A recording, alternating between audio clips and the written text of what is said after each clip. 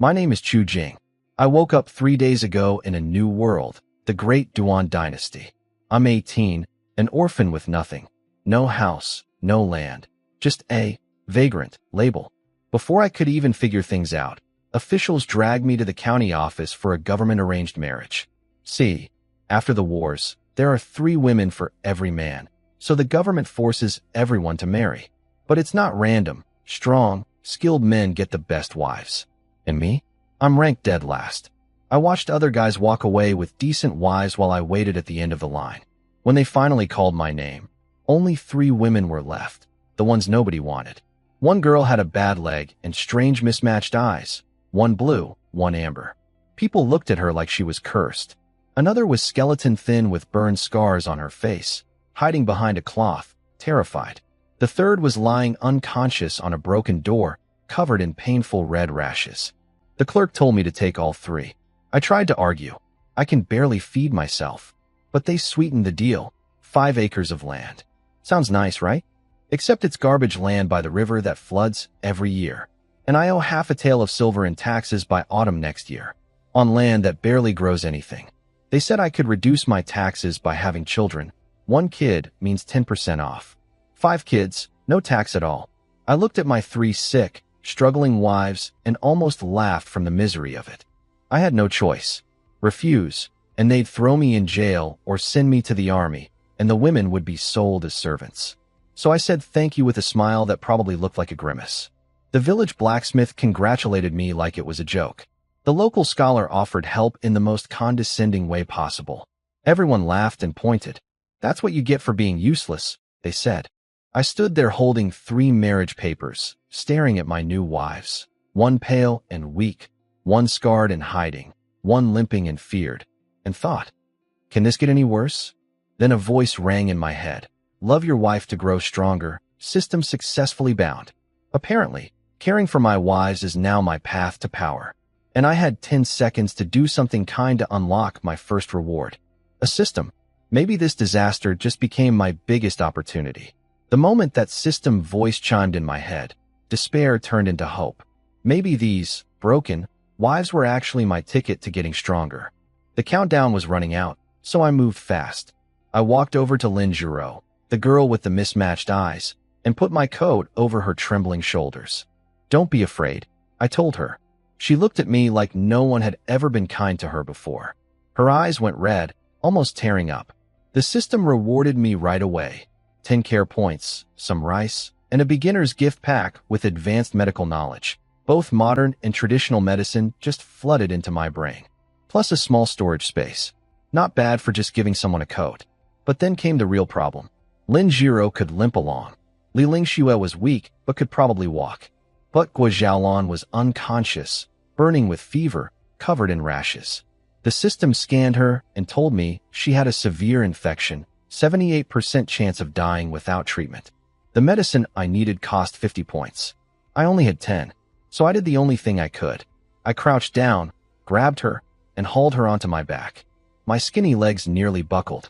It felt like carrying a boulder. Then the system went off again. It liked that I didn't give up.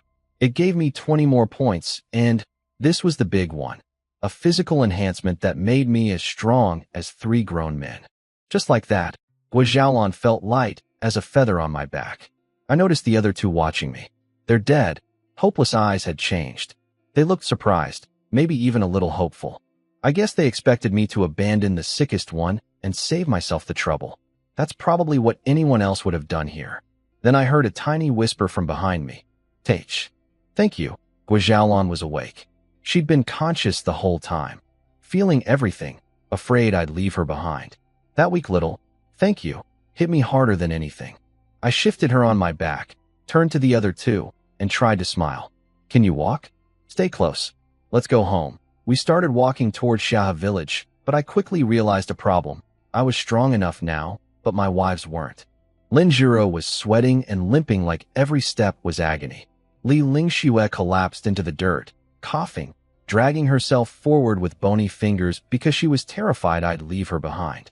Husband, please don't leave me, she begged, shaking all over.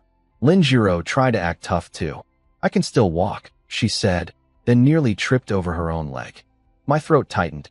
These women weren't being dramatic. They were genuinely at their limit, but too scared to stop.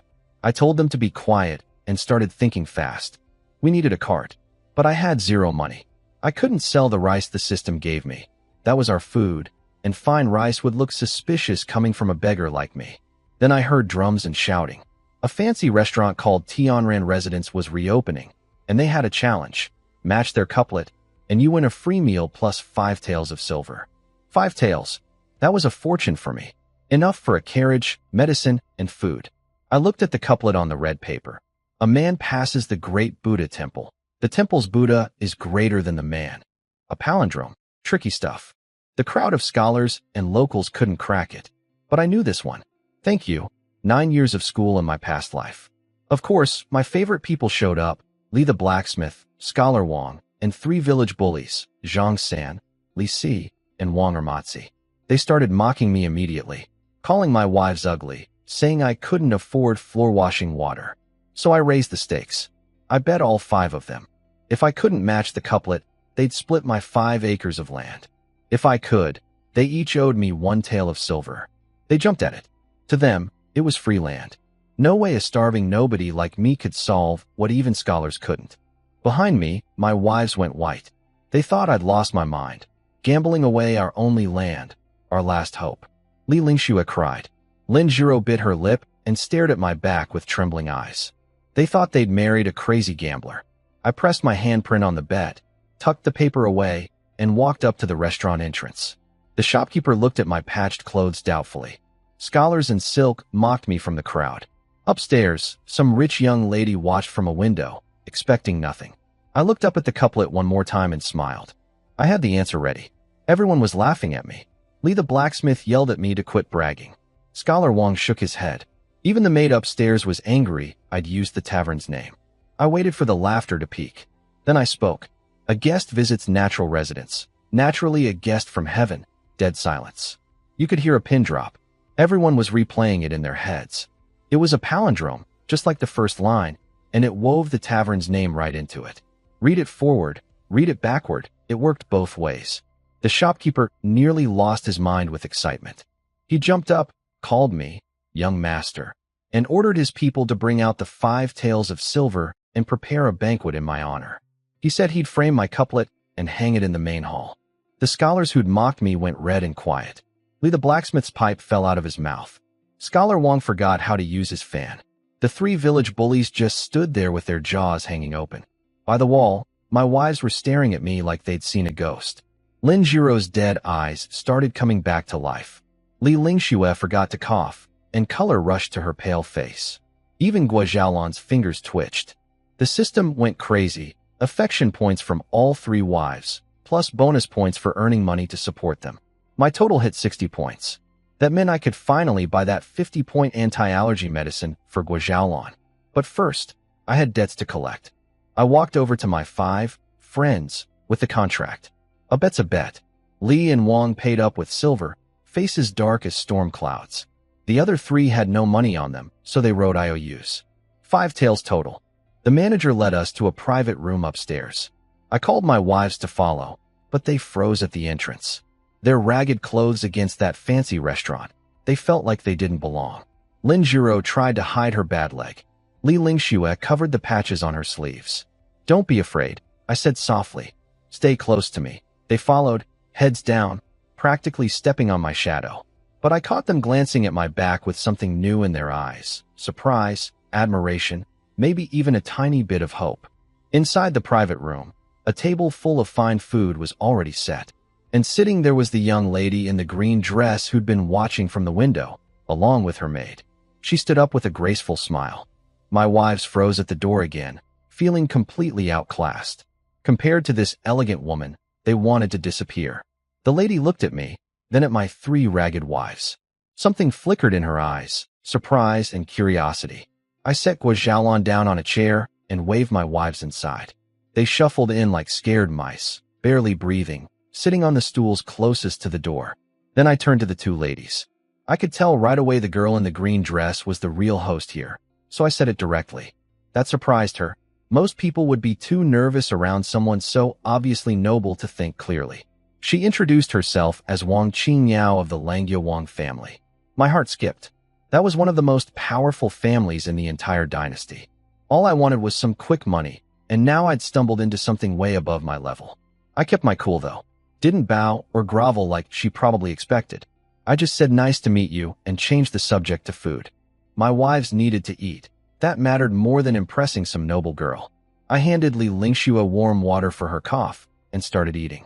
Wang Qingyao looked a little annoyed that I wasn't falling over myself to please her. She asked if I had any official title. Nope. She looked disappointed. Then she offered to recommend me to the county academy, said her family had connections, hinted at a bright future. I put down my chopsticks and looked at her. Really looked at her. Was it really just because you liked my couplet? I asked. Then I said what I was actually thinking. A noble girl running a tavern and actively recruiting talented men. She clearly had her own problems.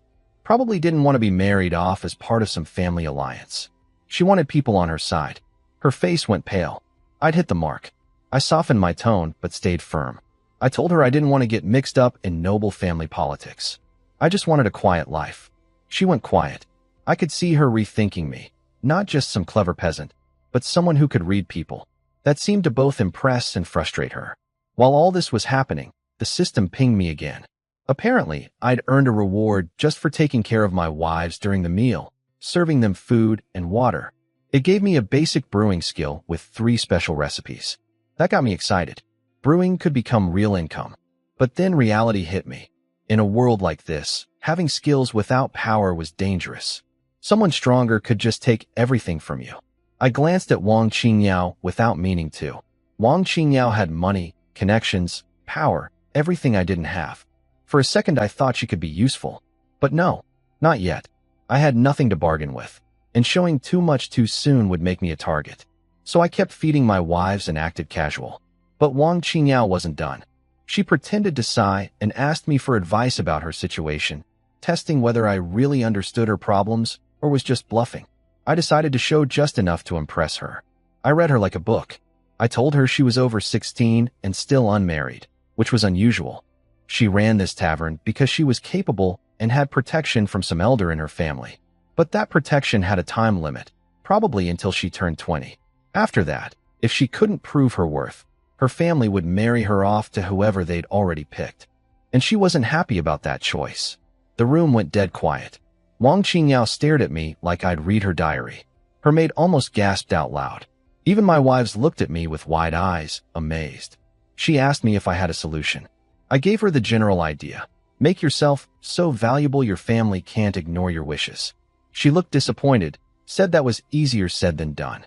I had more specific ideas, like starting a business together, but I wasn't about to share them yet. I didn't trust her enough, and she was backed by the Langya Wang family. If things went wrong, I'd be crushed. She picked up on that. She offered to reward me if I helped her. I played humble, said I was just a country boy, hinting that I was worried her power might swallow me up. She was smart enough not to push. She said goodbye and left with her maid. But her goodwill showed up fast. A comfortable carriage appeared outside the restaurant, arranged just for us. Plus neatly packed food boxes for the road. Her way of building trust without words. I accepted it calmly. She was making the right moves. I'd watch and see what kind of person she really was before deciding anything. I got everyone settled in the carriage and asked the driver to stop at a pharmacy first. I bought medicine, thick quilts. Winter was coming and I only had one thin blanket at home, plus pots, bowls, and seasonings. My house had nothing. 7 taels of silver gone, just like that. I wanted to buy my wives winter clothes too, but there was no money left. On the ride, I kept busy, tending to Guizhaolan, covering Lin Jiro and Li Lingxue with cloaks. The system kept chiming with affection boosts. Guizhaolan's was climbing fastest, already near 80, even though she was unconscious. She could somehow sense everything I was doing. I had enough points now, so I pulled the anti-allergy potion from my system space and fed it to Guizhaolan. My other 2 wives watched with wide eyes, probably wondering where that little bottle came from. But they didn't ask, they just looked grateful. Then the system gave me something big, recipes for perfume, soap, and refined salt, plus supplies of salt and sugar stored in my system space. In this era, those were practically gold. I started thinking about Wang Qingyao again. Maybe those recipes could become a real business someday. When the carriage rolled into Shaha village at sunset, the whole place went crazy. Nobody in this poor village had ever seen such a fancy carriage. Then it stopped at my broken-down hut, and I stepped out. The excitement turned ugly fast. Zhang San had already spread the word. The villagers crowded around, stared at my 3 wives, and started shouting.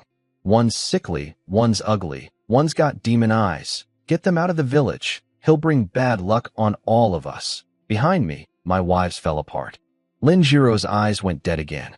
Li Lingxue grabbed my arm, crying silently. Even Guo Xiaolan trembled on my back. All that warmth and hope from the carriage ride, gone in seconds. Something snapped inside me. These women just wanted to live. That's all. And these people wanted to take even that away from them. I stepped forward, put myself between my wives and the crowd, and looked at every single face staring back at me. Are you done talking? My voice wasn't loud, but it cut through the noise. The crowd went quiet. Something in my eyes had changed, and they could feel it. Zhang San and his crew kept stirring up the crowd, yelling about bad luck and demanding we leave. They had their own reasons. They owed me money from the bet and didn't want to pay. Plus, they were jealous I had 3 wives when they each only had 1. My wives grabbed at me, begging me not to fight. Let's just go, Lin Jiro whispered, trembling. They didn't want me to get hurt over them. They'd already accepted being thrown away. I patted their hands, set Guo Xiaolan down, and walked straight toward the 3 bullies. Everyone thought I was crazy. The old Chu Jing was a stick figure. How could he fight 3 grown men? I slapped Zhang San so hard he spun and hit the ground. Then I kicked Li Si and Wang Ermatzi. They flew backward like sacks of grain. The whole thing took about 2 seconds. Dead silence. The system rewarded me with a basic martial art called Tiger Subduing Fist. When the 3 idiots got back up for round 2, I used it on them. Clean, fast, efficient. They went down again and stayed down. Insult my wives again, I said, and you'll regret it. The crowd scattered. Nobody wanted trouble with me anymore. Scholar Wang warned me quietly that Zhang San's brother-in-law was a county constable. I told him I'd handle it. I had Wang Qingyao as a potential connection. I wasn't completely alone. When I turned back to my wives, they were standing there crying, staring at me like they couldn't believe what they'd just seen. I smiled. It's all right. Let's go home. I carried Guo Xiaolan inside and pushed open the door to my house. What a joke. Wind coming through every wall. A hole in the roof big enough to see the moon. No furniture, just straw and one thin, torn quilt. That was it. Outside, the villagers were still whispering. They pitied me, said my wives would die soon, said I'd never have children, said trouble with the constable was coming. I shut the door on all of it. The sunset came through the broken window, lighting up 3 pale, tired faces that somehow still held a tiny bit of hope. This dump was our home now, and somehow, I'd have to make it work.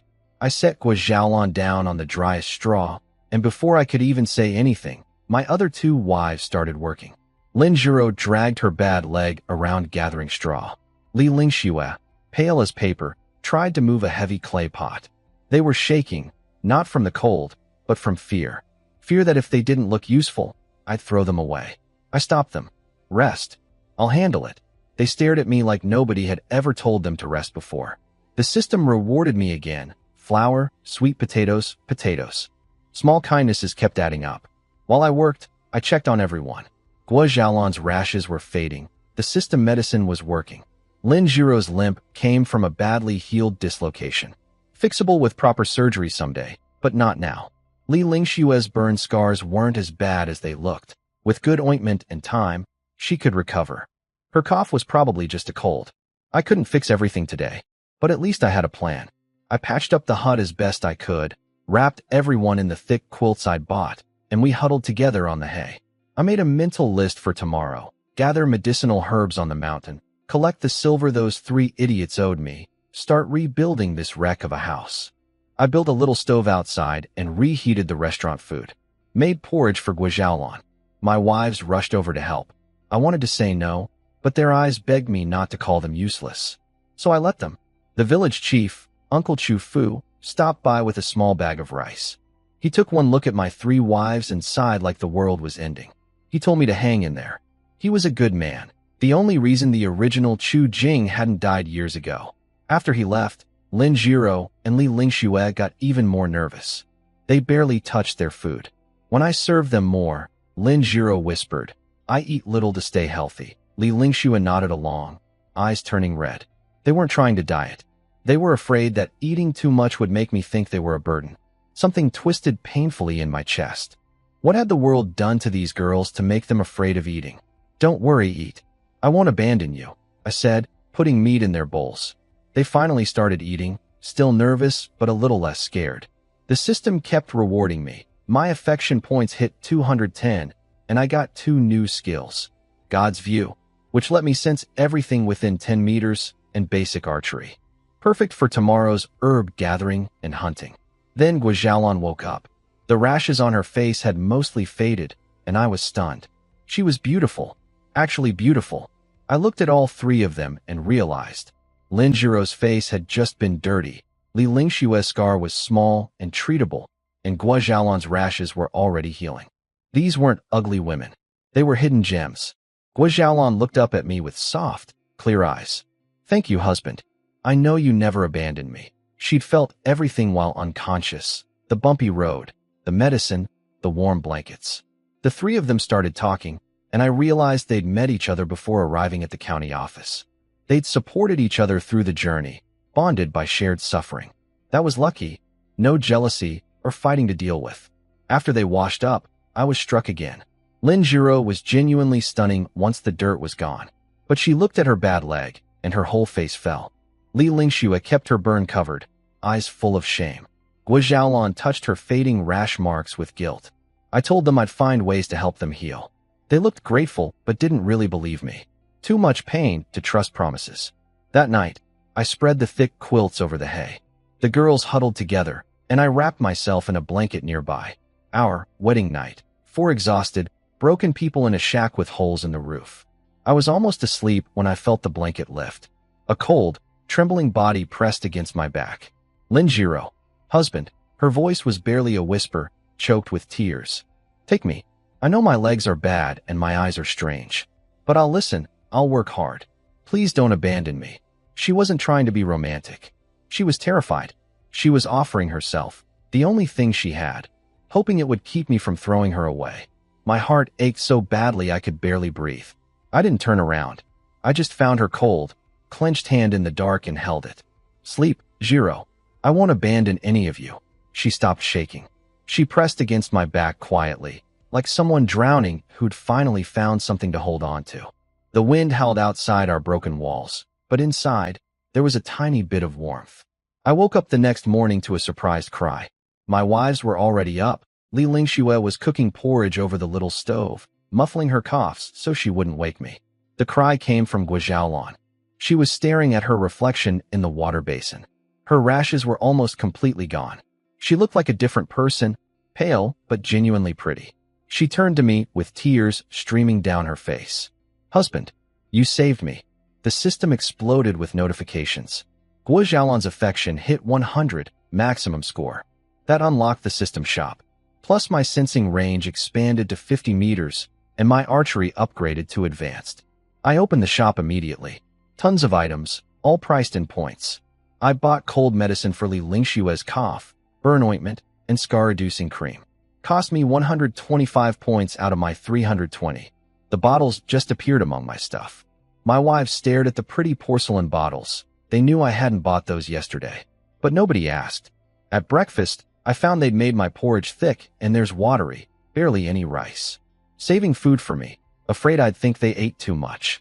I split my bowl among the 3 of them and made them eat properly. They cried while eating. After the meal, I had things to do. First, I went to collect the debt from Zhang San and his crew. They tried to weasel out, but when they saw the IOUs and remembered yesterday's beating, they cursed and paid up. Then I borrowed an old hunting bow from the village chief. He looked worried, told me there were wild boars in the mountains. But he saw something different in my eyes and handed it over. I headed out of the village with the bow on my back. Some women under the big tree saw me and started laughing. I headed into the mountains with the borrowed bow, ignoring the women teasing me at the village entrance and the men betting I'd trip over a rabbit. What I didn't know was that Zhang San, Li Si, and Wang Ermatzi were watching me leave, and they had plans. I found out later what happened. Those three saw my wives come out of the house and noticed what I'd already figured out. Cleaned up, my wives were actually beautiful.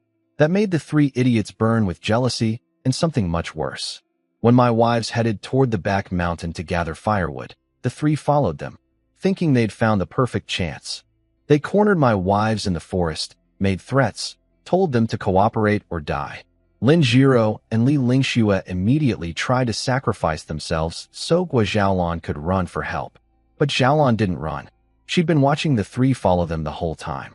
She'd picked up a stick and held it like someone who knew exactly how to use it. When Li Si reached for her, she struck him across the face like a snake. Then she kicked all three of them between the legs so hard they dropped screaming. My gentle, soft-spoken Gua Xiaolan was not what she appeared to be. She picked up a stone and walked toward them. Zhang Xin begged for his life. Lin Jiro stopped her from killing them, said it would bring trouble to me. So Xiaolan didn't kill them. Instead, she smashed the stone into their groins. They screamed and passed out. Then she turned to Lin Jiro and Li Lingxue. You need to fight back too. You can't be a burden forever. The two were terrified, but something inside them snapped. They picked up stones, hands shaking at first, then not shaking at all. They broke the three men's legs, kept hitting until the bones were shattered. Xiaolan had to pull them away. Afterward, they collapsed crying in Xiaolan's arms, terrified I'd be angry. He won't abandon us, Xiaolan told them. And who would believe three sick women did this? She was right. 3 half-dead women beating 3 grown men senseless? Nobody would buy that story. And those 3 cowards would never admit what they'd been trying to do. My wives gathered their firewood, stepped over the unconscious bodies, and walked home together. Something had changed in them. They were still crying, still scared. But they were standing tall. I came down the mountain loaded, 2 fat rabbits, 3 wild chickens, a basket full of herbs. The villagers couldn't believe it. Nobody dared mock me to my face anymore. When I got home, smoke was rising from the chimney. My 3 wives were busy around the stove. Lin Jiro adding firewood, Li Lingxue stirring wild vegetables, Gua Xiaolan making porridge. They'd gathered firewood and vegetables all morning. It was clumsy and messy, but it was a home. For the first time in 2 lives, I felt what that actually meant. But something was off. Lin Jiro's eyes kept flickering. Li Lingxue was paler than this morning, twisting her clothes nervously. Even Xiaolan looked serious under her smile. What happened? I asked. Before anyone could answer, screaming erupted from down the road. Chu Jing, come out. Return my son. A mob was charging toward our house. 3 crying mothers, 7 or 8 furious men, and 3 stretchers carrying Zhang San, Li Si, and Wang Ermatzi. Their legs were wrapped in bloody rags, faces white with agony. My heart dropped. I turned to my wives. Lin Jiro and Li Lingxue were shaking like leaves, clinging to each other, eyes begging me not to hate them. Gua Xiaolan stood in front of them, fists clenched, pale but steady. She looked me in the eye. Husband, I did it. They came after us this morning. I fought back. I disabled them. I made Jiro and Lingxue break their legs. It's my fault. If handing me over settles this, do it. Just take care of them. I stared at her. This was the woman who'd been half dead on a stretcher yesterday? Then Lin Jiro broke free, crying. No, it was me. I broke their legs. Hand me over instead. Li Lingxue sobbed too. Divorce me. I'll take the blame. Don't punish my sisters. All 3 of them were fighting to sacrifice themselves for each other. Something inside me cracked, then turned to fire. I wasn't angry at them. I was furious at those 3 animals who'd gone after my wives while I was gone. If Gua Xiaolan hadn't known how to fight, I couldn't even think about what would have happened. These 3 women got attacked, defended themselves, and their first thought was still that I'd abandoned them for causing trouble. Rage filled me like nothing I'd ever felt. These animals went after my wives, and now their families had the nerve to show up at my door demanding justice? I stepped outside. A mob, 3 crying mothers, angry fathers, stretchers carrying the groaning idiots, and dozens of nosy villagers. They were screaming about wicked women, threatening to drag my wives to the authorities. When a few men rushed at me, I moved fast. A few hits, and they were on the ground. The crowd went silent. Then I used my brain. Where did this happen? I asked calmly. Zhang Sen said the back mountain. I nodded slowly. And what were 3 grown men doing following my wives into the mountains while they gathered firewood? Their faces went white. They couldn't answer. The crowd started turning. Lee the blacksmith pointed out how suspicious it looked. Scholar Wang quoted proper behavior. Villagers started saying what everyone was thinking. 3 men following a married woman into the woods meant only one thing. I pressed harder. According to the law, attempting to assault a woman means 100 lashes and exile. My wife defended herself. She's not guilty. I was making up half the legal details, but nobody here knew the actual law either. It worked. The families went from aggressive to terrified. They tried to retreat, calling it a misunderstanding. I stopped them. You stormed my house, called my wives wicked women, scared them half to death. You don't get to just walk away. They pushed back, said nobody would believe 3 weak women could beat 3 grown men. I smiled at that. Exactly my point. You think a county judge will believe your story? 3 strong men beaten by 3 sick, frail women? He'll laugh you out of court, but he'll take the assault charges very seriously. The 3 idiots on their stretchers almost choked with frustration. They knew the truth, but the truth sounded insane. Nobody would ever believe it. Then Uncle Chu Fu, the village chief, stepped forward. I dare to testify. Zhang San and his group followed Chu Jing's wife with bad intentions. If you want to see the officials, I'll go to court myself. That broke them completely. I held up 5 fingers. 5 taels of silver from each family. Compensation for scaring my wives and damaging their reputation. Pay up and this is over. Don't pay. We go to the county office. 5 taels? That's robbery, they screamed. Behind me, my wives watched everything. Lin Jiro and Li Lingxue were crying again, but not from fear. From relief.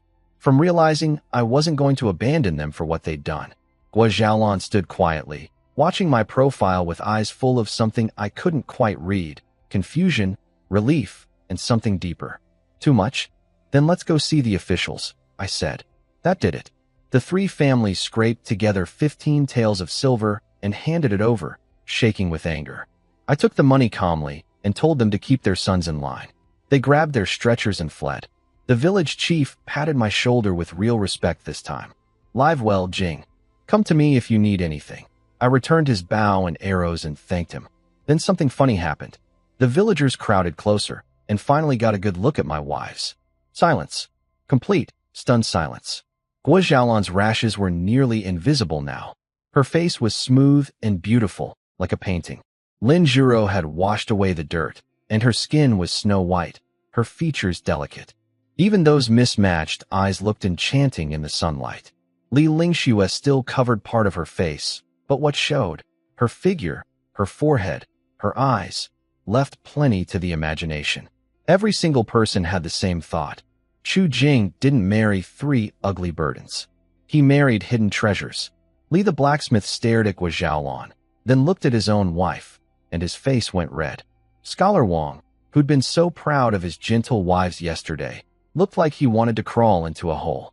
The village chief grinned and slapped my shoulder. Good boy. You're lucky. Treat them well. Everyone left with envy burning in their eyes. The yard went quiet. Ignore them, I told my wives. Let's eat. Then I'll sell the game and herbs in town and buy you all new clothes for winter. They nodded shyly. For the first time, after being stared at by the whole village, they didn't just feel shame. They felt something rare. Being admired. But I knew this wasn't over. Back at their homes, the 3 families were already plotting. Zhang San's father slammed his fist on a fence and swore Chu Jing would pay. What I didn't know was that the 3 families were already plotting revenge. Zhang San's brother-in-law was a county constable, and they planned to use him. Their scheme was ugly. They wanted to report that my wives were too good for someone like me and have the officials take them back and reassign them. Especially Guo Xiaolan and Lin Jiro, now that everyone knew how beautiful they really were. Meanwhile, I rented a cow cart and took my wives into Heian County. I sold the rabbits and chickens at the market for some silver, then headed to a pharmacy called Jishir Tang, supposedly owned by the Wang family. I brought out my best find. 3 wild ginseng roots, each over 50 years old, plus other quality herbs. The shopkeeper, a goat-bearded man, looked at my rough clothes and my wife's plain dresses with obvious disdain. SOSO quality, he said casually. 1 or 2 silver per root. For silver total, I knew he was cheating me.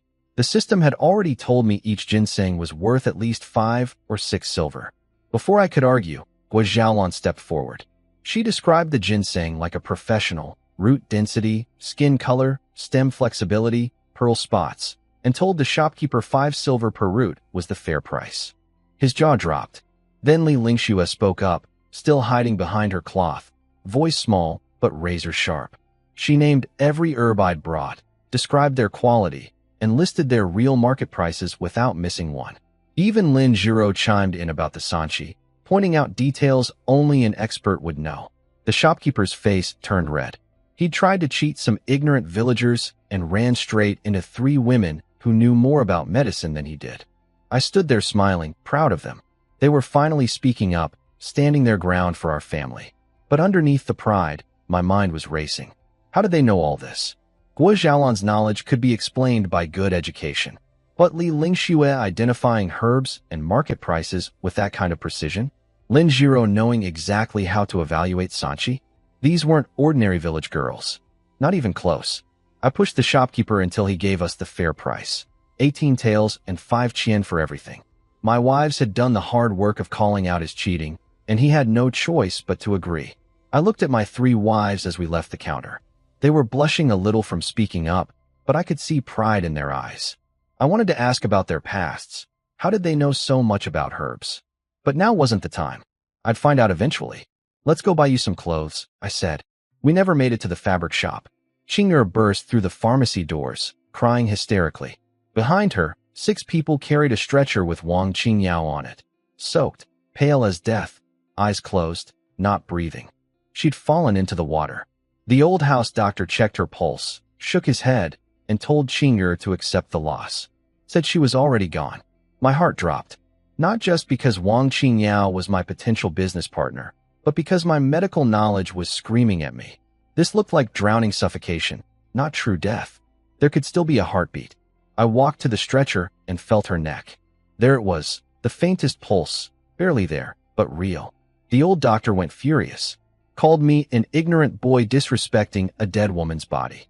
People stared with suspicion, especially since my hand was near her chest. Qing'er looked at me desperately. How confident are you? 100%, I said. She's not dead. She's suffocating. If we act now, I can save her. Qing'er believed me. The old doctor didn't. He tried to pull me away. Then Guo Xiaolan stepped between us. She didn't touch him. She just looked at him, and that cold gaze stopped him and every servant in their tracks. Husband is saving her. Step back. Lin Jiro and Li Lingxue moved without hesitation, forming a shield around me, and Wang Qingyao, blocking everyone out. My 3 wives, the ones everyone called burdens, standing guard so I could work. Something warm flooded my chest.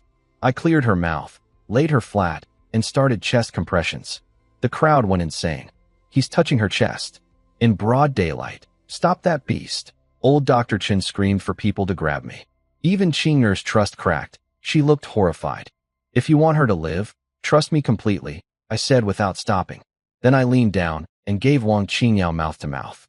The crowd exploded. People charged at us. Guo Xiaolan stepped forward and swept 2 men back with one palm, barely even trying. My husband is saving someone. No one touches him. Lin Jiro and Li Lingxue stood guard too, blushing, turning their heads away, but refusing to move. 3 terrified women choosing to trust me over an angry mob. Seconds felt like hours. Compressions, breaths, compressions, breaths. Curses flying from every direction. Then a cough. Wang Qingyao's body shook. She turned her head and vomited river water. Color crept back into her face. She was breathing. The pharmacy went dead silent. Every mouth hung open.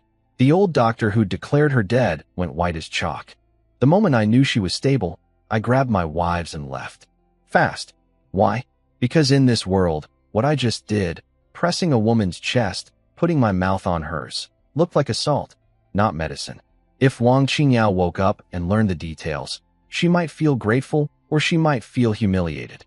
I needed to give her space to process it. Also, something about this whole situation smelled wrong.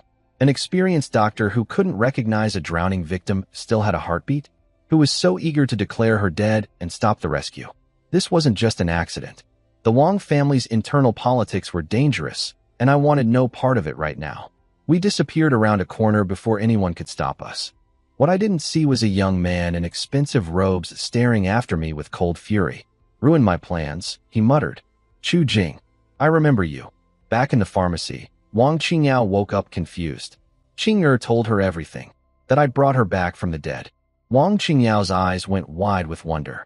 First the couplet, now this. She was probably wondering just how many secrets I was hiding. Back at Jishir Tang, Wang Qingyao dealt with Dr. Chen quickly, had him locked in the back room. She'd noticed his behavior was suspicious too. Then she asked where I'd gone.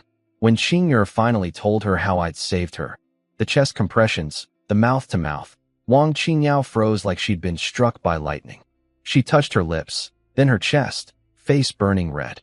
In this world, what I did was basically the most intimate thing a man could do to a woman. But she was smart. After standing frozen on the street for a long time, she calmed down. I'd saved her life. Without those methods, she'd be dead. A life-saving grace was bigger than embarrassment. And since she'd always wanted to avoid an arranged marriage anyway, her reputation wasn't the thing she valued most. She decided she needed to see me. Right now, she grabbed Qing'er and headed toward the East Market. Meanwhile, I ducked into a quiet street with my wives, trying to catch my breath. That's when I noticed 3 pairs of eyes burning holes in me. Lin Jiro grabbed my sleeve, eyes sparkling. Husband, you saved her. How do you know medicine like that? You're amazing. Li Lingxue nodded eagerly. The old doctor gave up, but you brought her back. It's like magic. Even Guo Xiaolan, always the calm one, couldn't hide her smile. She looked at me with pride and something deeper, real affection. These 2 girls had changed. The timid, head down, afraid to breathe women from yesterday were gone. They'd stood in front of an angry mob for me. They'd faced down people twice their size. And now they were looking at me with genuine admiration, not just desperate dependence. I patted Lin Jiro's head. Her ears went red, but she grinned. I told Li Lingxue it was just basic rescue technique, nothing special. But you 3, I said, looking at all of them, standing in front of me like that. You were the brave ones. Guo Xiaolan called my medical skills divine. The system chimed in with a pile of rewards. Storage space expanded to 10 cubic meters. Advanced literary mastery covering 5,000 years of poetry and classics, and a complete guide to the imperial examinations. The system was basically telling me to become a scholar. In this world, that was the only real path to power and protection. But first things first, we needed clothes. We hit the fabric shops and bought warm winter outfits for everyone. Simple colors, nothing fancy, but thick and clean. My wives looked genuinely happy for the first time. Then trouble found us. A servant deliberately crashed into Lin Jiro on the street. I pulled her aside just in time, but before I could react, Guo Xiaolan was already moving. She kicked the man into a wall so hard, he couldn't even scream. Behind the servant stood a young nobleman in silk, about 20, handsome, arrogant, holding a folding fan like he owned the world. Wang San, from the Wang family. I was almost certain he was behind Wang Qingyao's, drowning. His eyes slid over my wives. When they landed on Lin Jiro, her delicate face, those unusual eyes, I saw greed light up in his expression. Something ugly and hungry. 2 more servants charged at Guo Xiaolan. She broke one's arm and shattered the other's knee in about 2 seconds. Clean, brutal, professional. I stared at her. My wife was terrifying. She caught me looking and instantly switched to a sweet, innocent smile. Did I scare you, husband? As if she hadn't just crippled 2 grown men. Wang San demanded I hand over Guo Xiaolan and Lin Jiro as servants for a month to settle the matter. Everyone on the street knew what that really meant. He wanted to take my wives. Something cold and dark coiled inside me. Real killing intent. For the first time in either of my lives. What if I refuse? I said. Right on cue, 5 constables appeared, led by a Captain Zhao who immediately took Wang San's side. He ordered my whole family arrested, eyes lingering on Guo Xiaolan and Lin Jiro with that same greedy look. My fists tightened. 5 armed men against me. The odds were bad, but surrendering meant my wives would be taken, and I knew exactly what would happen to them. I circulated the tiger's subduing fist through my body and prepared to fight my way out. Guo Xiaolan shifted in front of me, ready to fight constables if it came to that. Lin Jiro and Li Lingxue grabbed my clothes, shaking but refusing to move. Even Li Lingxue puffed out her tiny chest trying to shield me. The crowd watched with pity. Nobody dared challenge the Wang family. The chains were about to land on me when a voice cut through everything. Stop! Wang Qingyao pushed through the crowd, pale and still weak, supported by Qinger. But her presence hit like a cold wind. Even Captain Zhao flinched. Wang San, his real name was Wang Xinzhong, tried to play nice. Qingyao's sister, feeling better, she didn't even look at him. She called him by his full name, no politeness, and tore into him. You beat your servant in the street, twist the truth, and try to arrest my savior? Who gave you the courage? Then she turned on Captain Zhao. You ignore the facts and arrest people based on one side story? Can a minor branch's word outweigh mine? Captain Zhao nearly melted into a puddle of sweat. He'd had no idea I was connected to the main Wang family's daughter. Wang Xinzhong was just a side branch nobody compared to her. Wang Qingyao turned to me and bowed, actually bowed, and called my wives, respected. The whole street went silent with shock. The eldest daughter of the Wang family, apologizing to a commoner? I kept it calm. Seeing injustice and helping is just a small thing. She looked at me, and I caught her ears turning pink. She was thinking about the mouth-to-mouth. She quickly looked away. Then she finished the job. She told Wang Xinzhong to get out and warned Captain Zhao that if he ever colluded with anyone to bully innocents again, he'd lose his position. They all scattered like rats. After things calmed down, she turned to me with a smile that was trying very hard to be composed. Young Master Chu, may I speak with you privately? Her eyes flicked to my lips for half a second. Then she looked away fast, ears bright red. I nodded, feeling awkward myself. But I figured this wasn't about the rescue. It was about whoever tried to kill her. She needed to deal with that problem, and she probably wanted my help. Wang Qingyao took us to a private room at the natural residence. When she looked at my wives, her shock was obvious. Guo Xiaolan's rashes were nearly gone. She was stunning now. Lin Jiro looked calmer, more alive. Even Li Lingxue stood straighter. A complete transformation in just over a day. When she seemed uncomfortable talking about private matters in front of my wives, Guo Xiaolan started to leave. I stopped her. Stay? You're my wives, part of me. There's nothing to hide. The room went quiet. Wang Qingyao and Qinger stared at me like I'd said something impossible. In this world, wives were property, not partners. But I meant it. My wives' eyes filled with tears, the good kind. The system went wild with affection boosts and gave me mastery of calligraphy, music, and chess. Apparently, treating women like equals was revolutionary enough to earn major rewards. Wang Qingyao's trust in me deepened. She opened up completely. She managed all the Wang family businesses in Heian County: taverns, cloth shops, grain stores, the pharmacy, pawn shops, a porcelain kiln. Her profits were the best of any county manager.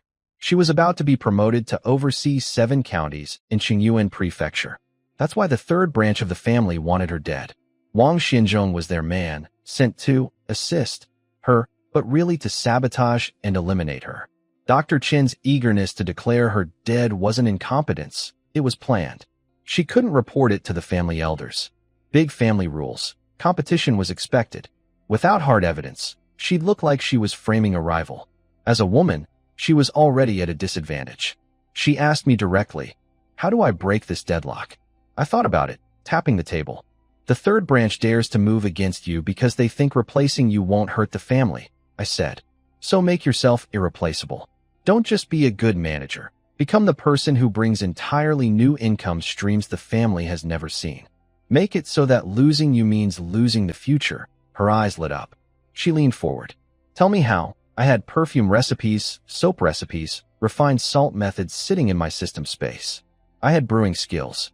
I had ideas from a world 2,000 years ahead. The pieces were all there. But I glanced at my wives sitting close beside me. Guo Xiaolan watching Wang Qingyao with calm, measuring eyes. Lin Jiro and Li Lingxue pressed against my arms with quiet possessiveness. This partnership could change everything. But it had to be on my terms. I laid out 4 strategies for her. First, strengthen what she already had. Keep the businesses profitable, records clean, reputation solid. Second, create something new that only she could offer. I hinted at things like improved brewing, unique incense or skincare products, high-profit trade that nobody else had thought of, things that would make her irreplaceable to the family. Third, go on offense against Wang Xinzhong. His bullying in Heian County had surely made enemies. Quietly let those victims' voices reach the right elders, ones who cared about reputation or had grudges against the third branch. Let him drown in his own mess instead of constantly watching my back. Fourth, build alliances. Find people inside the family who were also oppressed by the third branch or who admired her abilities. Bind them with shared interests. Wang Qingyao stared at me like I'd handed her a map out of a maze. She stood up and bowed deeply. Your words are worth more than 10 years of study. She didn't know I'd binge-watched every palace drama and corporate thriller in my previous life. All that couch time finally paid off. Then came the moment I'd been waiting for. She asked me to help her, formally. Swore she'd repay me and never betray me. I kept my face calm, but inside I was ready. This was the whole point. I have things that can help you immediately, I said. Technology, formulas, core ideas. You provide the money, channels, and people. Profits split 50-50. Qing'er nearly choked. 50-50? Even Wang Qingyao hesitated. I could see her thinking. He's brilliant, yes, but he has no team, no money, no infrastructure. All he's offering are ideas. Half the profits for ideas alone. My wives exchanged quiet glances behind me. I wasn't backing down. I knew what I had. Recipes from a world 2,000 years ahead. Perfume, soap, refined salt, brewing techniques.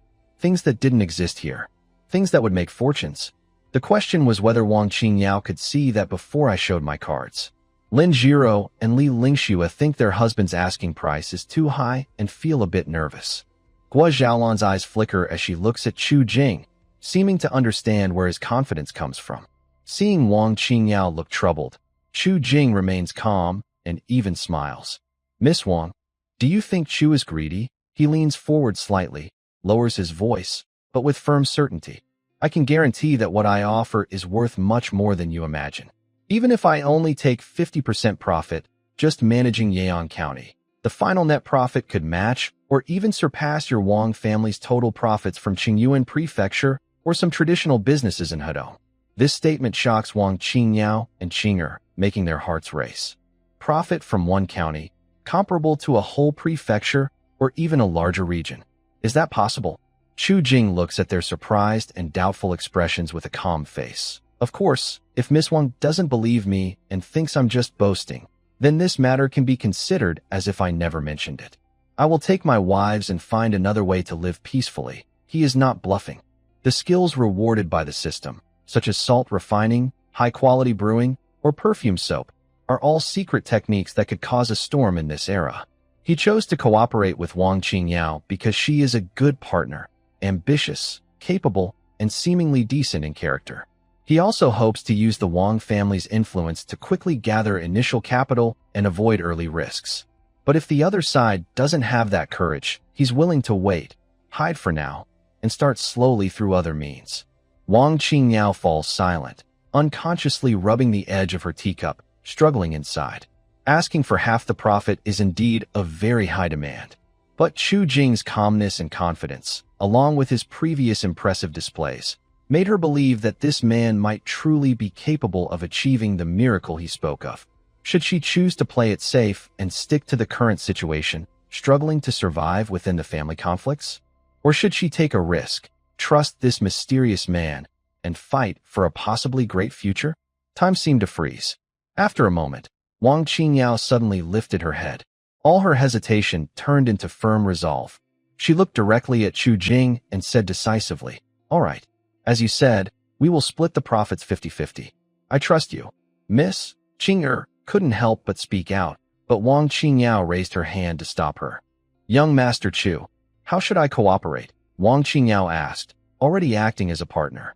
Chu Jing was no longer polite and straightforwardly said, "First, I need some starting funds for preparation and experiments. An initial estimate is 1,000 taels of silver." 1,000 taels? Even Wang Qingyao was surprised. 1,000 taels is a huge amount for ordinary farmers, and even for her, it was not a small sum. Qing'er widened her eyes and looked at Chu Jing with suspicion. Could he be a scammer? Wang Qingyao also had doubts, but she quickly suppressed them. Thinking of how Chu Jing had saved her from death and his extraordinary insight and demeanor, she clenched her teeth and told Qing'er, "Qing'er, get a silver note worth 1,000 taels for young Master Chu." Miss Qing'er was anxious and stomped her foot. "Hurry up," Wang Qingyao said firmly. Qing'er could only grimace and, from her purse, took out a silver note worth 1,000 taels, reluctantly handing it to Chu Jing. Her eyes seemed to say, "If you dare to cheat and run away, I won't forgive you even in death." Chu Jing calmly took the silver note, feeling its weight. He knew that this 1,000 taels was not only money, but also a sign of Wang Qingyao's great trust and investment in him. "Thank you, Miss Wang, for your trust." Chu Jing carefully stored the silver note. "As for the specific cooperation details, I will come back to Tianran residence to discuss with Miss once I am ready. For now, I need to handle some personal matters and settle my family." Wang Qingyao nodded in understanding, then took a small white token, about half her palm in size, smooth and white like jade, from her waist and handed it to Chu Jing. The front of the token is engraved with an ancient and majestic character, King, while the back features intricate cloud patterns. "Young Master Chu, this is the official token of my royal family's core members. It is valid throughout Qingyuan Prefecture. Showing this token is like seeing me in person. Ordinary officials and powerful figures will usually give some respect. If Wang Xianzong causes trouble again, or if someone unwise tries to cause problems, showing this token might save you a lot of trouble." Her tone was sincere, genuinely worried that Chu Jing might be dragged into trouble because of her. Chu Jing took the token, feeling its warmth, clearly made of fine jade. A small token like this can make even a local ruler cautious. That is the power of a top noble family. He felt a deepening understanding of power. "Miss Wang, thank you for your kindness. I will take my leave now." He bowed and, with his 3 wives, turned to leave the private room. Watching Chu Jing and his group disappear at the staircase, Qing'er finally couldn't hold back. She leaned close to Wang Qingyao and whispered, "Miss, you trust him too much, don't you? Giving him 1,000 taels of silver just like that. And that token, what if he runs off with the money? Or if he can't produce what he promised?" Wang Qingyao looked at the empty doorway, her eyes deep and thoughtful.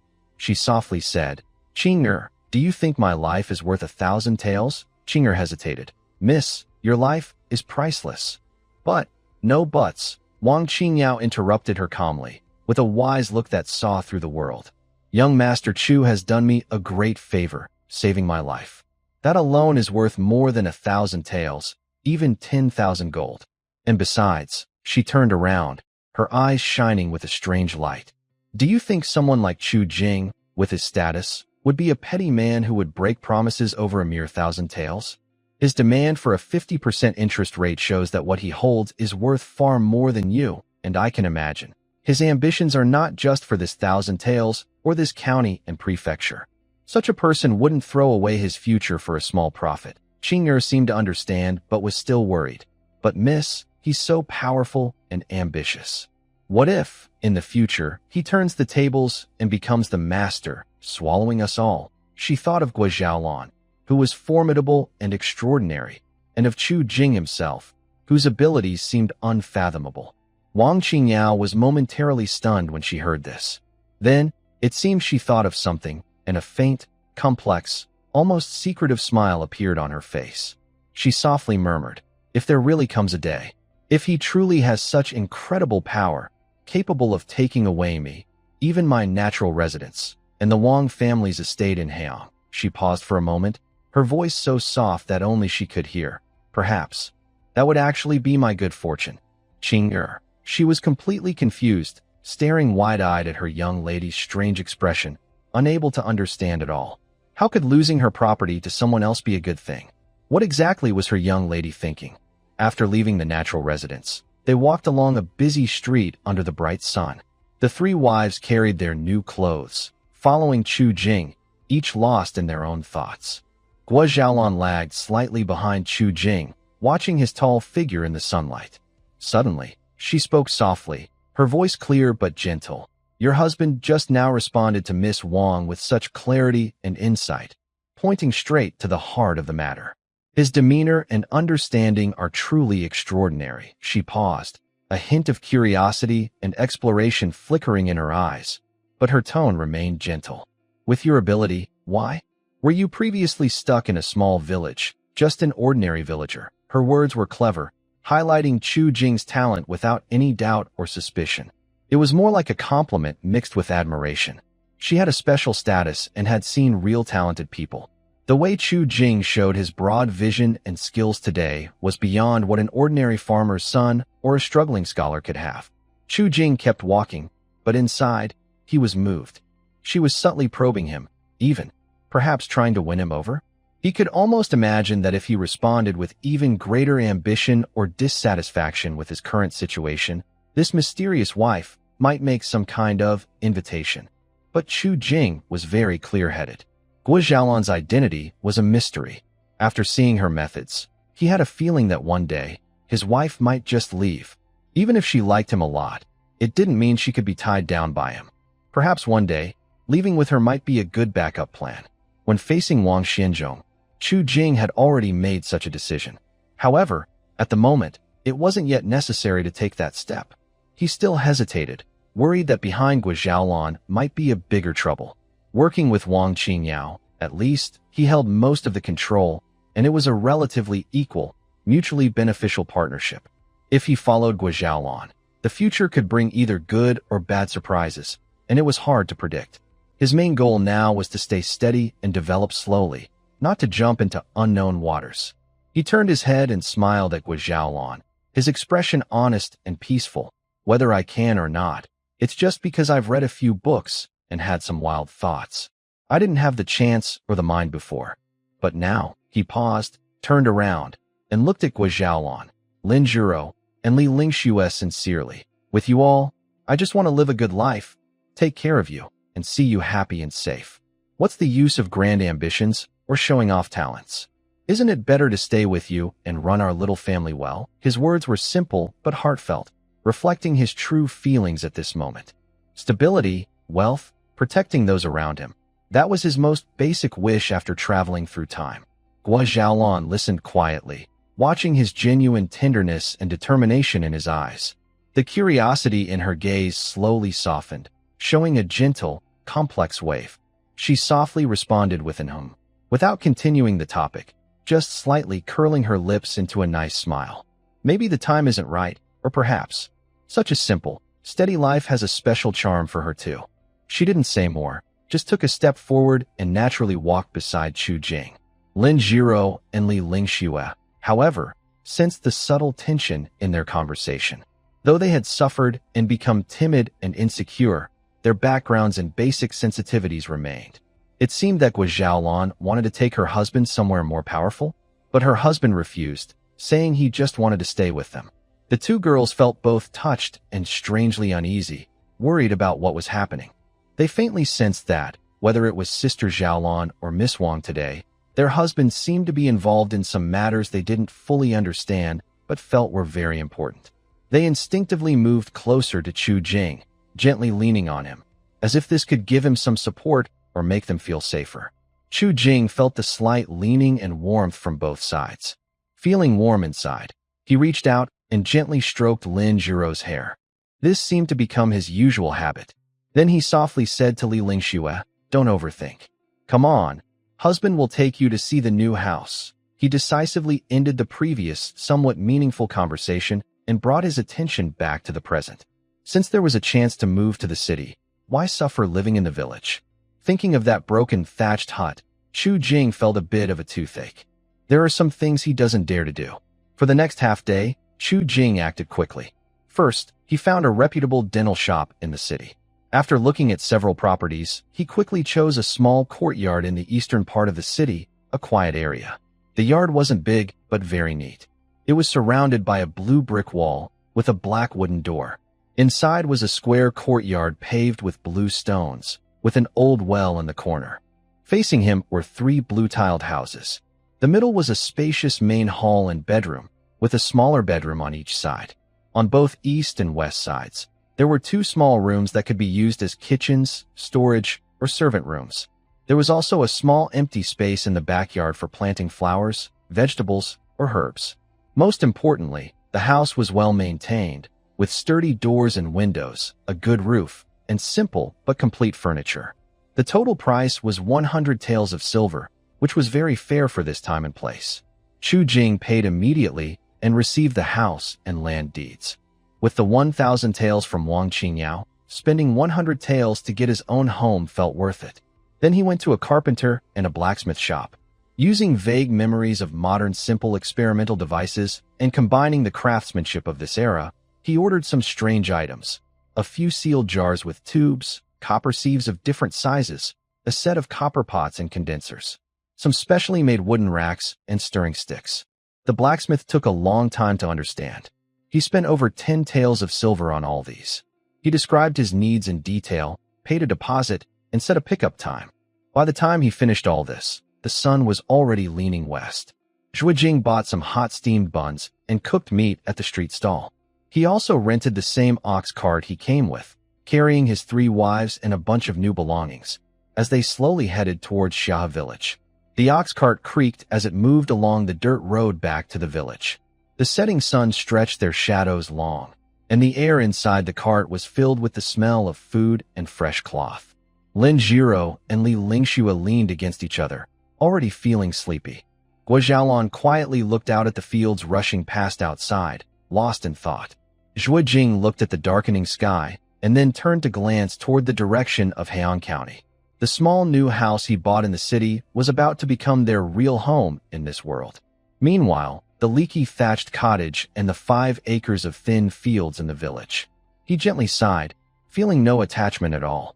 With the system in hand, 3 wives who had suffered but were gradually improving, the opportunity to cooperate with Miss Wang, and a small cozy place to settle down.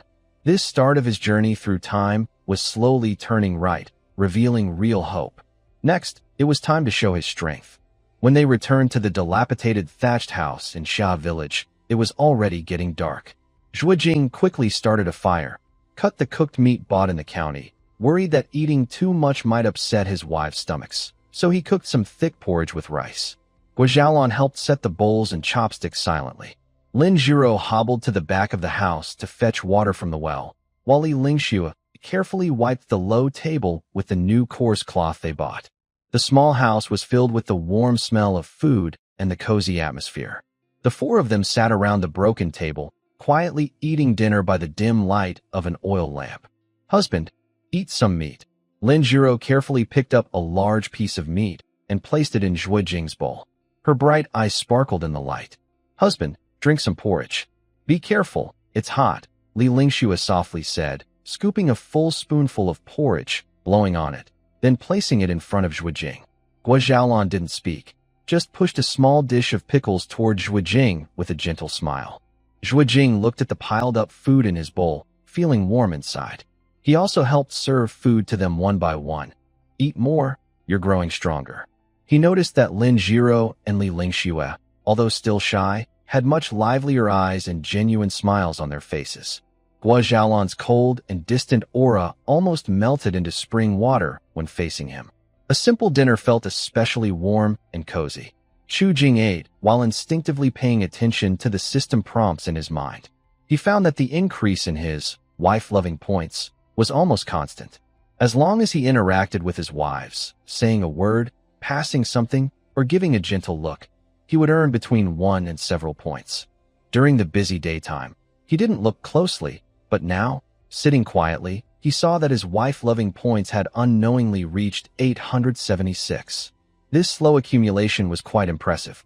Now, look at the affection levels of the 3 wives. Guo Xiaolon, 140 points, with 40 points over the limit. Lin Jiro, 95 points, almost full. Li Lingxue, 90 points, also close. As their affection levels all reached new highs, the system prompted again. Ding. The wives' affection levels have reached new emotional thresholds. Reward skill, advanced formation breaking, sword technique. Ding. Reward skill, photographic memory, passive. Ding. Reward skill, dexterous hands, passive. Zhuijing was intrigued. Formation breaking sword technique? That's clearly a combat skill. It seems the system thinks his Fuhu fist alone isn't enough. He needs more solid skills for self-defense, which is very practical. But what are photographic memory and dexterous hands? Are they about quick memorization, making fine crafts? They seem a bit unusual, but recalling the system's previous skills like complete imperial examination guide, literary mastery, and those related to brewing wine and making incense, Zhuijing felt reassured. The skills the system provides seem random but subtly point to certain development paths or could be very useful in the future. Anyway, more skills never hurt, so he decided to keep them. After dinner, he washed up briefly. The thatched hut was still simple, but with the new thick quilt, everything felt different. He slept as usual, spreading the thick quilt over a dry grass pile near the wall, making the area for his 3 wives especially soft and comfortable. He then took his own bedding and laid it on another grass pile about a meter away from them. Get some rest early. Tomorrow we'll pack up and move to our new home in the city, Chu Jing said with a smile, blowing out the oil lamp. Life was still hard, but tomorrow they would finally move into the city and leave these tough days behind. In the darkness came the soft replies of the 3 women. After a long day of travel, Chu Jing was truly exhausted. Even though his body had been strengthened by the system, his mind was still tired, and he soon fell into a deep sleep. He didn't know how long he had slept when, half awake, he heard a faint rustling sound and felt a cool breeze. Someone had lifted his blanket and quietly slipped in. A warm, softly scented presence pressed gently against his back. Chu Jing shivered slightly, suddenly more awake. Last night, it had been Lin Jiro, who often felt insecure. He thought it might be her again tonight, or perhaps Li Lingxue, who was also uneasy. But the feeling behind him, that familiar scent, something was different. Carefully, he turned around. In the dim moonlight shining through the broken window, he saw the face right in front of him. Her skin was smooth as jade, her features delicate, and her long eyelashes cast faint shadows as they trembled slightly. It wasn't Lin Jiro, nor Li Lingxue. It was Guo Xiaolan. Chu Jing froze completely, all sleep gone. How could it be her? In his mind, Guo Xiaolan was the calmest, most independent, and most mysterious of the 3. She had a hidden past and strong abilities, quiet yet powerful. Although she seemed to care for him the most, Chu Jing had always thought she was the type to keep her feelings deep inside, showing them through actions rather than words. For her to quietly come here like this, seeking comfort and closeness, it was something he never expected from someone usually so composed. Guo Xiaolan seemed to sense that he was awake and slowly opened her eyes. Their gazes met at a very close distance. In the soft moonlight, Chu Jing could see that the usual coolness in her eyes was gone, replaced by a gentle warmth and a hint of shy emotion. My husband," she whispered softly, her voice low and slightly husky from sleep. "Did I wake you?" Chu Jing's throat felt dry. He shook his head and whispered back, "No, but why did you come here?" He was still a bit confused. However, he felt a sudden desire and thought, in his past life, he had never eaten meat by the age of 28. Maybe this time, he could finally taste it. Guo Xiaolan didn't answer.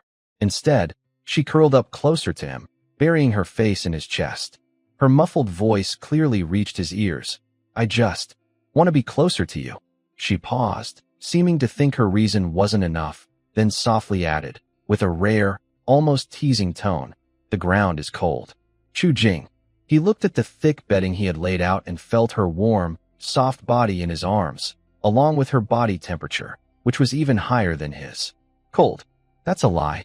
Chu Jing held her more securely in his arms, his nose filled with her faint, fresh scent, and his palm rested on her slender but resilient waist.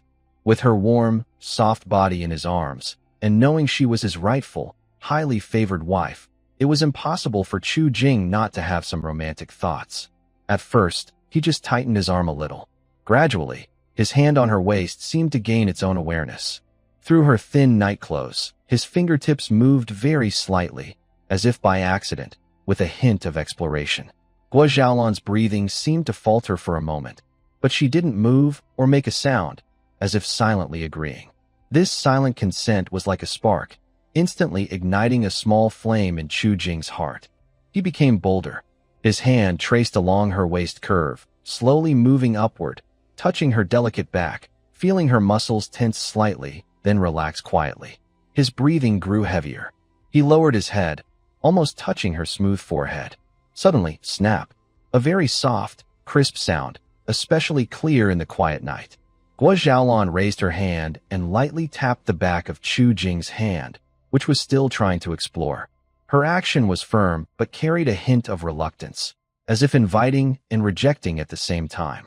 "Sleep honestly." Her voice came muffled from Chu Jing's chest, slightly lower than usual, with an indescribable, subtle charm, as if hiding something else. Don't think about nonsense. At the same time, he keenly felt that the warmth of the delicate body in his arms seemed to be slightly higher than before, and even through the clothing, he could sense a gentle tension. And her normally steady heartbeat was now pounding clearly and strongly against his chest, beating faster than before. She was not truly indifferent, nor was she coldly rejecting him. Her action of pushing away his hand was less resistance and more like a shy, slightly annoyed attempt to stop him. If she really wanted to resist, she wouldn't have crawled into Chu Jing's bed. A small feeling of disappointment in Chu Jing immediately faded, replaced by a sweet, irresistible, and somewhat teasing sense of excitement. He knew he shouldn't be too forceful. That would be too beastly. Moreover, with Guo Xiaolan's skills and her occasional display of a commanding presence, if he angered her and experienced her fierce side, it wouldn't be a joke. As an ordinary worker from the 21st century, even with system support, he didn't have much natural dominance. Facing someone as mysterious and strong as Guo Xiaolan, he sometimes felt a bit nervous. But right now, this situation didn't seem so bad. The aloof, mysterious queen was now obediently nestled in his arms, allowing him to hold her, even silently permitting some small, boundary crossing. Only when he went too far would she gently slap his hand, with a hint of annoyance, but also a kind of indulgent tolerance. This unique tenderness and permission she showed only to him was more touching than having everything at once, and it felt more challenging. Gradually, he would chip away at her defenses, watching her shift from cold composure to shy and flustered because of him. Just thinking about it made him full of anticipation. Chu Jing took a deep breath, suppressing his restless feelings. He obediently withdrew his restless hand, holding her more tightly, and simply, resting his chin lightly on her hair. "Okay, sleep now," he said softly, his voice a little hoarse, carrying a smile and lingering affection, but also restraint and care. Guo Xiaolan seemed to breathe a little easier, her tense body relaxing completely. She obediently snuggled against him, even adjusting her position slightly to make herself more comfortable in his embrace.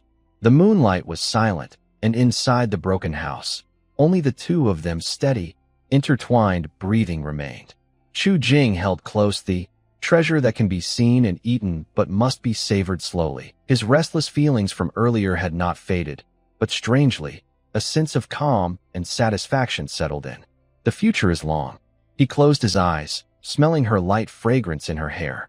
Surrounded by warmth and a subtle, flirtatious atmosphere, he slowly drifted into sleep. When Chu Jing woke up the next day, it was already bright outside. Guo Xiaolan, still in his arms, had also woken up and was quietly watching him. When he opened his eyes, a quick blush flashed across her face, but her eyes were clear and honest, without avoiding him. Instead, there was a soft, almost unspoken gratitude in her gaze. Chu Jing knew she was thankful for his restraint and respect last night. He smiled slightly and gently pressed a kiss on her forehead. "Good morning." Guo Xiaolan stiffened a little, but then relaxed.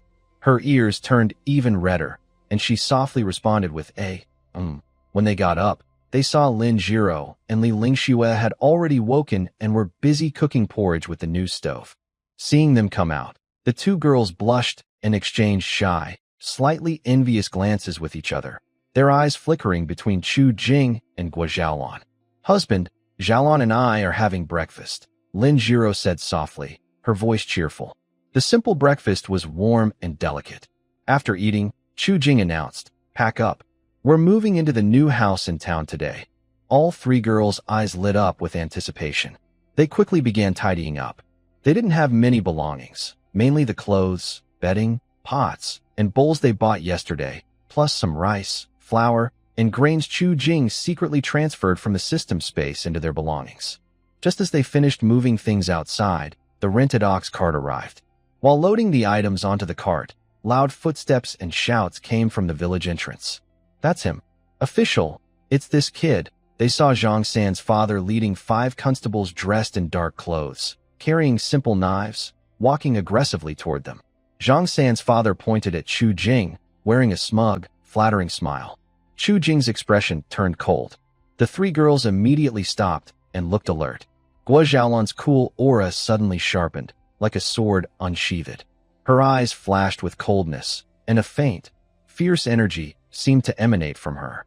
Even the usually timid Lin Jiro and Li Lingxue instinctively clenched their purses or sticks when they saw the situation. Although their faces turned pale and they trembled slightly, they stood beside Chu Jing, their eyes full of hostility and determination to protect their family. Chu Jing looked at his three wives, who had instantly become ready to fight. He felt both surprised and pleased. It had only been a few days. They had changed from helpless lambs to little tigers willing to show their claws to defend their loved ones. That's wonderful. He looked up at the visitors. The lead officer was a familiar face, Captain Zhao, the one who was here yesterday and was scared off by Wang Xinzhou. Behind Captain Zhao was a young officer, more slick-looking than Zhao. His eyes flickered. Based on what he remembered, this was Zhang San's brother-in-law, Wang San. Captain Zhao was surprised to see Chu Jing. His eyes showed fear and hesitation. He still remembered how Miss Wang had protected him yesterday. But soon, he recalled the news he got from his subordinate Wang San, that Chu Jing was just a poor, rootless young man from Hehe village. Yesterday, Miss Wang might have just been passing by and was kind-hearted. Moreover, Wang Xinzhong and Wang San clearly wanted to deal with this man. If he succeeded, he might even get on good terms with Wang San. After weighing his options, his fear was pushed down by greed and luck. He put on a serious face and waved his hand. Surround him. 5 officers immediately spread out, trapping Chu Jing and his 3 companions, along with the ox cart, in the middle. Officer, it's him. Zhang San's father hurried forward, pointing at Guo Xiaolan and Lin Jiro, shouting sharply. This kid is just a troublemaker. So poor he's practically broke. Why does he get such handsome wives? 2 of them. There's definitely something fishy. He must have used some secret tricks to cheat the official's allocation. This isn't fair. Officer, you have to stand up for us common folks. Arrest this troublemaker. His 2 wives should be taken back and rematched. He ignored Li Lingshue's scarred face and only looked at Guo Xiaolan, who had mostly recovered her beauty, and Lin Jiro, who was charming despite her limp. His jealousy almost overflowed. Hearing this, Captain Zhao's confidence grew. He sneered at Chu Jing and said, Chu Jing, did you hear that? You, a common wandering man, have taken 2 noble women, which is unreasonable and even more illegal. The head constable suspects you of cheating and disrupting the marriage laws. Now, we will take you back to the Yamen for a thorough investigation. As for these 2 women of unknown origin, they will also be taken away and await judgment. He waved his hand. Seize him. 2 constables shook their chains and stepped forward. Hold on. Chu Jing stepped forward, firmly protecting the 3 women behind him, and looked coldly at Head Constable Zhao. May I ask, Head Constable Zhao, I, Chu Jing, have not stolen or robbed. The 3 marriage certificates were issued by official matchmakers with official seals. Where's the cheating? On the day of distribution, many people saw at the Yamen gate that the officials directly assigned these 3 women to me. How can they be of unknown origin? Head Constable Zhao, you are acting without asking questions, just based on the words of some villagers, and want to arrest me and take my wife. On what law is this based? Zhao Constable was momentarily stunned by his question, then angrily retorted, rude. I, the head constable, am handling this case. Do I need to explain to you? If you say they are assigned, then they are. Who can prove otherwise? Someone has reported you, and I have the right to take you back for investigation. As for whether your wives are suitable for you, that will be decided by the officials once we return to the Yamen.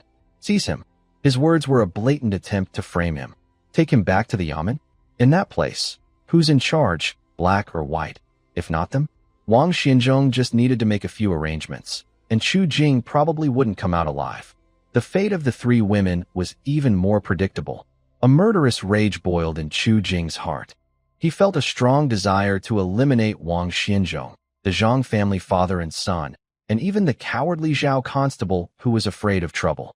This damned world, where power dominates everything, is truly terrible.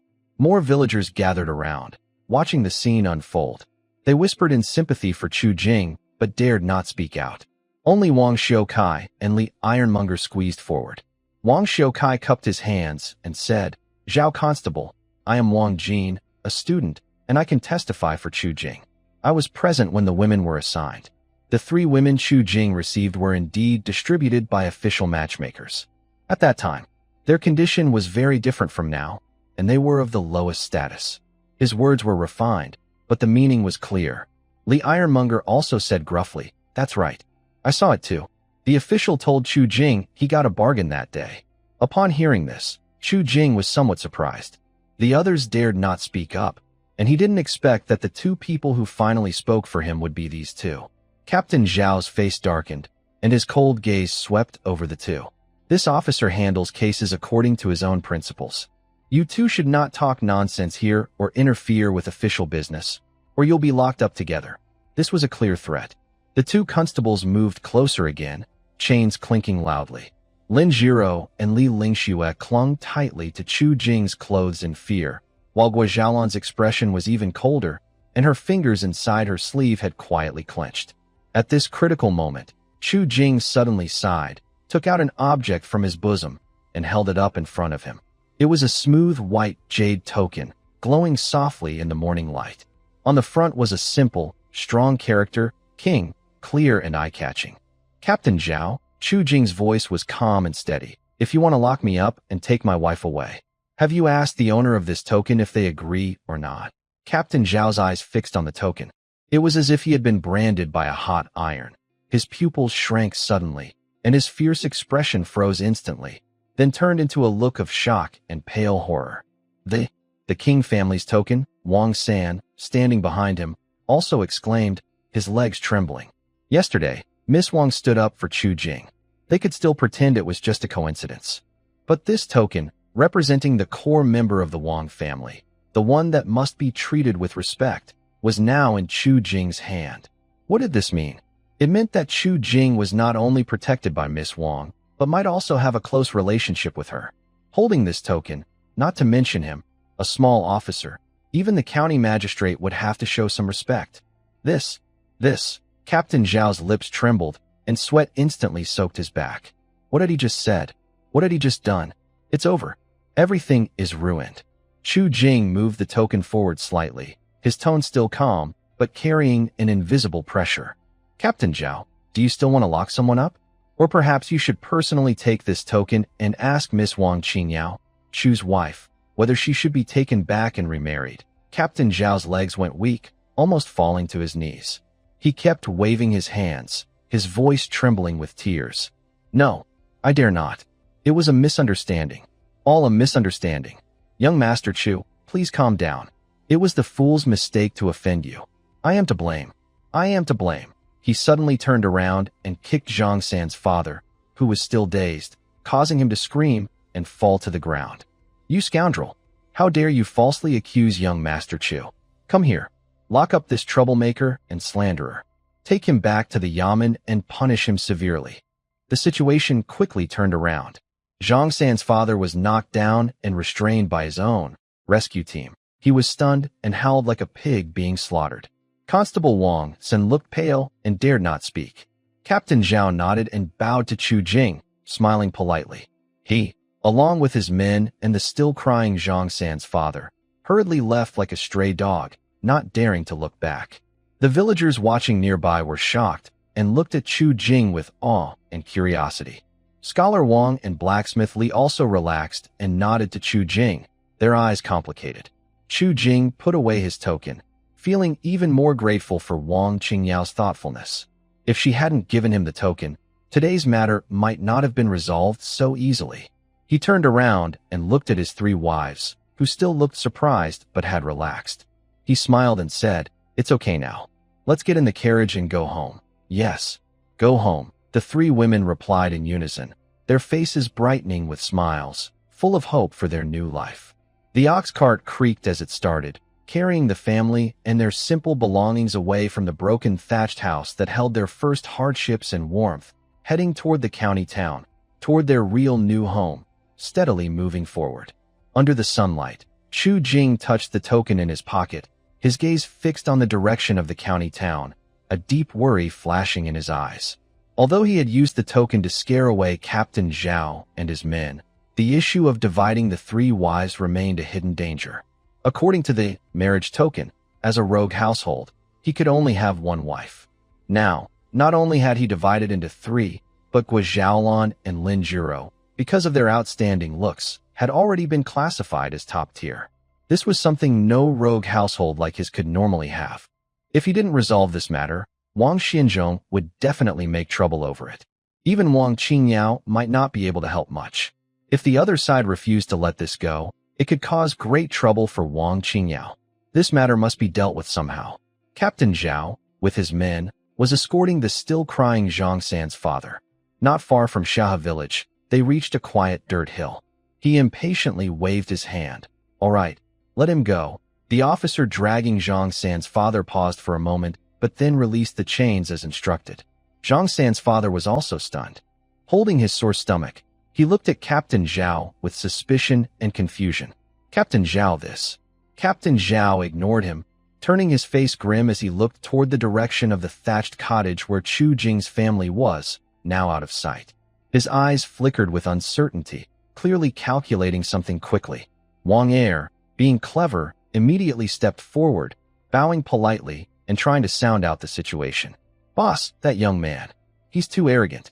Relying on that badge, he dares to ignore you. Can we just let this go?" Zhang San's father also regained his senses, enduring the pain as he nodded in agreement. "Exactly. Captain Zhao, you're a respected figure in our county. What's Chu Jing? Just lucky enough to flatter Miss Wang. Uft.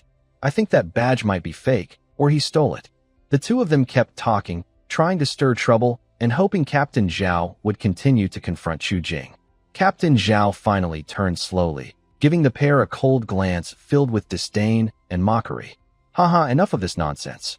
Want to use me as a pawn to deal with Chu Jing? Do you think you're worthy?"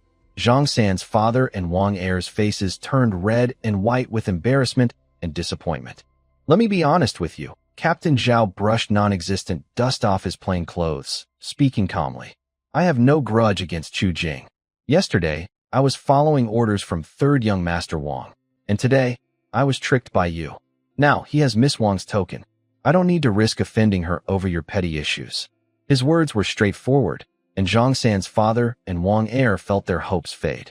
It seemed Captain Zhao was about to back down. But suddenly, Captain Zhao's tone shifted, lowering his voice with a sinister edge. "However, Chu Jing and Third Young Master Wang have a real feud. Where the truth isn't enough, they'll go behind the scenes. The imperial marriage decree clearly states who should marry whom. Chu Jing, a rogue, is legally only allowed to marry outside his status. Yet now he's got two stunning women by his side." A mocking smile appeared on his lips as he added, "This mismatch is a perfect excuse for trouble. As long as we focus on this point, we can make a big fuss about corruption and official deception, spreading the news to the right people. When that happens, even Miss Wang will have to consider the law of the court. Her two illegitimate wives will be officially taken back by the authorities, and no one can say otherwise." Zhang San's father and Wang Er listened eagerly, promising to follow any orders. Captain Zhao was pleased and hummed softly. He looked again toward Chu Jing's direction, his eyes flashing with cold light. "Let's see what happens," he muttered, turning to leave with his men. Behind the hill, only dark schemes and plots remained. The ox cart creaked as it entered Heiyang County, stopping in front of a newly bought small courtyard on the east side of the city. The three women looked at the tidy walls and black wooden door, their eyes shining with excitement. This is their new home. Although small, it is real and belongs to them, a place to shelter from the wind and rain. Chu Jing unlocked the door and pushed it open. Sunlight poured into the courtyard, illuminating the smooth, blue stone floor. The three women eagerly stepped inside, curious and happy, examining each room, planning where to sleep, cook, and where to set up experiments for their husband.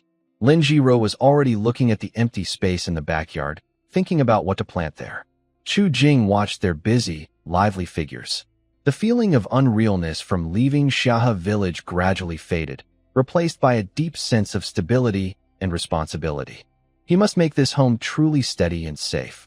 After settling the luggage and tidying up briefly, Chu Jing sat on the only chair in the main hall, his brow unconsciously furrowed. Buying the house solved the living problem, but his household registration as a rogue household hadn't changed. At most, he He had a place in the city and became a client. Clients are a bit better than vagrants, but according to the marriage order, he could only have one wife. It's not inferior, but it's not enough to change his current situation. Thinking about Wang Xianzong and Captain Zhao's subtle glances and their possible threats to use the marriage order against him, Chu Jing felt a headache coming on. Relying entirely on Wang Qingyao's protection is not his style. What if Wang Qingyao can't protect herself one day, or decides to give up on him after weighing the pros and cons? He must have his own backup plan. After the three wives finished tidying up, they saw Chu Jing sitting alone with a furrowed brow. They couldn't help but stop what they were doing and gather around him. "Husband, what's wrong?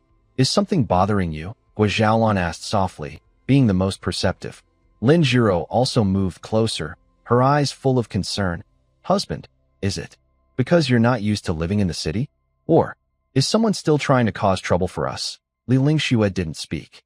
She quietly poured a cup of warm water, placed it beside Chu Jing, and then looked at him with her bright, slightly shy eyes, quietly watching him. Chu Jing looked at their caring faces and felt warm inside. He didn't want to hide anything, so he briefly explained the awkwardness with the household registration and the possibility that Wang Xianzong might use the marriage decree to make things difficult. "Basically, it's because my current status is too low, just a client. Others find it too easy to control me," Chu Jing sighed. The three women looked serious when they heard this. They had experienced too much pain from being treated unfairly because of their low status. They understood that Chu Jing's worries were not unfounded.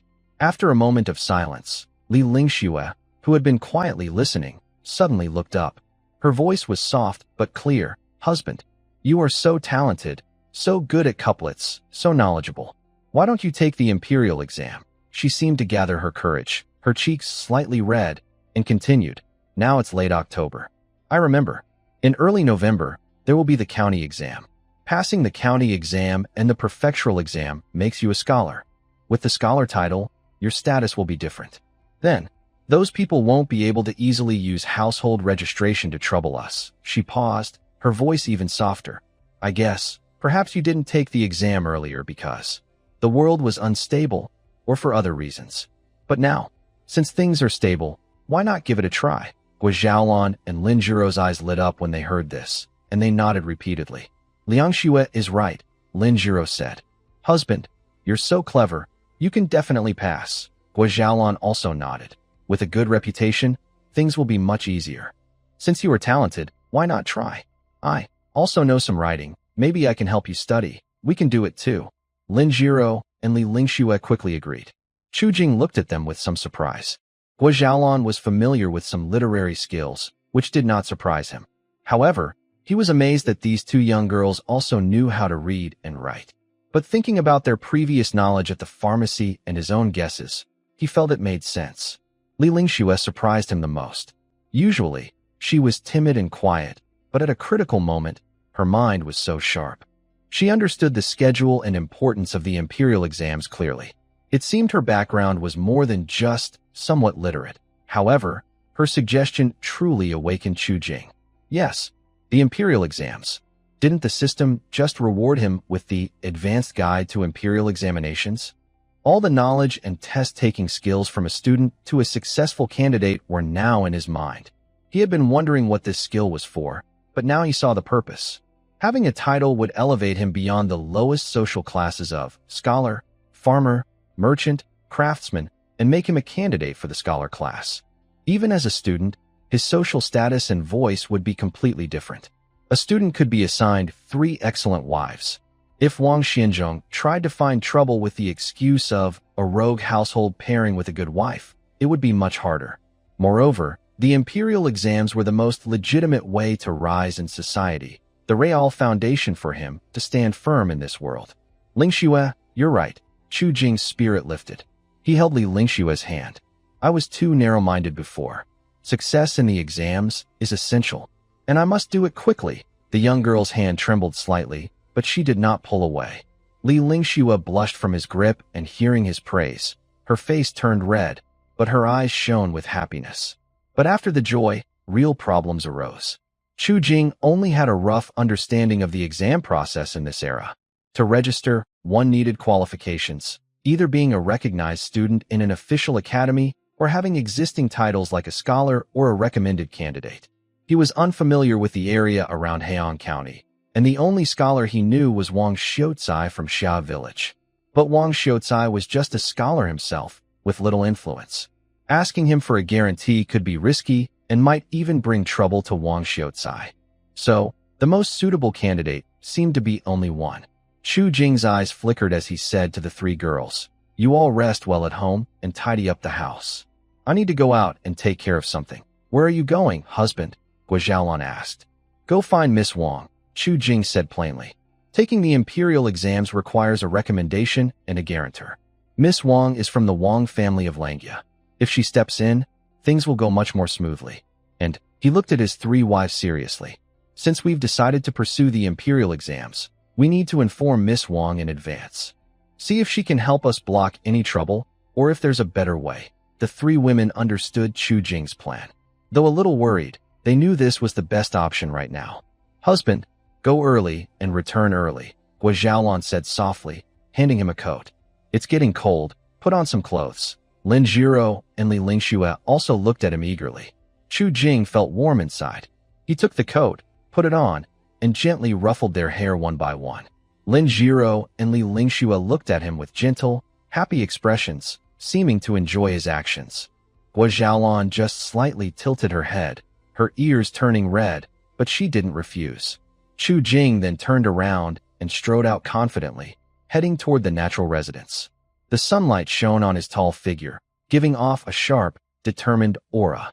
When Chu Jing entered the natural residence again, the shopkeeper Yun Bo recognized him immediately. Respectfully, he led him straight to a private room on the second floor. Wang Qingyao seemed to be working on the accounts. Seeing Chu Jing, she put down her brush and showed a genuine smile. "Young Master Chu has arrived? Have you settled into your new home? Thank you for your concern, Miss Wang." "Everything is settled," Chu Jing said directly. He didn't beat around the bush. He explained briefly that Wang Xinzhong might try to cause trouble over the marriage decree and household registration issues, and he shared his plan to take the imperial exams to break the deadlock. Wang Qingyao listened. Her beautiful eyebrows first furrowed slightly, then relaxed. When she heard Chu Jing wanted to take the imperial exams, her calm eyes suddenly brightened, like a lake rippling with stones, showing clear happiness. "Young Master Chu wants to pursue the imperial exams? That's a great decision." Her voice carried a rare excitement. "To be honest, I've had the same idea before. You are talented. It would be a shame to stay in the countryside. Passing the exams and entering official service is the real path to success." Her quick mind immediately thought of even deeper benefits. If Chu Jing gained fame, even as a scholar, his status would be completely different.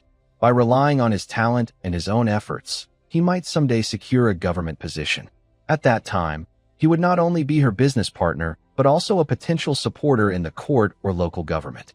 This is much more valuable than just financial cooperation. "Young master, rest assured, this matter is on Qing Yao," Wang Qingyao said confidently. "There are a few remaining spots at Heian County School. I will speak to them and get you enrolled. With the status of a student at the county school, you can participate in the county exam properly." She paused briefly and continued. "This year's county exam in Heian is scheduled for mid-November at the local testing site. You just need to be listed as a student at the county school, and they will handle the registration. The provincial exam will be in January next year, in Qingyuan Prefecture City. From Heian, it's less than 2 days by fast horse or boat, so there's plenty of time." She didn't seem worried about whether Chu Jing could pass the county exam. She looked at Chu Jing and advised, "Before the exam, you might need to visit the county school a few times, attend some classes, and go through the motions. Since you have a spot, if you don't show up at all, the school might look bad." Chu Jing nodded in understanding. "That's natural. I understand the rules. Thank you, Miss Wang, for arranging this." "Young Master Chu, no need to be polite," Wang Qingyao said with a gentle smile. "Since we are working together, we should support each other. If you have a bright future, it's also good for Qingyao." She paused and hinted, "Once you gain fame and success, many of the problems that seem difficult now might be easily solved." Chu Jing understood her hint and nodded to himself. With Wang Qingyao's support, the road to the imperial exams was halfway paved. "Thank you, Miss Wang, for your great help. I will do my best and not let you down, he said sincerely. Then he added, I am also preparing for Miss Wang's plans and won't delay. Wang Qingyao smiled and nodded. Qingyao trusts you. After finishing the main business, Chu Jing stood up to leave. Wang Qingyao personally saw him to the door of the elegant room, watching him go downstairs, her eyes shining with a mix of anticipation and calculation. Leaving the Tianran residence, Chu Jing felt much lighter. He took a detour to the blacksmith and carpenter shops where he had ordered tools before. Sure enough, money can make miracles happen. He hurriedly paid the full amount, and the items, strange-shaped copper jars, tubes, sieves, condensation devices, and specially made wooden racks, were all finished and neatly stacked in the back of the shop. Chu Jing checked everything. Although the craftsmanship was a bit rough, it mostly met his needs and was enough for initial experiments. He paid the remaining money happily and even gave extra as a tip. He hired a cart to carefully transport this pile of odd-looking items back to the small courtyard in the east of the city. When the cart stopped at the courtyard gate, the three wives, who were cleaning in the yard, curiously gathered around. Husband, what are these? Lin Jiro looked at the shiny copper objects with strange shapes, her eyes full of curiosity. They are tools for making things, Chu Jing said mysteriously, guiding the driver to move the items into a spare room. He planned to use this room as his laboratory for now. Guo Xiaolan picked up a copper jar with a spiral seal lid and a thin tube, examined it carefully, and a hint of surprise flashed in her eyes. With her knowledge, she had never seen such delicate yet mysterious tools before. She looked up at Chu Jing, who was busy tidying up, her curiosity and desire to explore growing stronger. Li Lingxue carefully observed the sharp copper sieves and strange condensation tubes, feeling a bit respectful and afraid to touch them. After everything was moved inside, the payment was made, and the yard returned to peace. The sunset cast a golden glow over the yard. The new tools lay quietly in the room, waiting to be given a purpose. Chu Jing stood in the yard, looking at his tidy home, and at his wife, some curious, some gentle, some calm, who were all watching him. He also thought about the imperial exam path ahead, and a sense of confidence and pride filled his heart. The imperial exams, fame, business, protecting his family, and facing potential enemies. So many things to consider, but the road was now under his feet. He took a deep breath of the cool evening air, his eyes bright and firm. Tomorrow, I'll report to the county school. Then, I'll really get to work. But for now, since there was still time, Chu Jing decided to finish what he promised Wang Qingyao. He set out immediately, carrying over 900 taels of silver notes. On his way back, he was followed by 3 fully loaded horse-drawn carts, almost filling the small yard and leaving no space to step. Hubby, how much silver did this cost? Lin Jiro looked at the many porcelain jars, wooden buckets, various flowers and herbs, fats, live blocks, and plenty of drinks around the yard. She was so surprised she forgot about her limp and took a couple of quick steps forward. Chu Jing brushed the dust off his hands and chuckled. Not much, just over 800 taels. Over 800 taels. Both young wives gasped at the same time, their faces turning pale. Chu Jing had spent almost all the money he got from Wang Qingyao, which was 1,000 taels. Guo Xiaolan stayed calm, but her eyes were full of hope. Since the starting funds were nearly gone, keeping track of expenses became the most important task.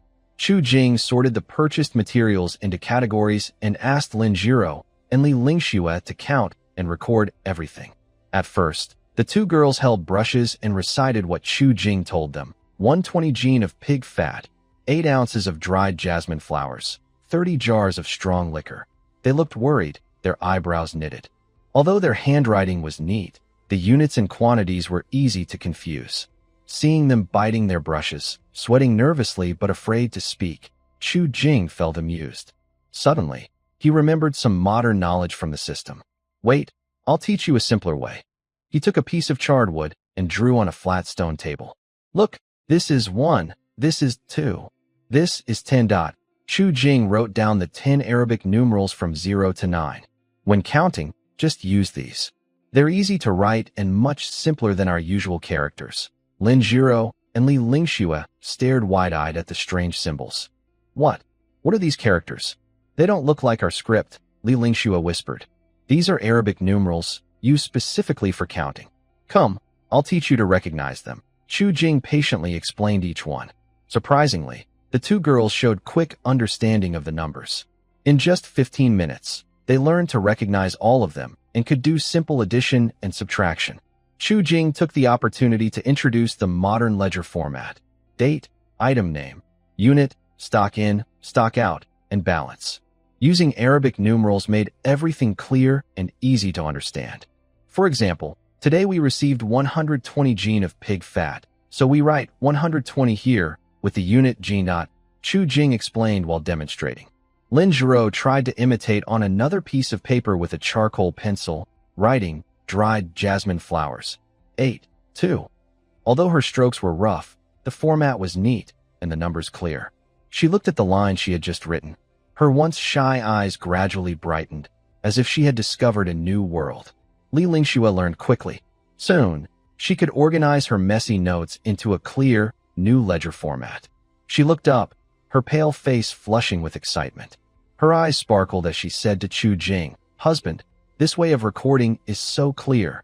I can see at a glance how much is left, and I won't make mistakes." Gua Xiaolan had been quietly watching from the side. Her gaze shifted from the strange numbers to the simple table, then to Chu Jing's serious side profile. She was good at math and had even learned some foreign counting methods. But such a simple, organized, and efficient way of keeping accounts was unheard of. This was not something an ordinary person could think of. Her look at Chu Jing was filled with her usual gentleness and trust, but deep inside, a subtle, hard-to-explain wave of emotion was stirring. Her husband seemed to hide secrets that were even more surprising than she had expected. Chu Jing watched the two young women's faces change from nervous to confident and glowing. He felt proud and ruffled their hair, saying, "See, I told you, you have talent. From now on, you two will be the accountants of our family." Lin Zhiro nodded firmly. For the first time, she felt truly needed and useful. "We will do our best." Li Lingxue also promised softly but confidently. The courtyard was filled with a joyful atmosphere of discovering new things and looking forward to the future. Just then, the courtyard gate was gently knocked. "Is young Master Chu here?" came Wang Qingyao's clear voice. The door was open. Wang Qingyao entered gracefully with her maid Qing. She was dressed in a light blue dress with a moon-white silk outer garment, elegant and refined. She held a delicate letter in her hand. As soon as she entered, she saw the courtyard filled with materials and 4 people gathered around a stone table. Chu Jing was pointing at the strange symbols on the table, talking about something. His 3 wives watched intently, their faces showing a strange, radiant expression. "Young Master Chu is?" Wang Qingyao asked curiously as she approached. "Miss Wang, please sit," Chu Jing said, standing up to greet her. He casually wiped the stone table with his sleeve. "We're just teaching them a new way of keeping accounts." "A new way of bookkeeping?" Wang Qingyao's eyes flickered slightly as she naturally looked toward the stone table.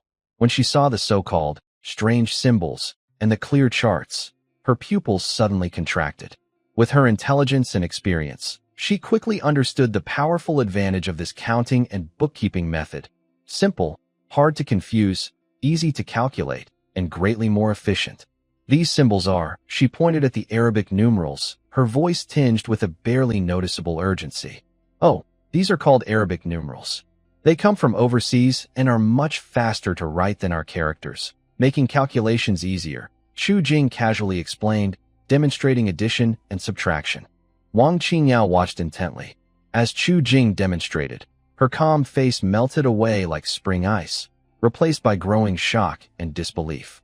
She manages natural residents and other industries, so she knows how complicated and important accounting is. Monthly audits take a lot of effort and can easily lead to mistakes.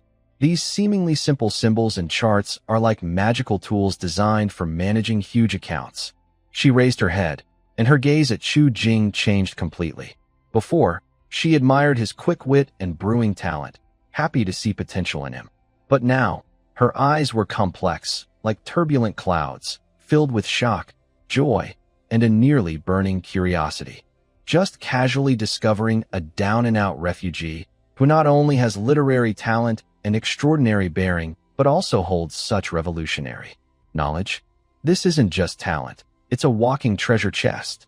How many incredible things does he still have in his mind? Next to her, Chinger initially didn't pay much attention, just thought the symbols looked strange. But seeing her young lady's rare expression of panic, she looked more carefully at the chart, trying to understand. Her eyes widened. Her mouth unconsciously opened as she looked from the stone table to Chu Jing's calm face, as if she had seen a ghost. Wang Qingyao took a deep breath, trying to calm her turbulent emotions. Her voice still trembled slightly. Young Master Chu, may I ask if we can discuss this method in detail?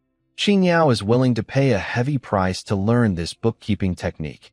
Chu Jing looked at the eager Wang Qingyao, then glanced at his 3 wives nearby, still flushed with excitement and admiration, and smiled slightly. Yes, it seems that this traveler's basic skills, no matter where they go, are a powerful surprise. He smiled and said to Wang Qingyao, Miss Wang, you are too polite. This method is not a secret, and since you're interested, we can discuss it slowly. By the way, what brings you here this time? Only then did Wang Qingyao remember her main purpose. She gently placed the invitation card on the stone table, but her action was 10 times more serious than when she arrived. This is the official invitation to the county school for the young master. However, it seems that the card I brought today is quite modest compared to what the young master has shown me. As she spoke, her eyes held a bit of hope, and she looked at Chu Jing with a hint of lingering curiosity. I wonder, young Master Chu, could you tell me more about the secrets behind these numbers? Hearing this, Chu Jing nodded with a smile. It seemed that these numbers and algorithms had a strong appeal to this successful businesswoman in front of him. Thinking that she would be his greatest partner in the future, Chu Jing decided not to keep anything secret. The sunlight was just right. By the stone table in the small courtyard, a small class began, an introduction that challenged traditional arithmetic thinking. Chu Jing took a charcoal stick and drew on rough paper. Look, this means add, this dash means subtract, times is multiply, and divided by is divide. With these symbols and Arabic numerals, plus the vertical calculation method I will teach you, he explained while demonstrating a few simple addition, subtraction, multiplication, and division problems. His steps were clear and easy to understand, without the need for complicated counting rods. The 3 women and Wang Qingyao's servants around the stone table watched with wider and wider eyes. Lin Zhiro looked at Chu Jing easily solving a 3-digit multiplication that used to take her ages with counting rods. Her mouth formed an O. Husband, this is too fast. No need for counting sticks. Li Lingxue carefully copied Chu Jing's vertical calculation on her paper, writing 123, 456, and following the rules step by step. When she got the answer, 579, she looked up, her eyes full of amazement. It really came out instantly. So clear, Guo Xiaolon didn't speak immediately. She carefully examined the formulas and steps Chu Jing wrote down, silently calculating more complex problems in her mind. The more she thought, the more shocked she looked. This method went straight to the core, eliminating all unnecessary steps. Its simplicity and efficiency seemed made for quick, large calculations. She looked at Chu Jing with tenderness, but also with deep curiosity. Where had her husband learned such astonishing skills? Wang Qingyao was just as shocked as the 3 women, even more so. As someone who managed many businesses, she knew how complicated and error-prone calculations could be, and how much they slowed down accounting work. Every month, the accountants would carefully check the accounts, tapping on the abacus and frowning.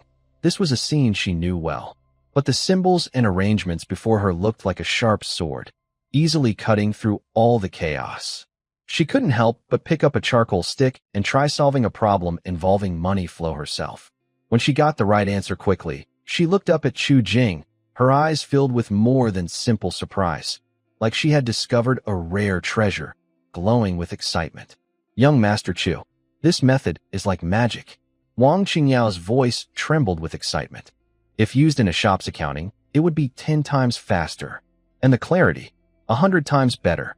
Chu Jing felt a little embarrassed under their admiring gazes, but he secretly thought, if my classmates from my past life, who suffered through 9 years of compulsory education, saw this, they'd probably all lose their jobs as accountants. Adding, subtracting, multiplying, and dividing in vertical form is already amazing. Wouldn't algebra and calculus blow their minds? He waved his hand casually. Just small tricks, just small tricks. Once you understand the pattern, anyone can learn it. You're too modest, young master. Wang Qingyao sincerely admired him. Such small tricks would make countless accountants ashamed. Your skill in arithmetic is truly profound. Speaking of calculation tools, Chu Jing suddenly remembered something and asked casually, Miss Wang, besides mental math, do you use abacus? Is there a device with beads that can be moved to calculate, called an abacus? He remembered that in his previous life, the abacus appeared during the Eastern Han, the Northern and Southern dynasties, or maybe during the Tang and Song periods. Some said it was from the late Yuan or early Ming. He was in a different era now, a dynasty not recorded in his past life's history. Given the setting of noble families, it was roughly similar to the Sui or Tang period. He wasn't sure if the abacus had appeared yet. Abacus. Wang Qingyao paused, thought for a moment, then shook her head firmly. Qingyao has never heard of such a thing. Calculations, besides using counting sticks, are mostly done mentally, with some notes on paper. Sir, what does the abacus look like? Could it be a strange foreign device? Chu Jing was slightly surprised. There was no abacus, only counting sticks. It seems the abacus has not yet appeared. Then he felt a little happy. Wang Qingyao had helped him get into school, and he still didn't know how to thank her. He smiled faintly and said, Oh, it's nothing. I just thought of a possibly more convenient small tool. Once I figure it out, I'll show it to Miss Wang. Maybe it will surprise you, and I'll consider it repaid for your help in getting me into the county school. Wang Qingyao became curious but saw Chu Jing being mysterious, so she didn't ask further.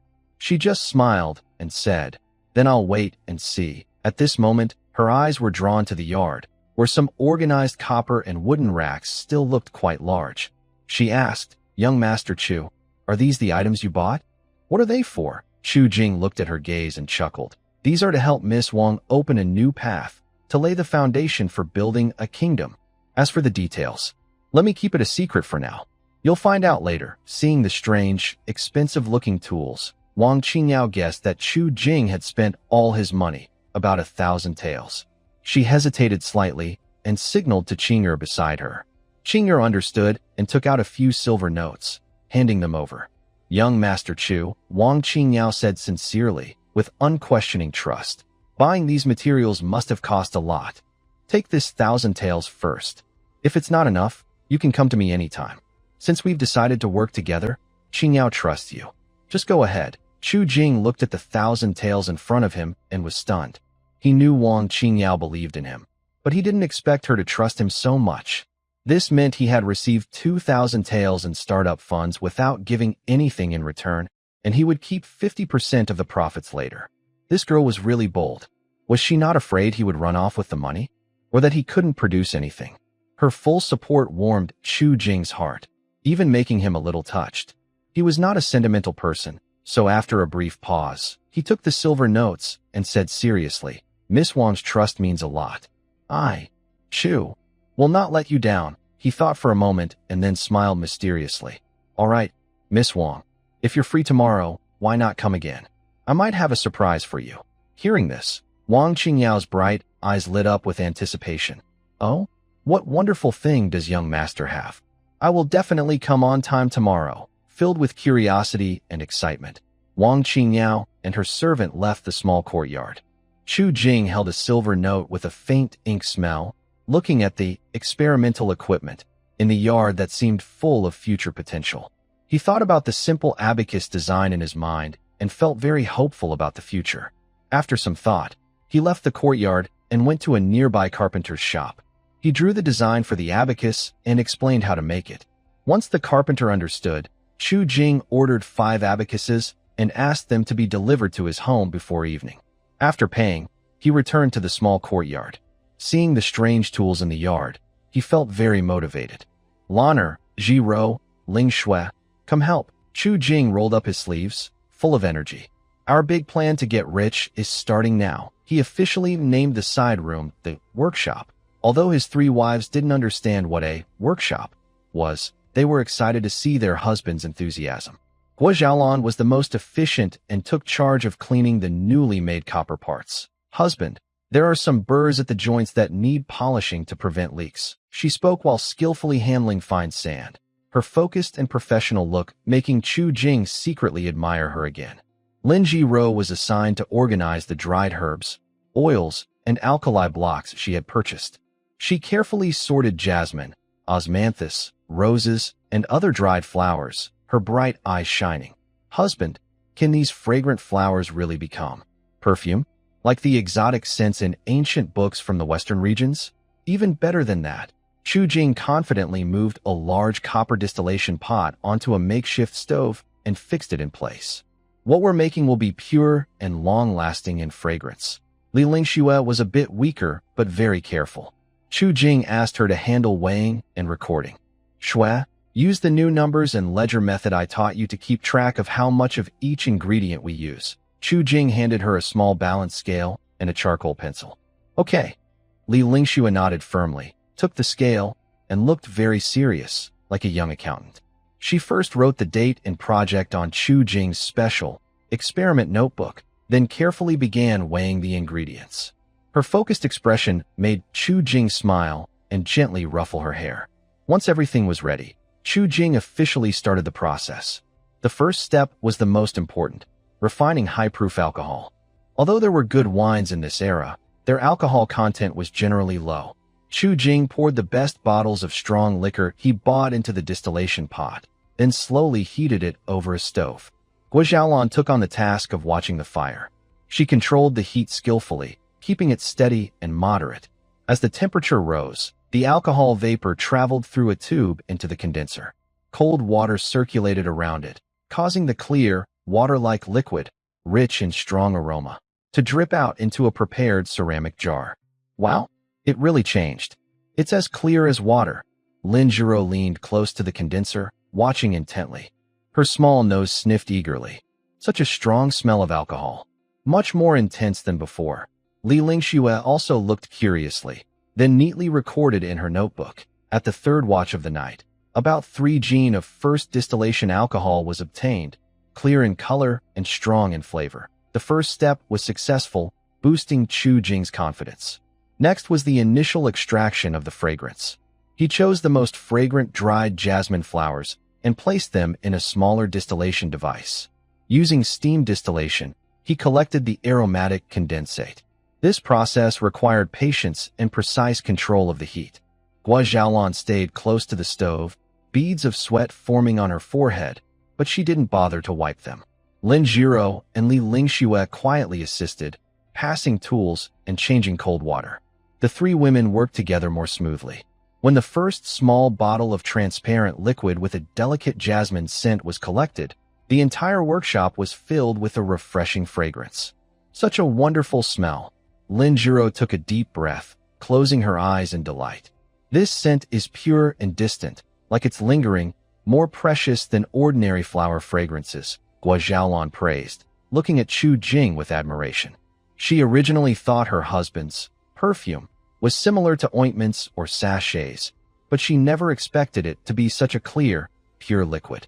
Li Lingxue carefully sniffed the small bottle of perfume, a happy smile on her pale face. She softly said, "It smells so good." Chu Jing also felt a sense of achievement, but he knew this was just a rough extract. It still needed to sit and age, and be mixed properly before becoming real perfume. But starting is always the hardest part. Once the first step is done, the rest will be easier. Next is soap. This part is a bit simpler, but still requires careful work. Chu Jing directed the melting of pig fat and slowly mixing it with lye water, stirring constantly. This is a tiring job. Chu Jing personally took charge, holding a large wooden spoon and stirring vigorously in a clay jar. His 3 wives took turns wiping his sweat and handing him water. "Husband, how long do we have to keep stirring like this?" Lin Jiro looked at Chu Jing's sweaty forehead, feeling a bit worried. "We need to stir until it becomes thick and sticky, like a paste." Chu Jing panted and smiled. "This takes strength. Once we make money, we can hire someone to do it." As the fat and lye water kept stirring, they slowly reacted and turned into soap. The color and texture gradually changed. Chu Jing thought it was ready, so he poured some of the soap mixture into small wooden molds he prepared. The rest, he tried adding some finely ground jasmine powder and a small amount of jasmine fragrance extracted earlier, planning to make fragrant, colored soap. Okay, put these molds in a cool place. When they harden and set, they're done, Chu Jing said, putting down the wooden spoon and massaging his sore arms. Looking at the pale yellow paste slowly solidifying in the molds, and the clear perfume in the small bottle beside them, along with the faint aroma of wine and flowers lingering in the air, the three wives looked dreamy. They had personally helped make these magical items. These seemingly ordinary materials, in their husbands' hands, could turn into such wonderful and precious objects. Husband, you are so amazing. Lin Jiro couldn't help but hug Chu Jing's arm, her eyes shining with admiration. Li Lingxue also nodded strongly. Though she didn't speak, her sparkling eyes showed everything. Guo Xiaolon walked over to the finished products, examined them carefully, and sniffed them. Then she turned around and smiled at Chu Jingyan. Her gentle and proud smile almost seemed to drown people. I believe that what my husband has made will surely cause a sensation in Heian, and even in the entire Qingyuan prefecture. Chu Jingyan felt a little proud from his wife's praise, but mostly he was satisfied. He looked around their somewhat messy but lively workshop, seeing the tired yet excited blush on his three wives' faces. He suddenly felt very confident. This is just the beginning. When Miss Wang comes tomorrow, we'll give her a big surprise. From now on, our family won't just rely on these to make money. We want you all to live good lives, wear the best clothes, wear the finest jewelry, and no one will dare to bully us anymore.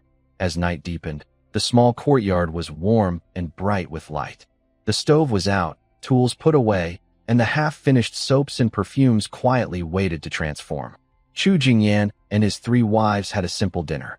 Though tired, they all felt hopeful about tomorrow. It was a night full of hope and lively energy belonging to them. On the other side of Heian County, in Wang Xinzhong's study, which was decorated elegantly but had a gloomy feel, the atmosphere was not as bright as in Chu Jingyan's small courtyard. Captain Zhao hunched over and exaggeratedly reported his experience of being humiliated in Xiahe village today, especially emphasizing how arrogant Chu Jingyan was when he took out that token. Young Master Wang, you didn't see it. That Chu Jingyan, a poor drifter, relied on the token from the young lady and was almost as proud as if he owned the world. And his three wives. Zhao paused deliberately, glancing at Wang Xinzhong's face. Wang Xinzhong's face was dark, and he tapped his purple sandalwood desk with his fingers. When he heard about the three wives, his tapping slowed slightly, and he raised an eyebrow. Oh, he's just a common drifter listed as a bachelor. Where did he get three wives? According to the law, he can barely have one. Exactly, Zhao clapped his thigh and grinned slyly. But he has them anyway. And, haha, I won't hide it from the young master. Two of them are truly exceptional. One, surnamed Guo, with that demeanor and appearance. I've traveled all over the south and north, but I've never seen anyone so beautiful, like a fairy descending from the heavens. Though she's a bit cold, another person with the surname Lin, who is a bit lame, but that face. TSK, especially those eyes, one blue, one amber, so captivating. I don't know what kind of good luck Chu Jing had. As he spoke, he watched Wang Xinzhong's expression. Sure enough, upon hearing this, Wang Xinzhong's originally cold gaze suddenly sharpened, as if something uncomfortable was writhing deep inside him. Guo Xiaolon, Lin Jiro? Wang Xinzhong's mind flashed back to the two figures behind Chu Jing when he caused trouble for Chu Jing. He was immediately drawn to them at first glance. Now, with Captain Zhao's description, the cold, unique aura and exotic looks became even clearer, like claws scratching inside his heart, both itchy and hot. They are top tier, and there are two of them. A common thug. Why does he deserve such stunning women? And two, not to mention, that bastard also ruined his plan to frame Wang Qingyao. Old grudges and new hatred, combined with a sudden surge of possessiveness, instantly ignited a wicked fire in Wang Xinzhong's heart. He seemed to already see those two beauties being taken away from Chu Jing, trembling and kneeling before him, allowing him to do as he pleased. Meanwhile, Chu Jing could only watch helplessly, his expression probably very impressive. Huh. Chu Jing. Wang Xinzhong squeezed out this name from between his teeth, his voice as cold as ice shards. A mere lowly thug, and he dares to have such beauties? And dares to ruin my good plans. He suddenly looked at Captain Zhao. Are you sure those two women are officially assigned by the government? No tricks involved? Captain Zhao's spirit lifted, sensing an opportunity to show off. He hurriedly replied, "Young master, rest assured. From what I've heard, Chu Jing is just a common vagrant. According to the marriage regulations, he can only marry a low-status wife, maybe not even qualified. Now he has 3 women around him, 2 of whom are so outstanding. There must be something fishy going on. It's definitely crooked, or someone is cheating." A wicked smile appeared on Wang Xinzhong's face. Good. Mismatched pairing, fraud, and corruption.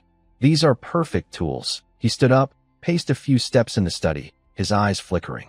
A malicious plan quickly took shape. Wang Qingyao wants to protect him, right? She has the token, doesn't she? Wang Xinzhong sneered. Fine, I'll let her protect him enough. Captain Zhao, you did a good job this time. This is your reward. He casually took a silver ingot from the drawer and threw it over. Captain Zhao hurriedly caught it, weighed it, and it was about 10 taels. His face lit up with joy. Thank you, young master, for your reward. I am willing to serve you with all my heart. Wang Xinzhong nodded with satisfaction. You can go back and wait for news. If this matter succeeds, I will ensure you have a bright future. At least, you won't have to patrol the streets over trivial things every day. Captain Zhao was overjoyed, bowed repeatedly, and gratefully withdrew. Getting connected to the Wang family's young master, even just a small link, is enough for me to boast about and enjoy for a while. Only Wang Xinzhong remained in the study. He walked to the window, looking in the general direction of Chu Jing's home, his eyes filled with greed and cruelty almost spilling out. Chu Jing, do you think having Wang Qingyao's token means everything is settled? I will show you what rules and power really mean, he whispered to himself, like a venomous snake spitting. He quickly returned to his desk, spread out some paper, and began writing a letter. At the same time, he ordered his trusted servant, "Go, prepare a generous gift, something valuable but not flashy. Find 2 clever people, send them out tonight to Qingyuan Prefecture, and give the letter to Manager Chun, who oversees the marriage registry and correction. Tell him that there's a clear case of performance fraud and mismatched marriages in Hehe Village, Hehe County, which has a very bad impact. Insist that he enforce justice impartially and come personally to investigate and handle the case. Once it's done, I will reward him handsomely." He thought for a moment and added sinisterly, "Spread some rumors, say that. Our Miss Wang seems to have some unclear connection to this fraud case. Maybe she was confused or deceived by her subordinates." The trusted servant left at his command. Wang Xinzhong put down his brush, dried the ink, and a cruel smile appeared on his face, confident of victory. As soon as that official named Chen arrives, he will accuse Chu Jing of violating rules by taking a wife. If Wang Qingyao intervenes to protect him, it would be interfering with the court's laws and covering up corruption. When the news reaches the family, the elders who are already unhappy about Wang Qingyao managing the family's affairs will definitely use this as an excuse. By then, Wang Qingyao might not only lose her chance to become the head of Qingyuan Prefecture, but also struggle to keep her small estate in Hehe County. She might even be forcibly recalled and forced into a marriage alliance. Without Wang Qingyao's protection and with the charges confirmed, Chu Jing's 2 beautiful wives would naturally be taken back by the authorities, according to the law. At that time, he could spend some money to, legally, buy back the 2 women who had been mismatched and taken away. Wouldn't that be a natural solution? Chu Jing, oh Chu Jing, your good days are over. I will happily take your beauties. Wang Xinzhong picked up his teacup, took a gentle sip, as if he had already tasted the sweetness of victory and conquest. A sneaky plan, like vines growing in the dark night, quietly spread toward the hopeful little courtyard in the east of the city. Chu Jing's small courtyard finally became quiet. The moonlight shone softly through the new paper on the windows into the east room. Now, it is Chu Jing's bedroom with his 3 wives. The most noticeable thing in the room is the large custom-made wooden bed, sturdy and spacious enough for 4 people to lie comfortably. At this moment, Gua Zhaolan was sitting by the bed, slowly combing her long hair with a comb. Lin Jiro was carefully folding the clothes she had changed out of. Li Lingxue sat on a small stool by the bed, under the oil lamp's light, gently applying jade skin ointment to her face using a small round mirror taken from Chu Jing's system, which made her face look especially clear. Chu Jing finished washing and came in, seeing this peaceful and warm scene. He walked over to Li Lingxue, bent down to look carefully at her profile. The effect is good, Chu Jing nodded, with a tone of approval. It's a bit lighter than yesterday, and the edges are starting to close. Lingxue, keep applying it regularly. Soon, these scars will be gone, and you'll look like a beautiful little fairy again. Li Lingxue paused slightly in her movements, secretly looked up at Chu Jing in the mirror. Under the candlelight, her eyes, always shy, suddenly sparkled with surprise, but then was covered by a hint of worry. She instinctively wanted to cover her face with a cloth, raising her hand halfway, but then lowering it again. Really? Can it all really heal? She asked in a tiny voice, full of disbelief and hope. She trusted Chu Jing's medical skills very much. After all, her husband had even saved someone who was drowned, though the method was a bit embarrassing. Recently, the scar on her face, which once made her feel miserable and ashamed to show her face, is visibly fading and smoothing out. This change gives her hope, stronger than any words. Who doesn't want to be beautiful?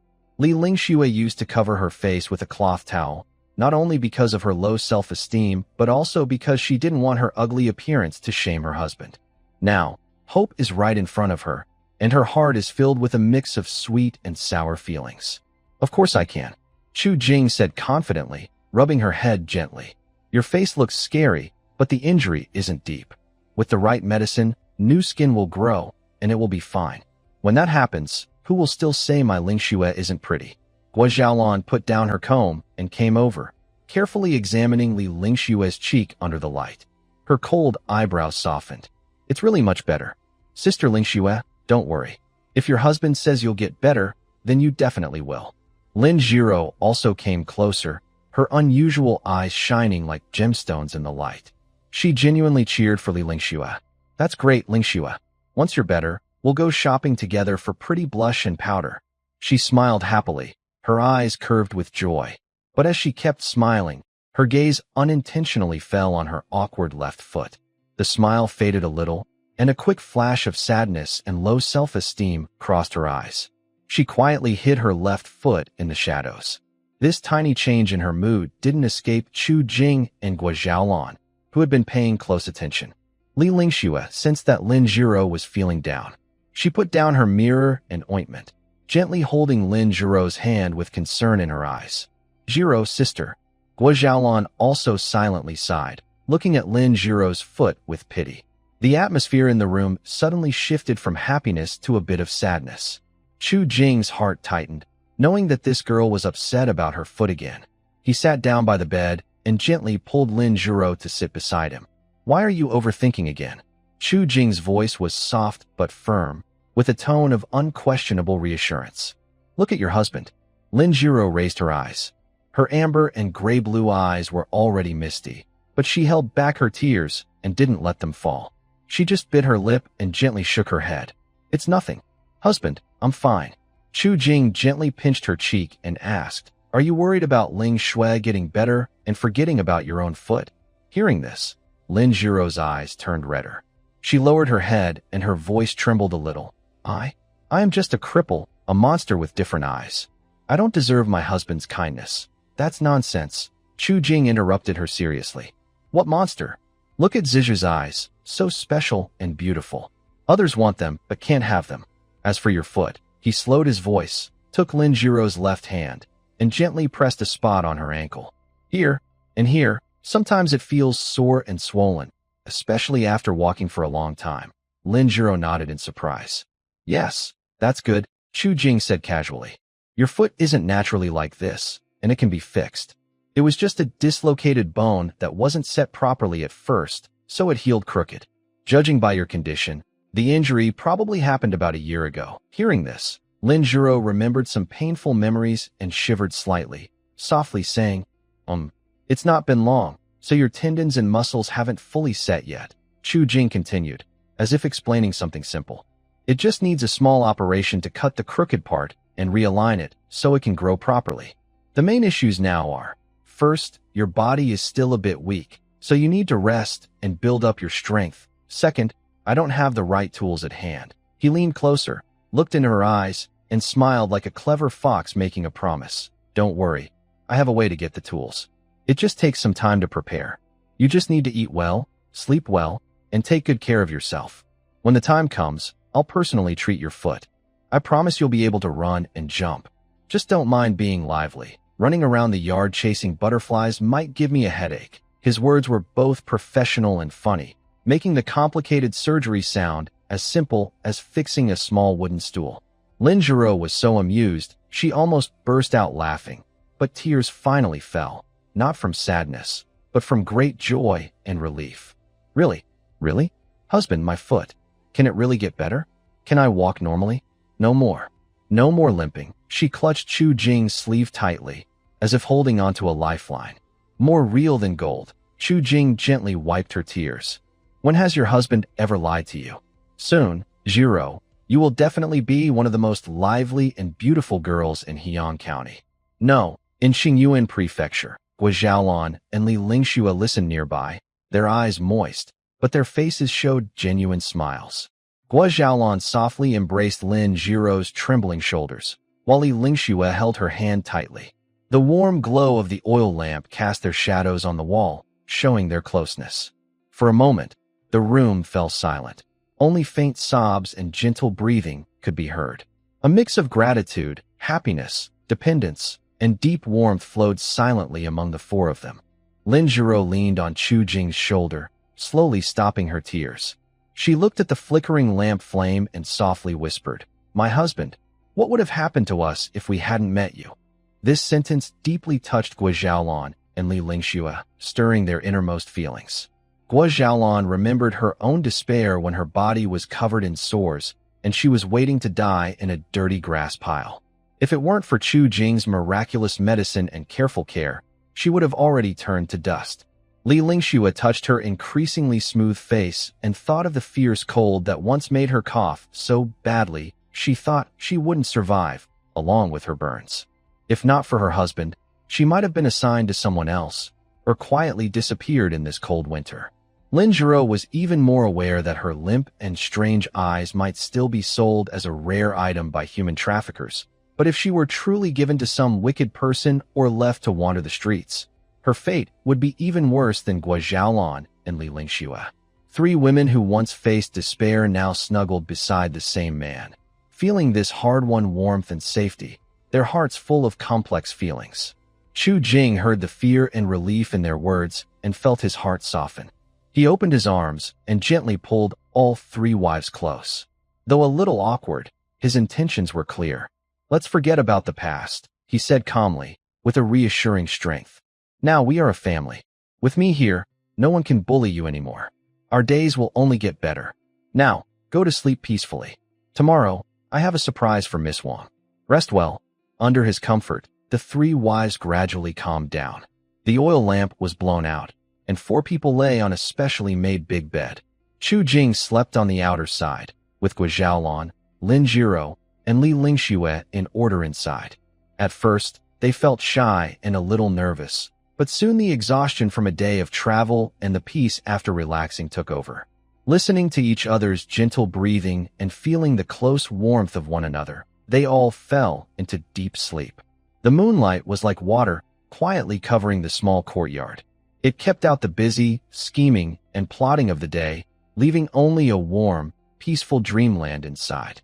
Just as Chu Jing was about to drift into sleep, familiar rustling sounds appeared again, accompanied by a faint but clear scent, not floral, but more like a cool, soft, and unique body fragrance.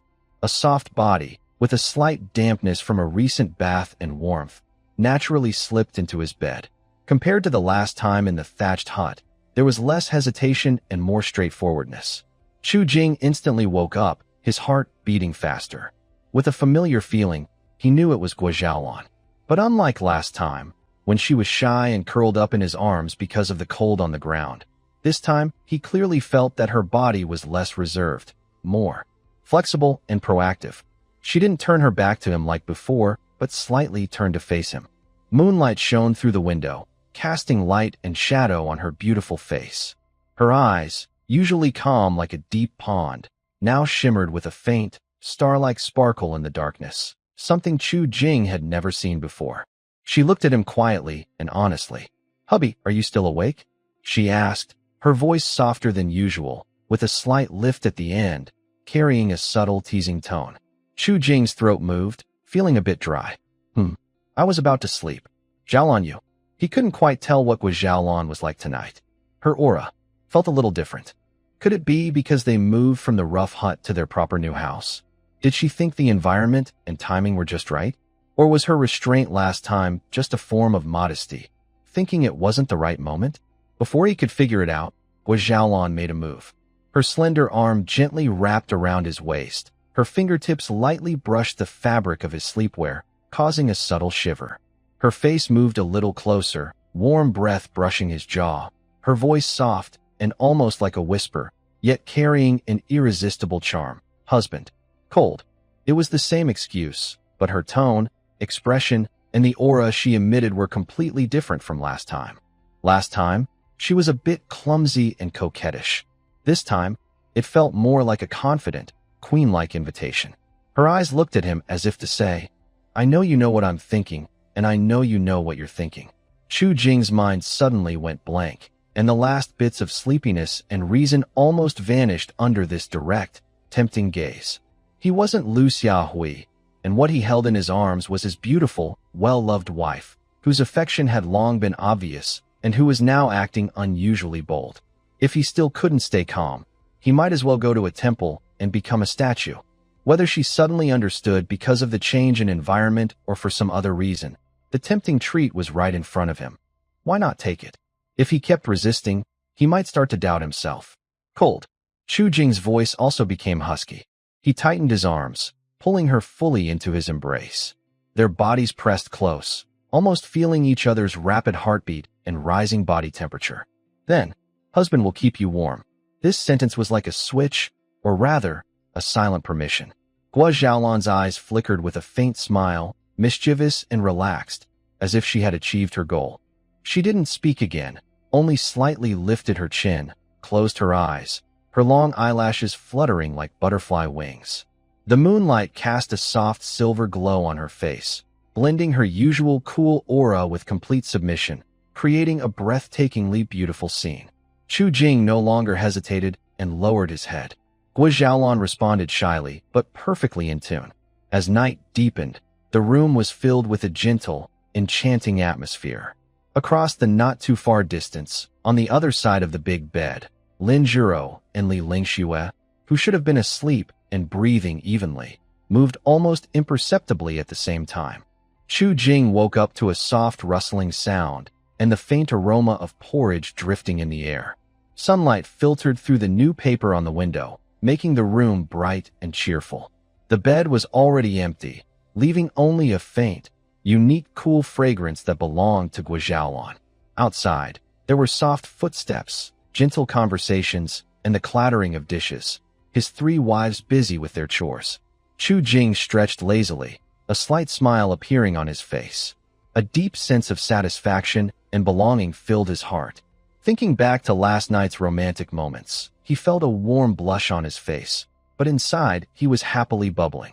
After being a wizard for 28 years in his previous life, he never expected that after just a few days of crossing over, he would not only find a partner, but also start a new relationship. His partner was Xiaolon, a stunning and talented, queen-level woman. Yes, this crossing blessing was truly wonderful. After being a wizard for 28 years in his previous life, he never expected that after just a few days of crossing over, he would not only find a partner, but also start a new relationship. His partner was Xiaolon, a stunning and talented queen, Li Lingxue. The poor girl still had scars on her face and was so shy that she dared not get close to him. Lin Zhiro was the most fragile and needed good care. Sigh. After feeling happy, he also felt the heavy weight of responsibility. He had to quickly raise them to be healthy and strong, with rosy cheeks.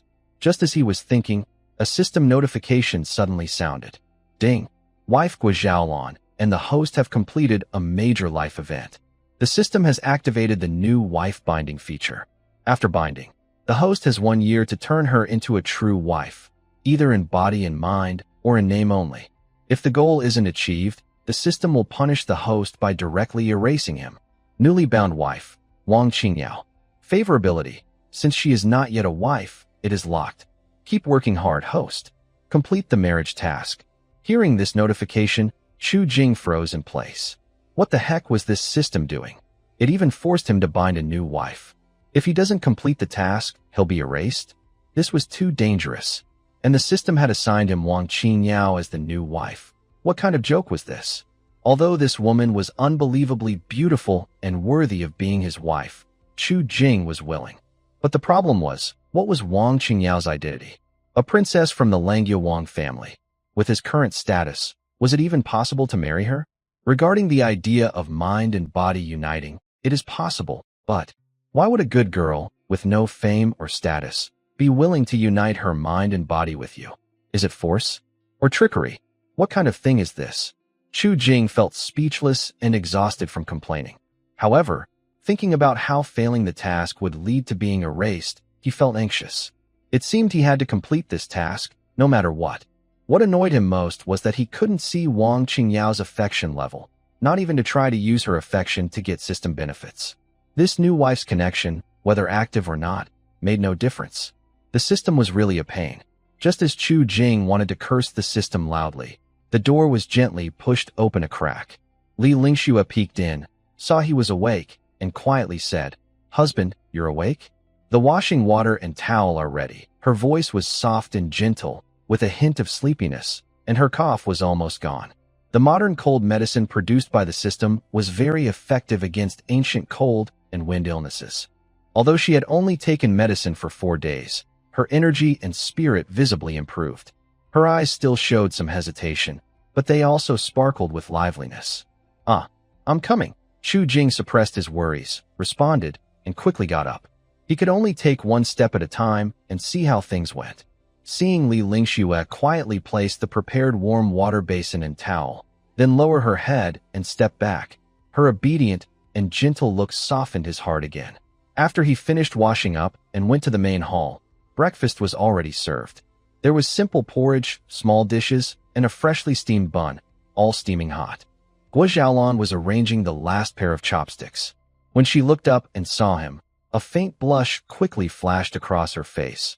But she quickly returned to her usual cold and composed appearance, as if last night's act of crawling into bed and her enthusiastic response hadn't happened. However, the slight upward curve of her lips and the gentle glow in her eyes, like melting snow, silently announced her good mood. "Husband, please have breakfast," she said calmly, but with more warmth than usual. Chu Jing sat down and glanced at Lin Zhiro beside him. Lin Zhiro was lowering her head, fiddling with her sleeve. When she felt his gaze, her ears turned bright red. Her unusual eyes quickly glanced at him, then drooped like a startled deer. Her voice was soft and faint, like a mosquito. "Good morning, husband." Today, she seemed especially shy, even forgetting her usual favorite act of helping Chu Jing serve food. Li Lingxue dared not lift her head the whole time. She sipped her porridge quietly, trying to stay unnoticed. The atmosphere at the breakfast table was very tense. Apart from the faint clinking of bowls and chopsticks, only a silent, awkward, and shy understanding filled the air. Last night's noise from next door was very clear to two sensitive and light-sleeping girls, almost like a vivid lesson. Chu Jing knew this well. He wanted to laugh, but also felt a bit guilty toward the girls. He tried to play the role of the head of the family, helping them serve food, eat more, especially Zhiro and Lingxue. "You need to make up for it." His words made the atmosphere even stranger. Guo Xiaolan was drinking her porridge gracefully, with a deeper smile on her lips. Lin Zhiro buried her face even lower, and Li Lingxue almost choked on her porridge. Just as the awkward yet warm scene seemed about to turn into a pink bubble of affection, the courtyard gate was knocked. "Is Master Chu at home?" It was Wang Qingyao's clear and melodious voice, with a hint of expectation. Chu Jing was stunned. He remembered the system's prompt sound and felt a complex mood. Now that the main guest had arrived, should he tell her, "Girl, do you want to be my wife?" But if he said that now, she might be scared away. She might even think he was crazy or a flirt. His plan to cooperate with her could be completely ruined. He sighed and decided to go with the flow. The best way was to help Wang Qingyao as much as possible. If Wang Qingyao could escape her family's arranged marriage, he would have a chance. Unfortunately, he only had a year, so time was tight. He quickly got up and went to open the door. Outside, Wang Qingyao was dressed in a light yellow dress, fresh and elegant. But she had a faint dark shadow under her eyes, clearly not sleeping well.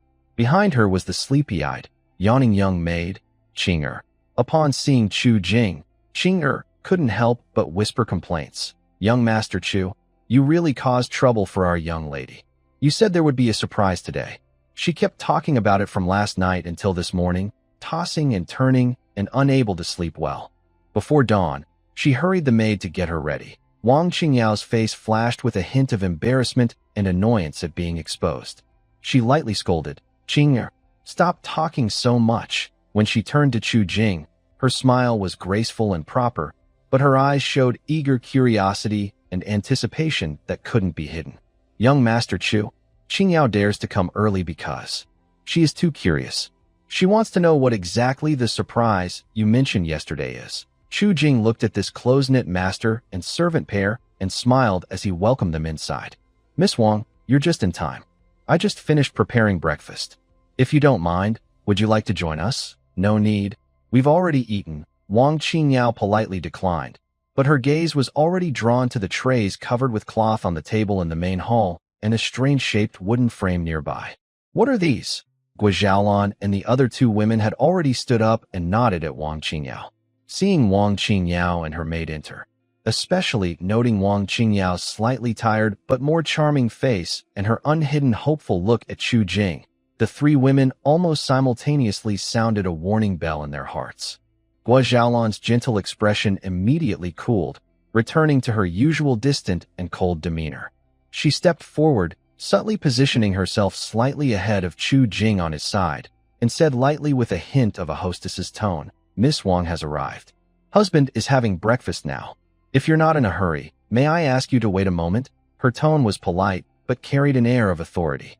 Lin Zhiro quickly reacted, filling a bowl of porridge for Chu Jing and speaking louder than before. "Husband, the porridge is still hot. Please drink it while it's warm." Her eyes, a different color, secretly glanced at Wang Qingyao with a hint of barely noticeable nervousness.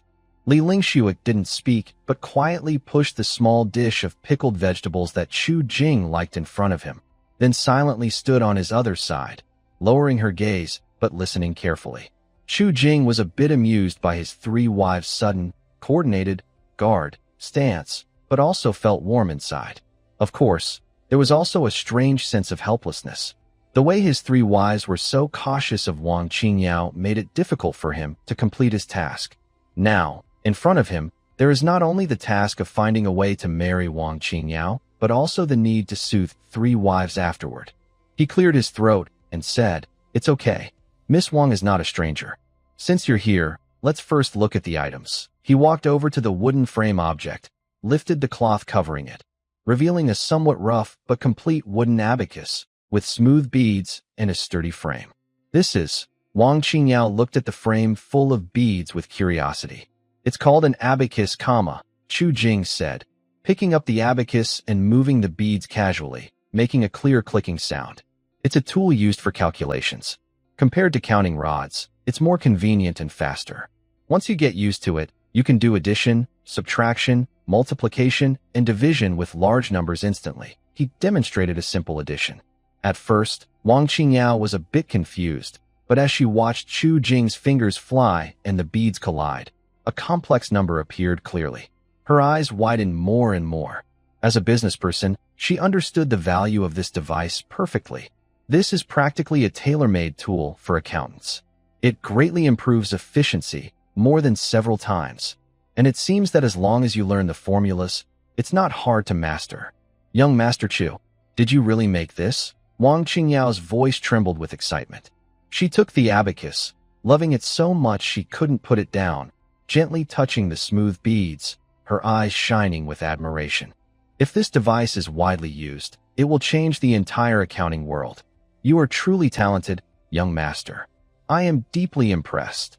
Before she could fully recover from the shock of the abacus, Chu Jing had already moved to the trays. He first opened the first tray, which contained several small porcelain bottles and a small wine jar. "This is high-purity distilled liquor, which I call distilled wine. It's stronger, purer, and more fragrant than the wines available in the market. He uncorked the small wine jar, and a strong, commanding aroma of alcohol immediately filled the air. Wang Qingyao only sniffed once and felt a rush of heat rising, her beautiful eyes widening again. Next was the second tray, holding several smaller, exquisitely shaped glass bottles. These are the lowest-grade transparent containers exchanged from the system shop. Chu Jing picked up one bottle, gently shook it, and the clear liquid inside shimmered with an enchanting glow. He uncorked the bottle, and a pure, elegant, and refreshing jasmine scent spread out, more captivating than any sachet or fragrant cake. This is perfume. Spray a little on your skin or clothes, and the scent will last long and have many layers. It's far better than ordinary fragrances. Finally, he showed the third tray, which held several light yellow, smooth, and slightly shiny blocks, some embedded with tiny jasmine petals, giving off a fresh smell mixed with a hint of soap and floral notes. This is soap. It's used for washing and bathing, leaving a clean scent. It's better than bath beads or soap cakes and gentler on the skin. Chu Jing explained each item one by one, and with every word, Wang Qingyao's face showed more surprise. When she personally smelled the intoxicating aroma of the perfume, felt the enchanting fragrance, and touched the smooth, moist soap, her cheeks blushed with excitement, and her breathing became slightly quicker. She came from a noble family and was well informed. She knew very well how much of a stir these items would cause among officials, wealthy merchants, and even in the palace once they were released. Each one was enough to start a new trade and bring immense wealth. She looked up at Chu Jing, her gaze now very complicated. At first, she admired his quick thinking and talent. Then she was amazed by his mathematical magic and accounting skills. Now, seeing these dazzling inventions, each capable of driving people crazy, Wang Qingyao's heart was pounding like a drum. This seemingly ordinary man hid many incredible secrets. He was like an endless treasure chest. In her eyes, there was joy, amazement, sharp judgment about big business opportunities, and even a deep, growing admiration and curiosity she hadn't realized herself. How could such a man not make people yearn for him? However, her open admiration and intense gaze, almost overflowing with emotion, were seen very differently by the three ladies nearby. She handed a cup of warm water to Chu Jing, her movements natural and affectionate. Lin Jiro also gathered her courage, took a clean cloth, and offered it to Chu Jing. "Husband, wipe your hands." She looked at Wang Qingyao, trying to keep her voice calm. "Miss Wang, these things were carefully developed by your husband. They must be quite valuable, right?" Her words subtly implied, "These are our family's belongings." Li Lingshu didn't speak. She quietly stood half a step behind Chu Jing, quickly glancing at Wang Qingyao. Her eyes, no longer timid as usual, showed clear caution and unease. For a moment, in the small main hall, one side was filled with excited female merchants, as if they had seen a mountain of gold and silver. The other side consisted of three jealous wives, looking like they were facing a great threat. In the middle was Chu Jing, holding a water cup and feeling the faint scent from behind him. He looked at Wang Qingyao's shining eyes. Chu Jing's heart skipped a beat. Was the backyard on fire? He quickly cleared his throat, trying to steer the conversation back on track. Miss Wang, these are still preliminary versions and need further improvement. But you've seen the general effect. As for the cooperation, you can rest assured now, right?" As he spoke, he secretly gave his three wives a look that said, "Don't worry, your husband has it under control." He could only suppress his desire to complete the task and try to bring both sides closer through cooperation. The rest could come later. Wang Qingyao was very clever and immediately sensed the subtle change in the atmosphere inside the room. She suppressed her excitement and the strange feelings inside her, returning to her elegant smile as a noble lady. But her gaze on the few, strange objects remained hot. "Young Master Chu," she said, her voice still trembling slightly from excitement, but more serious now. Wang Qingyao calmed herself from the dizzying feeling of discovering a treasure and focused. She took a deep breath, her eyes shining as she looked at Chu Jing, and began to speak seriously. "Young Master Chu, these three strange objects have great potential. The most urgent task is to produce them quickly and gain an advantage. My idea is..." She paused briefly, clearly stating her plan. You provide detailed techniques and formulas, and I will find trustworthy craftsmen, set up workshops, buy raw materials, and organize production. This way, we can quickly build up a large scale and make use of my existing contacts and channels to rapidly expand sales. She seemed worried that Chu Jing might misunderstand, so she quickly added, speaking sincerely, "Young master, rest assured, the core technology will definitely be in your hands. We can sign a strict agreement, split the formula into parts for safekeeping, and key steps will be controlled by someone you trust. Profits will be divided strictly 50-50. Qing Yao has no intention of taking anything for herself. She just wants to grow this business quickly, which benefits both of us. This plan sounds very reasonable, efficient, and it makes the best use of Wang Qingyao's current resources." Chu Jing stroked his chin, seriously considering it. He believed Wang Qingyao was sincere in her cooperation, but technology is tricky. Once it leaves his control, the risk increases sharply. Even though he had a system task forcing him to marry Wang Qingyao. But he also knew people are unpredictable. If any part goes wrong or the formula leaks, this exclusive deal could fall apart. He preferred to build his own core workshop to control production tightly, only supplying finished products to Wang Qingyao for sales. At least, before marrying this girl, he needed to stay clear-headed. If he got too obsessed with her beauty, he might end up ruining himself. While Chu Jing was pondering how to politely express his concern about keeping the technology secret, "Miss Wang, you are mistaken." A clear, pleasant voice interrupted his thoughts, carrying an undeniable tone of authority. Guo Xiaolan stepped forward gracefully, with a subtle protective strength, standing between Chu Jing and Wang Qingyao. She looked calmly at Wang Qingyao and spoke confidently. "The formula and technology are the foundation of my husband's livelihood in this cooperation. Entrusting it entirely to outsiders, even with a contract, is too risky. People's hearts are changeable, processes are complicated, and mistakes can happen." Her words were logical and direct, hitting the core issues. She showed no fear or confusion like an ordinary woman facing a big matter, but instead resembled a seasoned general analyzing a battlefield. Wang Qingyao was slightly stunned, not expecting this usually cold and quiet Guo Xiaolan to be the one to speak up. She looked at Chu Jing, who also appeared surprised. Then, his eyes showed interest, and he didn't try to stop them. Instead, he took a small step back and acted like a spectator, as if saying, "You two go ahead and talk." Chu Jing was happy to see this situation. Maybe this was a good chance for his three wives to get along with Wang Qingyao. Even if they argued at first, maybe they would become good friends over time. That wouldn't be a bad thing for him.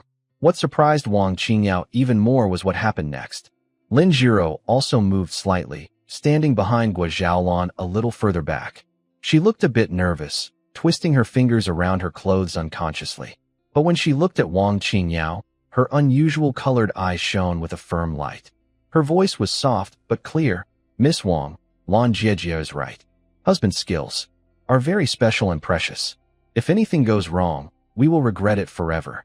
Even trusted craftsmen can't prevent others from spying or from people with bad intentions threatening or tempting them." Her words hinted at her understanding of how dangerous people can be, which was not something an ordinary village girl would know.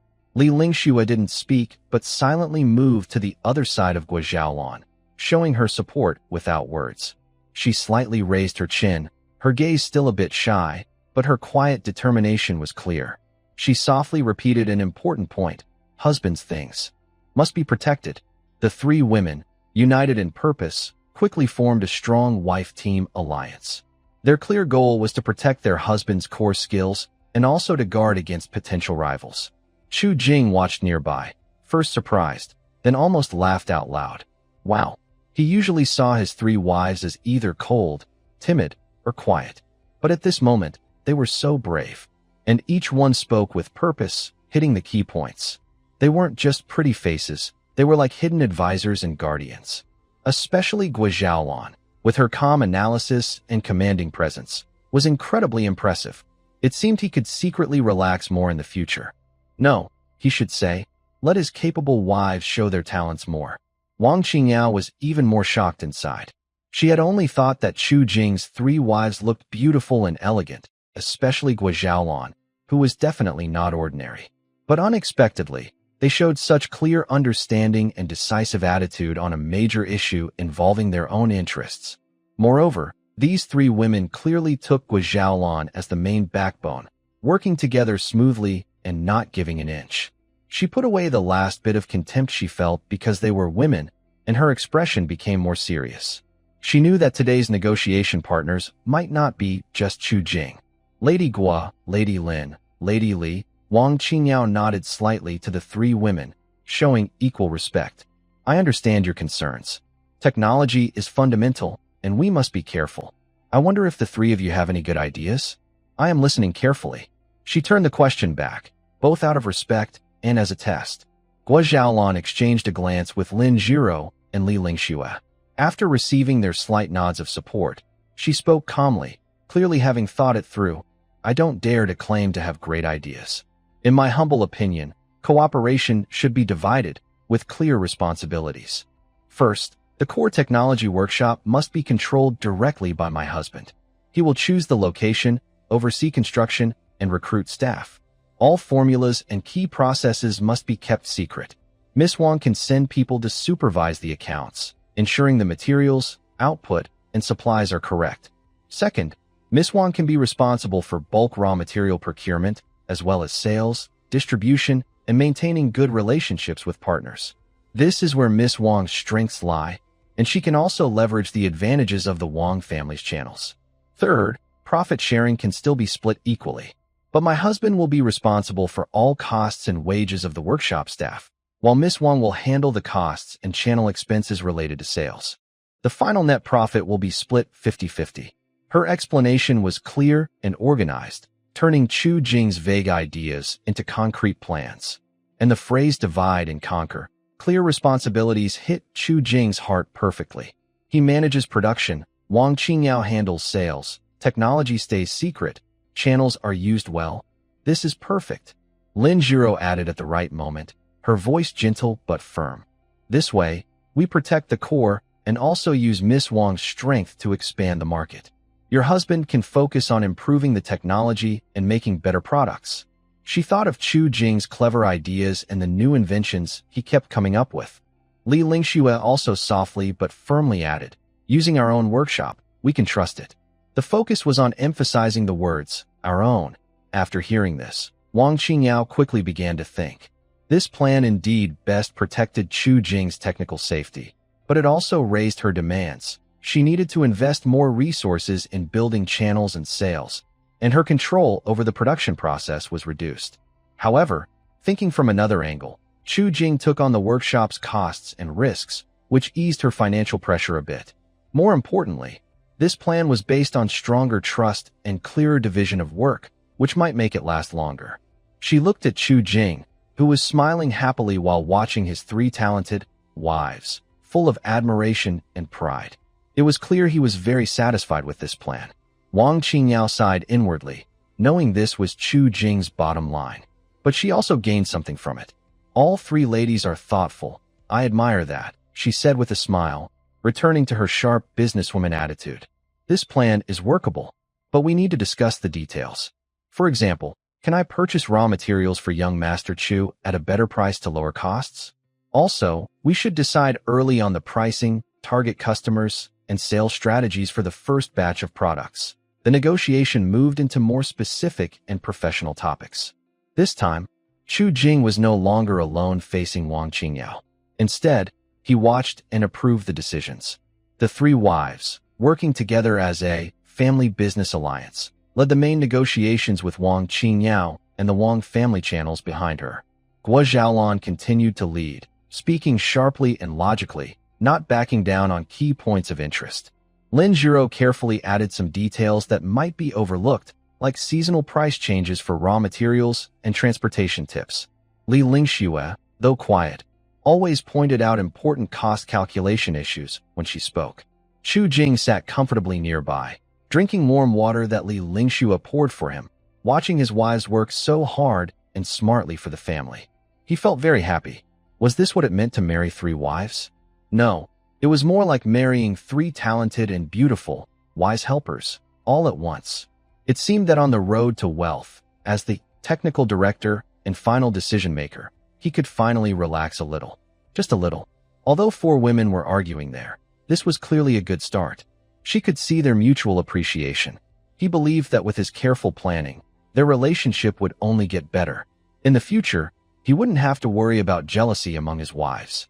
He looked out the window at the bright sunshine and felt more hopeful about the days ahead. He also felt a bit lucky. He hadn't married 3 unattractive or difficult wives, but 3 treasures. After some lively and friendly discussions, the basic plan was finally agreed upon. Guo Xiaolan led the negotiations, with Lin and Li assisting. Chu Jing nodded, and Wang Qingyao considered everything carefully. Wang Qingyao secretly breathed a sigh of relief. Although the production part was separated, she still held the sales rights and 50% of the profits. The future looked bright. She was thinking about the next steps, discussing the initial funding and raw material deposits. But before she could speak, the sharp-tongued, determined Guo advisor at the negotiation table turned his gaze to her, and a faint, kind smile appeared on his lips. "Miss Wang, since the cooperation has been agreed upon, we should now start the work," Guo Xiaolan said calmly, as if commenting on the nice weather. "My husband needs to quickly choose a site, build the main workshop, recruit reliable workers, and buy special equipment. All of these require money." Wang Qingyao nodded naturally. She was about to suggest paying part of the costs up front or investing. But Guo Xiaolan changed his tone as if it was obvious. "However, the funds my husband previously had have all been used for materials and equipment. There's no extra money now. So, the initial investment, covering land, building materials, recruitment, and deposits for some special raw materials, will need to be borrowed from Miss Wang for the time being." "Borrow?" Wang Qingyao blinked, thinking she must have heard wrong. Isn't this a partnership? How did it turn into her lending money to Chu Jing to build the workshop? Once the workshop is built and products are made and sold, she still has to share half the profits? This calculation is a bit confusing. Chu Jing, standing nearby, also looked surprised, with his mouth slightly open. "Lanner, are you being a bit too forward? Using skills and technology to start the project without initial funds? And having the benefactor pay for the construction of the production base? This business idea is truly a clever move." Guo Xiaolan seemed not to notice the surprised looks on their faces. She continued in her cool, confident tone, explaining clearly and logically. "Miss Wang, consider this. Without the initial funds, the workshop cannot be built, and production cannot begin. Without production, there will be no profits to share. Even the samples you see today would remain just samples forever. You are wise and know the value of these 3 items. Are you willing to let them be wasted, missing out on great wealth and opportunities?" She paused, giving Miss Wang a knowing look, then added firmly, "The money borrowed can be repaid first from the profits or payments from the first batch of finished products. We can sign a formal agreement, and not a single cent will be lost. This is to help speed up our cooperation, so your channels can start earning real money sooner. It's a win-win plan to move forward faster." Miss Wang opened her mouth, but couldn't find words to reply. Yes, without initial funds, everything is just talk. Of course, she didn't want to give up. The few items Chu Jing showed looked like a mountain of gold in her eyes. She was about to dig into it. Why give up just because she lacked a shovel? The temptation was too strong. She couldn't resist. She even looked at Chu Jing, who seemed innocent, and thought to herself, "Young Master Chu, did you plan this all along? First, you show me these irresistible treasures, then. Oh well." She felt like she had fallen into a carefully designed but willingly accepted trap. Guo Xiaolan's words made the loan sound like a way to speed up mutual investment for shared benefits, reasonable and caring, as if she was doing it for her. The key point was, Miss Wang really needed this speed up. The little maid Qing'er, who was nearby, had been listening with wide eyes, looking at Guo Xiaolan as if she were seeing a fairy. "Oh my goodness, Lady Guo is so impressive. Isn't she basically using Wang's money to help Chu Jing build the workshop, and then sharing half of the profits? And she makes it sound impossible to refuse." The young lady was quite skilled at dealing with the cunning old foxes in her family, but compared to Lady Guo, Qing'er secretly glanced at her young lady and felt that if she truly wanted something with young Master Chu, the first obstacle she would face was Lady Guo. Her cleverness and intentions were truly impressive. Wang Qingyao hesitated several times, but finally gave in to the tempting prospects of those 3 rare items, and their huge business potential. She smiled bitterly and shook her head. Lady Gua, you are truly clever and sharp-tongued. I admire that. She turned to Chu Jing. Young Master Chu, since that's the case, I will temporarily borrow the initial investment. We still need to calculate the exact amount. Miss Wang, you're so straightforward. Gua Xiaolon immediately responded, as if afraid she might change her mind. Her usually cold smile finally showed a hint of genuine warmth. Details can be discussed further with the two young ladies and Miss Wang. I promise you won't suffer any loss. With the matter settled and the promise of the money, Gua Xiaolon's commanding presence as a queen negotiator suddenly faded like a tide. She turned to Chu Jing, took a light step, and returned to his side. Her sharp gaze just moments ago had softened into a gentle, shimmering pool of spring water, full of dependence and tenderness. She slightly tilted her head to look at Chu Jing, her voice soft and sweet. Husband, the workshop's construction, material procurement, and staffing. Let me and sisters Ji Ro and Ling Shui handle these chores, all right? Her tone was gentle, almost coquettish, as if she was asking for his approval. You are talented and should focus on the imperial exams. The county tests are coming soon in November. You need to study quietly, so don't let these trivial matters distract you. As she spoke, she naturally reached out to straighten his slightly crooked collar from earlier when she was watching the show, her movements gentle and caring, completely different from her sharp stance with Wang Qingyao just moments before. Do you think this arrangement is okay? She asked softly, her eyes fixed on Chu Jing as if her whole world only revolved around him. This sudden, intense tenderness and contrast made Chu Jing's heart feel like it was gently tickled by a feather, both tingling and numb. He looked at her stunning face, so close, still faintly flushed from her earlier assertiveness. Now, her expression was full of affection and concern that only she showed him. For a moment, he was momentarily stunned. My goodness, is this what it feels like to be truly cherished by the queen? Winning battles outside and instantly becoming a gentle wife at home? Who could handle that? Moreover, Lanner spoke so beautifully. In front of Wang Qingyao and Qing'er, she clearly explained the division of roles, husband outside, wife inside, respecting his career while showing her kindness and capability. It silently declared the harmony and hierarchy of this family. Her thoughtfulness and emotional intelligence are amazing. Chu Jing felt a deep sense of satisfaction and affection. He couldn't help but hold Gua Xiaolon's hand, which was fixing his collar, and nodded firmly, voice trembling a little. All right, I'll listen to Lanner. With you all here, I can rest assured. I will study hard, pass the exams, and bring back fame. I won't let your hard work go to waste. Lin Jiro and Li Lingxue also came over. Though they didn't speak, their eyes showed full trust and support for Chu Jing and Gua Xiaolon. They are also willing to work hard for this family and for their husband. Wang Qingyao stood nearby, watching this warm, harmonious scene with clear roles. Seeing Gua Xiaolon melt in front of Chu Jing, her feelings were complicated and hard to describe. She admired Gua Xiaolon's skills, felt proud of Chu Jing's good wife, and perhaps felt a faint envy and sadness she didn't want to admit. Qing'er nodded wildly in her heart. Look at that. Madame Gua is truly impressive. Her quick change of face, her way of controlling her husband. Miss, your journey is long and full of challenges. Chu Jing, however, paid no attention to all that. He was immersed in happiness and motivation. With such a wife, what more could a husband ask for? The imperial exams, the workshop, earning money, protecting them. All goals now felt clearer than ever. The framework for cooperation and the loan agreement were mostly settled. The remaining details, loan amount, repayment method, initial product types and quantities, pricing strategies, obviously needed more careful discussion over time. Wang Qingyao glanced at Gua Xiaolon, calm and ready for a long battle, then looked at Lin Jiro and Li Lingxue, who were focused and slightly inexperienced. She understood that the next part of the negotiation would require her full effort. Trying to send someone else probably wouldn't even last 3 rounds. She sighed softly in her heart.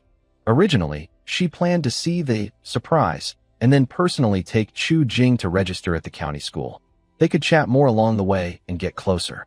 Now it seems that this small wish is impossible. Madame Guo was too strict and too formidable. Young Master Chu, Wang Qingyao composed herself and gave Chu Jing a proper smile. The matter of enrollment cannot be delayed. Qingya still needs to discuss the details with the three ladies, so she probably can't accompany you to the county school herself. She will have Qing'er lead the way. Qing'er knows the area well and can also introduce you to the rules of the academy. Is that okay? Chu Jing had no objections.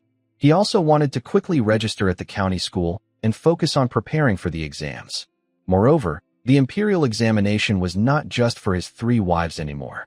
If he could show enough talent, then Wang Qingya's task might also be achievable. Thank you, Miss Wang, for your trouble. If Qing'er is willing to lead the way, that's perfect. So, under the watchful and somewhat complicated gazes of the women, Chu Jing, feeling a bit like he was escaping from the negotiation scene with relief, followed the young maid Qing'er out the door toward Heyang County School. As soon as they left the small courtyard, Qing'er, like a caged bird suddenly set free, became lively. She walked beside Chu Jing, jumping a few times now and then, her curious big eyes constantly flickering around him. Young Master Chu, she finally couldn't hold back and started talking. How did you manage to marry Madame Gua and the other two ladies? Especially Madame Gua.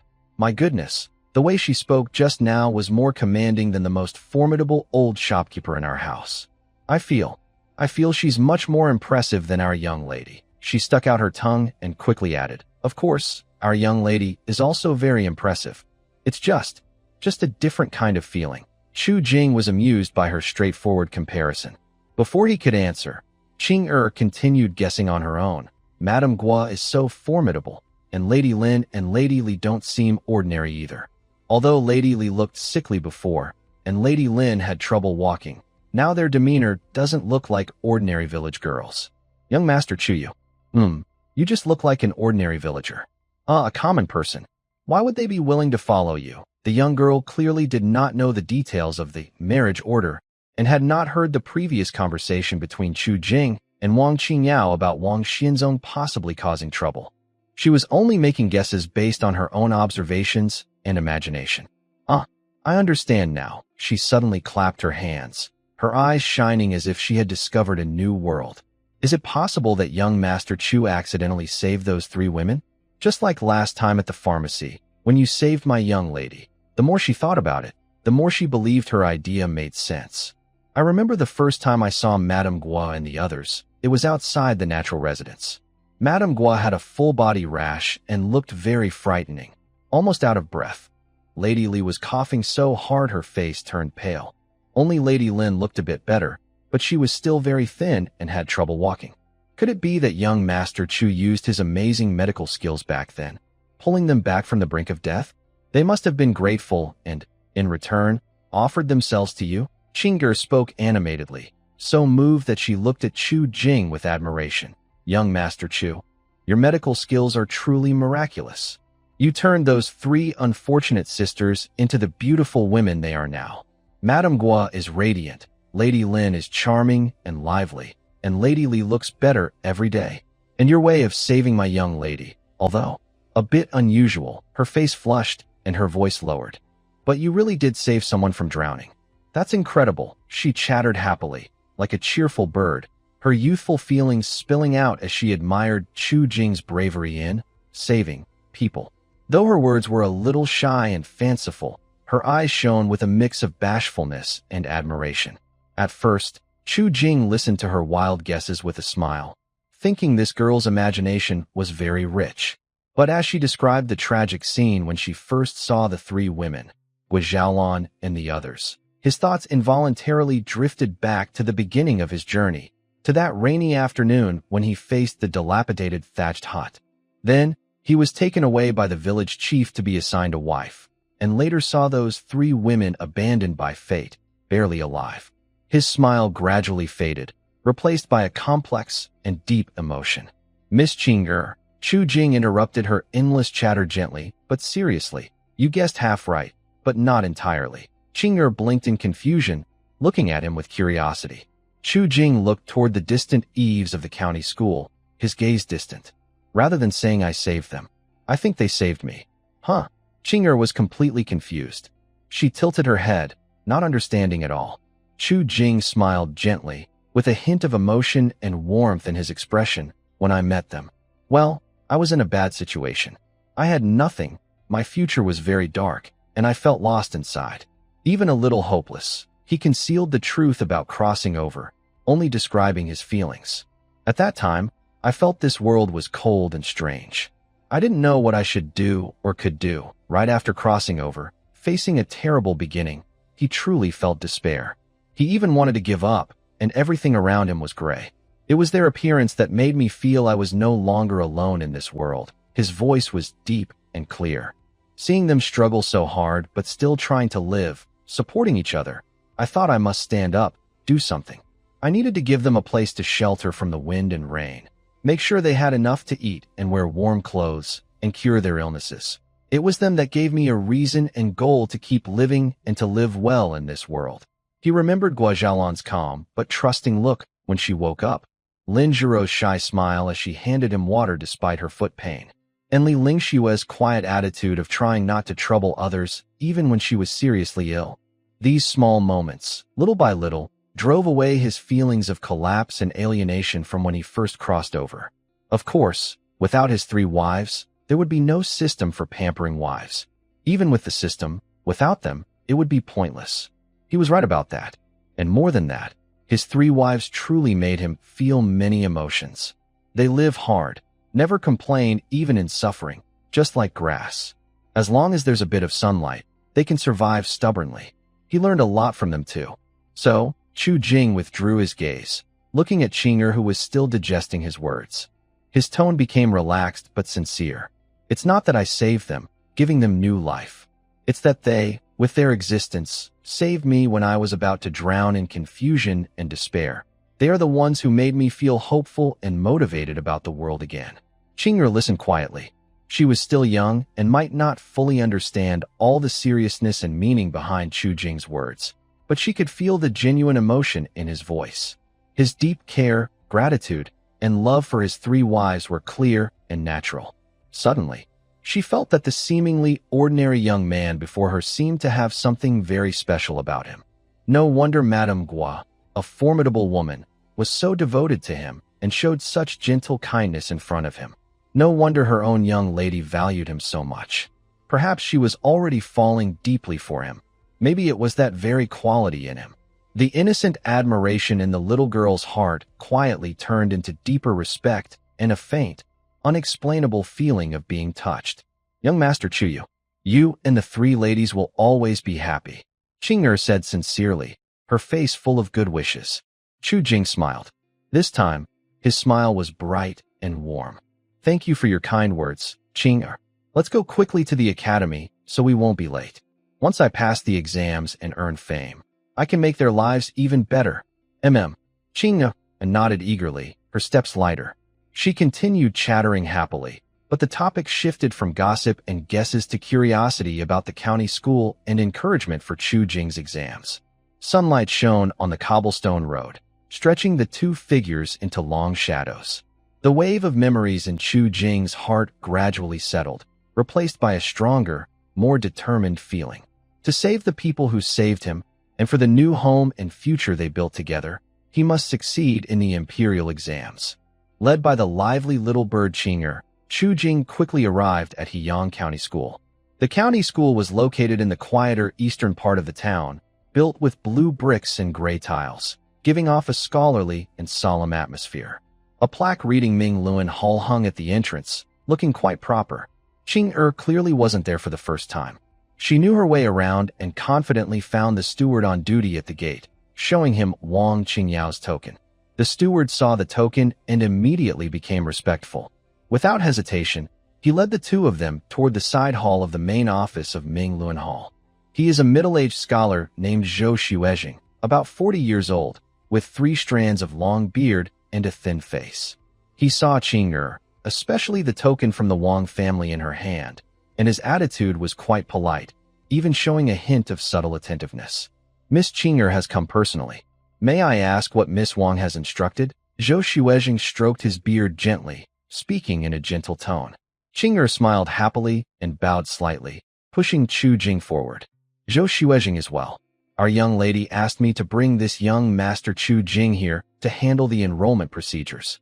She said that Chu Gongzi is talented and hopes that Xu Weijing will take good care of him, allowing him to be re-enrolled and participate in this year's county exam. Then she handed over the enrollment list she had brought from Chu Jing. Zhou Xuezhing took the list and finally looked at Chu Jing, examining him carefully. Seeing that Chu Jing was dressed in a new blue Confucian robe, which was decent enough, his manners and bearing did not seem like a typical noble son, nor did he have the delicate or proud air common among scholars. Instead, he exuded a kind of unexplainable steadiness and robustness, especially his face. Handsome, but he didn't look like a boy of 15 or 16. He slightly frowned his eyebrows, still polite, but less enthusiastic than when facing Qing. "Oh, young Master Chu, may I ask your age? Have you ever attended school? Who is your teacher?" Chu Jing cupped his hands and replied honestly, respectfully, "Xu Weijing, I am 20 years old. I haven't officially attended school, but I have been able to recognize a few characters from my elders since childhood and have some basic literacy." He wasn't exactly lying. He could read, and his knowledge was mostly thanks to system support. 20. Zhou Xuezhing paused, his hand still stroking his beard. A quick flash of surprise crossed his eyes, but it was soon replaced by a faint, almost contemptuous look. 20 years old, never attended school, coming here to take the child prodigy exam? In the Great Yin Dynasty, although the imperial examination was the proper path, there was also an age discrimination hierarchy. Generally, talented or wealthy children could pass the child prodigy exam at 12 or 13, and many became scholars at 15 or 16. If someone was still unqualified at 16 or 17, it usually meant they were either very dull or too poor to continue. Someone like Chu Jing, who was 20 and still coming to the county school to re-enroll and start from the child prodigy exam. While not impossible, it was extremely rare, and 9 out of 10 times, they were just there to tag along or get some experience. Zhou Xuezhing immediately labeled Chu Jing as a relationship-dependent person, unskilled, and wasting a spot. If it weren't for Miss Wang's face, he probably wouldn't have bothered to ask and would have found a reason to dismiss him directly. Someone who only took the imperial exam at 20. What real talent could he have? Miss Wang might have been kind, or perhaps was tricked by some clever method, giving him this chance. He thought to himself, but outwardly he couldn't embarrass Miss Wang, so he reluctantly nodded and said, "Since that's the case, let's record him first. But the county school has rules. He must attend classes on time and not slack off." Qing simple-minded, didn't notice Zhou Xuezhing's changing expression. When everything was settled, she happily thanked them and reminded Chu Jing to study hard and say if you need anything. Then she left, looking back several times with reluctance. She still had to report back and see how things were going between her young lady and the formidable Madame Gua. Once Qing left, Zhou Xuezhing's polite smile immediately faded into cold professionalism. He casually called over a young teacher waiting outside and ordered, "Teacher Li, take Chu Jing to the second class for new students and settle him in. Make sure to explain all the rules clearly." Teacher Li, who looked to be in his early 20s and younger than Chu Jing, glanced at Chu Jing with a strange look, as if surprised by his age, but respectfully replied, "Yes, Master Zhou." Zhou Xuezhing waved his hand, signaling them to leave, then turned back to his desk, picked up a book, and muttered softly, 20 years old. Taking the imperial exam. What kind of kindness is Miss Wang showing? Or is she fooled by this young face? Never mind, it's just a formality. Once he fails the county exam, he'll naturally back down. It's a pity about that spot. His voice was low, but Chu Jing's sharp hearing, enhanced by the system, caught every word clearly. Chu Jing smiled inwardly, not feeling angry. After all, from the other person's perspective, this older student was quite suspicious. He touched his nose and followed the complex-looking teacher Li out of Mingluan Hall. He was probably wondering who this elder student was. The two of them walked through several corridors and arrived at a quiet courtyard, where a wooden sign read, "Second class of child students." Before entering, he could hear faint sounds of reading aloud and occasional laughter from inside. Master Li stopped and, with a stern face, said to Chu Jing, "This is the place. Classes start at dawn, break at noon, continue until late afternoon, and end at evening. No one may be absent without reason. Go inside and find an empty seat." After speaking, He turned and left quickly, as if staying even a second longer would be awkward. Chu Jing thanked him, took a deep breath, and pushed open the door to what might seem a bit small for him. The door creaked loudly. The noise startled the people inside. The reading and whispering stopped abruptly. A dozen pairs of eyes looked straight at the door. Then, the whole classroom fell into a brief, strange silence. Chu Jing was stunned too. He looked around the room. It was a spacious classroom with over 20 small desks and mats. Sitting on the mats were all children about half-grown. The oldest looked only 15 or 16, with a bit of youthful innocence and naivety on his face. The youngest seemed only 11 or 12, with big, curious, and surprised eyes, staring at this giant who had entered their space. These children wore matching blue student robes. They varied in height, but all had the lively energy and a little innocence typical of their age. Chu Jing stood at the door, dressed in a similar blue Confucian robe, tall and strong, with a mature face. He held new books and brushes he had just received. Among these little kids, he looked like an adult actor who had accidentally wandered onto a children's set, completely out of place. After the initial shock, the children's expressions became colorful. Some looked confused, scratching their heads, whispering to their neighbors, "Who is this? A new teacher? He looks so young, doesn't seem like a teacher. Why would a teacher carry books and come in alone? And wearing student robes?" Someone wondered. "Maybe he's a new classmate," guessed an older-looking boy hesitantly, though it seemed unlikely. When these words were spoken, the classroom suddenly burst into noise. "Classmate? Are you joking? How old is he? He must be 20, right? 20 years old and in our second-grade class? What was he doing before? Could it be? He's been failing exams for years and is trying his luck again this year? Ha ha. Shoo. Quieter. Someone's coming in." Whispered conversations, soft laughter, mixed with obvious curiosity and looks of scrutiny, flooded toward Chu Jing like a wave. He could even feel that behind the windows of other classes nearby, many heads were peeking out, pointing and whispering about him, their faces showing clear interest and mockery. Standing at the door, Chu Jing looked at the group of students, whose average age probably didn't exceed 14. He felt the probing and teasing gazes coming from all directions. Even with a strong mental state, he was starting to feel a little overwhelmed. He twitched his mouth and thought to himself, "System, I only got the Advanced Imperial Examination Complete Guide, but no one told me I'd have to start in kindergarten to relearn everything. Studying with these little kids? Isn't this a bit too strange?" He could already imagine that the days at the county school wouldn't be very peaceful from now on. This isn't a place for studying and preparing for exams. It's more like a live show of age crossing and school bullying. Bravely, Chu Jing stepped into the classroom under the strange gazes. He tried to look calm and composed, scanning the room for an empty seat. All the little kids in the classroom looked at him like rare animals, eyes fixed on him, as if they were watching a joke. With all these curious and teasing looks, Chu Jing forced himself to sit in an empty seat at the back. His height and build made him feel like Gulliver in a land of little people, uncomfortable all over.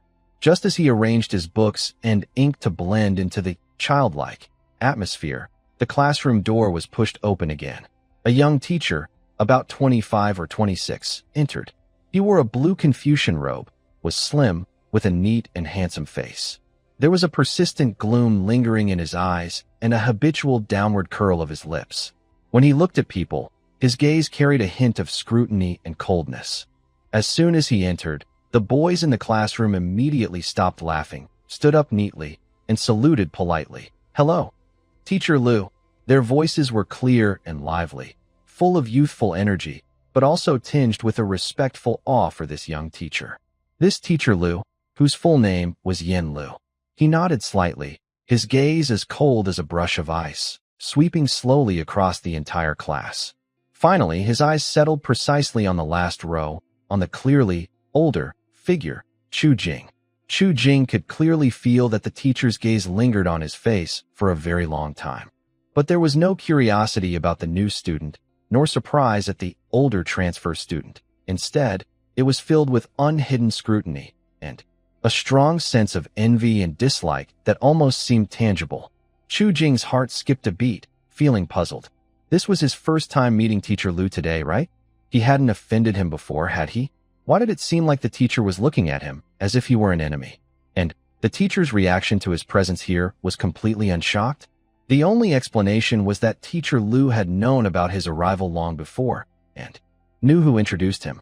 A young, proud teacher from the county school who seemed to have a narrow mind, showing hostility toward a late transfer student who relied on connections to get in.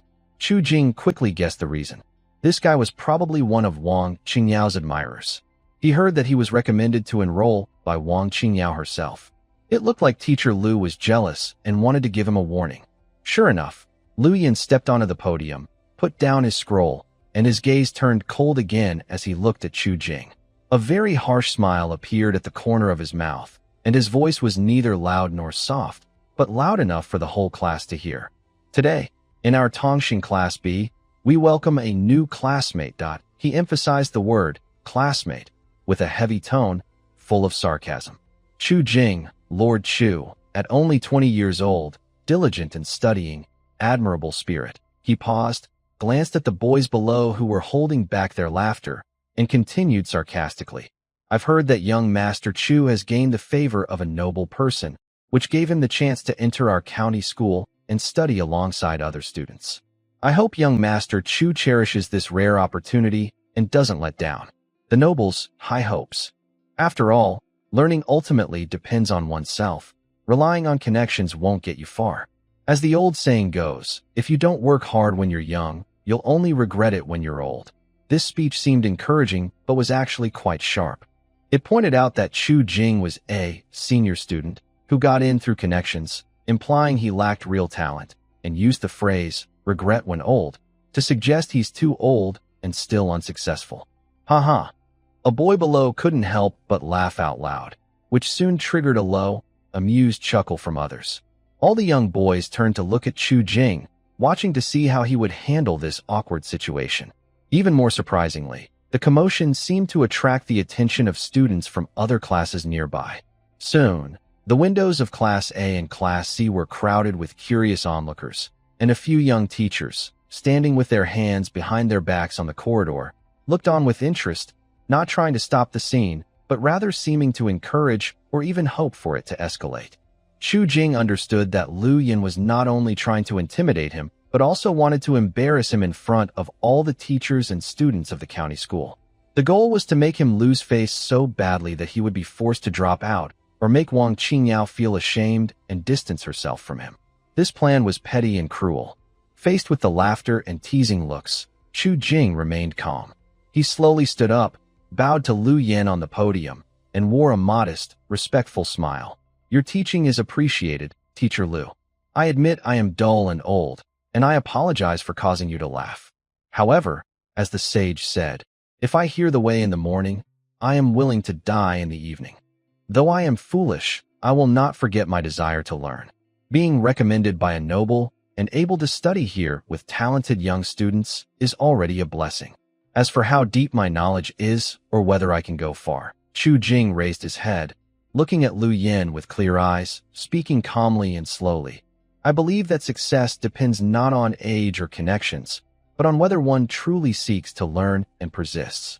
Teacher Lu, do you agree with this? This statement admits to his own advanced age and connections to silence the other person.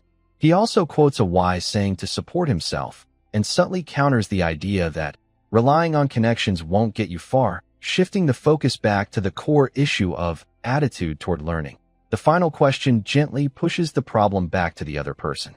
Lu Yan didn't expect that this seemingly rustic, older student could speak so cleverly and react so quickly. He was momentarily choked by Chu Jing's firm but not soft words, and his face darkened further. He had intended to make the other person feel ashamed with words, but instead, Chu Jing turned the tables. The students watching the scene quieted down, some with surprised looks, noticing that this guy doesn't seem as simple as he looks. Other teachers watching from the corridor exchanged glances, finding it interesting. Lu Yan felt his authority was challenged and grew more jealous. He snorted coldly, deciding not to beat around the bush and to give Chu Jing a real challenge. Humph, Smooth talk and false friendliness, Lu Yin said sternly, his voice cold and firm. Since you are in the county school, you must follow the rules and prove your knowledge. Chu Jing, since you are so eager to learn, I will test you with a question. He looked around the classroom, a cold and teasing smile on his face. He casually picked up a piece of ordinary rice paper from the desk, pointed to two heavy paperweights used to press books, and a teacup used for drinking water. Watch carefully. Lu Yin placed the two paperweights about a foot apart, then laid the thin rice paper across them, letting the middle part naturally sag. He picked up his teacup, pretending to place it on the suspended paper, but he didn't actually do so. This question is quite simple, Lu Yin said with a malicious smile, staring at Chu Jing. If you can use this piece of paper, lay it evenly between these two objects, and then place this cup of water on the paper without it breaking or spilling, then you pass. It shows you have some quick thinking and are suitable to listen here. He paused, looked at Chu Jing, and added, Of course, if you think this is absurd or impossible, you can say so directly. After all, this question, does require some cleverness. This teacher had never heard of anyone truly capable of doing such a thing. He thought, perhaps only someone with great talent could find a different way. His words were very sharp. If he said it was impossible, that would confirm he was dull, unable to solve even a simple question, which would be embarrassing. If he questioned whether the question itself was ridiculous, Lu Yan's comment, maybe someone with great talent can do it, blocked the way. He could say he was just suggesting a possibility. If you couldn't do it, that was because you lacked skill, not because the question was wrong. He didn't even need to prove the question had a solution. He could just put Chu Jing on the spot. Sure enough, when the question was announced, the whole classroom, including the spectators outside, gasped in surprise, then showed excited expressions, eager to see the outcome. A piece of paper holding a glass of water? Impossible. Teacher Lu is clearly making things difficult. Exactly. Paper is so soft, it tears easily. And now he wants to hold water? This is going to be a big embarrassment for this older classmate today. Teacher Lu is too harsh, but he's related to the school, after all. Whispers spread among everyone. Their gazes on Chu Jing were full of pity, mockery, and schadenfreude. Even the teachers watching from the corridor shook their heads slightly, feeling the question was too much, but no one stepped in to stop it. Lu Yin, proud and confident, crossed his arms, waiting to see Chu Jing either blush and admit defeat or try to answer and end up making a mess, losing face. But, unexpectedly, Chu Jing looked at the floating paper and teacup. Instead of showing difficulty or panic, he had a strange smile, like he saw something amusing. He even reached out and touched his chin, as if thinking carefully. Under everyone's watchful eyes, some mocking, some sympathetic, Chu Jing finally spoke. His voice was quiet but clear, filling the silent classroom and corridor. Teacher Lu, this question is quite interesting. He looked up, meeting Lu Yan's sneering gaze, with a calm smile on his face. But it's just a piece of paper holding a glass of water. What's so hard about that? Everyone was stunned. Liu Yin's proud expression froze, then turned into a deeper gloom and disbelief. Oh? Young Master Chu is quite confident. Very well, then. Your humble servant. We'll wait and see. Chu Jing smiled slightly, and, under everyone's watchful eyes, calmly walked toward the podium. As everyone looked on, some surprised, some doubtful, some eager to see a bigger joke, Chu Jing stood opposite the grim-faced Lu Yin. He didn't immediately reach for the paper or teacup. Instead, he crossed his arms, looked at Lu Yin leisurely, and even wore a curious, innocent expression like a child asking a question. He asked politely, Master Lu Yin, I have a question I don't understand and would like to ask for your guidance. Chu Jing's voice was gentle and respectful, but it made Liu Yin's heart skip unexpectedly. As I am still learning and have limited knowledge, I dare to ask, Master Lu Yin. Chu Jing pointed at the floating paper and the teacup beside it, smiling warmly. The question you just posed was very clever and meant to test ingenuity. So, I wonder, can you, yourself, lift this cup of water using just this piece of paper? Swish. The classroom instantly filled with a suppressed gasp. Outside, the students also widened their eyes. Wow, this Chu Jing really doesn't follow the usual rules. Not only was he unshaken, but he also turned the tables on Master Lu Yin. Liu Yin's facial muscles twitched slightly, and a flicker of annoyance and embarrassment flashed in his eyes, as if his thoughts had been exposed. Of course, he couldn't do it. This was just a ridiculous question he made up to challenge Chu Jing. Even he thought it was absurd. His earlier words about, perhaps capable of doing it, were just to shut Chu Jing up and clear himself. But now, Chu Jing had returned the question exactly as it was, with such sincerity. How should he answer? If he said, yes, then Chu Jing would likely follow up with, please demonstrate, master. And he would be at a loss, more embarrassing than Chu Jing. If he said, no, then Chu Jing could easily imitate his tone and say, oh, so Master Luyan can't do it either? Then the question you just posed about, perhaps capable, was just a way to flatter yourself, thinking you're a great talent. Turns out, you also. It seems this question truly tests real skill and knowledge. Or even more harshly, he could directly question. A teacher who can't solve his own question is using it to test students? Could it be that the teachers at this county school are all so selfish and unkind? No matter how he responded, today his face was bound to lose some of its shine. Chu Jing had truly set a trap for him with his own words, forcing him to put his head into it. Lu Yin felt a surge of anger rising to his head. His face turned pale and flushed alternately. His fingers, gripping the book, turned white from the force. He glared at Chu Jing, his eyes seeming to threaten to swallow him. The students and teachers around him cast sharp looks, making him feel uncomfortable and nervous. He never expected that this seemingly simple, older student, who seemed harmless, would speak so sharply and quickly. He caught the flaws in his words and immediately turned the tables on him. You. Lu Yin squeezed out a sound from his teeth, trying to suppress his anger, and shouted sternly. Chu Jing, stop causing trouble. I asked you a question, just answer it. Why bring me into this? Do you think you're incapable and want to change the subject to hide your weakness? He tried to regain control of the situation, to stand on the moral high ground, and to accuse Chu Jing of causing trouble and trying to deceive. But Chu Jing seemed not to notice his angry face and still smiled innocently, continuing to speak.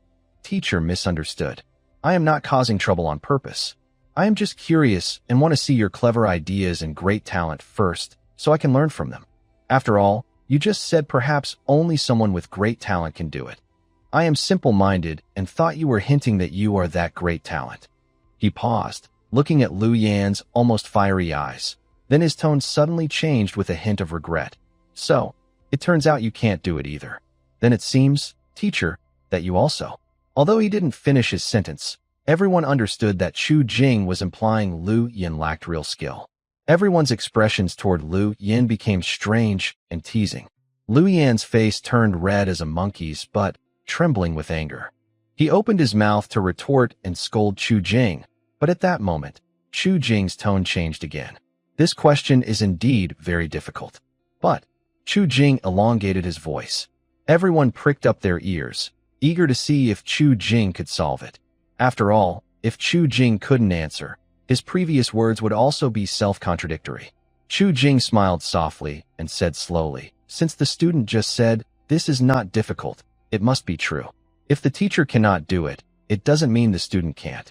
Just watch and see. Lu Yin heard this and became angry, then laughed mockingly. His face showed more sarcasm. He didn't expect Chu Jing to humiliate himself. Even now, he didn't think the ridiculous question he asked would have an answer. Good. Such confidence. I will watch closely to see how you can do this very difficult task easily. If you can't, you are lying to your teacher and disrespecting the class. You will be punished. He was determined to prove Chu Jing was bragging and planned to humiliate him once he failed. Chu Jing ignored his shouting. Under everyone's watchful eyes, he finally reached out his hand.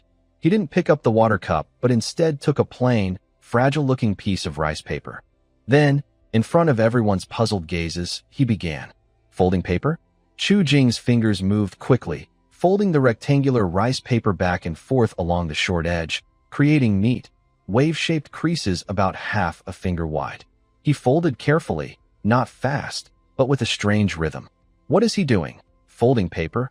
Is he going to use the folded paper to hold a cup? Isn't it just paper? Can folding make it stronger? I don't understand. The young boys below whispered to each other, confused. The teachers in the corridor also frowned, unsure what Chu Jing was up to. Lu Yin sneered, thinking Chu Jing was just pretending to be mysterious and wasting time. Soon, a flat piece of rice paper in Chu Jing's hands turned into a paper fan with neat wave-shaped creases, or like a small piece of corrugated cardboard with many grooves. Chu Jing picked up the folded paper, checked the evenness of the creases, and nodded with satisfaction. Then, he walked to the middle of the two stone weights, placing the folded, wave-shaped paper flat on top of them. Next, everyone held their breath and stared with wide eyes. Chu Jing picked up the glass of water. He moved smoothly, gently aligning the bottom of the teacup with the middle of the wavy paper, right over the two folds forming a groove. He placed it down slowly and steadily. At that moment, time seemed to freeze. All eyes were fixed on the cup of water and the paper beneath it. 1 second, 2 seconds, 3 seconds. The teacup remained steady on the wavy paper. The paper did not tear, not even a noticeable deformation. The water in the cup, calm and still, not a drop spilled. Silence, an eerie, deathly quiet. Everyone seemed frozen, staring blankly at the incredible scene on the stage.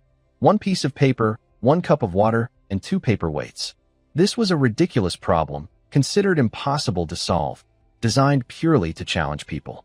But right before their eyes, this older student used such a simple, yet completely unexpected, method to solve it. Wow! After several breaths, a loud cheer and noise erupted like a bursting dam. Oh my God! It really held. The paper didn't tear. The water didn't spill. Am I seeing things? How did he do it? Just folded it a few times. Amazing. Truly amazing. Turns out folding paper like that can make it hard? What's the logic behind this? The young boys' faces turned red with excitement. Some even stood on tiptoe, eager to see better. Their gazes on Chu Jing changed instantly, from initial mockery and pity to shock and admiration, as if they were watching a magician. The teachers watching from the corridor also looked stunned. They stretched their necks, their faces full of disbelief and curiosity. They had seen more than the students, and faintly sensed that there was some hidden truth behind this, something they had not yet understood. But they couldn't explain it clearly at the moment. Meanwhile, on the stage, Lu Yan's face had gone from pale blue to completely white. His eyes widened like bells, staring fixedly at the steady teacup and the flat folds of paper beneath it. His lips trembled, but he couldn't say a word. How is this possible? How is this possible? Just a piece of paper, a glass of water. He casually made up a difficult problem that no one could solve. This Chu Jing, he actually did it? And so easily, so unbelievable. Lu Yan felt as if an invisible slap had hit his face several times, burning hot.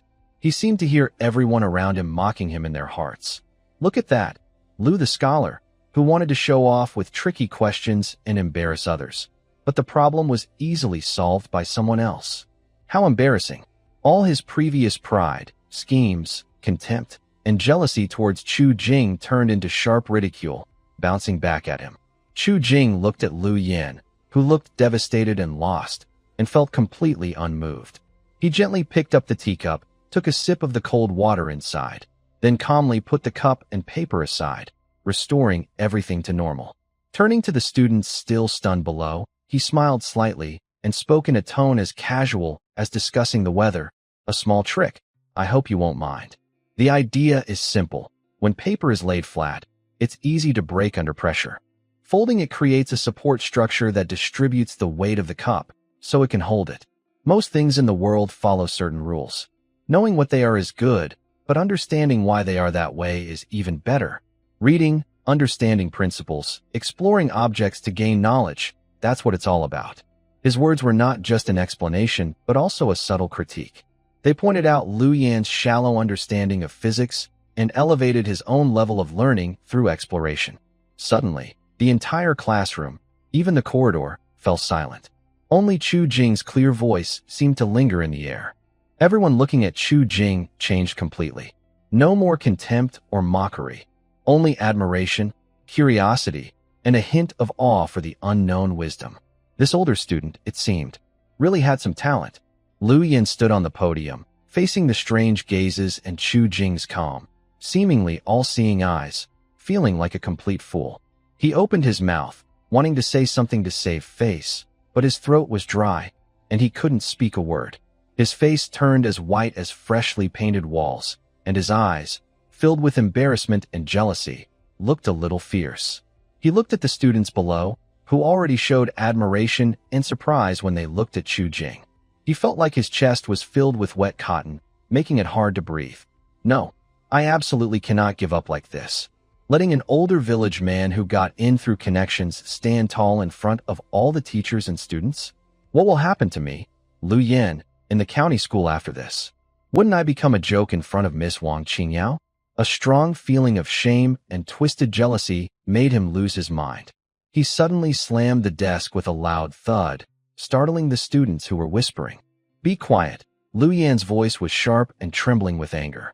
He stared fiercely at Chu Jing, as if trying to swallow him whole. "Chu Jing, what you did just now was only some tricky tricks, crooked ways. Relying on a little street-smart cunning. Thinking you can enter the noble hall? That's laughable." He grew more excited, trying to regain control of the conversation and his dignity as a teacher. "We scholars seek practical knowledge that benefits the world, the great way of poetry and essays. Playing with paper and pretending to be clever. What is that? Not true talent or learning. Just petty tricks, not fit for the noble hall." His words were a complete reversal of right and wrong, full of fallacies. You set the questions, you made the rules, and when others solve them, you call it crooked tricks and not real learning. His thick skin was truly astonishing. As soon as he spoke, not only did the young students below show clear disdain and anger, but even a few teachers watching from the corridor frowned and shook their heads slightly. Losing and making excuses like this was unworthy of a teacher. But out of respect for colleagues or laziness to cause trouble, no one spoke to criticize him. When Chu Jing heard this, he was not angry. Instead, he looked amused, as if he had heard a very funny joke, and his face showed more playful interest. He spoke calmly, but each word was sharp, directly hitting Lu Yan's sore spots about theory detached from reality and narrow-mindedness. Lu Yan was choked, his face turning a mix of red and blue. He forced down his anger and said stubbornly, "Talking nonsense. Poetry, essays, and discussions are the true qualities of a scholar. Your knowledge is superficial. If you really have talent, why do you resort to these tricks?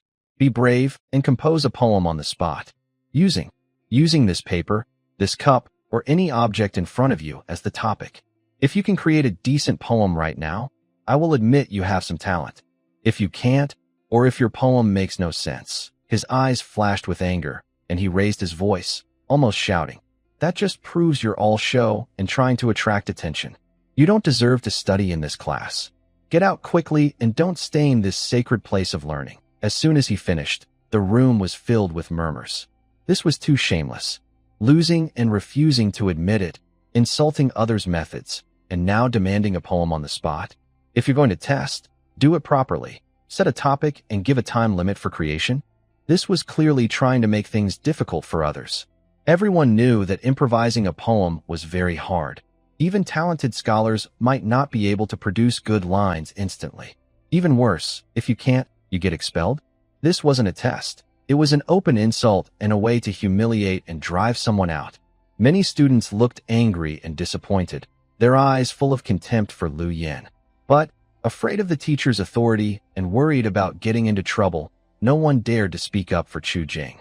They could only look at him with pity.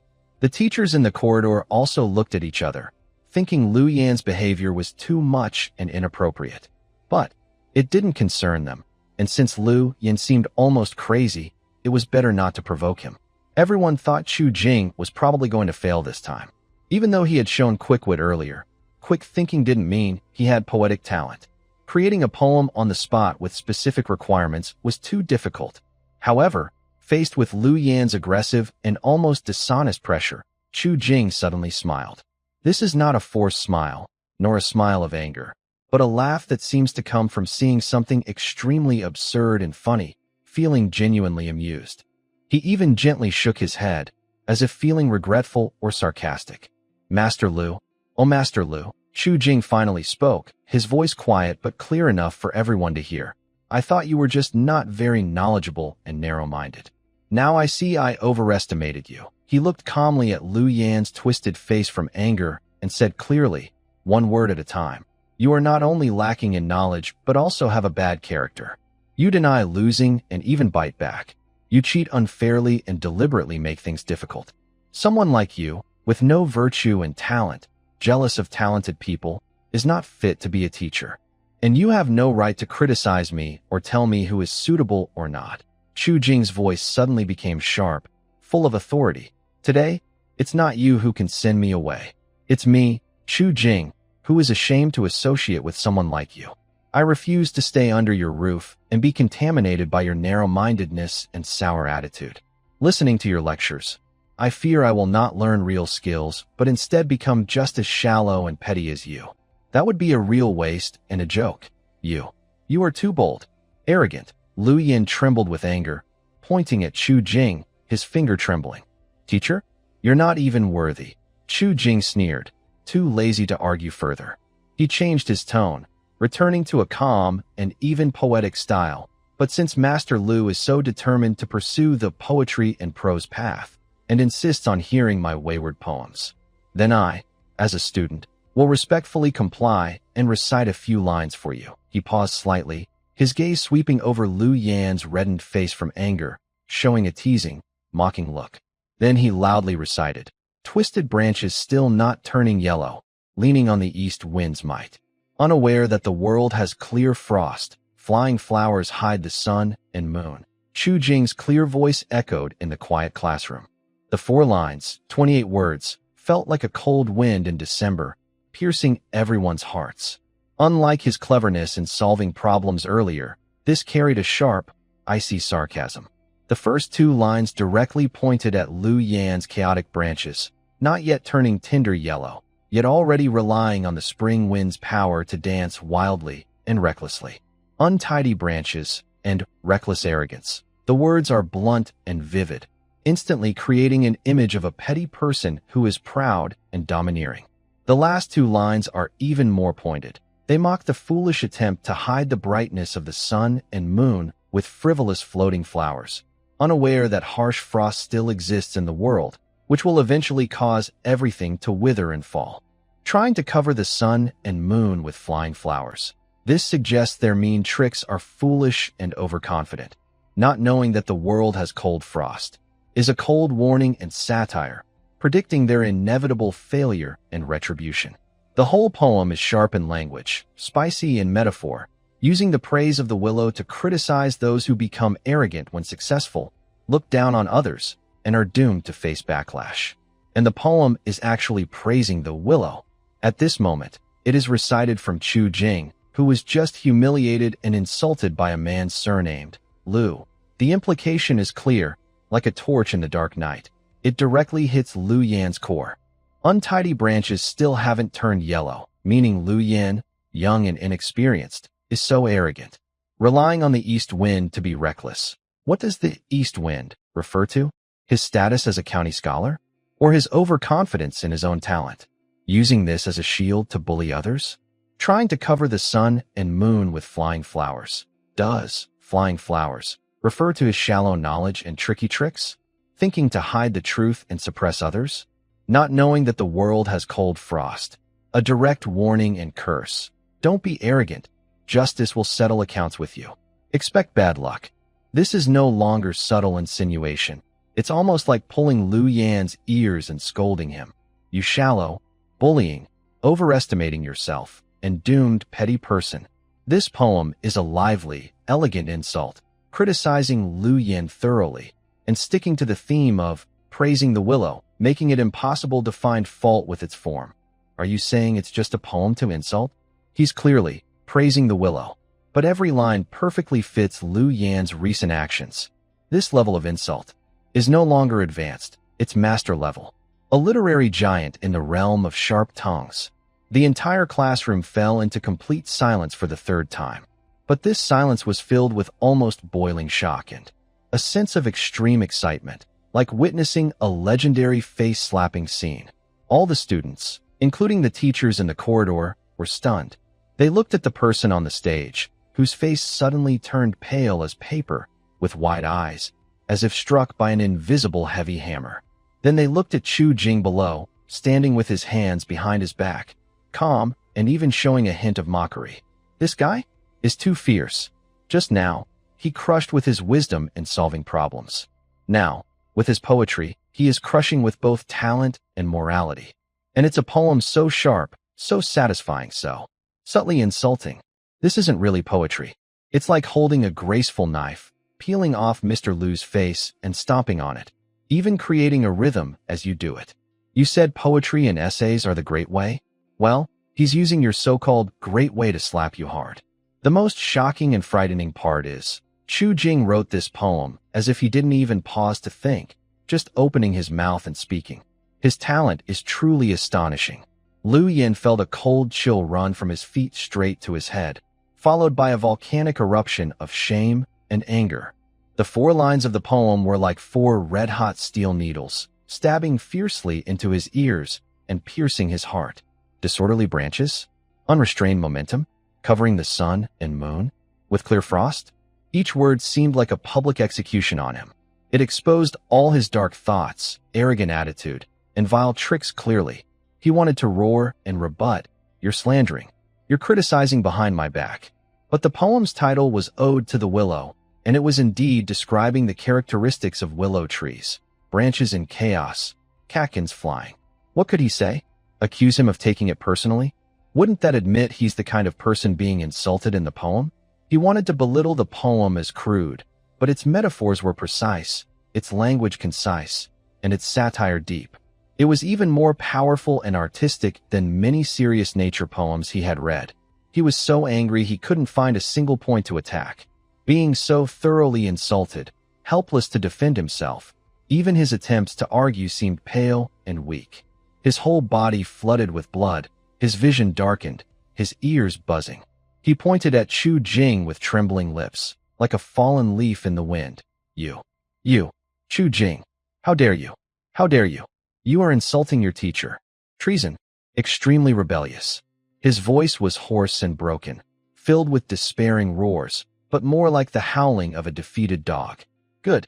Well said. This time, more than one young person couldn't help but shout out excitedly from below. Soon, more voices of agreement, praise, and even suppressed laughter flooded in like a wave. Oh my, this poem. It really hits the spot. Wild lines leaning on the east wind, so fierce, so vivid, talking about flying flowers covering the sun and moon. Is Master Liu trying to hide behind a false reason, not knowing that the world has clear frost?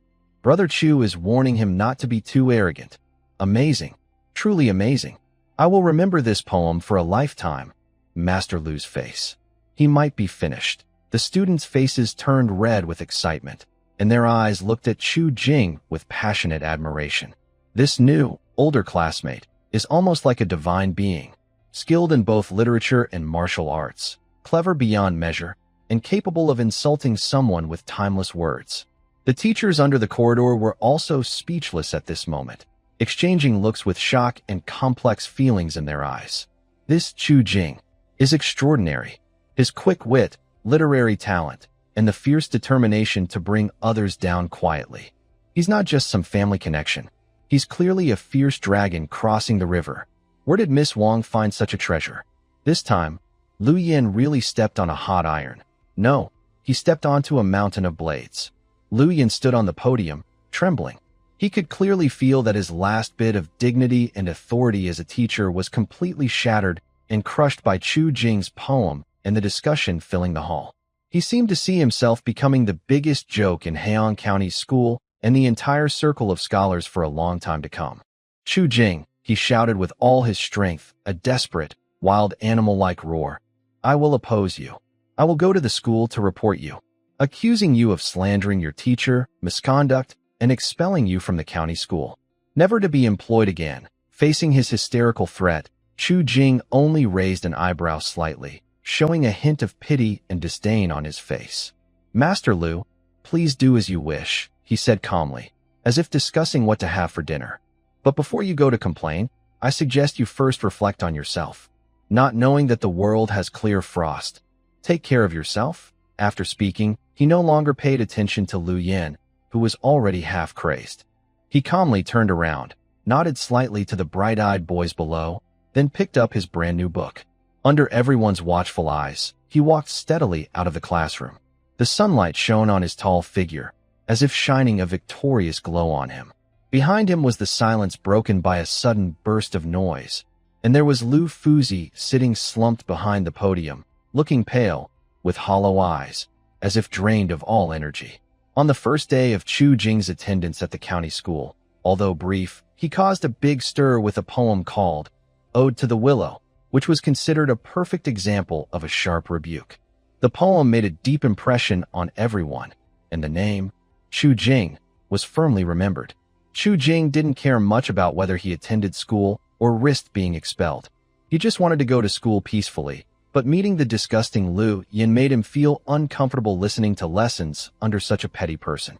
Chu Jing's impressive act of debating Lu Fuzi, cleverly solving difficult problems, and shocking everyone with his poetry, spread like a storm across every corner of Heian County School. This was much more exciting than ordinary students fighting or competing for grades. Almost as soon as Chu Jing left the classroom, the detailed story, especially that piercing poem, Ode to the Willow, was exaggerated and spread to the ears of the school's main official, Zhou Xuezhen. At that moment, Zhou Xuezhen had just finished some paperwork and was holding a teacup, about to refresh his throat. When he heard his trusted steward excitedly report the incident, he froze as if under a spell. He stood there with the teacup, his mouth slightly open, eyes wide, and even his carefully groomed long beard almost lifted. His initial reaction was that this relationship-dependent student was too troublesome. Just after entering the school, he caused such a big fuss. But soon he calmed down. He thought about Chu Jing's astonishing performance. You mean Chu Jing? That 20-year-old student who is heavily connected? Zhou Xuezheng's voice changed pitch. Did he not only hold up the teacup with a piece of paper, but also compose a poem on the spot, and even scold Lu Yin so harshly? Completely humiliated him. That's absolutely true, Xuezheng, the steward exclaimed excitedly, gesturing wildly.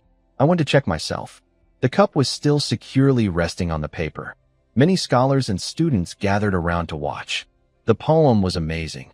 Untamed branches still yellowing, leaning into the east wind with wild force. Now many students are copying and reciting it. Lu Fuzi's face turned green at the time. I heard he's still in his room, not coming out now. Zhou Xuezheng suddenly slammed the teacup onto the table with a loud bang, splashing a few drops of water. He couldn't sit still anymore. He jumped up and paced back and forth in the room, his face showing a range of emotions. Initial disbelief, regret, and then a look of joyful surprise as if he had found a treasure. Quick, take me to see that paper-supported cup. Zhou Xuezheng no longer cared about his manners. He grabbed his robe and hurried outside. He simply couldn't imagine how a thin piece of paper could hold the weight of a cup of water. It defied all his common sense. When he arrived outside the classroom of the second-year student class, where many people had gathered, he saw clearly. Between the two stone weights, on a piece of folded xian paper with neat creases, a plain teacup sat steadily. The water inside was still, undisturbed. Zhou Xuezheng was completely stunned. He circled around the miracle twice, squatted down to examine it carefully, and even gently touched the edges of the folded paper and the cup with cautious fingers. Could it really be true? Zhou Xuezheng muttered to himself, his face full of shock. He remembered Chu Jing's explanation at the time. When paper is laid flat, the force concentrates and it's easy to break. When folded, it forms a supporting structure that disperses the pressure. Looking at this simple yet mind-boggling scene, a strange feeling surged in his heart. Understanding things through physical objects. Knowing the truth and understanding why it is so, Zhou Xuezheng kept repeating Chu Jing's words, his eyes shining brighter. Suddenly, he thought that his previous judgment of Chu Jing as a lazy, clueless outsider might have been completely wrong. Back in his official residence, Zhou Xuezheng still found it hard to believe. He even took out a piece of paper and a cup, clumsily trying to fold it like Chu Jing did. Unfortunately, he couldn't get it right. His folds were crooked, and when he placed the cup on the paper, it collapsed instantly, spilling water all over himself. He looked quite embarrassed. It seems that this clever idea isn't something everyone has. Zhou Xuezhen smiled bitterly as he wiped water from his robe, but his praise for Chu Jing subtly grew higher. At this moment, Elder Chun, a respected teacher who had taught for many years at the county school, entered the room. Elder Chun was white-haired but energetic. His face still carried a flush of excitement. Zhou Xuezhen, Elder Chun's voice was loud. Do you know about the second class of child students today? I just heard about it. I just heard. Zhou Xuezhen quickly invited the old teacher to sit down and personally offered hot tea. Elder Chun stroked his white beard, eyes shining with brilliance. Amazing. Truly amazing. This Chu Jing. I observed his calmness when dealing with Lu Yin, his clear reasoning when explaining problems, especially that poem, Ode to the Willow. He wrote it effortlessly, hitting the current issues, using metaphors from nature, and even insulting people with such elegance and vividness. This boy is definitely extraordinary. He became more excited as he spoke. I see his quick wit, talent, and character, all top quality. I don't know how strong his grasp of the classics is, but with such performance, his foundation must be solid. Zhou Xuezhen, this boy is a rare talent in Heiyang County School in recent years. With proper guidance and time, not only is he likely to be the top in the county exam in November, but he might even compete for the top spot in the provincial exam next year. Top spot? Zhou Xuezhen's hand trembled, almost spilling his tea again.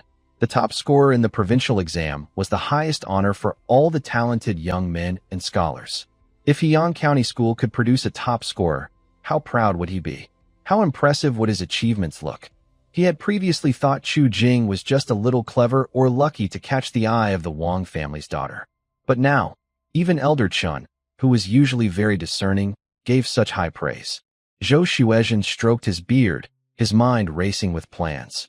He used to think Chu Jing was a troublemaker and a waste of resources, but now he saw this not as trouble, but as a golden opportunity falling from the sky, like a star shining with literary talent. Although he felt Elder Chin's hope of winning the top spot might be a bit optimistic, given the variety of exam subjects and Chu Jing's age. But he is now completely convinced that the county exam top scorer has a good chance. This student, who clearly has real talent and shows it in such an impressive way, deserves the county school's special attention and support, regardless of whether he has connections to the Wang family. What if he actually scores high or even becomes the top candidate? Then, as the teacher who recognized his talent, I would also gain fame, or at least be able to write more impressive comments on his exam evaluations. Thinking of this, Zhou Xuezhen's smile became warm and gentle, like spring breeze. His earlier worries about possible trouble from Chu Jing's mischief were completely replaced by joy at discovering a genius student and hope for good results. Old Chun is right. Zhou Xuezhen pounded his thigh confidently. This boy is truly extraordinary. I must admit I was mistaken before. Such a talented student should not be turned away because of some misunderstandings or conflicts. We must keep him and nurture him well. After a moment of thought, he made a decision. He instructed the steward nearby, "Go quickly." "No, I will write a note myself. Find young Master Chu Jing and be sure to show respect." He went to his desk, picked up a brush, and carefully chose his words while speaking as he wrote. "Please say that today's class matters have already reached my ears. Teacher Lu's teaching methods may have some issues, and he has been asked to reflect. Young Master Chu Jing is quick-witted and knowledgeable, which is admirable. The county school is a place for studying and advancing, and we would never envy talent. Young Master Chu can return to study at the county school anytime. He can choose his class. If he finds the student class too easy, he can sit in on the scholar preparatory class. If he is busy with other matters and cannot attend every day, he only needs to come before the hour of Chun each day to show he is studying. The rest of the time, he can study on his own." After finishing, he sealed the note with his personal seal, handed it to the steward, and specifically reminded him, "Remember, the attitude must be respectful. We want to show the sincerity and appreciation of our county school. Go now." The steward took the note, secretly amazed. What a generous treatment. He can choose any class and just show up for a quick greeting? This is even more relaxed and free than the privileges given to noble children for gaining experience. It seems that young Master Chu Jing has truly impressed the teacher and has become a treasure of the county school. "Yes, I understand. I will deliver the message immediately." The steward bowed and took his leave, quickly running out. He needed to find the young Master Chu, who had become a legend at the county school, to share the good news about what could be called a privilege permit. Zhou Xuezheng watched the steward leave, then looked at the crumpled, water-stained paper on the table. He couldn't help but shake his head and smile, sighing to old Master Chun. Who would have thought? Our River County School has such special students now. Things are about to get lively. Old Master Chun stroked his beard and smiled, full of hope. It's good to have some excitement. It makes things more lively. I also want to see how many surprises this young Master Chu can bring next. Chu Jing, carrying the poem that made him famous and full of thoughts about the strange world of the county school, strolled back to the small courtyard in the east of the city. Before he even entered, he heard clear, organized voices of women discussing inside the main hall.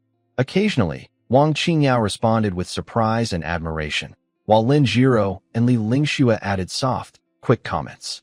He pushed open the door and saw his three wives sitting with Wang Qingyao around a stone table. On the table were several sheets of paper filled with writing and simple sketches. Guo Xiaolan sat upright, pointing at a spot on the paper, calmly analyzing something. Wang Qingyao listened carefully, nodding now and then, her eyes shining with excitement. Lin Jiro held a charcoal stick, quickly sketching key points on a nearby sheet. Li Lingxue sat quietly a little farther away, her gaze fixed on the conversation, clearly thinking hard. When the four women heard the noise, they all turned to look at the door. Seeing Chu Jing, who should have been studying hard at the county school, standing relaxed at the entrance, their eyes widened in surprise. "Hubby, why are you back?" Guo Xiaolan was the first to stand, her brows slightly furrowed. She hurried over to Chu Jing, examining him carefully, her tone full of concern. "Are you feeling unwell? Or is something happening at the school?" Lin Jiro also put down her charcoal, limping but quickly approaching, her bright eyes full of worry. "Hubby, did someone bully you?" Her simple mind immediately thought of the worst. Li Lingxue didn't speak, but silently poured a cup of warm water and handed it over, her face showing nervousness. Wang Qingyao also stood up and looked at Chu Jing, who was surrounded and cared for by the three women. A faint hint of disappointment and doubt flashed in her eyes. She had only been gone half a day, yet she was back. The courses at the county school are not full day, but they are definitely not this relaxed. Could it be that she finds studying too dull to sit still? Or perhaps she had a conflict with her classmates or teacher and left in anger. She couldn't help but shake her head silently. In the path of the imperial exams, the most important qualities are patience and perseverance. If she lacks this strength, she will give up when faced with setbacks. Even if she has some cleverness and talent, she probably won't become a great person. Putting her hopes on someone like this, even working with a strong woman like Guo Xiaolan, is it too risky? Seeing Guo Xiaolan and the other two women showing open concern for Chu Jing, no one immediately thought about the possible consequences if Chu Jing failed the exam, such as being taken back by the officials and arranged for a different marriage.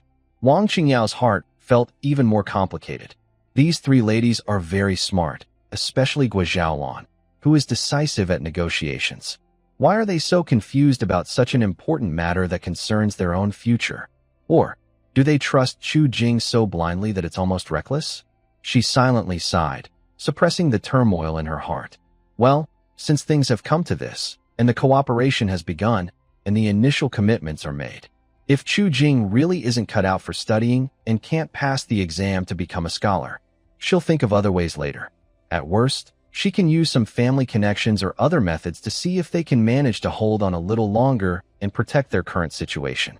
It's troublesome, but considering Chu Jing's strange items and the talents of Guo Xiaolan and others, it's worth a try. Wang Qingyao quickly adjusted her mindset and started thinking about backup plans. Chu Jing, of course, didn't know that Wang Qingyao was already planning a big risk assessment and remedial plan for the failed investment. He took the water handed to him by Li Lingxue and took a sip, then gave a reassuring smile to the women around him, speaking in a relaxed tone as if they had just gone on a picnic. It's okay. Don't be nervous. I just think the county school, is quite boring. The teacher talks about old topics, and my classmates are quite interesting." He remembered the group of little children and couldn't help but twitch his lips. Instead of wasting time there, it's better to come back and see how your discussions are going, or to take care of my bottles and jars. His words were half true, half false. He really found it boring to attend lessons with children, and he didn't want to worry his wife by mentioning Lu Yan's messy affairs. He also didn't want to talk about it openly in front of Wang Qingyao. Family matters should stay private. Plus, Wang Qingyao was clever. Talking too much might make her overthink. Guo Zhaolan, Lin Jiro, and Li Lingxue exchanged glances after hearing this. Although they hadn't known Chu Jing for long, they knew their husband very well. Chu Jing was not the type to give up or quit when faced with difficulties. Since he decided to pursue the imperial exams, he would take it seriously. It was strange that he only stayed half a day before saying he was bored and wanted to come back. Especially Guo Zhaolan, who keenly noticed a flash of helplessness and sarcasm in Chu Jing's eyes, and the subtle tone when mentioning interesting classmates. She was almost certain that her husband had encountered something unpleasant at the county school, maybe even been bullied. But he didn't want to talk about it, perhaps to avoid worrying them, or maybe he didn't want to lose his composure in front of others. The three women felt a surge of concern and a little anger. Who dared to upset their husband? But they also silently chose not to ask right then. Since their husband preferred to play it down, they would pretend to believe him. They could ask more after Wang Qingyao left. As for whether Chu Jing's supposed lack of ambition might put them in danger, this thought barely lasted a second in their minds. They had almost blind faith and trust in Chu Jing. If he said he could pass the exam, he definitely could. If he said he was fine, then he was fine. Even if the sky fell, Chu Jing would find a way to handle it. This was the strongest belief rooted deep in their hearts, after Chu Jing pulled them out of despair. So, Guo Zhaolan's face returned to calm, and she gently adjusted Chu Jing's collar. Since you find it boring, coming back is good. You can check the plans we've drafted. If you're tired, go rest first. Lin Jiro quickly nodded. Yes, go do your work. We are here for you. Li Lingxue also softly responded with her eyes firm. Wang Qingyao watched this scene, feeling even more disappointed inside, but she didn't show it. She just smiled and said, since young Master Chu has returned, why not listen to the progress? Lady Guo is quick-witted and has many ideas for the plans. I am even a bit ashamed in comparison. Chu Jing waved his hand and smiled. With Lan'er, Jiro, and Ling Shui here, I feel at ease. You all continue. I won't interfere, so I won't disturb your important discussions among the heroine group. I will go to the workshop to check on things. Since the workshop isn't finished yet, I'll make some samples to help us get the market ready early. He nodded to the four women and then turned to walk toward the small room that served as a temporary lab. He moved lightly, showing no sign of the frustration from his setbacks at the county school. In the main hall, after watching Chu Jing leave, the atmosphere briefly became quiet and tense. Guo Zhaolan and the other two women quickly adjusted and focused again on their work details. When their eyes met, they understood each other's meaning. Ask later. Wang Qingyao also calmed herself and continued discussing with Guo Zhaolan. But during the negotiations, her opinion of Chu Jing slightly lowered again, and her thoughts about a backup plan grew more firm. However, just as they were deeply discussing topics like raw material pricing rights, the first batch of perfume packaging, and how to make a breakthrough in Qingyuan Prefecture, the door suddenly was knocked. Excuse me, is young Master Chu Jing living here? A respectful and cautious male voice called from outside. Guo Zhaolan signaled Li Lingxue to open the door. When the door opened, a middle-aged man dressed as a county school official stood there, politely smiling and holding a sealed letter. He is the manager of Heian County School, sent by Scholar Zhou to visit young Master Chu. The manager bowed slightly toward Guo Zhaolan and Wang Qingyao inside, speaking very politely. Do you know if young Master Chu is here? Scholar Zhou has a handwritten letter to give to him. The four women inside the hall were stunned instantly. The manager of the county school? A handwritten letter from Scholar Zhou? Coming so politely to visit? Their hearts tightened at once. Indeed, husband had trouble at the county school. Is Scholar Zhou here to find him? To accuse him? Or? Wang Qingyao also frowned slightly, her doubts deepening. Why did Scholar Zhou send someone so quickly? Looking at the polite attitude of the person in charge, it doesn't seem like they are here to accuse or scold. Instead, it feels more like they are here to deliver an important message or to show goodwill. Could it be that my previous judgment was wrong again? The four beautiful eyes, all at the same time, filled with doubt, tension, and curiosity, looked toward the closed door of the workshop, where faint sounds of tools clashing could be heard. It seems that the incident during the half-day visit to the county school has caused a bigger stir than they expected. The atmosphere in the main hall suddenly became subtle and tense. Guo Xiaolan's 3 daughters immediately tensed up. Wang Qingyao temporarily suppressed her disappointment in Chu Jing and frowned slightly as she looked toward the door. Guo Xiaolan steadied herself, signaled Li Lingxue to invite the person in, and returned to her calm negotiation stance, though her gaze was colder than usual. Wang Qingyao also tidied her sleeves, wearing her usual inscrutable, gentle smile. When the person in charge entered, he first bowed respectfully to Guo Xiaolan and Wang Qingyao, who appeared to be the main hosts, and said politely, "Greetings, Madam Chu, Miss Wang. I am here on the order of Scholar Zhou to find Chu Jing and Lord Chu. I bring a handwritten letter from Scholar Zhou." Guo Xiaolan nodded slightly, but did not immediately take the letter. Instead, she calmly asked, "May I ask, why has Scholar Zhou sent you here now? Is there something wrong with my husband at the county school?" Her voice was steady, but Lin Jiro and Li Lingxue, who knew her well, could hear the sharpness beneath her calm. Wang Qingyao also spoke at the right moment, her tone gentle but carrying an invisible pressure. "Yes, Lord Chu recommended me to the county school. If there is any problem, I also have a responsibility to know.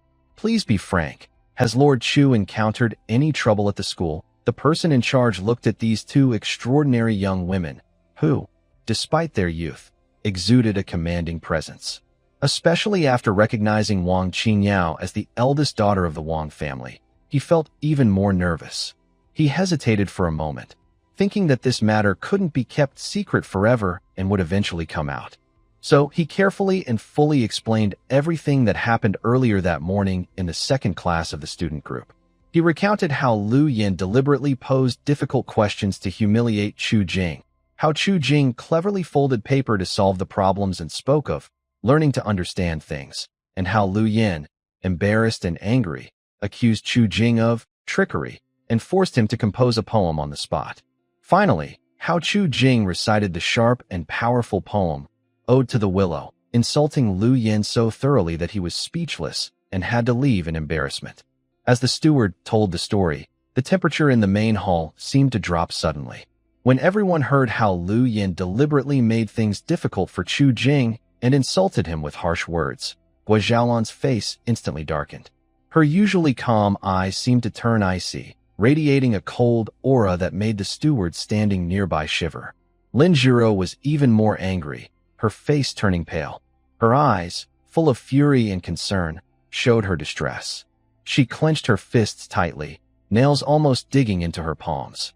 Li Lingxue bit her lip, her eyes slightly red, looking worriedly toward the workshop.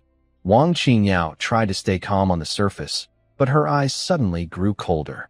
Her fingers tightened around her teacup. She didn't expect that the person she recommended would be so openly bullied and humiliated on the very first day. "Lu Yan, how bold you are. No wonder Chu Jing couldn't stay." However, when the steward mentioned how Chu Jing easily solved the problem and spoke some philosophical words, the expressions of the 4 women softened a little and pride appeared in their eyes. When they heard that Chu Jing, under the pressure of forced poetry, spontaneously recited that clever and subtle poem, Ode to the Willow, a poem filled with sharp wit and hidden insults, Guo Xiaolan's icy expression melted away, replaced by a look of awe and a faint, proud smile. She knew that her husband was definitely not someone who would be bullied. Lin Jiro and Li Lingxue were stunned, their mouths slightly open, eyes full of disbelief, surprise, and admiration. Husband is so amazing. Not only did he avoid losing face, but he also turned the tables and made the teacher look bad. This poem, it really hits the spot. Wang Qingyao's reaction was the most intense. First, she was stunned. Then her beautiful eyes sparkled with incredible light, mixed with amazement, admiration, respect, and a hint of complex emotion. In just a short time, faced with difficulties, he first used astonishing cleverness to turn the situation around, then responded with flawless talent. A single poem not only showed excellent literary talent, but also delivered a sharp rebuttal, leaving no room for others to find fault. This Chu Jing, is he really someone lacking in resolve and prone to retreat when faced with setbacks? This is clearly a clever, talented, and proud, true gentleman. She remembered feeling disappointed earlier and even considered a remedy, her face flushing slightly as a strong sense of guilt rose in her heart. She truly judged a noble person with petty thoughts. Young Master Chu has such talent and pride. How could he listen to someone with poor character and shallow knowledge? If it were her, she might also walk away in anger.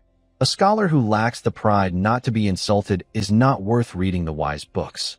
After the steward finished speaking, he carefully watched the expressions of the four women, especially the confident Lady Gua and the noble Miss Wang. He swallowed and continued. So, after Zhou Xuezheng learned of this, he was very shocked and admired young Master Chu's talent and character. He specially sent me here to deliver a handwritten letter expressing apologies and hopes to keep young Master Chu. He also conveyed that young Master Chu can return to the county school anytime, choose any class, and if the courses don't suit him, he can be flexible and arrange his studies freely. Hearing this, Gua Zhaolan and the other two women exchanged glances, feeling a bit relieved.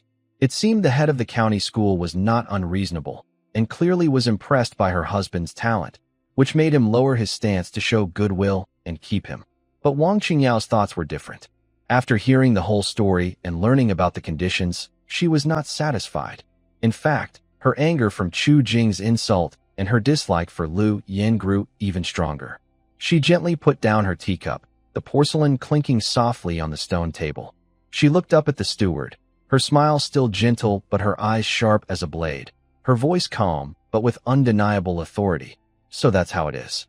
Young Master Chu was recommended by me, Wang Qingyao, to join the county school, and yet, in broad daylight, under everyone's watch, he was treated unfairly and deliberately humiliated by the teacher.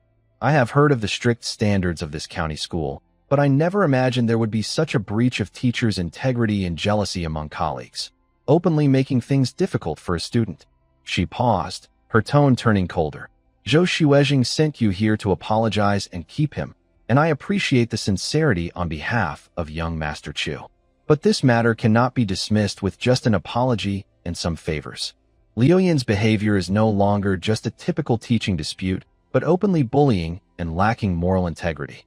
If the county school truly wants to keep talented students like Lord Chu and demonstrate fairness, shouldn't they make a clear stance and explanation about this matter? The steward broke out in sweat after hearing Wang Qingyao's words and hesitated, saying, "This. The head teacher means that teacher Lu might have spoken out of turn and used inappropriate teaching methods. He has been ordered to reflect." Reflect? Wang Qingyao chuckled softly, but her smile didn't reach her eyes. Such a casual response probably won't satisfy the public. It's true that Lord Chu was insulted, and teacher Lu's misconduct is obvious to everyone in the county school. If the school only responds with ordering reflection, then their rules seem too childish. She leaned forward slightly, lowering her voice to sound more commanding. Tell Zhou, the head teacher, that the people I send are not meant to be insulted or humiliated. If the county school cannot give a satisfactory and fair explanation to Lord Chu and to me, then I might as well withdraw his registration. There are other places in Qingyuan Prefecture and even the entire state where Lord Chu can take exams. With my Wang family's influence, finding a quiet place for Lord Chu to study is not difficult. Her words made her meaning very clear. Either the county school punishes Lu Yin severely and gives us an explanation, or we leave with our people and go elsewhere to take exams. And we have the power and connections to do so. The steward felt a cold sweat break out on his back upon hearing this. He finally realized how serious the situation was. Miss Wang was not just defending Lord Chu, but also using this incident to pressure the county school, protecting her recommended candidate's authority and reputation. And she was fully confident in doing so. A student who might be the top candidate in the provincial exam, combined with the Wang family's influence, would be a huge loss and a slap in the face to the county school if he transferred elsewhere. Miss Wang, please calm down. The steward hurriedly bowed, sounding anxious. I will report your words to the head teacher without omission. The head teacher will handle this carefully and give Lord Chu and Miss Wang a satisfactory answer. He knew this matter was beyond his authority. Zhou, the head teacher, might still want to smooth things over and appease both sides. After all, Lu Yin is a talented young scholar, second in the county 2 years ago. If he takes the imperial exam for the advanced degree, he might even have a chance to become a top scholar. This is also why he is so young and has been promoted to a student class scholar. But now, Wang Qingyao directly made her stance clear, forcing the county school to choose a side and show support. Zhou Xuezhing is probably feeling quite troubled. Then I will leave this to the manager. Wang Qingyao nodded slightly, restoring her elegant and composed appearance, as if her earlier words with a hint of threat were not hers. Guo Xiaolan remained silent throughout, quietly watching Wang Qingyao perform, a hint of admiration and mixed feelings flashing in her eyes. This Miss Wang, at critical moments, is very protective of her husband, and her methods are quite tough. Whether she is doing this out of appreciation for talent or to maintain her own authority, her courage truly commands respect. Lin Jiro and Li Lingxua listened with excitement, and their gazes toward Wang Qingyao softened, no longer as guarded as before, because this woman might become a rival in love. But they also felt a sense of gratitude. Someone standing up for her husband like this warmed their hearts. The manager, as if granted a great favor, no longer dared to mention the matter of meeting Chu Jing and delivering the letter. Clearly, these young ladies had no such intention, and young Master Chu himself seemed too lazy to come out. What could he say? He quickly respectfully placed Zhou Xuezhing's letter on the stone table, bowed again, wiped his cold sweat, and hurriedly left the small courtyard. The main hall became quiet again. The four women's eyes simultaneously turned back toward the tightly closed workshop. Inside, faint sounds of Chu Jing humming a tune and tinkering with bottles and jars could be heard, seemingly unaware or indifferent to what was happening outside. Guo Xiaolan picked up Zhou Xuezhing's letter, glanced at it briefly, then casually set it aside. She looked at Wang Qingyao sincerely and said, "Thank you, Miss Wang, for speaking up for my husband just now." Wang Qingyao smiled slightly, her gaze also shifting toward the workshop, her expression softening considerably. "Lady Guo, you're too polite. It's because young Master Chu is capable that he deserves this." Qingyao was a bit narrow-minded before. She paused, her tone becoming bright and full of determination again. "But after this, I am even more convinced that working with young Master Chu and everyone else was one of the best decisions I've made. So, shall we continue?" Regarding the pricing of soap and the initial trial, the negotiations restarted, but the atmosphere was subtly different from before. A new understanding of Chu Jing's talent and the unspoken trust that developed after working together quietly circulated among the four women. The main topic of their conversation was the young Master Chu, who had caused a small disturbance earlier. At this moment, he was focused on adjusting the tilt of a cooling tube, thinking to himself, it seems the perfume concentration has been refined a bit more this time. He wondered how Lanner and the others were doing with their discussion, what to have for dinner. He was completely unaware that he had almost become a hot commodity, and he had no idea that a small storm over his ownership and internal conflicts at the county school was brewing because of him. The steward of the county school wiped his sweat and hurried back to Mingluan Hall. He reported everything Wang Qingyao had said, her words both gentle and firm, even hinting at threats, word for word to Zhou Xuezhing, including how Guo Xiaolan and the others reacted coldly when Lu Yin challenged Chu Jing. After hearing this, Zhou Xuezhing put down his teacup with a clatter. He was truly starting to feel a headache. He stroked his beard and paced around the room, his brows knitted tightly. Wang Qingyao's message was clear. If Lu Yin wasn't punished severely, he might really take Chu Jing, this rough jade, and run away. But Lu Yin, he was also a promising talent he had high hopes for. Lu Yin, he's really reckless, Zhou Xuezhing sighed. Although his actions today were indeed excessive and unseemly for a teacher, he's still young and vigorous. He's also the second-best candidate in the provincial exam, with solid knowledge. There's a good chance he will pass the county exam next fall, maybe even aim for the top spot. Such a talented young man, if he's driven away because of this. What a pity, his internal balance was wavering. On one side was Chu Jing, who had shown quick wit, talent, and good character, but whose skills had not yet been tested through formal exams, and who had connections to the Wang family. On the other side was Lu Yin, who had already achieved second place in the provincial exam, with a promising future, but whose character seemed somewhat questionable. Losing either one would hurt him. At this moment, Elder Chun, who had been quietly sipping tea nearby, put down his cup and said leisurely, "Xuezing, I have a word of advice, though I don't know if I should say it." "Please, Elder Chun, go ahead," Zhou Xuezing hurriedly replied. Old Master Chen stroked his snowy white beard and said slowly, "I believe that choosing between right and wrong is not about fame, but about real knowledge and character. Lu Yan is indeed second in the provincial exam, but today he was silenced by Chu Jing. Whether it's quick thinking, eloquence, or the talent for composing poetry on the spot, did any of these truly outshine the other?" He paused, looking at Zhou Xuezhing's thoughtful face, and continued, "Moreover, the root of this matter is Lu Yan's jealousy and his deliberate troublemaking for students. His narrow mind and poor conduct have been fully exposed. A teacher with flawed morals and less skill, whether he passes the imperial exam or not. What does it mean for our county school? Is it a blessing or a curse?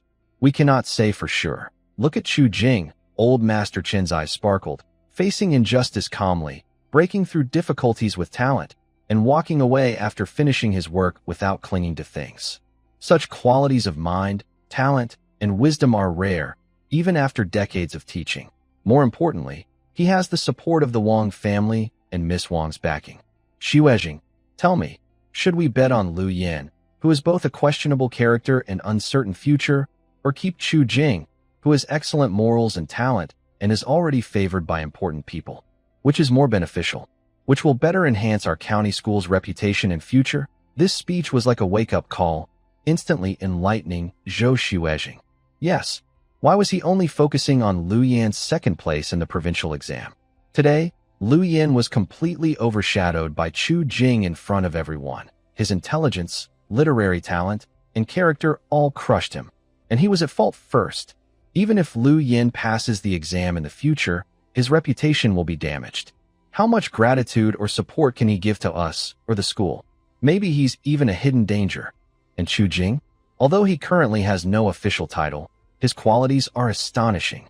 Plus, with the backing of the Wang family, keeping him would not only bring in a promising talent, but also strengthen ties with the Wang family and boost the school's reputation for fairness and talent. It's a win-win. Old Chen's words are very true. Zhou Xuezhing slapped his thigh, his hesitation gone, replaced by firm resolve.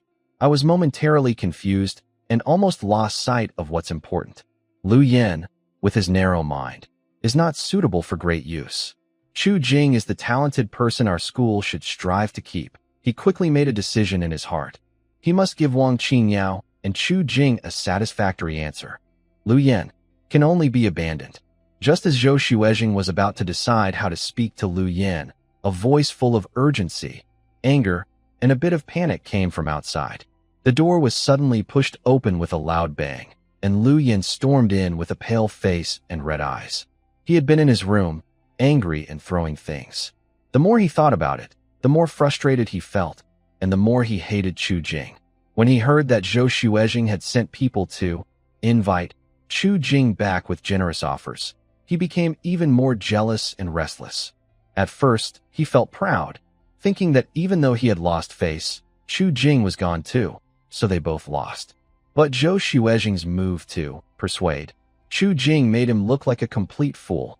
He, Lu Yan, who had tried to cause trouble, was now being treated like a treasure that needed to be brought back. Wasn't that a slap in his face? What hurt him even more was the possible close relationship between Chu Jing and Wang Qingyao.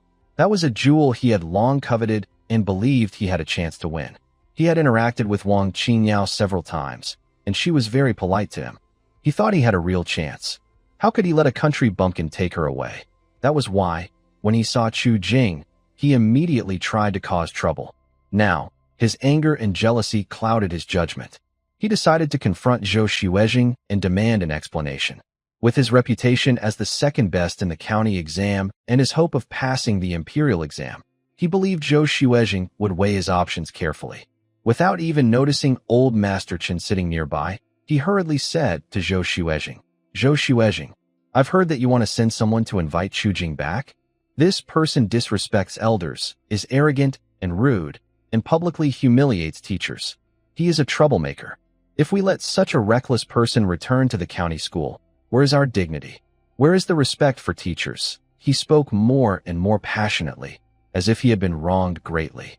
Finally, he lifted his head and showed a proud attitude, as if saying, I am talented and proud, and if you don't listen to me, I will leave. His tone carried a threat. Zhou Xuezheng. I make my position clear today. That Chu Jing, he is either with me or against me.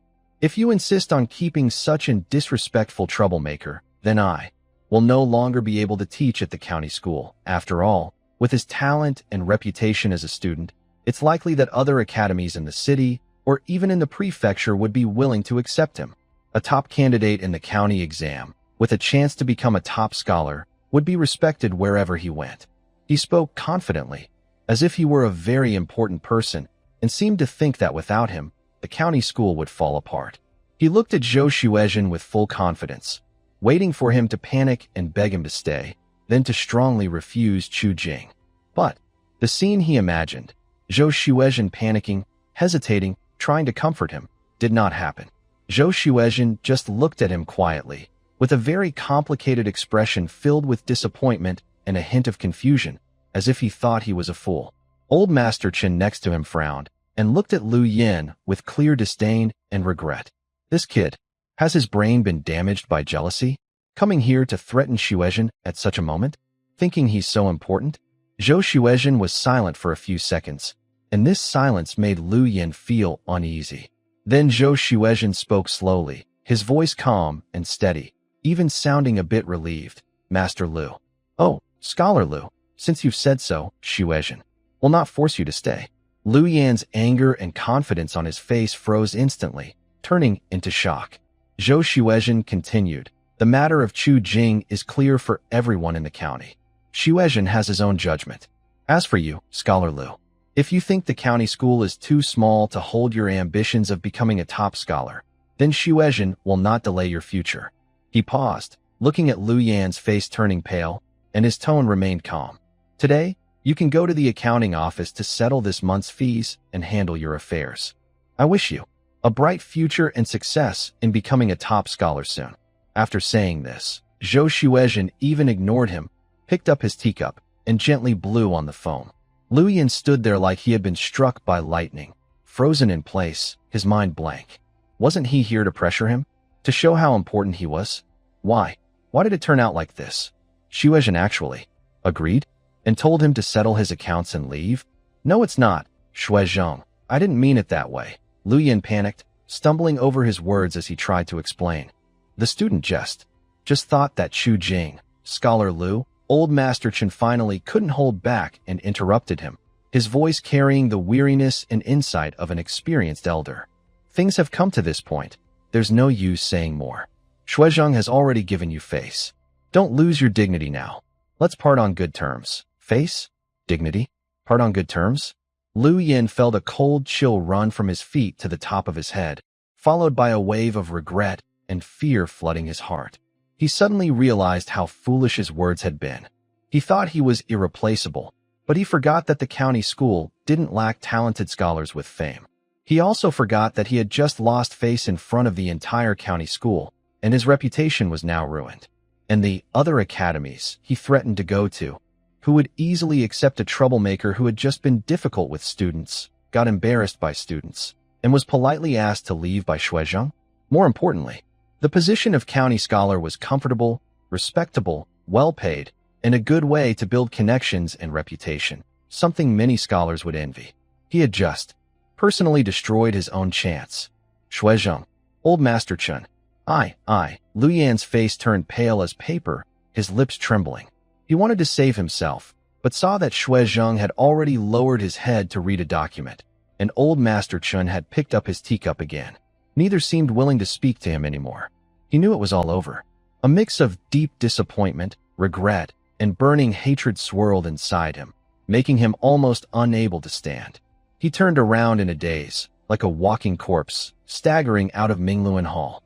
The sunlight was blinding, but he felt cold all over. He had only wanted to step on the insider in front of his beloved, vent his anger, and now he had lost his future and his job. And all of this was because of that guy named Chu Jing. A vengeful fire lit up in Lu Yan's eyes again, but he also knew that at this moment, He had no place left in the county school. He could only sheepishly gather his things, filled with regret and hatred, and leave the place he once thought he could rise quickly in. Inside Mingluan Hall, Zhou Xuezheng put down his documents and sighed with a wry smile at Old Master Chun. "Old Chun, look at this." Old Master Chun shook his head. "He who brings trouble on himself can't be saved. Xuezheng is right. Such a temperament is a danger if kept around." "But about Chu Jing," Zhou Xuezheng nodded, his eyes becoming firm again. "I will personally write a letter to Miss Wang and young Master Chu to explain that Lu Yin has been dismissed from the county school due to poor conduct and teaching. I also sincerely invite young Master Chu to return and study at the school, with all the previous benefits, no falsehood." This incident ended with Lu Yan's complete removal and Zhou Xuezheng's decisive support. The steward of the county school returned, this time with a respectful expression and a relaxed look, as if he had completed his task. He relayed Zhou Xuezheng's decision. Lu Yin was dismissed for misconduct, and Chu Jing was sincerely invited back to the school with the same treatment, as it was. Just then, Chu Jing finished his work, wiped his hands, and came out of the workshop. He happened to overhear the last part. "What? Lu Yin was expelled? And Xuezheng still wants me to go back? I can choose any class. Just sign in and leave?" Chu Jing scratched his ear, doubting if he had been smelling incense in bottles for too long and was hearing things. He had already prepared himself mentally. The day before, he had embarrassed his teacher so badly that everyone in the county school knew about it. That Zhou Xuezheng, who seemed a bit old-fashioned and initially disliked him, didn't come to trouble him. At most, he might find a reason to dismiss him or make things difficult at the school. He even thought about asking Wang Qingyao when she was free if they could arrange for him to take the exam somewhere else, since the county exam was only a few days away and moving again would be troublesome. But he never expected the story to turn completely around. The teacher who caused trouble was expelled, and he, the troublemaker student, was instead treated like a treasure and even given many green lights. Chu Jing was stunned for a few seconds, then stroked his chin and smiled. This Zhou Xuezheng is quite a smart person. He knows how to handle things. All his earlier doubts, caused by feeling slighted at first, vanished instantly. It seemed that although the head of the county school had some preconceived ideas, he was clear-headed when it mattered and knew right from wrong. In that case, staying in Heian County to study might be a good choice, saving him from more trouble. After sending off the grateful steward, Chu Jing finally learned the other side of the story from Guo Xiaolan and Lin Zhuro, who were smiling as they told him. It turned out that the change in the attitude of the school principal was not only because of his own strong performance, but also because of Wang Qingyao's confident support and subtle threats, which played a key role. Chu Jing looked at Wang Qingyao in surprise. He didn't expect that this gentle, calm, and clever young lady from the Wang family would be so direct and firm in pressuring the county school over such a small matter. "Miss Wang, thank you very much this time," Chu Jing said sincerely, bowing slightly. Whether Wang Qingyao acted to protect her sponsor's reputation or truly valued him, he appreciated the kindness. It seemed that his effort to help her expand her business with those rare items was a good start for their cooperation. At least, this partner was reliable when it mattered most. Moreover, through this incident, the system forcibly bound his new wife, and she was quite a good person. Her performance was a good beginning, or perhaps, completing the system's task wouldn't be so hard after all. Sincerity breeds sincerity. If he treats others genuinely, they will respond in kind. However, Chu Jing didn't think that these alone would make the girl in front of him fall madly in love with him. She was from a noble family and was very clear-headed about love. To make her truly care for him, he still had a long way to go. Wang Qingyao smiled slightly, her eyes clear. "Young Master Chu, you're too polite. It's because you have real talent and learning that you deserve this." Qingyao was just speaking some honest words. She was modest in words, but felt a bit happy because Chu Jing's thanks. Seeing this calm, confident man show a hint of surprise and gratitude was quite satisfying. By then, it was almost evening, the time for dinner. Wang Qingyao stood up to leave, and Qing'er obediently stood behind her. "Miss Wang, are you leaving now?" Chu Jing looked at the sky and then at the papers on the table filled with discussions from the afternoon. He had an idea and spoke. "After working all afternoon, you must be hungry. If you don't mind my humble home, Why not stay for a simple meal before you go? I'll cook myself, as a small way to thank you. He spoke naturally, as if inviting someone to dine was a very normal thing. But to Wang Qingyao and Qing'er, his words were like a thunderbolt. The idea that a gentleman should stay away from the kitchen was deeply rooted in this era. Men, especially scholars, were seen as too noble to cook. Cooking was considered the duty of servants or women. Even if they were poor and had to cook themselves, they wouldn't say it so openly, let alone invite guests to taste their food. Wang Qingyao and Qing'er were stunned, their faces full of surprise. Wang Qingyao, the young lady of the Wang family, was used to luxury and never thought she would eat food made by a man in his home. Qing'er's mouth was open in shock, looking from Chu Jing to her young lady. Her mind only had one thought: Lord Chu. He's so casual. No, this is shocking. Chu Jing saw their reactions, first surprised, then suddenly understood. He came from modern times and thought cooking for friends was a normal social act, but he forgot the customs here. But he didn't mind. Instead, he found it interesting and explained with a smile. What? Do you think scholars can't cook? Even the sage said, managing a great country is like cooking small fish, which shows that cooking also contains wisdom. Moreover, making good food for someone you care about and seeing them happy, that's a great achievement, isn't it?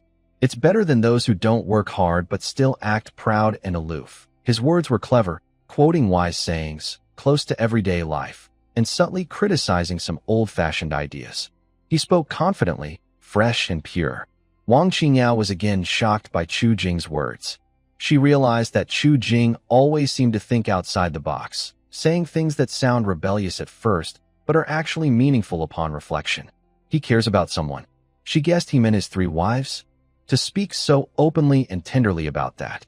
A small part of Wang Qingyao's heart was touched. Curious and filled with a strange, hard-to-explain feeling, she instinctively nodded. Her voice was lighter than usual. Since young Master Chu is so kind, Qingyao, I will humbly accept.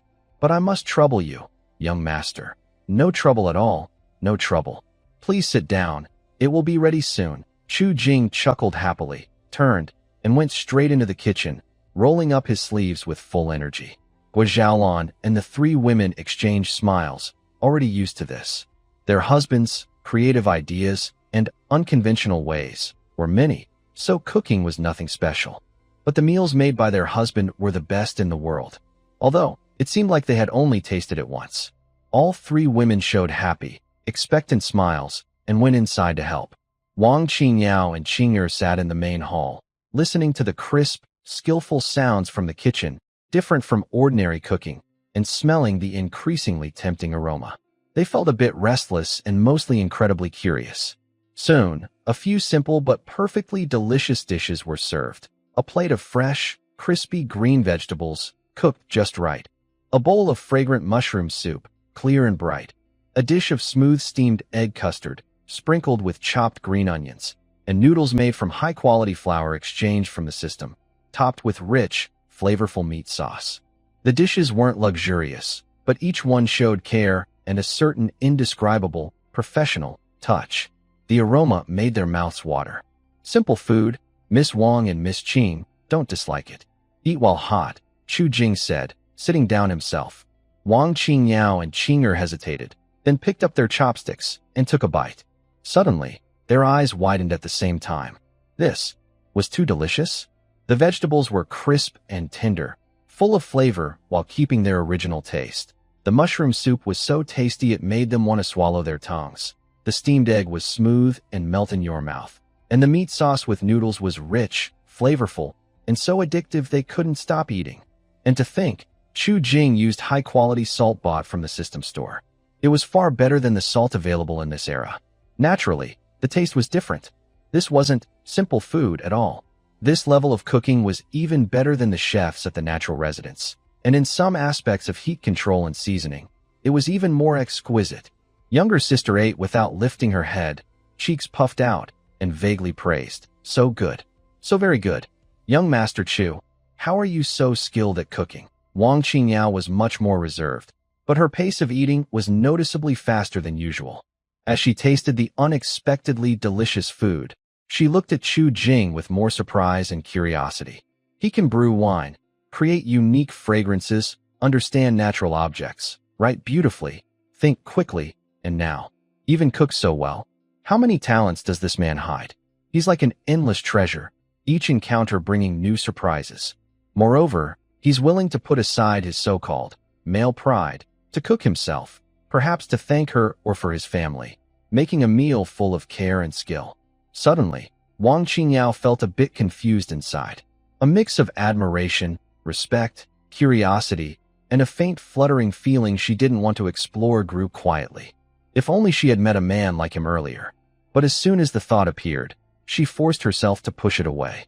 She looked at the dining table, where Guo Xiaolan was gently serving Chu Jing, her eyes full of dependence and happiness, and Lin Jiro and Li Lingxue, both also looking at Chu Jing with admiration. Chu Jing already had 3 such excellent and devoted wives.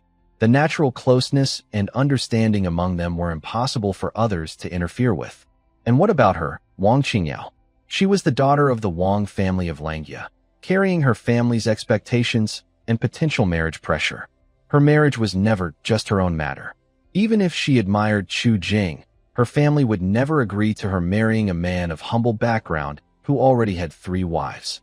And the idea of becoming a concubine like ordinary families? That was even more impossible. Wang Qingyao's pride wouldn't allow her to fall so low.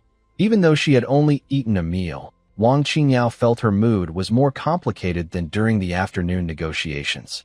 The delicious food still tempted her, but a strange, hard-to-explain feeling of bitterness arose in her heart. She quickly gathered her thoughts, put on a proper and slightly distant smile, sincerely praised Chu Jing's cooking, and then said nothing more, quietly enjoying this special dinner. It seems that Chu Jing didn't notice Wang Qingyao's brief distraction and complicated feelings. He was happily enjoying the admiring looks from his wives and Ye's unhidden, starry-eyed admiration, like she was looking at her idol. This meal ended in a happy atmosphere, with everyone except Wang Qingyao feeling satisfied. Wang Qingyao and her servant left, and before leaving, they finalized the details of their cooperation. They agreed to start choosing and building the workshop the next day. After seeing Wang Qingyao off, the small courtyard returned to peace. Chu Jing stretched lazily, feeling that today was quite fulfilling. He visited the county school, argued with the teacher, gained the teacher's favor, cooked a meal, and made progress on the cooperation. Tomorrow I'll go to the county school early, then check out the workshop location Lanner and the others picked. Chu Jing happily planned, unaware that his thank you meal had planted a subtle seed in the mind of one of his ladies. As night deepened, the East City courtyard was wrapped in calm. The daytime noise had faded, leaving only warm family moments. After washing up, Lin Jiro brought a wooden basin filled with warm water to Chu Jing's feet as usual. Her face was rosy, and her eyes, shining with a mix of shyness and determination, said, "Husband, wash your feet." Li Lingxue silently placed a clean cloth and a lightly scented soap she had made herself beside him. Guo Xiaolan also brought Chu Jing's clean socks, folded neatly. The 3 women naturally gathered around Chu Jing, ready to fulfill what they saw as their wife's duties. Even though Guo Xiaolan was extraordinary, and Lin Jiro and Li Lingxue came from noble backgrounds, they believed that serving their husband was natural and a way to show closeness and belonging. Seeing their gentle and serious expressions, Chu Jing felt very warm inside, but also a little shy. He, a grown man, was being served by 3 beautiful wives. While he enjoyed feeling cared for, he also felt a bit guilty. "Hey, wait." Chu Jing stopped Lin Jiro from helping him take off his shoes. With a mischievous smile, he took the lead. "Today, I'll serve you all instead." He spoke quickly and without hesitation, telling his 3 wives to sit in a row on the edge of the bed. Then he picked up a wooden basin and placed it in front of Guo Xiaolan. "Lan, you worked hard today with the negotiations. Come, soak your feet and relax." He then signaled to Lin Jiro and Li Lingxue. "Jiro, Lingxue, you're both tired too. Come, soak your feet." The 3 women were stunned. Guo Xiaolan was only surprised and shocked, but the other 2 showed fear and resistance on their faces. "Husband, this isn't right." Guo Xiaolan quickly tried to pull her feet back. Her usually cold face showed a rare hint of shyness. "It's proper for me to serve my husband. I shouldn't do such things for you, she said softly. Lin Jiro shook her head like a rattle. No, husband, this isn't proper. If others find out, they'll say we're not polite, and it will make you the subject of jokes. Li Lingxue didn't speak, but shook her head desperately, clutching her skirt tightly, her eyes full of, "This isn't allowed." Chu Jing looked at their nervous and serious expressions, feeling both amused and pained. The old ideas of that time bound them too tightly. He held Guo Xiaolan's ankle as she tried to pull her foot back. His touch was warm and smooth. Then he looked at Lin Jiro and Li Lingxue and spoke gently but firmly. Rules? What rules? Here, our family's rule is to take care of each other and care for each other. He gently helped Guo Xiaolan remove her shoes and socks, soaking her feet in warm water while saying, "Who says women must serve men? Husband and wife are one. We should support each other. I'm tired, so you give me a back massage and wash my feet. When you're tired, I'll give you a massage and soak your feet. What's wrong with that? Is it only okay for me to enjoy your care, but I can't care for you? What do you call that? A master and servant relationship?" The words, gender equality, sounded shocking, but Chu Jing didn't say them directly to scare them. Instead, his words clearly conveyed the core idea of equal and loving marriage. "In my heart, you are not my subordinates or servants. You are my wives, the people I want to spend my life with and cherish. I care about you and want to treat you well. That's natural and right. It has nothing to do with rules or manners. It's all about my heart." This speech was like a stone thrown into a calm lake, causing huge waves in the hearts of the three women. From childhood, they had been taught that men are superior to women and that a husband's authority over his wife is a must. The woman considers her husband as her world. Serving him is a virtue and her duty. Have you ever heard such a disobedient, yet deeply touching statement? Chu Jing does not see them as accessories, nor does he take their efforts for granted. He values and cares for them, even willing to set aside his pride as a man to do these humble acts of service. This respect and sincerity are far more precious than any sweet words or gold and jewels. The three women stare blankly at Chu Jing, who is kneeling in front of them, carefully washing Guo Xiaolan's feet. They watch his focused and gentle expression, feeling their noses sour and their eyes warm. Guo Xiaolan feels the gentle massage of Chu Jing's fingers and the warmth of the water on her feet. That warmth seems to flow deep into her heart, melting the last icy barrier built from past experiences. She looks at Chu Jing with tears in her eyes. It's not just gratitude, but a deep sense of being truly understood and valued, a feeling of belonging. Ding. Wife Guo Xiaolan feels a respect and love beyond her era. Her soul is deeply moved. Favorability 10, current favorability, 150 points, overflowing. The host's passive skill, God's perspective, has upgraded. Perception range increased from 50 meters to 100 meters, with enhanced detail awareness and prompts. Lin Jiro and Li Lingxue are already teary-eyed. Their backgrounds may be more turbulent than Guo Xiaolan's, having experienced more cold and warmth, making them crave genuine respect even more. Chu Jing's words and actions are like giving them the equality and respect they've long desired but dared not hope for, being recognized as people rather than objects. Ding. Wife Lin Jiro is deeply moved. Her dependence and love for the host reach a new high. Favorability 4, current favorability, 99 points. The host gains a reward skill. Advanced painting, meticulous, freehand, figures, flowers, and birds, all mastered. Ding. Wife Li Lingxue is deeply moved. Her insecurities fade, overflowing with love and gratitude. Favorability 9, current favorability, 99 points. The host gains a reward skill. Advanced equestrianism, harmonious with the horse, skilled in riding, understands horse nature. The system prompts keep ringing in Chu Jing's mind, causing him to pause slightly. Lanner's favorability increased by 10 points. Jiro and Lingxue also reached 99 points, just one step away. He felt a surge of excitement inside. Guo Xiaolan's favorability reached 100%, unlocking the system's spoil wife shop. After Li Lingxue and Lin Jiro also reached 100 favorability, he wondered what more surprising changes the system might bring. After all, he was quite eager to get items from the spoil wife shop. Plus, Daily interactions with his wives earned him a lot of spoil wife points. Now, he had accumulated 2,421 points. Although he couldn't afford the expensive high-tech medical equipment, like the precise tools needed for Jiro's surgery, he could easily exchange for better scar removal ointments for Lingxue or buy some nice things for the family.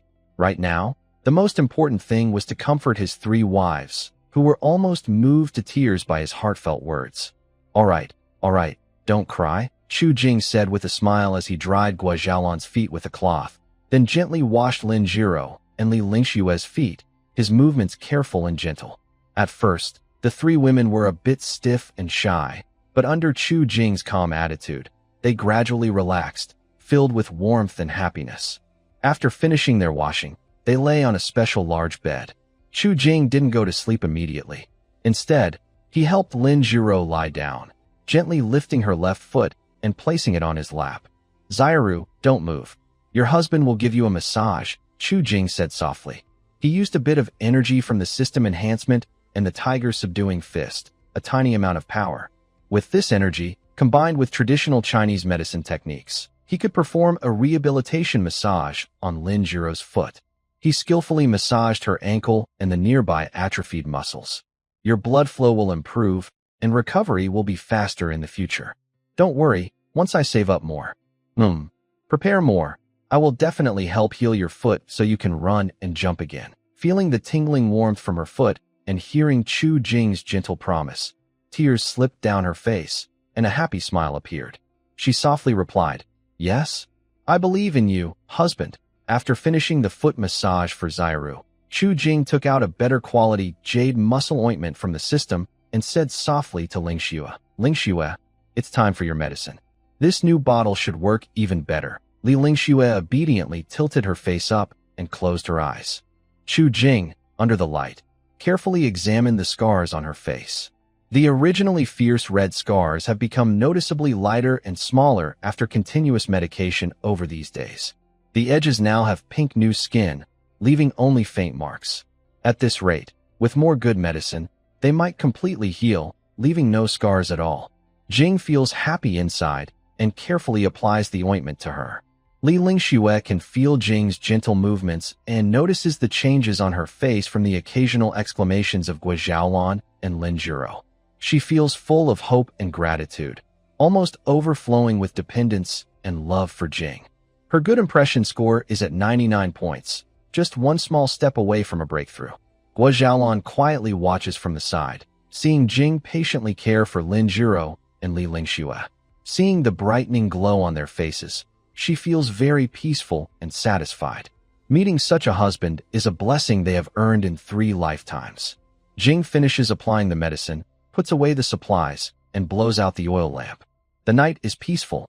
In the small East City courtyard bedroom, the candle has gone out, and moonlight filters through the paper window, casting a soft glow. The sleeping arrangements remain the same as before. Jing sleeps on a separate bed near the door, while the 3 wives sleep on a larger bed inside, connected to each other. Although they bought a big bed, they still need time to get used to sleeping together. For now, this arrangement feels both close and comfortable, giving everyone some space and peace of mind. After saying goodnight, Jing quickly hears the gentle, even breathing of the 3 women inside, probably asleep after a day of worries, negotiations, and joy. Jing himself isn't sleepy yet. He rests his head on his arm and, in the dark, looks at the data on his system panel. Lin Jiro's good impression, 99 points. Li Lingshue's good impression, 99 points. Guo Xiaolan's good impression, 150 points, constantly overflowing. Wife-loving points, 2688. The recent interactions have clearly increased his wife-loving points a lot. He feels excited. When the wife-loving points reach 50,000, he can help Lin Jiro treat her foot. By then, Lin Jiro's body should be almost fully recovered. As for Li Lingxue, her facial scars should also be completely healed. Thinking of his 3 wives, once seen as ugly brides, dazzling everyone's eyes, he can't help but feel a mischievous sense of satisfaction. However, thinking that Wang Xinzhong might cause trouble for him over the issue of dividing the wife, Chu Jing felt even more urgent. Also, Lin Jiro and Li Lingshua's affection levels were stuck at 99 points, which confused him. Normally, it should be just 1 point away from a full 100, so why hadn't it reached 100 yet? He realized that Guo Xiaolan's affection level was at 100 because they shared a close bond or connection. To make their affection reach 100, it could only be achieved through closeness and intimacy. But with Lin Jiro and Li Lingshua's current states, that wasn't suitable. It seemed he could only wait patiently. While he was lost in thought, he suddenly heard a very faint rustling sound from inside, as if someone gently lifted the blanket. Chu Jing's heart moved. He didn't make a sound, just listened quietly. The faint sound paused briefly, as if checking whether he was asleep. After a moment, it sounded again. A figure with a faint cool scent and body warmth silently slipped into his bed. Unlike the previous times, when the approach was slightly cool or deliberately tempting, this time, the movement was very gentle, even cautious, as if testing. She didn't face him directly like before, but, like a tired bird returning home, softly leaned her back into his arms, then stopped moving. She just slightly adjusted her position to fit more comfortably in his embrace. It was Guo Xiaolan. Chu Jing immediately recognized her from the familiar cool scent and body outline. He could feel that she seemed more relaxed than ever before, and perhaps more dependent. Her entire aura had shed its usual coldness and sharpness, leaving only a gentle surrender. Was it because of the dinner conversation about mutual care and being one with your spouse, which truly touched a hidden part of her heart? Chu Jing didn't ask. Instead, he naturally reached out his arms, holding her more securely, gently resting his chin on her head, and soothingly patting her arm with his other hand. The delicate body in his arms trembled slightly, then relaxed completely. She even leaned back a little, as if trying to absorb more of his warmth and scent. A silent, intimate understanding flowed between them, more close than words. There was no need for many words or any further flirtation. Just this quiet hug was enough to say everything. She could feel his silent acceptance and care, and he could sense her growing trust and reliance on him. After a long while, just when Chu Jing thought she had fallen asleep, Guo Xiaolan in his arms suddenly moved very gently, turned around, and faced him. The moonlight was faint, so her expression was hard to see, but Chu Jing could feel her breath brushing against his neck, warm and soft. She reached out her hand, her fingertips lightly touching Chu Jing's cheek, with a tenderness he had never felt before. Then, like a feather, she gave him a cool, soft kiss on his chin. "Husband," she whispered softly, her voice husky with sleep and filled with deep, unspoken love. "Thank you." After saying this, she seemed to gather all her courage, quickly buried her face in his chest, wrapped her arms around his waist, and stayed still, her breathing a little hurried. Chu Jing's heart softened at her rare, almost clumsy display of deep affection. A strong feeling of happiness and tenderness filled his chest. He tightened his arms around her, holding her close, and leaned down to kiss her hair.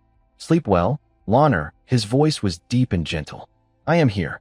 Guo Xiaolan mumbled faintly in his arms, her tense body finally relaxing completely, her breathing becoming slow and steady.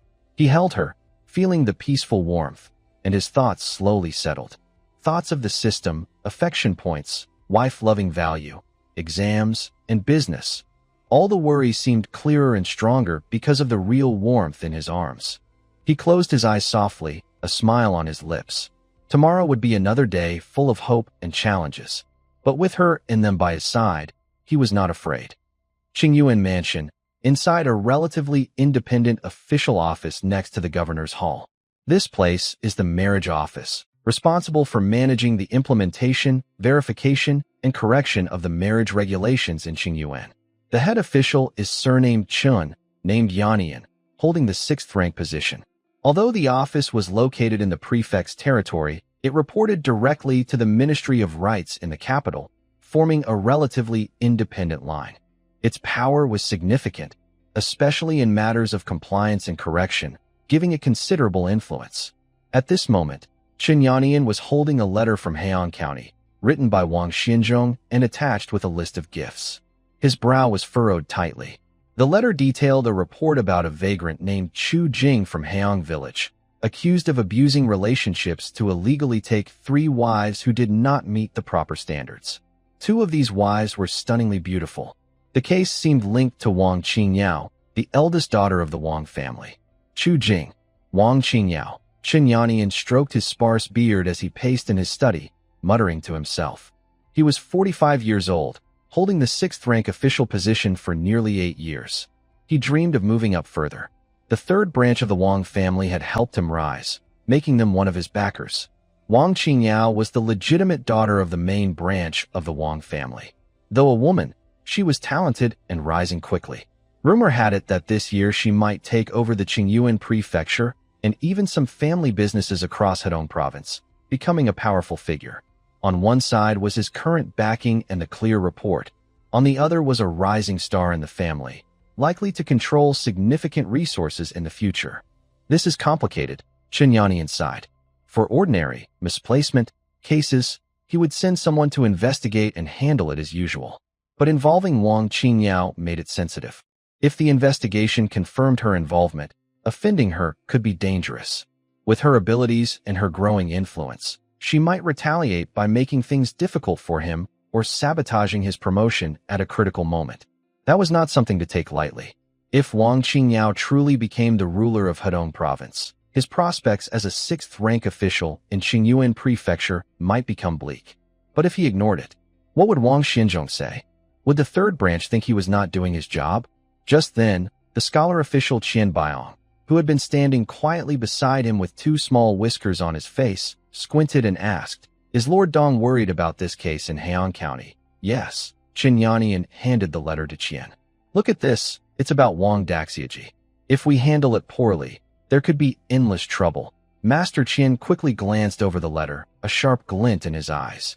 He lowered his voice and said, "Elder Dong, let me speak honestly.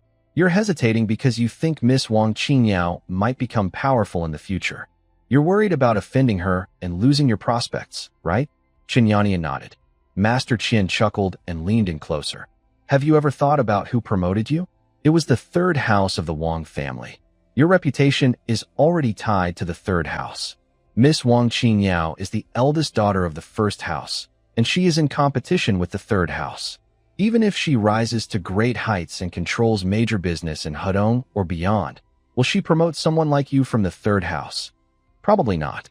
She might even try to suppress the 3rd house to strengthen her own power. The first to be eliminated could be someone like you, who is seen as an outsider." Chen Yannian shivered, and his face changed slightly. These words, though blunt and harsh, hit his deepest worries. He truly is not part of Wang Qingyao's faction. Master Qian observed his expression and continued to stir the pot. "On the other hand, if you take this chance to help the 3rd house and Prince Wang Xinzhong and handle this matter well, proving that Wang Qingyao was involved in marriage interference and favoritism, even if only suspected, it would greatly damage her standing in the family. She might even lose her chance to compete for the position of head of Qingyuan House. At that time, the 3rd house will surely remember your contribution. Your position within the 3rd house will rise even higher. Perhaps you could use this opportunity to be transferred back to the Ministry of Rights in the capital or be given a lucrative post elsewhere. Wouldn't that be better than living here, constantly worried about being targeted and eventually punished?" This analysis of pros and cons, like clearing away clouds to see the sun, instantly tilted Chen Yannian's internal balance. Yes, he's never truly part of Wang Qingyao's faction. Flattering her might be useless and could even backfire. Better to firmly cling to the 3rd house's support, seize this chance to make a big contribution, and suppress potential rivals. Having realized this, Chen Yannian's eyes no longer hesitated. Instead, they shone with a calculating and decisive light. "Master Qian's words are very true," he said, pounding the table. "I almost lost sight of the bigger picture. Since Prince Wang Xinzhong entrusted this matter to me and the evidence is solid, as a court official overseeing the marriage registry, I cannot be timid just because it involves someone. Certainly, here is the improved and simplified version of your text. Of course, we must act fairly and find out the truth." He paused for a moment and made a decision. "This matter is very important. I need to go personally to Heian County. If Chu Jing really violated the rules and is involved with Wang Qingyao, I will investigate this thoroughly. Teacher Qian, prepare quickly. We will leave early tomorrow morning. Yes. Wise decision, Lord Dong. Teacher Qian smiled happily, bowed, and went to make arrangements. Chen Yanian looked out the window, a cold smile on his face. Heian County, Wang Qingyao, Chu Jing. Maybe this is his chance to rise in the official world and get a better position. In Wang Xianzong's luxurious but gloomy study in Heian County, the atmosphere was a bit heavy.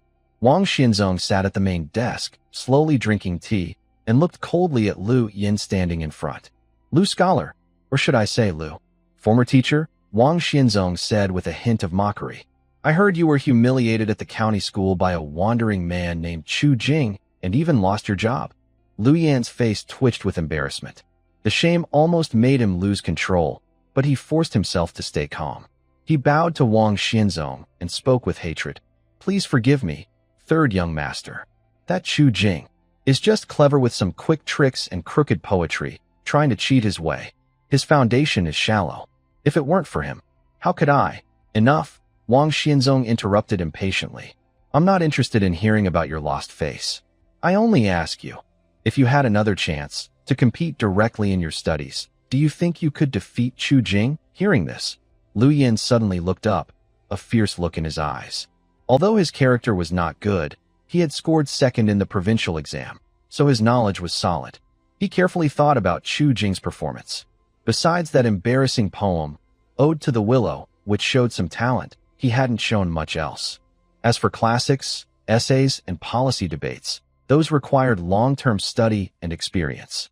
Chu Jing, a 20-year-old who just entered the county school, couldn't have much depth.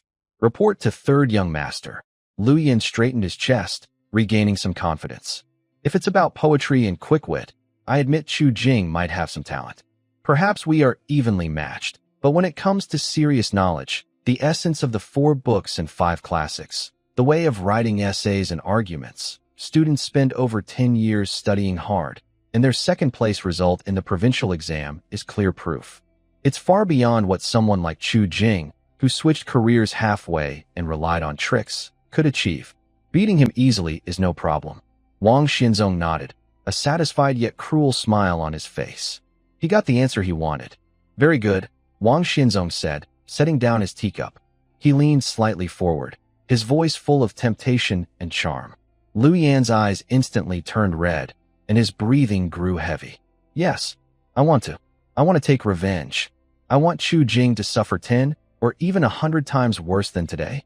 I want him to lose all reputation, so that the scholars of Heian County and even the entire Qin Yuan prefecture will look down on him. Maybe even make it impossible for him to take the imperial exams again. Lu Yan's heart was filled with desire. I want it. I want to do whatever it takes. If the third young master has a plan, I am willing to serve as a loyal servant. Although he didn't understand why Wang Xianzong hated Chu Jing so much, enemies of enemies are friends.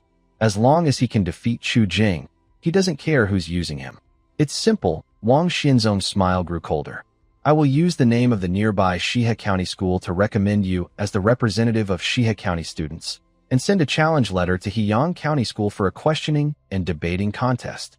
Name the opponent. Challenge Chu Jing directly. The content is up to you. Poetry, classics, essays, pick his weakest point. As long as you defeat him openly and honorably in front of everyone, making him speechless and ashamed, his reputation will be ruined. Then, what face will he have to stay at the county school? And what reason does Heian County School have to keep him? Someone who loses badly in a public debate and proves his lack of talent. What right does he have to participate in the imperial exams? Lu Yan's heart soared at the thought. He could already see Chu Jing being humiliated in front of everyone, red-faced and speechless. A public academic challenge, where the loser's reputation is destroyed. This is a deadly blow for a scholar. If Chu Jing loses badly, he won't just fail the exams. He'll have no place in Heian County. Brilliant. Third young master's plan is perfect. Lu Yin said excitedly, trembling with enthusiasm. I will do my best to make Chu Jing look foolish, drive him out of the county school, and give up on the imperial exams. Wang Xianzong waved his hand, as if dismissing a restless dog. Go and prepare well. If you need any books or materials, find the steward. After it's done, I will reward you generously. Maybe I can even help you find a better future. Thank you, third young master. I'll take my leave now. Lu Yin bowed deeply in gratitude and stepped back, feeling as if all his pent-up resentment had finally found a way out. Even his steps felt lighter. The study returned to silence. Wang Xianzong walked to the window and looked in the direction of Chu Jing's home. A greedy and malicious light flickered in his eyes. Chu Jing. Oh, Chu Jing, he muttered coldly. Do you really think passing the first exam will let you keep your two beautiful wives and live in peace? Dream on. His voice was low and venomous, like a snake hissing. I'll ruin your reputation first and cut off your path to the imperial exams. I'll make you a laughingstock for everyone. When that happens, your two lovely wives, with no hope left, will have no choice but to depend on me. And as for Wang Qingyao, a cruel smile spread across his face. Once Chief Chen arrives and confirms your so-called cheating and stealing a wife crime, let's see how she can still protect you. If she interferes and covers for you, that alone will cause her plenty of trouble within her family. The position of Chief Officer of Qingyuan Prefecture? She's not worthy. While Wang Xianzong's schemes were quietly unfolding, Chu Jing had no idea that danger was drawing near. During this time, he spent his days either attending the county school or helping his three wives build a workshop. Thanks to Wang Qingyao's full support, the construction went quickly. In less than 7 days, the workshop was completed and already in operation. Meanwhile, the imperial exam was fast approaching. In the following days, Chu Jing's life was both busy and divided. During the day, most of his attention was focused on his three money-making treasures. With Wang Qingyao's generous funding and Guo Xiaolan's efficient management, they quickly rented an old courtyard in the quiet northern part of the city, close to a water source. After some simple renovations, a modest sign reading Chu's workshop was hung at the entrance. Though still a bit rough, the main areas, the distillation zone, mixing room, and soap-making section, were already set up. A few reliable craftsmen had been recruited, and, after Chu Jing's crash course training, they began small-scale production. Seeing jars of clear, strong liquor, bottles of fragrant perfume, and smooth, glossy soap neatly stacked in the storeroom filled Chu Jing's heart with joy. This was money, his foundation for a stable life and a secure future for his family. Wang Qingyao looked at the finished products, her eyes shining with excitement, though a trace of worry also appeared in them. On this day, in the Chu family courtyard, she and the three daughters of Guo Xiaolan discussed the preliminary sales list. They focused on the most important step: how to sell these good products quickly and at a high price. Our supply is ready. The most urgent task is to open up sales channels, Wang Qingyao said, pointing at the list. But good products can be hard to find if they are hidden in a small alley. For such new and interesting items, just placing them in a shop and waiting for customers might not work fast. Even with some help from my Wang family's channels, it will take time to reach people. Guo Xiaolan thought for a moment and said, we can target wealthy women. Perfumes and soaps are very attractive to them. Maybe we can hold a few small tasting events in Qingyuan Mansion and invite ladies from different families. Lin Zhiro softly added, my husband said that rare things are more valuable. Should we release a small amount at a high price, claiming limited supply, and sell to the first who come?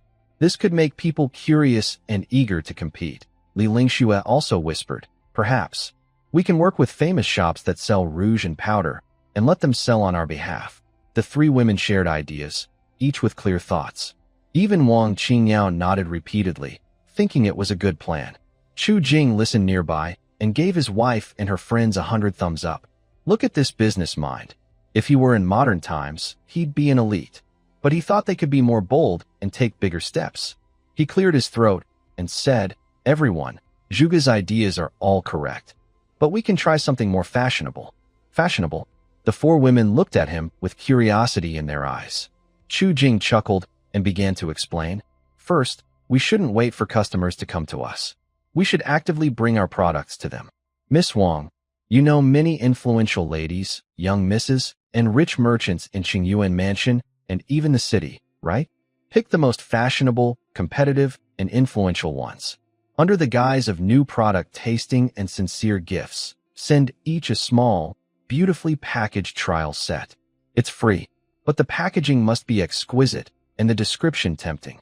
Once they try it, they won't want to be without it, and they'll want to show it off. Next, He continued, just giving samples isn't enough. We need to create buzz. For example, if a lady hosts a flower appreciation or poetry gathering, we can sponsor it, provide soap and hand wash for the event, our wine for the banquet, and even give each guest a small bottle of custom-scented perfume. This is called scene marketing, which links our products to high-end, elegant settings. Then there's advertising, Chu Jing said excitedly. We can create small stories, like saying this perfume is made from rare flowers from a distant mountain, or this soap is improved with a secret beauty ingredient. Find some literate people to write lively little stories, so people can share them in tea houses, taverns, or private gardens. The more mysterious and intriguing, the more curiosity it sparks. With this set of strategies, free samples, scene marketing, word of mouth, story packaging, the concepts are new, but the ideas are simple. The four women are all smart and well-informed. After a little thought, their eyes light up more and more. Wang Qingyao is especially excited, her cheeks slightly red, looking at Chu Jing as if he's a shining, lucky treasure god and clever idea master. This plan is layered, precise, and sharp, far beyond current business thinking. If they can really carry it out, there's no doubt the product will be popular. She already imagines a flood of silver coins pouring in. Young Master Chu. Wang Qingyao is momentarily speechless, overwhelmed by admiration and amazement. Qingyao has truly gained a lot today. Gua Xiaolan and the other two women also look at their husband with pride, their admiration almost overflowing. Chu Jing feels a bit shy from the praise, waving his hand, just some random ideas. The actual work depends on you. Let's divide the tasks. Miss Wang handles high-end contacts and exclusive venues. Lan manages the workshop production and gift packaging. Jiro is detail-oriented and responsible for those little stories and customer feedback. Lingxue can help check the material list. We'll work both online and offline. Both openly and secretly.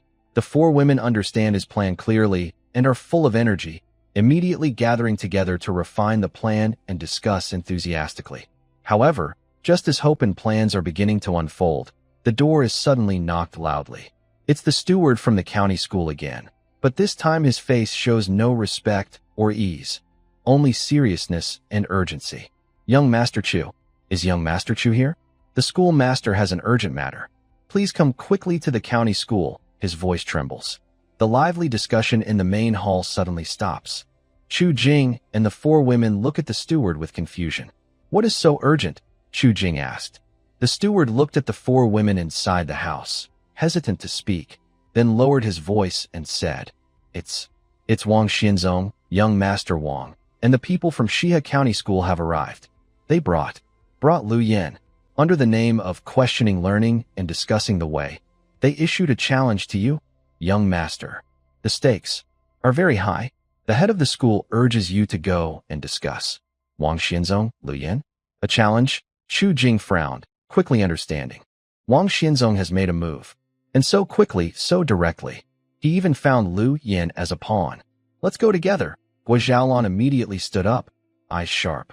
Lin Jiro and Li Lingxue also nervously moved to Chu Jing's side. Wang Qingyao's brows furrowed tightly, realizing this was not simple. On the way, under Chu Jing's questioning, the steward quickly explained the whole story and the rules. When Chu Jing heard that Lu Yan was challenging him with the title of a talented scholar, specifically targeting him, and that the witness and challenger from Shihe County School proposed the prize of a spot in the Heian County School's exam, his eyes flashed with cold light. Then, hearing that if he refused to fight, he would be expelled from the county school, barred from taking exams for 3 years, and that the county school would lose a spot. If he accepted and lost, he would also be barred from exams for a year and bring shame and more loss of spots to the school. Chu Jing's mind became clear. What a clever scheme. And it's happening just 3 days before the imperial examination for young scholars. Wang Xianzong is determined to cut off his path to the imperial exams, leaving him no chance to turn things around. No matter whether he fights or avoids, it seems he will fall into their trap. If he fights, the other side probably thinks he will definitely lose. If he avoids, it directly achieves their goal of stopping him from taking the exam and also damages the reputation of Shihe County School and Wang Qingyao.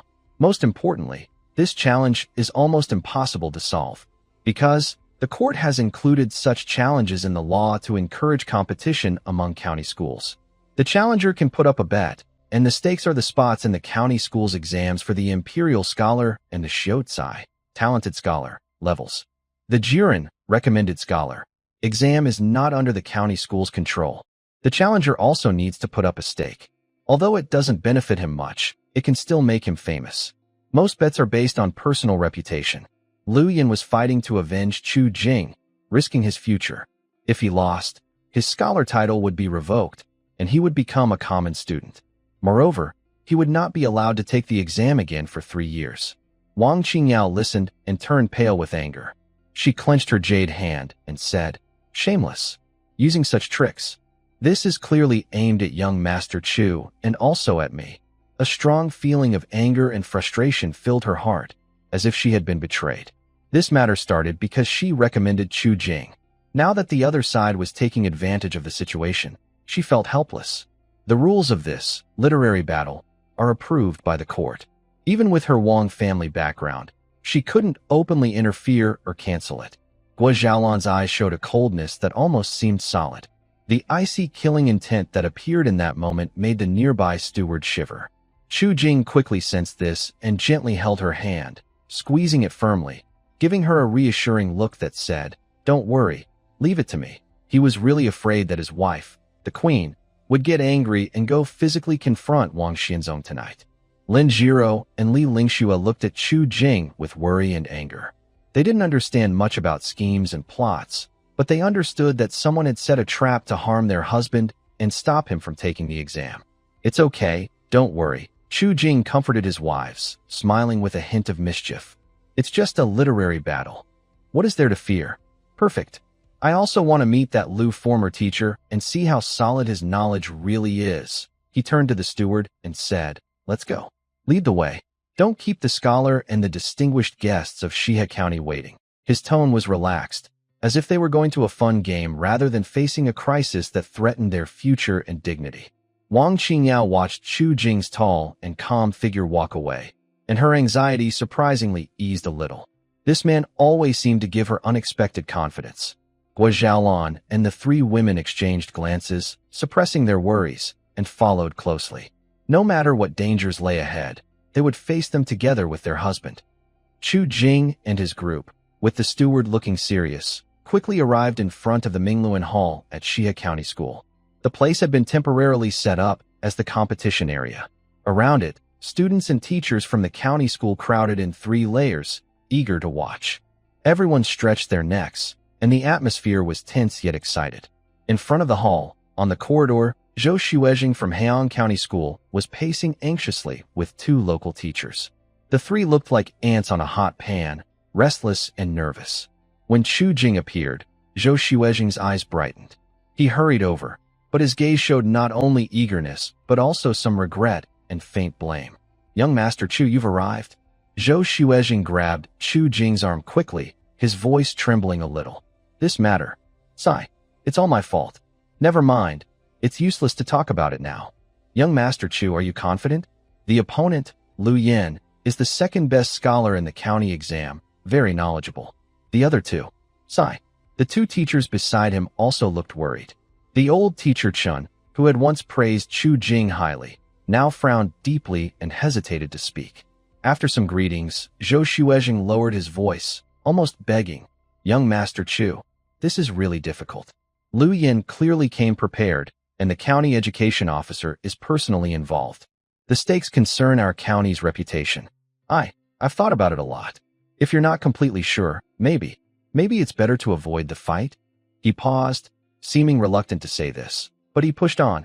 "Although avoiding the fight might mean you face consequences, like not taking the imperial exam for 3 years, it's still better than losing our county's place and reputation. I and the other teachers also have futures to consider." His words clearly meant, "You sacrifice yourself a little to protect us and the county school." Chu Jing raised an eyebrow when he heard this, feeling a bit speechless. Well, when needed, he's a talented scholar, but when danger comes, he's ready to abandon his post. This kind of integrity from the education officer really fits the style of official circles. Before Chu Jing could speak, Wang Qingyao couldn't hold back anymore. She chuckled softly, her voice quiet, but with a clear coldness. Zhou Xuezhing's words make it sound like young Master Chu is begging to join the county school, who was the one who sent people 3 times to invite him, offering many conditions to keep him. Now, when some trouble arises, he wants to push him out to take the blame. This cherishing talent attitude really opened my eyes. Guo Xiaolan was even more direct. She looked coldly at Zhou Xuezhing and the others and simply said, "If my husband leaves, I will follow him." But this Heian County School. Humph. A light snort, full of warning. Lin Jiro and Li Lingxue didn't speak, but their eyes showed clear disappointment and displeasure toward Zhou Xuezhing and the others. Zhou Xuezhing and his 2 companions blushed with embarrassment, wishing they could disappear into the ground. They knew they were in the wrong, but since this matter concerned their own future and the reputation of the county academy, they could no longer worry about saving face. Chu Jing waved his hand, signaling his wives to stay calm. He looked at Zhou Xuezhing with a faint, almost teasing smile. "You worry too much, sir. It's only Lu Yan, a man I've already defeated. Why take him so seriously? If he wants another match, I'll gladly accept. As for winning, how hard could it be?" His tone was light, as if he were talking about something as simple as eating or drinking. But to Zhou Xuezhing and his companions, his words only made them more uneasy. Such confidence. This young man was far too bold. Quick wit in poetry didn't necessarily mean a solid grasp of the classics. Yet with the situation already set in motion, and Wang Qingyao clearly supporting Chu Jing, they had no way to back down. At that moment, Wang Qingyao spoke firmly, her tone leaving no room for doubt. "Zhou Xuezhing, there's no need to discuss this further. Young Master Chu's talent is beyond your imagination. I, Wang Qingyao, guarantee with my family's honor that he will win without question. You only need to do your part." After being repeatedly amazed by Chu Jing's unexpected brilliance, Wang Qingyao had developed an almost unshakable faith in him. With things said so clearly, Zhou Xuezhing and his companions exchanged glances and could only grit their teeth in agreement. A gamble then. If they won, they would gain both fame and fortune. If they lost, well, they would leave it to fate. In that case, "Young Master Chu, please follow us," Zhou Xuezhing said, taking a deep breath before leading Chu Jing and the others to the center of the field. On the other side, Lu Yan had already grown impatient. When he saw Chu Jing arrive, especially with 4 radiant women by his side, jealousy flared in his eyes. He had only heard that Chu Jing had 3 wives, but he hadn't expected each of them to be so stunning. What angered him even more was that Wang Qingyao was also standing beside Chu Jing, her expression full of concern. Wang Xinzong, too, was seeing Guo Xiaolan and the other 2 women clearly for the first time. He had thought 2 of them were already exceptional, but after several days of rest, Guo Xiaolan's elegance had become even more refined. Lin Jiro looked lively and graceful, and even Li Lingxue, whose face had once been scarred, now showed a gentle beauty that rivaled the others. The 3rd daughter stood with the other 2, Chun Lan and Xiuju, each showing her own charm, dazzling his eyes. A strong desire to possess and feelings of jealousy suddenly overwhelmed Wang Xinzong. His gaze at Chu Jing grew more vicious. This boy must be eliminated. These 3 beauties, this young master has set his heart on them. Lu Yan couldn't hold back and stepped forward first, sarcastically saying, "Oh, isn't this Chu the talented scholar? You've been hesitating so long. I thought you were afraid and wouldn't come. After all, losing face to a scholar is embarrassing, but better than making a fool of yourself on the spot, right?" Chu Jing casually scratched his ear as if hearing a fly, lazily replying, "Who do I think you are? Turns out, it's Lu, the former teacher, who got fired after being insulted by my poem. What's this? Found a new employer in Xia County? Looks like the standards for hiring in Xia County are quite unique." His tone carried mockery and disdain, and his gaze instantly turned cold. "Refusing to fight? Huh. For someone like you, a defeated and shameless person, I don't feel much satisfaction. Mainly because it's not a fair fight. You." Lu Yan was hit where it hurt, trembling with anger. He pointed at Chu Jing, but couldn't say a complete sentence for a long time. Once again, he was defeated in words. Wang Xinzong's face darkened. He stepped forward coldly and said, "Chu Jing, don't just talk. Since you've come, Are you ready to fight? Sign a bet and show your true skill. Or are you just good at talking? Chu Jing glanced at him sideways and sneered. Young Master Wang is in such a hurry. Are you afraid I'll say more and expose your hidden thoughts? Don't worry, dealing with people like you doesn't require much talking. But I'm curious. Your noble Wang family, for the sake of dealing with a vagrant, resort to inciting others to report, engaging in this low-level literary battle, and even personally acting as a scheming advisor. Is this how your Wang family teaches its children to be unscrupulous and bully common people? Truly eye-opening. How dare you? Wang Xianzong had never been so openly insulted before. Especially since it involved the family's reputation, he immediately turned pale with anger. You're spouting nonsense. Only what? Only jealous of talented people? Only craving beauty? Or just simply bad? Chu Jing interrupted him, his tone light, but words sharp as a knife. Enough, don't bother explaining. Explaining is just an excuse. Your little tricks are obvious to everyone present. It's just petty behavior. Wang Xianzong felt frustrated and pointed at Chu Jing, trembling and unable to speak clearly, almost fainting from anger. Arguing, he is no match for Chu Jing, the time traveler.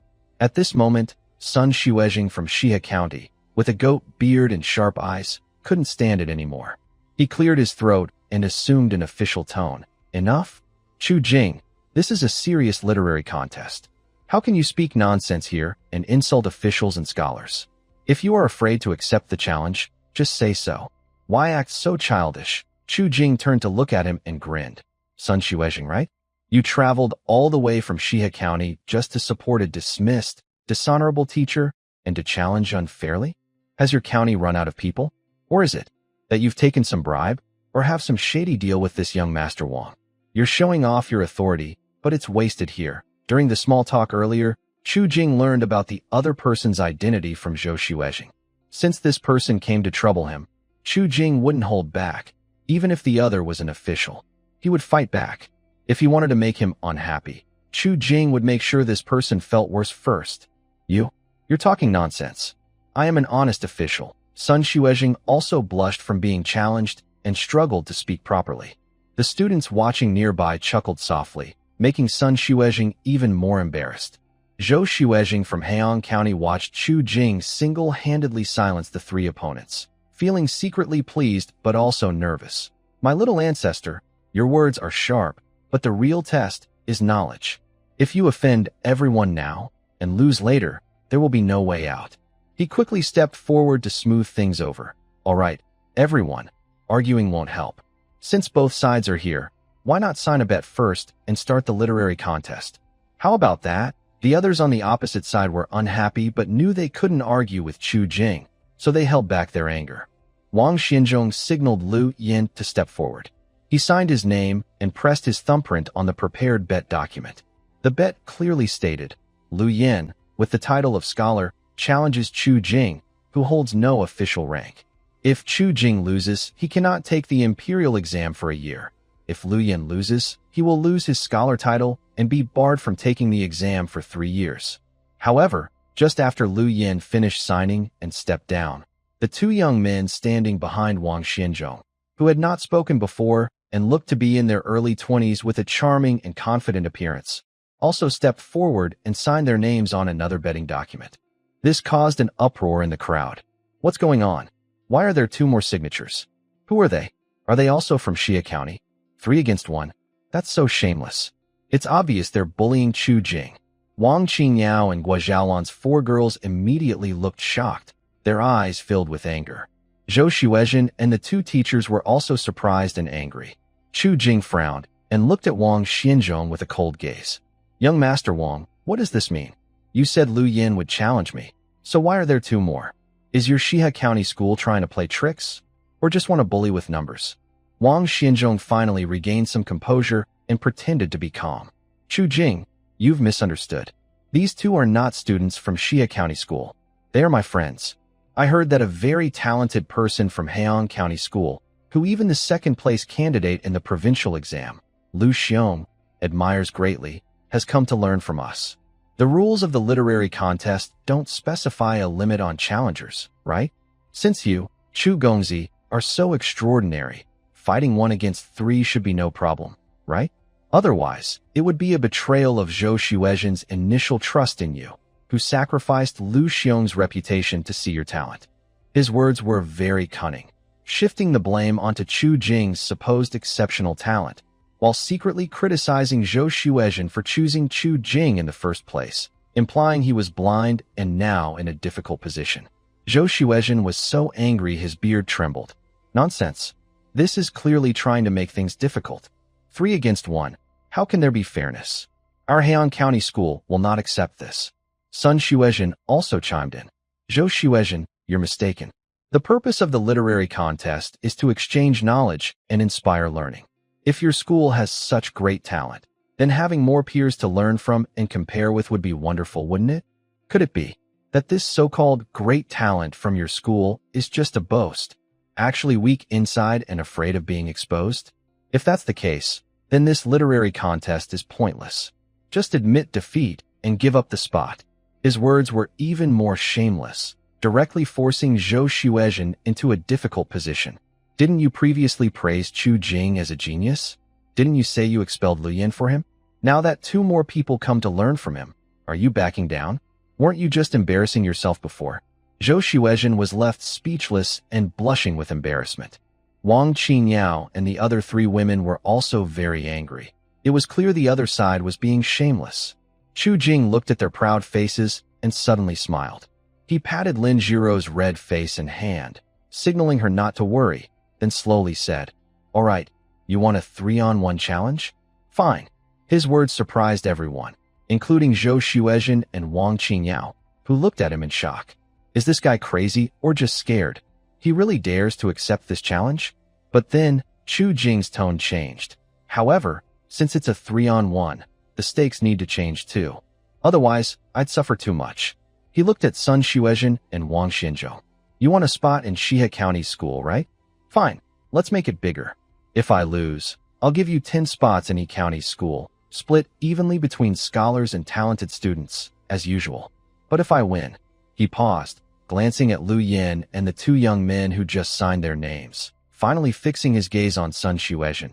His tone suddenly sharp. Shihe County School. If you lose to Mahi County School, you'll give up 30 spots, 15 scholars and 15 talented students.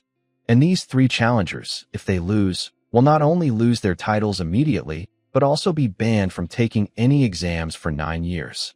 How about it? Do you dare to bet? 30 spots. 9 years without exams. The crowd exploded in shock. This bet was more than 3 times harsher than before. How many spots does Shihe County School usually have for exams in a year? 30 is almost a heavy blow. 9 years without exams would almost ruin a student's future. Sun Xuezhen's face changed drastically, and Wang Xinzhong's eyelids twitched. They didn't expect Chu Jing not only to stay calm, but to turn the tables and propose an even harsher condition. Chu Jing, don't make unreasonable demands. That's not proper. Sun Xuezhen shouted sternly. Proper? Chu Jing sneered. You've 3 against 1, and that's proper? Since you started with more to bully fewer, don't blame me for raising the stakes. Either a fair 1-on-1 match with the original stakes, or follow my rules, 3 against 1, with doubled bets. Otherwise, I'll immediately question the fairness of this literary contest and report it to the provincial school authorities and even the court. I believe the officials in the provincial school would be very interested to see how fair Shihe County School conducts this literary contest. At that moment, what was at stake was not just the quota, but also the reputation of Shihe County scholars and the future of your grandson, Xuezhen. His words were firm and undeniable, leaving no room for doubt.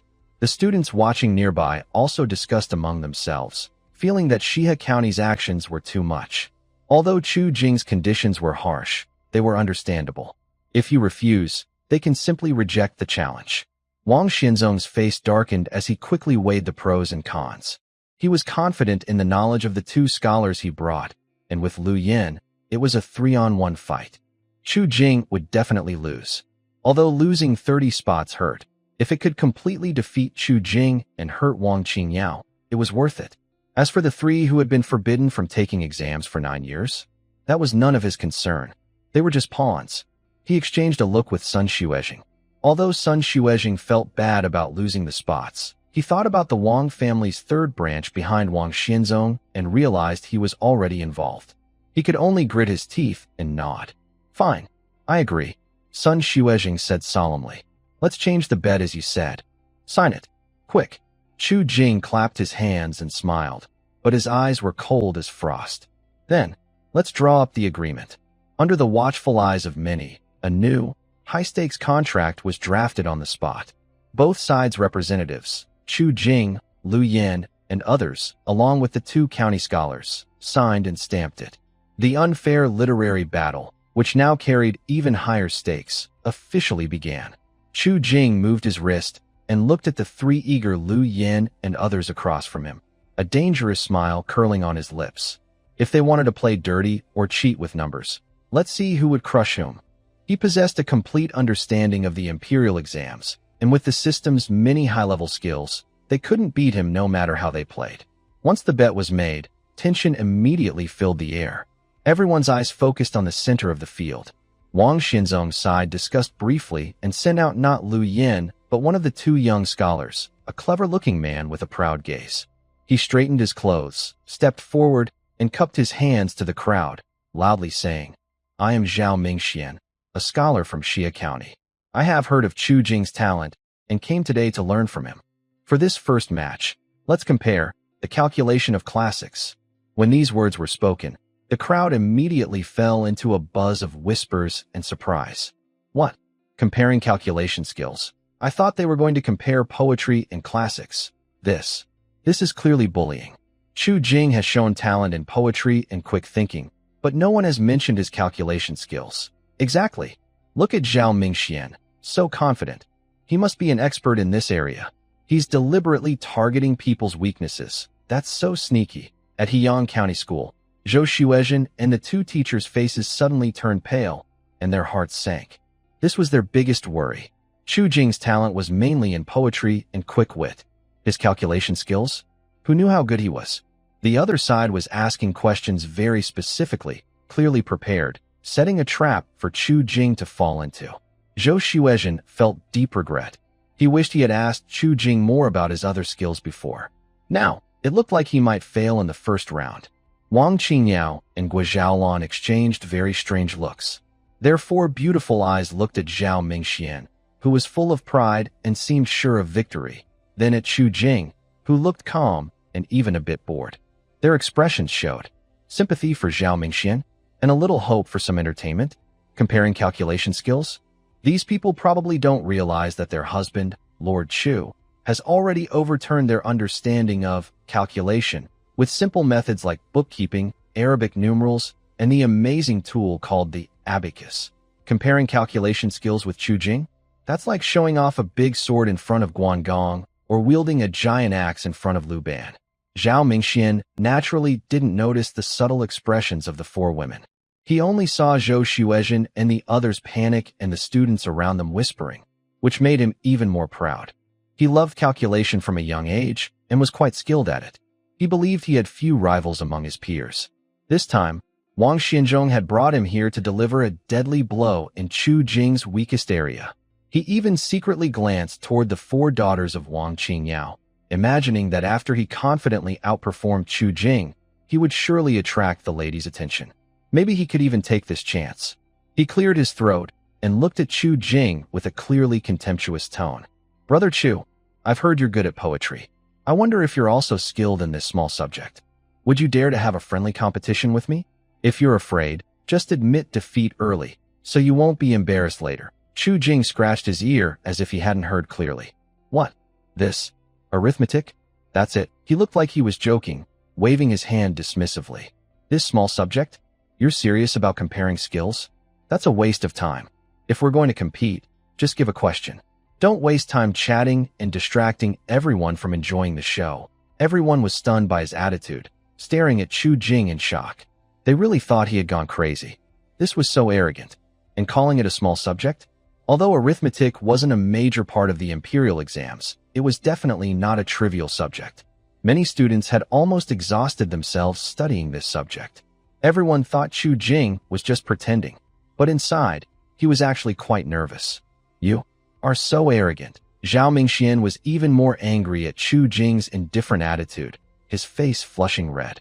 Fine, I'll show you. Listen to the question. He took a deep breath and loudly read out a problem. There is a certain object whose number we do not know. When divided by 3, the remainder is 2. Divided by 5, the remainder is 3. Divided by 7, the remainder is 2. What is the number? As soon as the question was announced, the scene fell silent. Many students frowned in thought, their fingers unconsciously moving as they tried to solve it. Even Zhou Xuezhen and a few teachers focused intently, as this was a typical remainder problem, considered moderately difficult in arithmetic, requiring clever thinking and some calculation skills.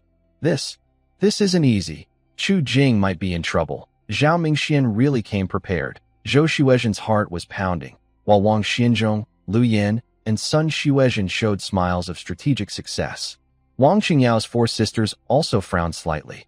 Though they knew Chu Jing was good at math, this problem sounded tricky and made them a little nervous too. But just as Zhao Mingxian finished reading the question and everyone was still trying to understand it, 23, Chu Jing's lazy voice rang out. The room fell silent. Everyone was stunned, staring blankly at Chu Jing. What did he say? 23. Did he answer so quickly? Was there half a breath after the question was read? It seemed not. Zhao Mingxuan's proud expression froze instantly, and his pupils shrank sharply.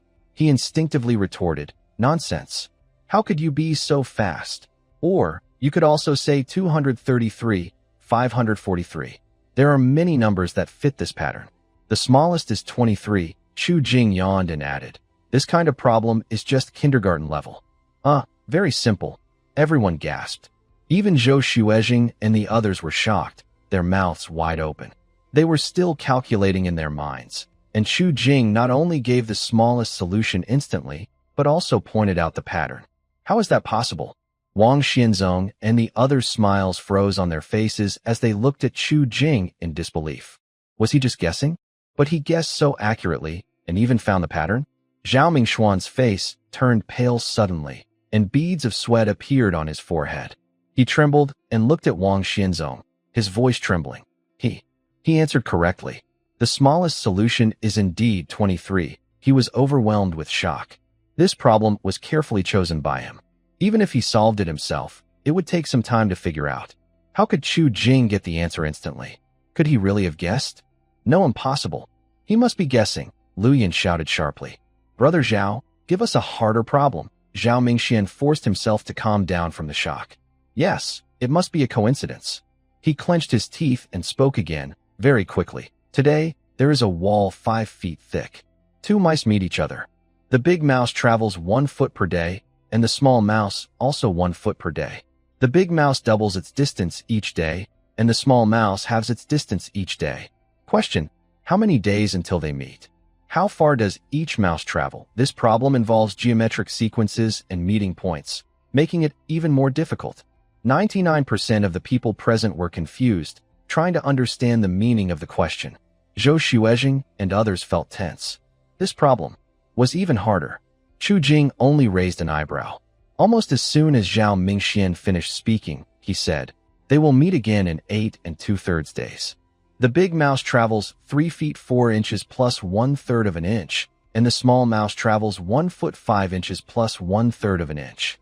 Do you want me to help you verify the calculation?" This time, the silence lasted even longer. Everyone looked at Chu Jing as if they were seeing a monster. Zhao Mingxuan's legs went weak, almost losing his balance. His face turned as white as paper, his lips trembling as he pointed at Chu Jing. You. His mind went blank. He had spent half a day solving this problem before. How could Chu Jing?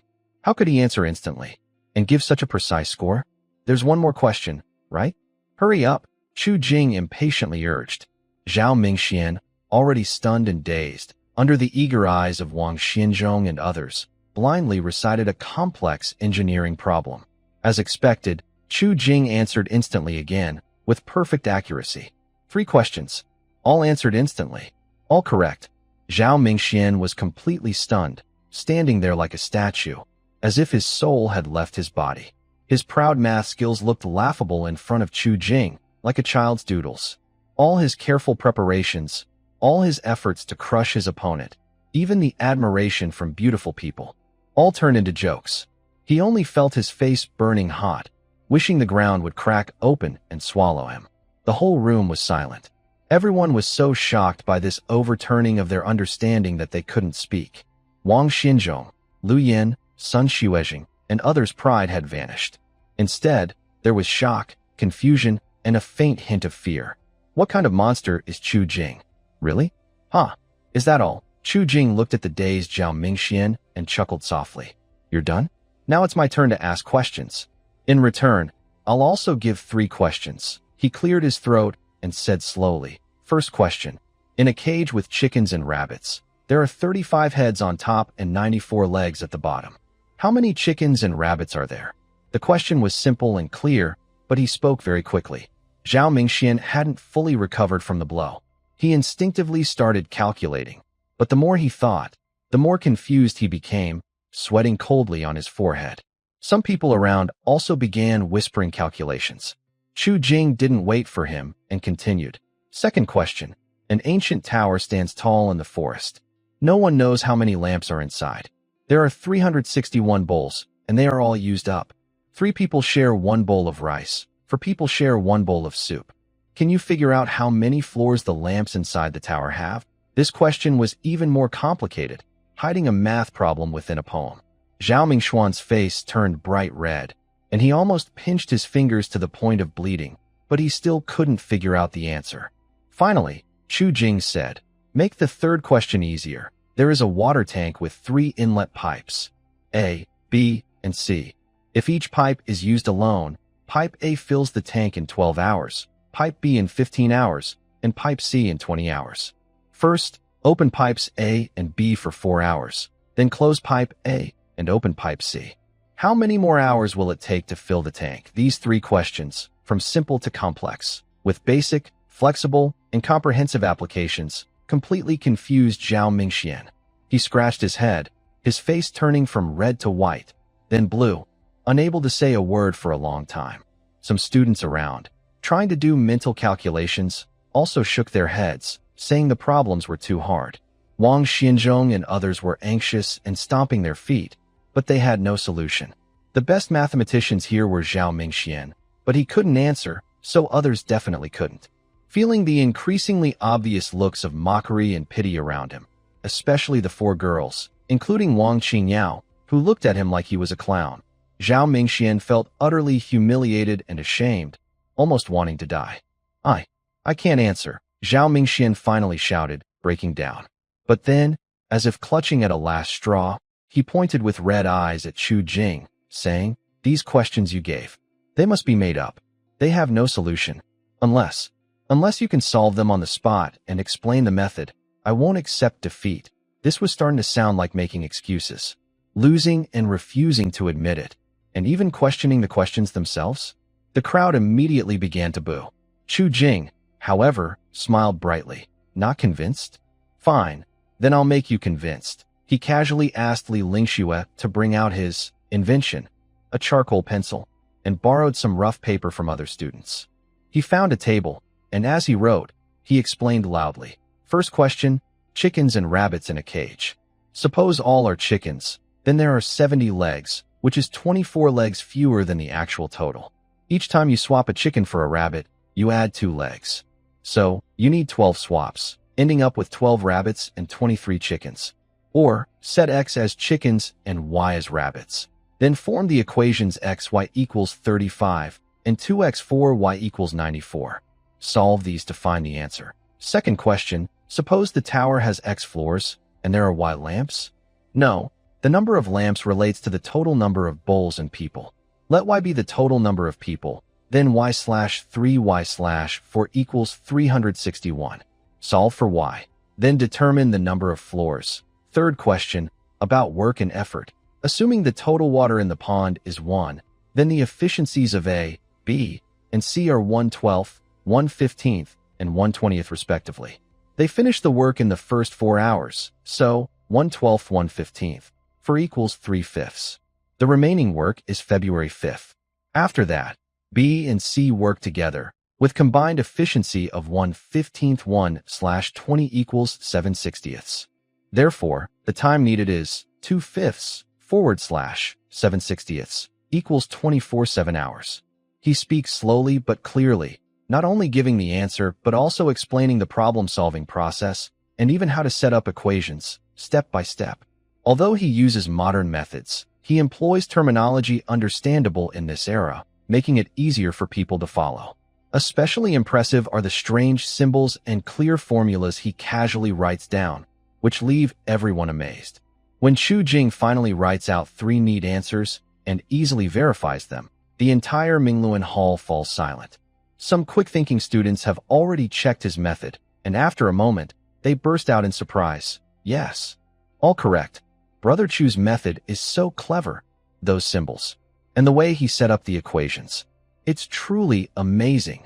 Mathematics can be so simple and clear. At this moment, Zhou Shuejing from Heian County School and 2 teachers are no longer worried, but are overwhelmed with joy and shock. They watch Chu Jing's writings, eyes wide as bells, breathing quickened. This isn't just a math contest. It's an academic revolution. Chu Jing's unprecedented symbols, calculation methods, and problem-solving ideas have opened a new world in mathematics. If the students at the county school can learn this method, future math problems in the imperial exams will be as easy as picking something from a bag. This is an enormous advantage, a precious academic treasure. If they report this to the court and have it applied, it would revolutionize the field of mathematics and lead to great development. Zhou Shuejing is so excited his beard trembles, and his gaze on Chu Jing is full of warmth. His previous regrets and complaints are gone, replaced by full admiration and happiness. He feels he has found a treasure. No, a gold mine, one with a scholarly aura. Wang Qingyao's beautiful eyes sparkled with excitement. Although they had long known that Chu Jing was skilled in arithmetic, seeing him effortlessly crush his opponents and present a complete, advanced theory in person made her feel proud and full of joy. Guo Xiaolan's 3 daughters also looked at him with admiration. Although their husbands had already taught them some of this knowledge, Chu Jing's brilliance still amazed them. At this moment, Chu Jing was shining brightly, always able to bring unexpected surprises. Meanwhile, Wang Xianzhong, Lu Yin, Sun Shuejing, and the other young scholar looked pale and frightened. They had lost the first round, and Zhao Mingxuan's reputation as a talented scholar was about to be ruined. The 9-year ban on exams was a heavy blow. Most importantly, Chu Jing openly demonstrated a shocking new mathematical theory during the contest. It was easy to imagine that once this news spread, Chu Jing's fame would skyrocket. He might be called a math genius, or even a founder of a new school. They had planned to suppress Chu Jing, but instead, they might have helped him rise to fame. This was like shooting themselves in the foot and giving their opponent a huge boost in reputation. Zhao Mingxian had already collapsed to the ground, looking as if he had lost all hope. He knew he was finished, completely finished. Not only was his future as a scholar ruined, but he also became a stepping stone and a joke for Chu Jing's rising fame. Chu Jing put away his charcoal pen, brushed non-existent dust off his hands, and looked at the pale Wang Xianzhong and others with a slight smile, showing his white teeth. First round, I accept defeat. Who's next? Or do you want to admit defeat now? His words made Wang Xianzhong, Lu Yin, Sun Shuejing, and the remaining scholar turn pale with fear. Chu Jing's crushing victory in the first round truly scared them.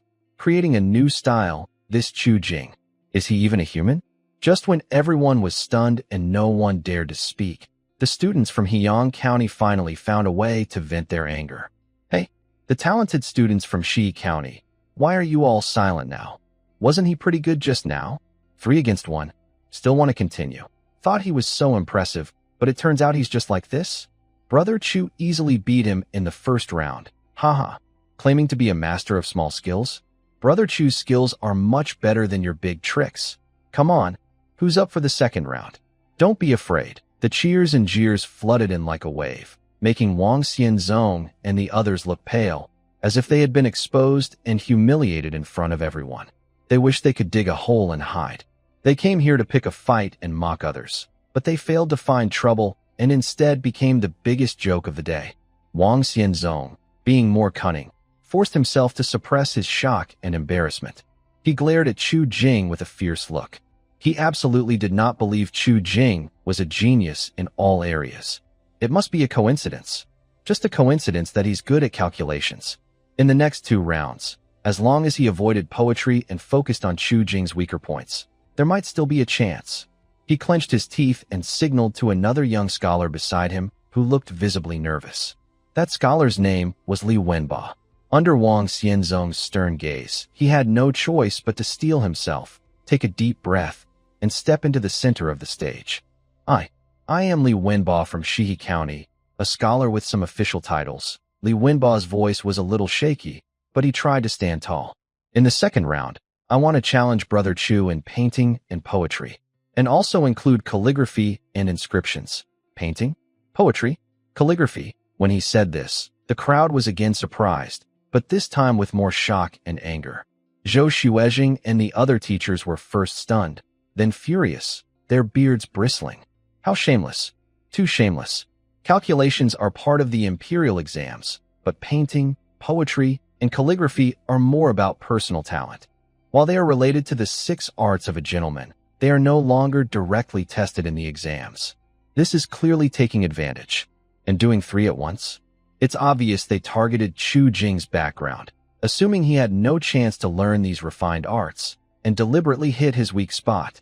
Despicable. This is clearly bullying Brother Chu. Senior Brother Chu was just a villager before. How could he have a chance to learn painting? Senior Brother Chu surely isn't afraid of poetry and words, but this painting and calligraphy, they are just doing it on purpose. It's so shameless. The students from Heian County were furious and all stood up for Chu Jingming. Wang Qingyao, Guo Xiaolon, Lin Jiro, and Li Lingxue heard this and felt worried. Their beautiful eyes showed concern even more. They knew Chu Jing had great talent in poetry, math, and quick thinking, far beyond ordinary people. But as for painting and calligraphy, they had never seen Chu Jing show these skills before. Chu Jing used to be a wandering commoner. Since he had talent in poetry, he must recognize characters.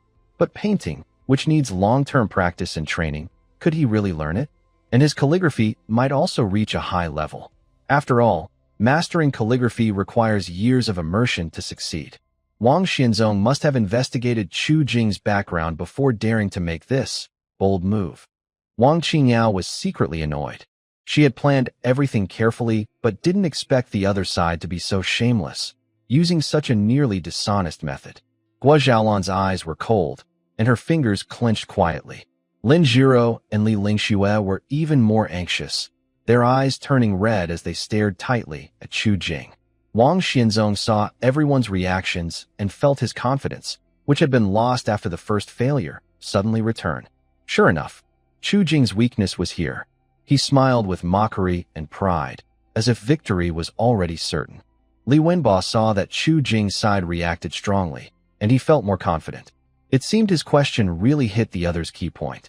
He cleared his throat, regained some confidence, and loudly said, "Senior Brother Chu, scholars often enjoy calligraphy, painting, poetry, and wine.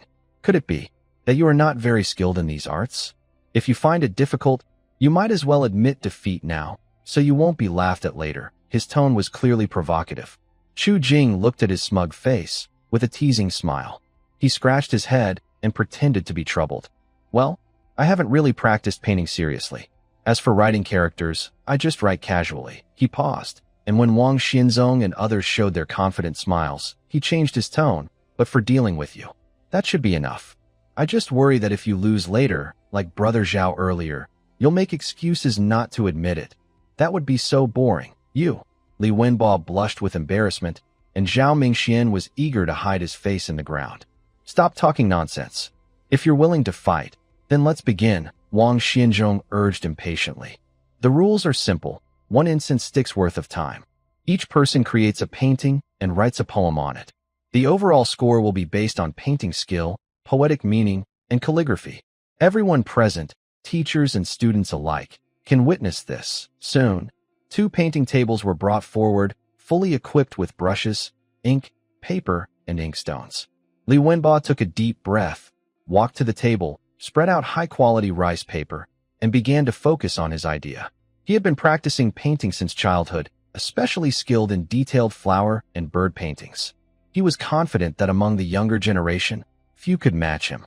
This time, he was determined to create a stunning masterpiece, to redeem his pride, and to show off his talent in front of the 4 beautiful women. Meanwhile, Chu Jing appeared much more relaxed. He strolled casually to his painting table, picked up a brush, weighed it in his hand, then looked at the paints, seemingly familiarizing himself with the tools. The incense was lit, and the fragrant smoke curled upward. Li Wenbo immediately entered his zone. His brush moved swiftly, drawing lines with focus and concentration. Many people around held their breath, watching intently, nodding secretly. Li Wenbo's painting skills indeed showed some promise. Chu Jing, however, remained calm and unhurried. He looked at Li Wenbo, who was focused on his painting, then turned to glance at the 4 women behind him. Wang Qingyao's nervousness, Guo Zhaolan's trust, Lin Jiro, and Li Lingshue's dependence. He suddenly smiled. Then, he picked up his brush, dipped it in ink, and instead of sketching outlines first, he boldly used varying shades of ink and a little color directly on the paper, creating large blocks of tone. His technique was completely different from traditional meticulous or freehand styles. It emphasized contrast of light and shadow and capturing the character's expressions. His brushwork was sometimes delicate, sometimes bold, hinting at a future style that combined sketching with ink wash. The system rewarded him with an advanced painting skill, perfect in meticulous, freehand, figure, and flower and bird painting, allowing him to seamlessly blend Eastern and Western painting techniques. At this moment, he effortlessly created an unprecedented new style. He was painting the 4 women behind him. Although not entirely realistic, he captured their spirit perfectly.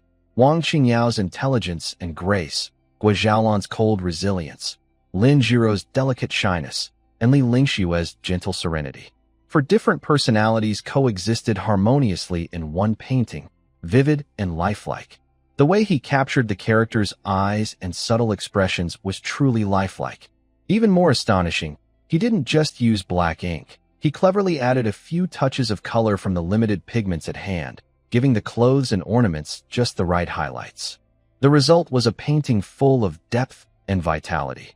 Before the incense stick had burned halfway, a vivid and striking painting titled 4 Beauties had already come to life on the paper. Though some details were not yet perfect, the fresh technique, precise spirit, and harmonious colors left everyone, experts and amateurs alike, completely amazed. What kind of painting style is this?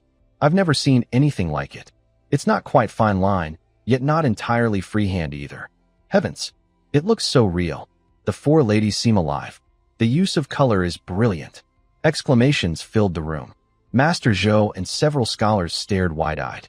They had studied art and literature for years, yet Chu Jing's style was beyond anything they had ever known. So new, so extraordinary, and of such high skill. The 4 ladies, Wang Qingyao and her companions, also saw their own images in the painting. They covered their mouths in surprise, their eyes shining with both shyness and delight. They never imagined that, in their husbands, or young Master Chu's eyes, they appeared so graceful, nor that his artistic talent was so remarkable and unique. Li Wenbo, startled by the commotion, looked up and caught sight of Chu Jing's nearly finished work. He froze as if struck by lightning, his brush slipping from his hand and staining the paper. His face turned pale, his eyes filled with disbelief and despair. How could this be? Such a painting style, unheard of, unseen. Its spirit, technique, and creativity completely overshadowed his own detailed bird and flower piece. Unbothered by the crowd's astonishment, Chu Jing, having completed the main composition, took a finer brush and wrote a 7-character quatrain in the upper right corner. A heart as pure as orchids and lilies, a soul as bright as snow beneath the moon. Graceful hands weave words like stars, steps as light as those of a fairy. Inscribed on the 4 beauties, the poem subtly reflected the names and qualities of the 4 women, Lan, Shui, Ro, and Ling, expressing admiration in a refined and elegant way that perfectly matched the painting's mood.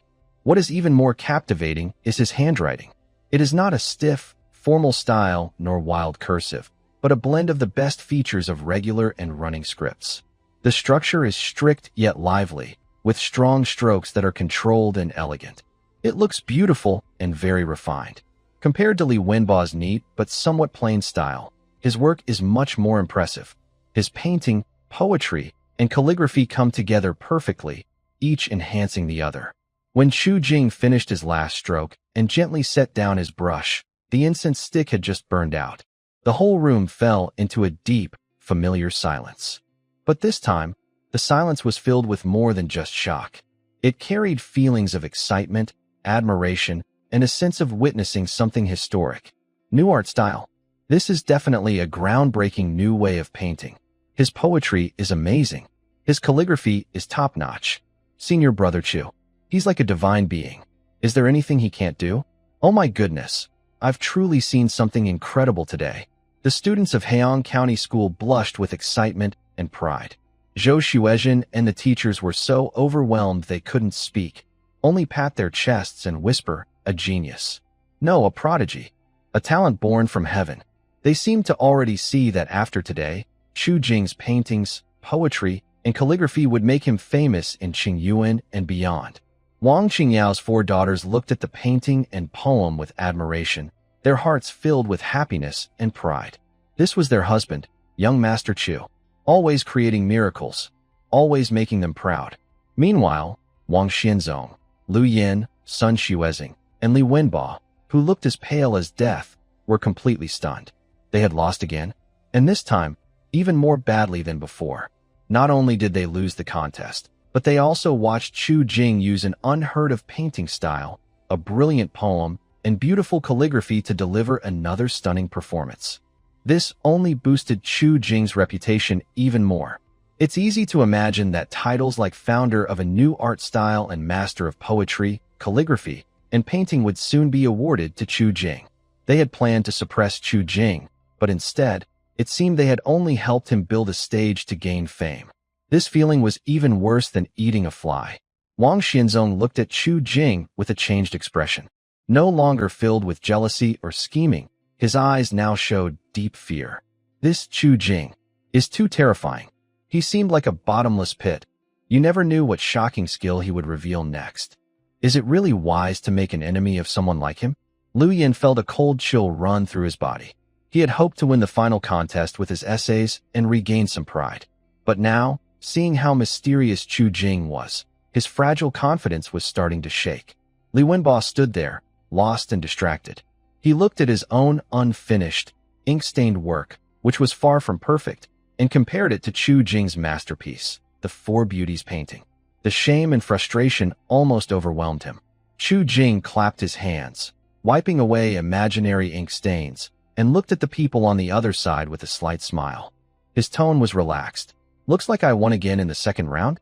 Well, Mr. Li, according to our bet, your fame and your 9-year exam ban. Oh, and the 30 spots at Xia County School, seems like they're gone now. He paused, then turned his gaze to Lu Yin, whose face was pale with anger, and his smile grew brighter. Lu, former teacher, only you are left. The final act. It must be a lot of pressure, right? I wonder what you'll compare with me. Your solid knowledge? Your essays? Or maybe you'll pick some obscure skill you think I don't know? Lu Yin felt his heart tremble at his words and instinctively took a half-step back. All eyes suddenly focused on this once proud, now seemingly fragile second-place candidate. The pressure was like a mountain pressing down.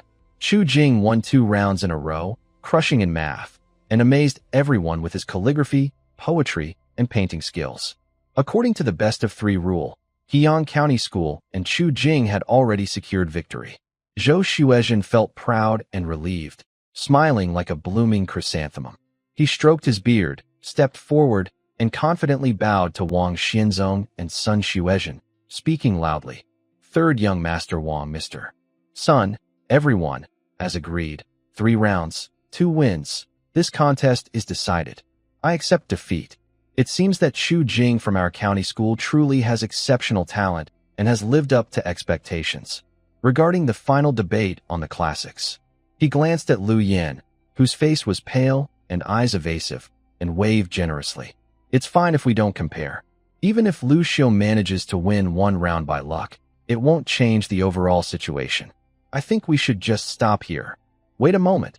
Before Zhou Xuezheng could finish saying, "Stop," Wang Xianzhong interrupted with a loud shout. Wang Xianzhong and Sun Xuezheng quickly exchanged a sharp look, both showing strong unwillingness and a hint of fierce determination. They had gone to great lengths, used connections, and made a big show, but the first 2 rounds were a complete failure. Not only did they fail to suppress Chu Jing, but they might have even boosted his reputation. How could they accept this? More importantly, their last trump card, Lu Yin, was truly the second best in the county exam. The classics essay and current affairs policy essays are the core of the imperial exams, requiring long-term study and guidance from famous teachers. Even if Chu Jing was clever and quick-witted, could he suddenly master such deep knowledge out of nowhere? They absolutely didn't believe Chu Jing was a versatile genius. The first 2 rounds were just lucky matches with his special skills. Their frustration made them refuse to give up easily. They had to play the Lu Yin card. Even if they couldn't turn the whole defeat around, at least they wanted to severely embarrass Chu Jing in his strongest area of study. They wanted him to realize that shortcuts and tricks would never be accepted officially. Sun Xuezheng took a deep breath, suppressing his frustration and faint unease. He stepped forward, forcing a fake smile, and said, "Zhou Xuezheng's words are mistaken. The 3 rounds of the literary contest are traditionally compared after all. How can we stop halfway? Moreover, this final debate on classics and policy essays is fundamental to scholars' knowledge. It's the most important part. If we give up now, not only will we refuse to accept it, but it will also be hard for scholars across the land to believe that your county's Chu Jing only excels in tricks and doesn't understand the principles." His words sounded grand, but secretly contained a trick. The meaning was that if they didn't compare in the final round, even if they won, Chu Jing would be branded as someone who only knew tricks and didn't understand proper learning. Wang Xianzhong also sneered and added, "Sun Xuezheng is right. The 3 rounds are set, and naturally, they should be completed." But he changed his tone, looked at Chu Jing with a sly glint in his eyes, and said, "Since the results of the first 2 rounds are out, why not add a little more to the final bet? How about that? This makes it more interesting and shows stronger determination." Zhou Xuezhen frowned and asked, "Raising the stakes? What else do you want?" Sun Xuezhen replied, "Simple. If Chu Jing wins this 3rd match, I, from Xia County School, will add 30 more participants, totaling 60 spots lost to your county school. Half for scholars, half for talented students." And Lu Yin. He looked at Lu Yin, whose face suddenly changed, and said through clenched teeth, "If Lu Yin loses, not only will he lose his title, but he also won't be allowed to take any exams for the next 18 years. 60 spots? 18 years of ban." Everyone gasped again in shock. This bet was crazy. Xia County School was willing to risk everything, almost putting all their remaining participants on the line. 18 years without exams meant almost giving up all hope for Lu Yin in the future of the imperial exams. How many years are in 18? But if Chu Jing loses, Sun Xuezhen suddenly raised his voice sharply, his eyes piercingly fixed on Chu Jing, then all the victories in the first 2 matches are void.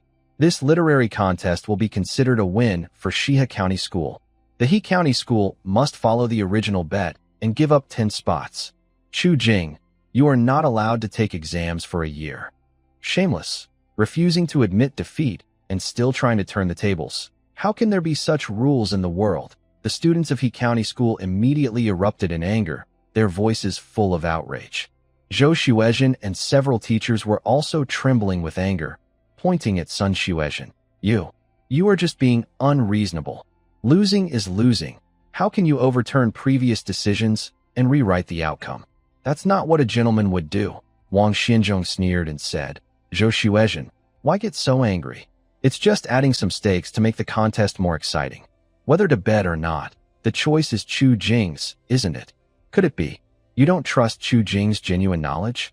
Afraid he'll reveal his true skill?" His words were full of provocation. Lu Yin, at this moment, forcibly calmed himself after the panic of the exam ban. Thinking about the years of hard study, the texts he had memorized, and the possibility that Chu Jing might have a weakness, a stubborn and vengeful spirit surged within him.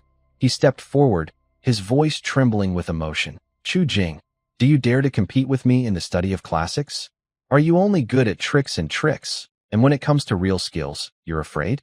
If you're not brave enough, admit defeat early.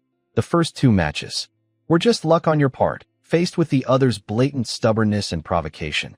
Zhou Xuejing and the others felt angry, but also hesitated as they looked at Chu Jing. Although the opponent's confidence was strong, the risk was also very high. Chu Jing had already won. It was safest to stop now.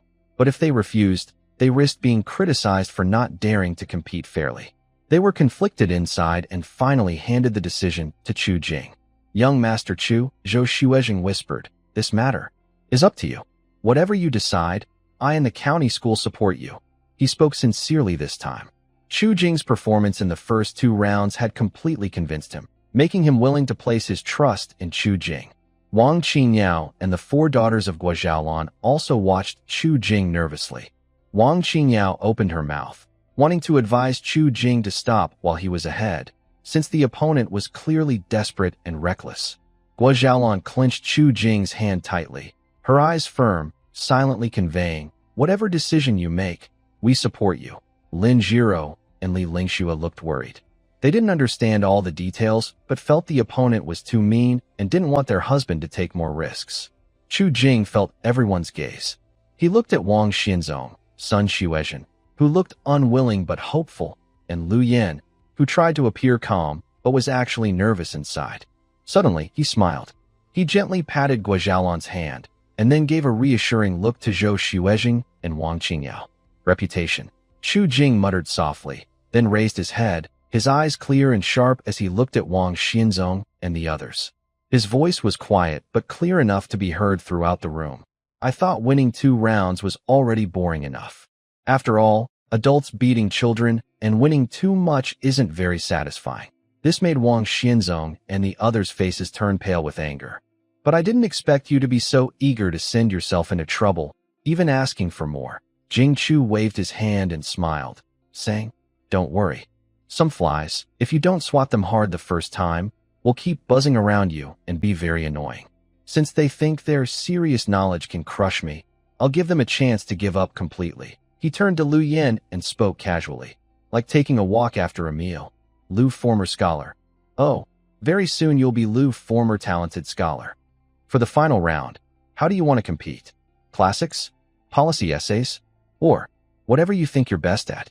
You choose the topic." He glanced at Sun Xuejing, who looked eager to set the questions himself, and shrugged indifferently. "To be fair, so you can't complain about unfair questions if you lose. You guys come up with the questions for this 3rd round. The scope of classics and the direction of policy essays are up to you. I'll follow after." "What? Let them set the questions?" Senior Brother Chu. "Think twice. This is obvious cheating. They will definitely come up with the hardest, most advantageous questions for Lu Yin." Zhou Xuejing and the teachers and students from Heyang County were all anxious, jumping in worry. This was practically giving the other side a chance to cheat. Chu Jing was too reckless. Wang Qingyao and the 4 women also felt their hearts sink, more worried than ever. If the other side sets the questions, what then? Wang Xinzong, Sun Xuejing, and Lu Yin were stunned at first. Then their eyes lit up with joy. They had been worried about how to cheat, how to make their side come up with questions. They didn't expect Chu Jing to be so arrogant. They had just walked into a trap, letting them set the questions? Isn't that asking for death? Lu Yin quickly regained his confidence and pride, feeling as if he had already seen the dawn of victory. "Fine. Chu Jing, you're brave." Lu Yin puffed out his chest, as if he already saw the light of victory. "For the 3rd round, we will compare the interpretation of classics and current affairs policy essays. The topics are: the gentleman understands righteousness, the petty person understands profit, and the essence of explaining this, as well as discussing current border issues and strategies to ensure peace. The time limit is 1 hour, right on the spot, and both scholars and teachers will evaluate together." The classical topic he proposed was from the Analects, a key focus in the imperial exams. The policy essay topic was closely related to current events, requiring broad knowledge and deep insight. These 2 topics suited him perfectly. He had already written many similar essays and knew them by heart. When Zhou Xuejin and the others heard the question, their hearts sank even further. The question itself was fair, but it was exactly the type that experienced exam takers like Lu Yin excelled at. Chu Jing, who had never even taken the juvenile exam. How could he compare to Lu Yin, who had been deeply involved in this field for many years? Moreover, the question was set by his opponent. Chu Jing, if you regret now, it's still not too late, Sun Xuezhen pretended to persuade. But in fact, he was putting more pressure on him. Chu Jing only moved his wrist slightly, then walked to the prepared desk, spread out the paper, picked up the brush, and dipped it in ink.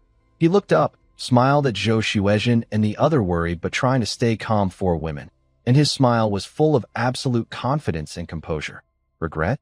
Why should I regret? An hour? I don't need that long to deal with him. Watch my ink and brush. See how I handle this challenge. As he finished speaking, his gaze sharpened, and he started writing with the brush. His strokes were powerful, yet flowing like clouds in water. This was the final match, the ultimate showdown that involved the core of the imperial exam and the opponent's heavy bets. It officially began.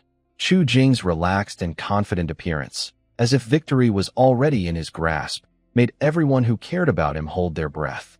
It also made Wang Xianzhong and others feel an inexplicable premonition of trouble again.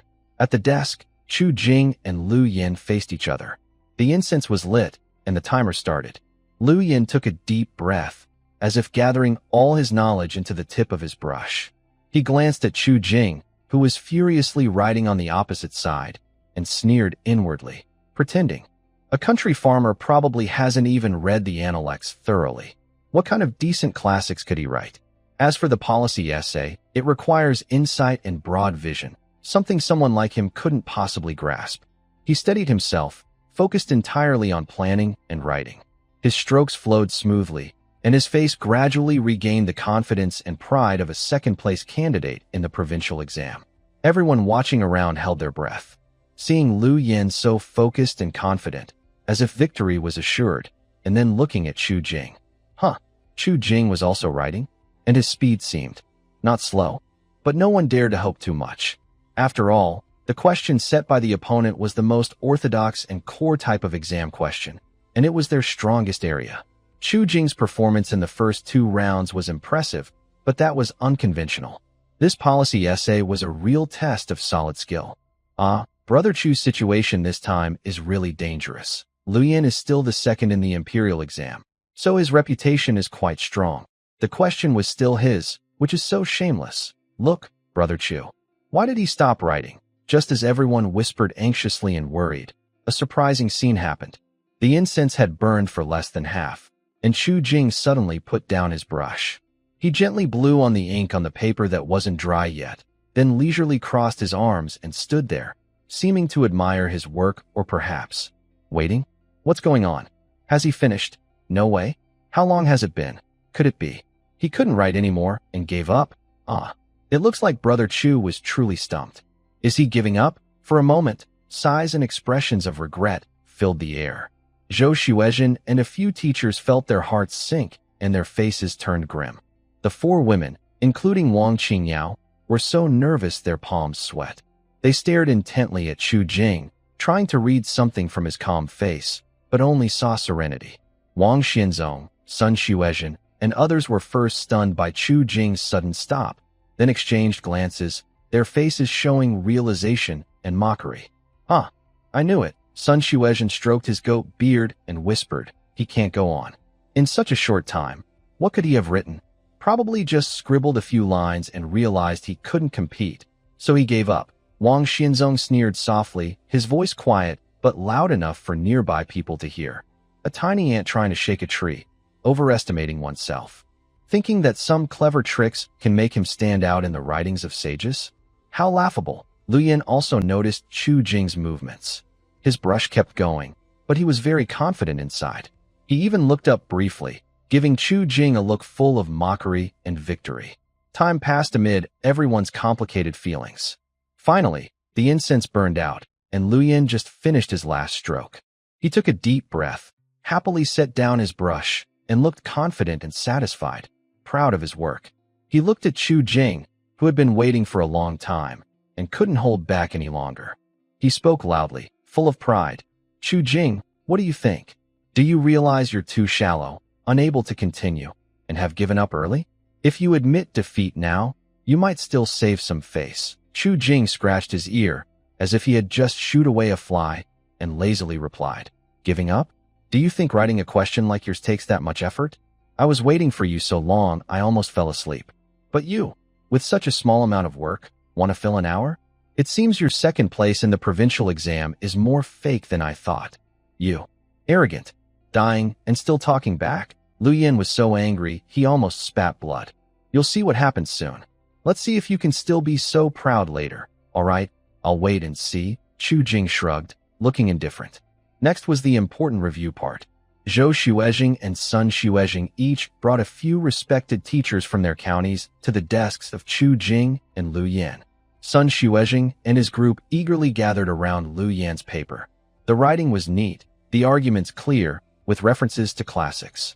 His explanation of, "A gentleman understands righteousness, a petty person understands profit," was very proper. His ideas on border issues and helping the people were organized and included some standard suggestions. For a scholar at this level, this was definitely a good exam paper. "Good. Very good." Sun Xuezhing nodded repeatedly, a look of uncontrollable joy on his face. He whispered to the teachers from Shihe County nearby, "Lu Yan's essay captures the essence of the classics, and his policy ideas are practical. It's a masterpiece. We're sure to win this time." The other teachers from Shihe County also agreed, looking at He County's teachers with pride and a bit of challenge. Hearing their obvious praise, Zhou Xuezhing and the others felt uneasy. They secretly thought, Lu Yin really has talent.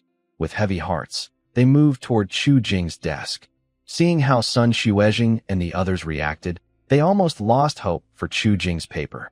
But when they looked at Chu Jing's neat, beautiful handwriting, and saw that his paper was noticeably shorter than Lu Yan's, just a glance at the beginning made Zhou Xuezhing's eyes nearly pop out. After reading a few more lines, he gasped and started trembling. Once they quickly skimmed the classical references, Zhou Xuezhing and the other teachers from He County were frozen in place, as if under a spell. They all opened their mouths wide, staring at the paper with eyes full of shock, disbelief, and a kind of almost religious fervor. Their display of clumsiness, seen by Sun Xuezhing and others who have been paying close attention, instantly reassured the people of Shihe County. "Haha, did you see that? Zhou Xuezhing and his team are so scared they look stunned. It must be that Chu Jing's writing is so terrible it made them lose their composure. The outcome is clear. Brother Lu, congratulations." Sun Xuezhing was even more proud, deliberately raising his voice to mock. "Zhou Xuezhing, why are you so flustered? Could it be that your county's masterpiece is too shocking for everyone to handle? Why not read it aloud so everyone can admire it?" This caused a ripple of quiet laughter from the people of Shihe County, and Wang Xianzhong's face showed a confident smile. Zhou Xuezhing seemed not to hear their teasing. He took several deep breaths, trying to calm the storm inside him. He trembled as he picked up Chu Jing's essay on the principles of classics. With a slightly trembling voice from excitement, he read aloud the opening.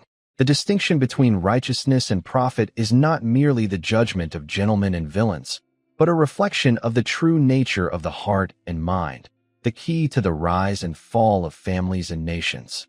Gentlemen do not avoid talking about profit, but regulate it with righteousness, where profit resides within righteousness. Villains do not lack understanding of righteousness, but forget it for profit, with righteousness obscured by personal gain. Therefore, sages do not suppress human desires, but guide them with propriety, clarify them with righteousness, so that people know what benefits to pursue or avoid, all summarized in the word righteousness." Just these opening sentences caused the entire audience to fall silent, as if struck by a great bell. There was no dull, verbose repetition typical of ordinary classical texts, nor empty moral preaching.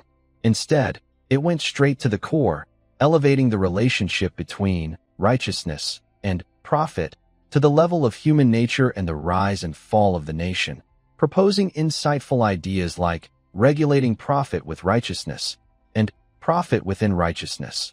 The logic was tight, the purpose lofty, and the language concise yet profound.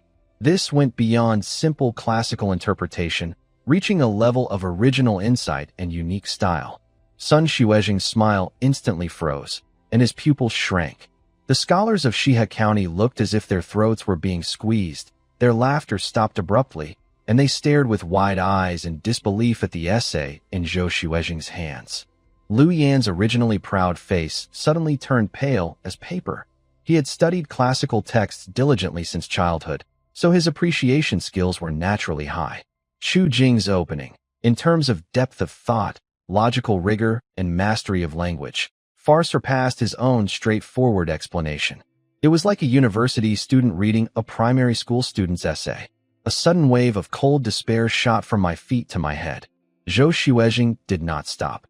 He continued to recite the next few key points. Each sentence was sharp and clear, deeply analyzing the difference between righteousness and profit. His words were so powerful that everyone present with some knowledge was captivated and on edge. After finishing the main part of his speech, Zhou Xuezhing looked up at Sun Xuezhing and others, who looked pale. A mocking smile appeared on his face as he finally spoke. Sun Xuezhing, everyone, this piece of writing is very new in idea, deep in argument, and logical in structure. I have been teaching and educating for over 20 years, but I have never seen anything like this. I can't say there are none before, but surely none like this. Even among the top scholars in the province or in imperial exams, it's hard to find such a detailed discussion on this topic. Do you agree, Sun Xuezhing? Sun Xuezhing opened his mouth, his throat dry, but he couldn't say a word. He wanted to argue or find faults, but Chu Jing's article was right there, every word precious and flawless. If he dared to lie or deny such a wonderful piece, he would immediately become a joke and enemy of the scholars. His poor reputation and fragile pride as a scholar prevented him from doing that. His face turned pale and white. After a moment, he managed to squeeze out a sentence from between his teeth. The core ideas are indeed original, but the real test is in the strategy. Lu Yan's strategy is carefully thought out, and it's not necessarily worse. Lu Yan also seemed to grasp his last hope, and he shouted desperately, "Yes, the core ideas are just theory, but the strategy is practical and useful." My strategy. Oh, strategy? Zhou Xuezhing interrupted with a half-smile, picked up Chu Jing's strategy section, cleared his throat, and said, "Everyone, please appreciate it." Instead of merely discussing border issues, he directly addressed the root causes within internal affairs. He proposed the core idea that stability at the border must be secured by internal peace, and offered specific strategies such as enriching the people, simplifying government, cleaning up official conduct, and improving communication channels. His vision was broad, sharp, and hit the core problems. How could a simple villager have such insight? Clearly, he possesses the talent of a wise advisor. Suddenly, there were several muffled thuds. Sun Xuezhing and a few older scholars from Shihe County lost their balance and nearly fell, their legs giving way. Their faces turned pale, and cold sweat beaded on their foreheads. They looked at Chu Jing with shock and fear. Lu Yan was struck like lightning, collapsing to the ground, looking ashen and hollow-eyed. It's over. Everything is lost. His arguments focused on detailed matters like land cultivation, military training, and trade, but Chu Jing was thinking on a much higher level, addressing the fundamental issues. The difference was like heaven and earth. His solid knowledge, which he believed was his lifeline, was crushed completely in front of Chu Jing. Although Wang Xianzhong couldn't read much, he saw the despair on Sun Xuezhing and others' faces and Lu Yan's breakdown, and understood the outcome. He anxiously grabbed Sun Xuezhing's arm and shouted, "Sun Xuezhing, what's going on?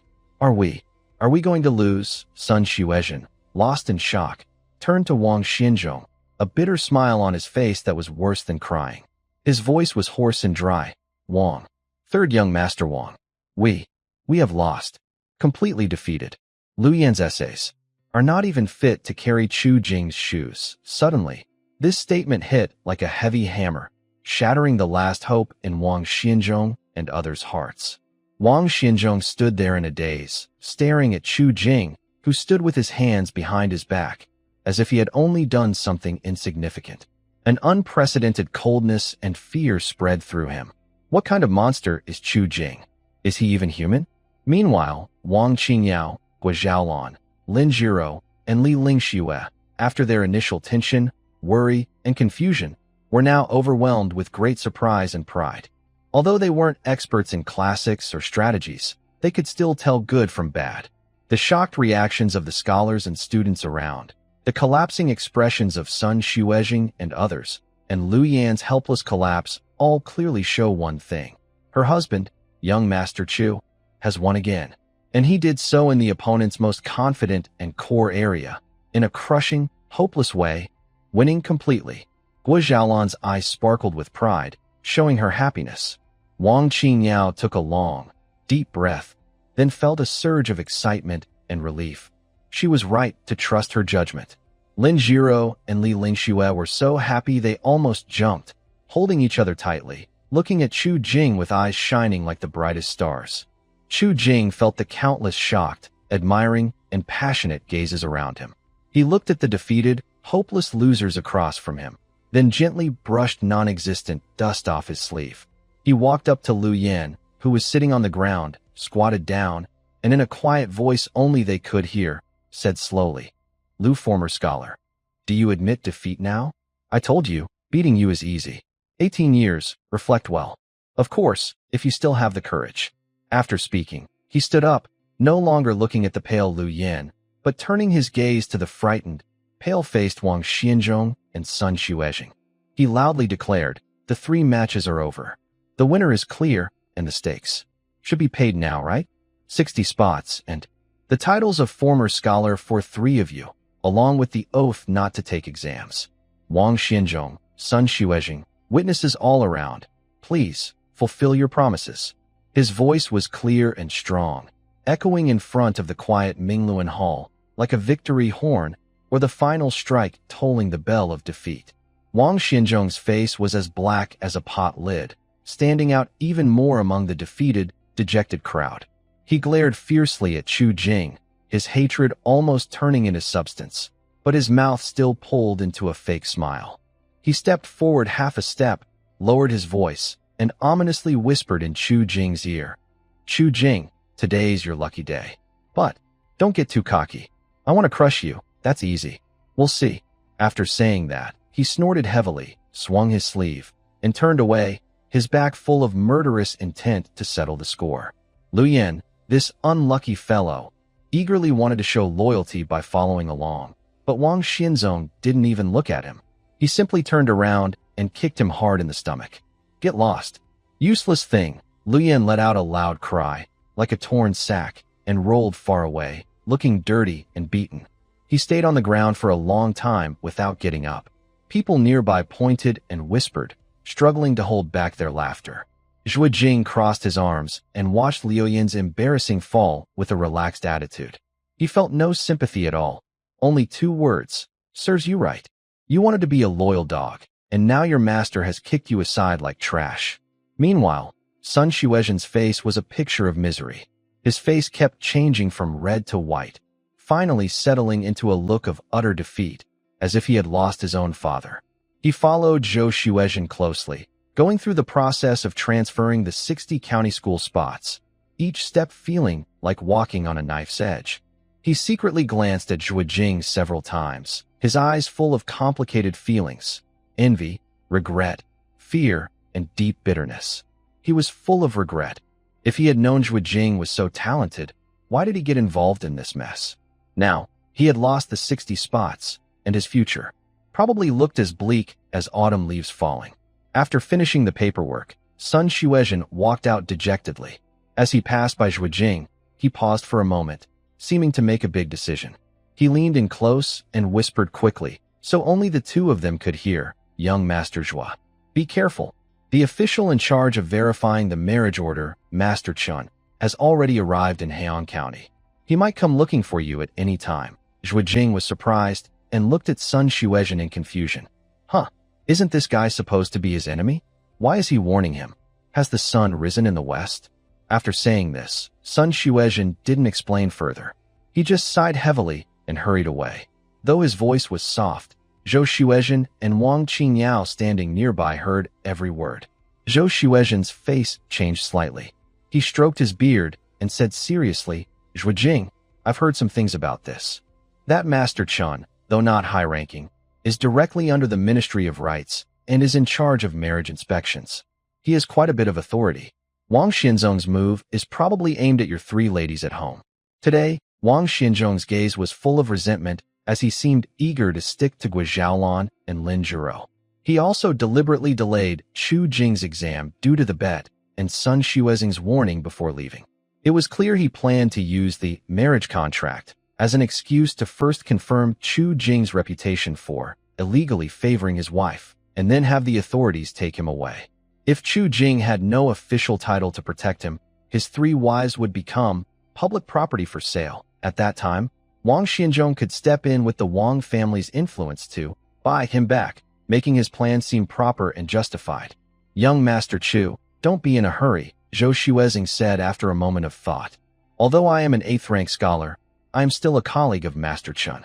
I will try to find a chance to talk to him. Chen Ming, you are talented, and the imperial exam is coming soon. As long as you get the title, this problem will naturally be solved. Wang Qingyao also stepped forward, her face showing determination. Young Master Chu, this matter started because of me.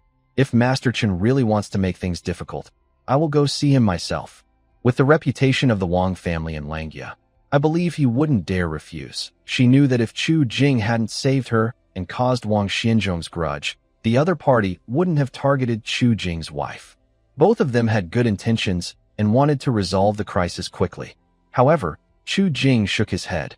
Although he felt the urgency, he was not panicked. This matter was not as simple as it seemed on the surface. Even if he involved the 2 of them, it might not solve anything and could even bring trouble to them. Zhou Xuezing, Miss Wang, I appreciate your kindness, Chu Jing said with a bow. I will handle this myself. If it becomes too difficult, I will ask for your help. It's not that he didn't want help, but he worried that they might be unable to assist or even get caught in the trouble. Master Chen was sent by Wang Xinzhong, clearly targeting him. Zhou Xuezing, an 8th-rank scholar, trying to reason with a 6th-rank official from the Ministry of Rights? The other might not even offer a cup of tea. As for Wang Qingyao, Wang Xinzhong was probably just waiting for her to step forward. If she used the Wang family's power to pressure him, the other side could accuse her of abusing authority and interfering in government affairs. Not only would the situation become more difficult, but it could also jeopardize her family's exam and her position as the official in Qingyuan Prefecture. Wang Qingyao and Zhou Xuezing looked at each other, opening their mouths to speak, but seeing Chu Jing's firm expression, they could only sigh softly. They understood that this matter was indeed complicated, especially Zhou Xuezing. If he helps Chu Jing, he would openly oppose Wang Xinzhong, completely offending the Wang family's 3rd branch. Even though Chu Jing has the support of Wang Qingyao, the main branch's direct descendant, this place is ultimately the 3rd branch's territory. The county official is not as powerful as the local authorities. As an 8th-rank scholar, Chu Jing might be at a disadvantage. Wang Qingyao also knows that Wang Xinzhong is probably hoping she will fall into a trap. Since that's the case, young Master Chu, please be careful. If you need anything, just ask me. Wang Qingyao nodded and said no more. Zhou Xuezing sighed and thought for a moment before speaking. I may not be able to help with the marriage arrangement, but you can rest assured about the county exam. If Wang Xinzhong tries to interfere, he must first ask me. Hearing this, Chu Jing looked at Zhou Xuezing gratefully. With his words, he no longer has to worry about Wang Xinzhong causing trouble during the county exam. Although the county exam is not an official imperial examination, it determines qualification for the provincial exam, which is crucial for the scholar's future. If he can't even participate in the provincial exam, that would be a real dead end. Wang Xinzhong has considerable power in Heian County, but even if the county magistrate is his person, he wouldn't dare cheat on such an important exam. The imperial court has always been strict about the imperial examinations. Based on Chu Jing's performance at the county school today, if he can't even take part in the provincial exam, it would cause a big scandal. So, Chu Jing isn't worried about passing the scholar's test. What he truly fears is Wang Xinzhong using the marriage order to take the 3 ladies into the official household. Once they are registered, Wang Xinzhong will buy them immediately.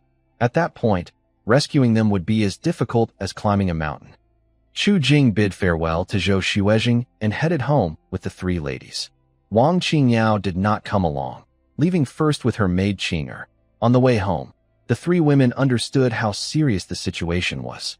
Although they looked worried, none of them wanted to add pressure to Chu Jing, so they silently followed. Chu Jing lowered his head, thinking of ways to break the deadlock. The best solution would be to make Wang Xianzong completely disappear. As long as he is dead, no one will keep pressing this issue. The official in charge, Mr. Chun, who knows about his relationship with Wang Qingyao, will probably turn a blind eye. Thinking of this, Chu Jing's eyes grew cold. Since Wang Xianzong is seeking his own death, he doesn't mind giving him a push. With the skills he now has from the system, killing Wang Xianzong is not difficult. The difficult part is doing it cleanly and efficiently, without leaving any trouble behind. Chu Jing first sent Gui Zhaolan and the two wives home, then turned toward the inn. The key to this matter really depends on that official, Mr. Chun. If he can be persuaded to loosen his grip and give some time, once he passes the imperial exam, there will be room to maneuver. Although he is just a common village man, and it's very hard for him to meet a 6th-rank official, he must try. How else will he know if it's possible? If it really doesn't work, then he can only make Wang Xianzong disappear unexpectedly. Killing someone isn't hard for him, but the trouble after doing so is the real problem. The Wang family's 3rd branch isn't easy to deal with. Recently, Wang Xianzong has been watching him closely. If Wang Xianzong gets into trouble, Chu Jing will be the prime suspect. Right now, he doesn't have enough strength to confront him directly. Until he's at a dead end, Chu Jing doesn't want to take such a risky step. When he arrived outside the inn, Chu Jing held his breath and focused. His perception system expanded to a godlike view within 100 meters, helping him avoid patrol guards easily, and he slipped into the courtyard. He moved toward the main room, but just as he approached the window, he heard voices inside. One voice was clear and cold, with a hint of familiarity and seriousness. Chu Jing froze. Wang Qingyao? She actually came to see Chen Yinian herself. No wonder she left so decisively earlier. She was heading straight here. Inside, Wang Qingyao's voice was steady but confident, with an undeniable tone. Mr. Chun, I don't need you to bend the law for me, nor do I need you to change any documents. I only ask you, pause the investigation for a few months, give Chu Jing time. After he passes the imperial exam, we can handle it legally. She paused slightly, her tone softening a little, adding a rare, almost pleading tone. This matter is very important to me. If you can do me this favor, when I take charge of the Wang family affairs in Hedong, I won't forget today's kindness. I will definitely help you in your career. Chen Yinian chuckled awkwardly. Miss Wang, you're overestimating. This involves the law, and I still need to consider it carefully. Chu Jing quickly hid in the shadow of a pillar, watching Wang Qingyao and Qing'er step out and leave the inn calmly. Her straight back looked thin in the night, but she still carried her unique pride. A warm feeling of gratitude filled Chu Jing's heart. She was such a proud person, the daughter of the Wang family, who might one day control a large business. Yet she came to ask him for a small official position, hiding it from him. It seemed that during his time with Wang Qingyao, this girl was not entirely unaffected. Looking at it this way, he was getting closer to completing his task. Also, this girl made his heart feel strangely confused. Thinking about her status, Chu Jing felt he needed to work even harder. Even without the system task, she was worth his effort. Moreover, he didn't want her to marry someone else. If she married, it could only be him. His gaze grew more determined at this moment. Inside the room, Chen Yanian was clearly lost in thought. Qian Shiya, who had been standing quietly nearby, finally moved closer and whispered, Master Dong, Miss Wang's promise. Sounds tempting, but it's risky. If she loses in the family fight to the 3rd house, that plan might fall apart.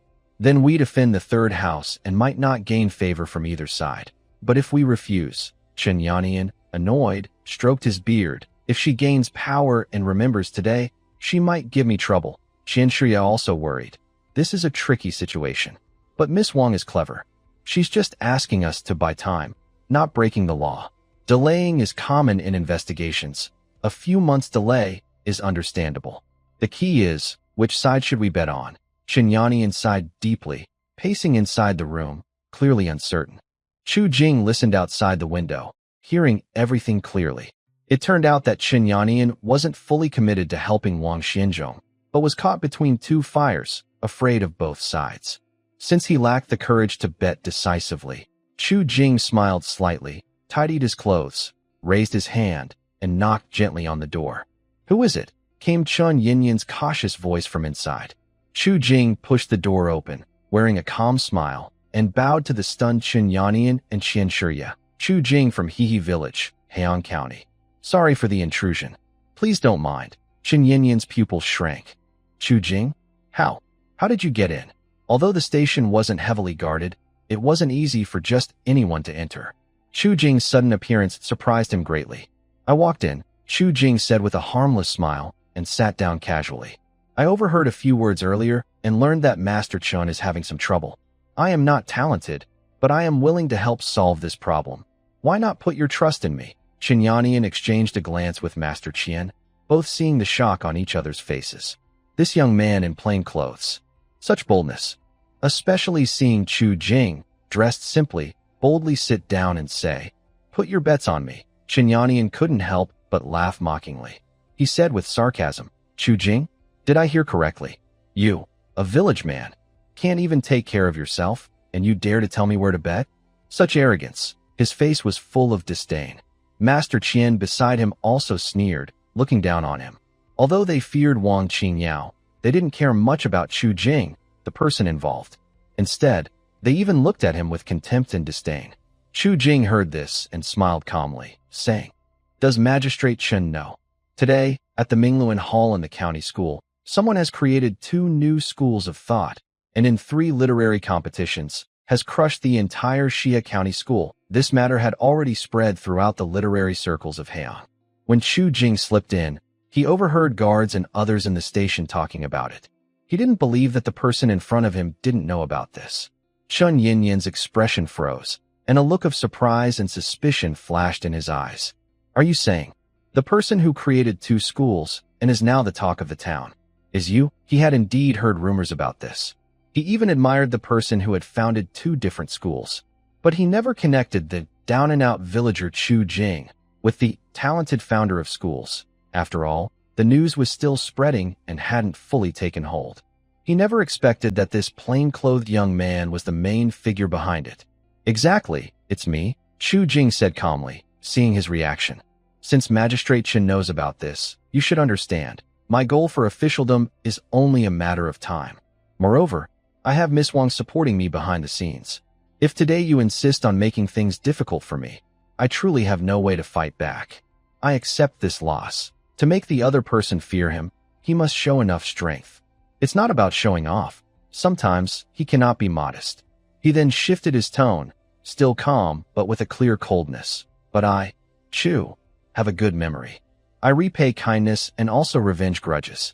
If I succeed someday, I will not forget anyone who blocks my way or harms my loved ones." His words sounded simple, but each one hit like a hammer, making Chen Yannian and Master Qian feel a sudden tightness in their hearts. Their faces darkened with anger.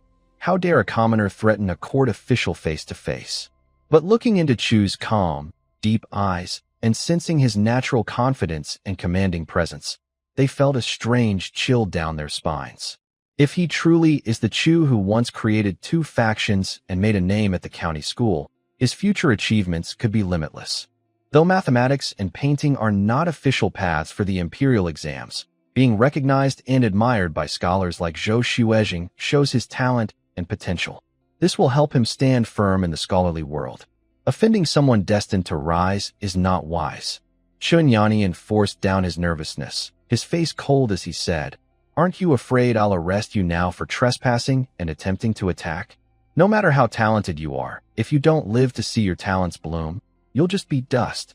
Chu smiled slightly, his voice filled with disdain and mockery. "I can walk in safely, so I can walk out safely too. If Magistrate Chen really wants to make a move, try it. But whether you'll regret it afterward, I can't say." He looked confident and calm, as if he had everything under control, leaving Chun and the others momentarily stunned.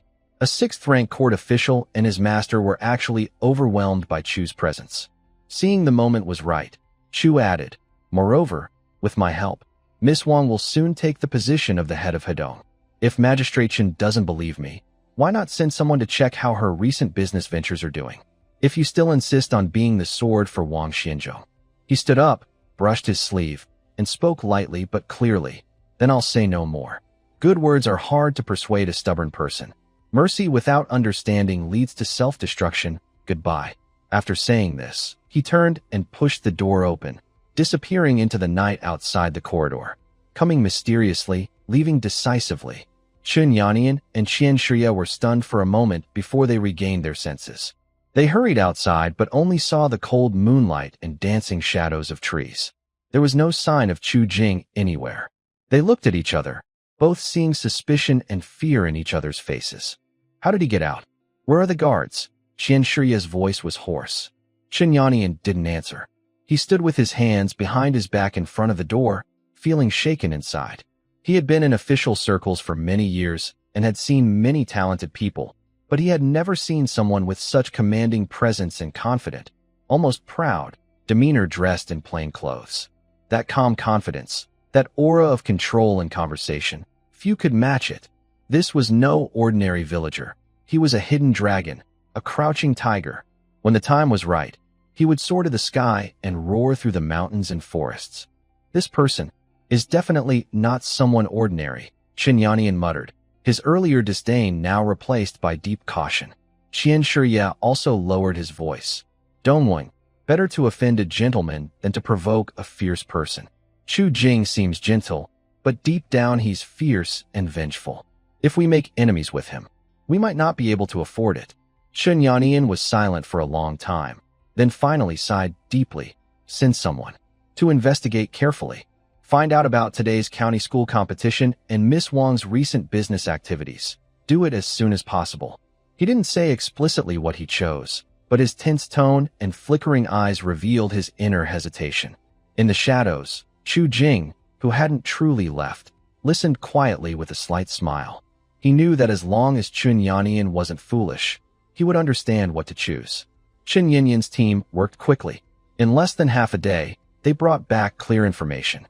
Seeing this, Chun Yannian nearly knocked over his teacup in shock.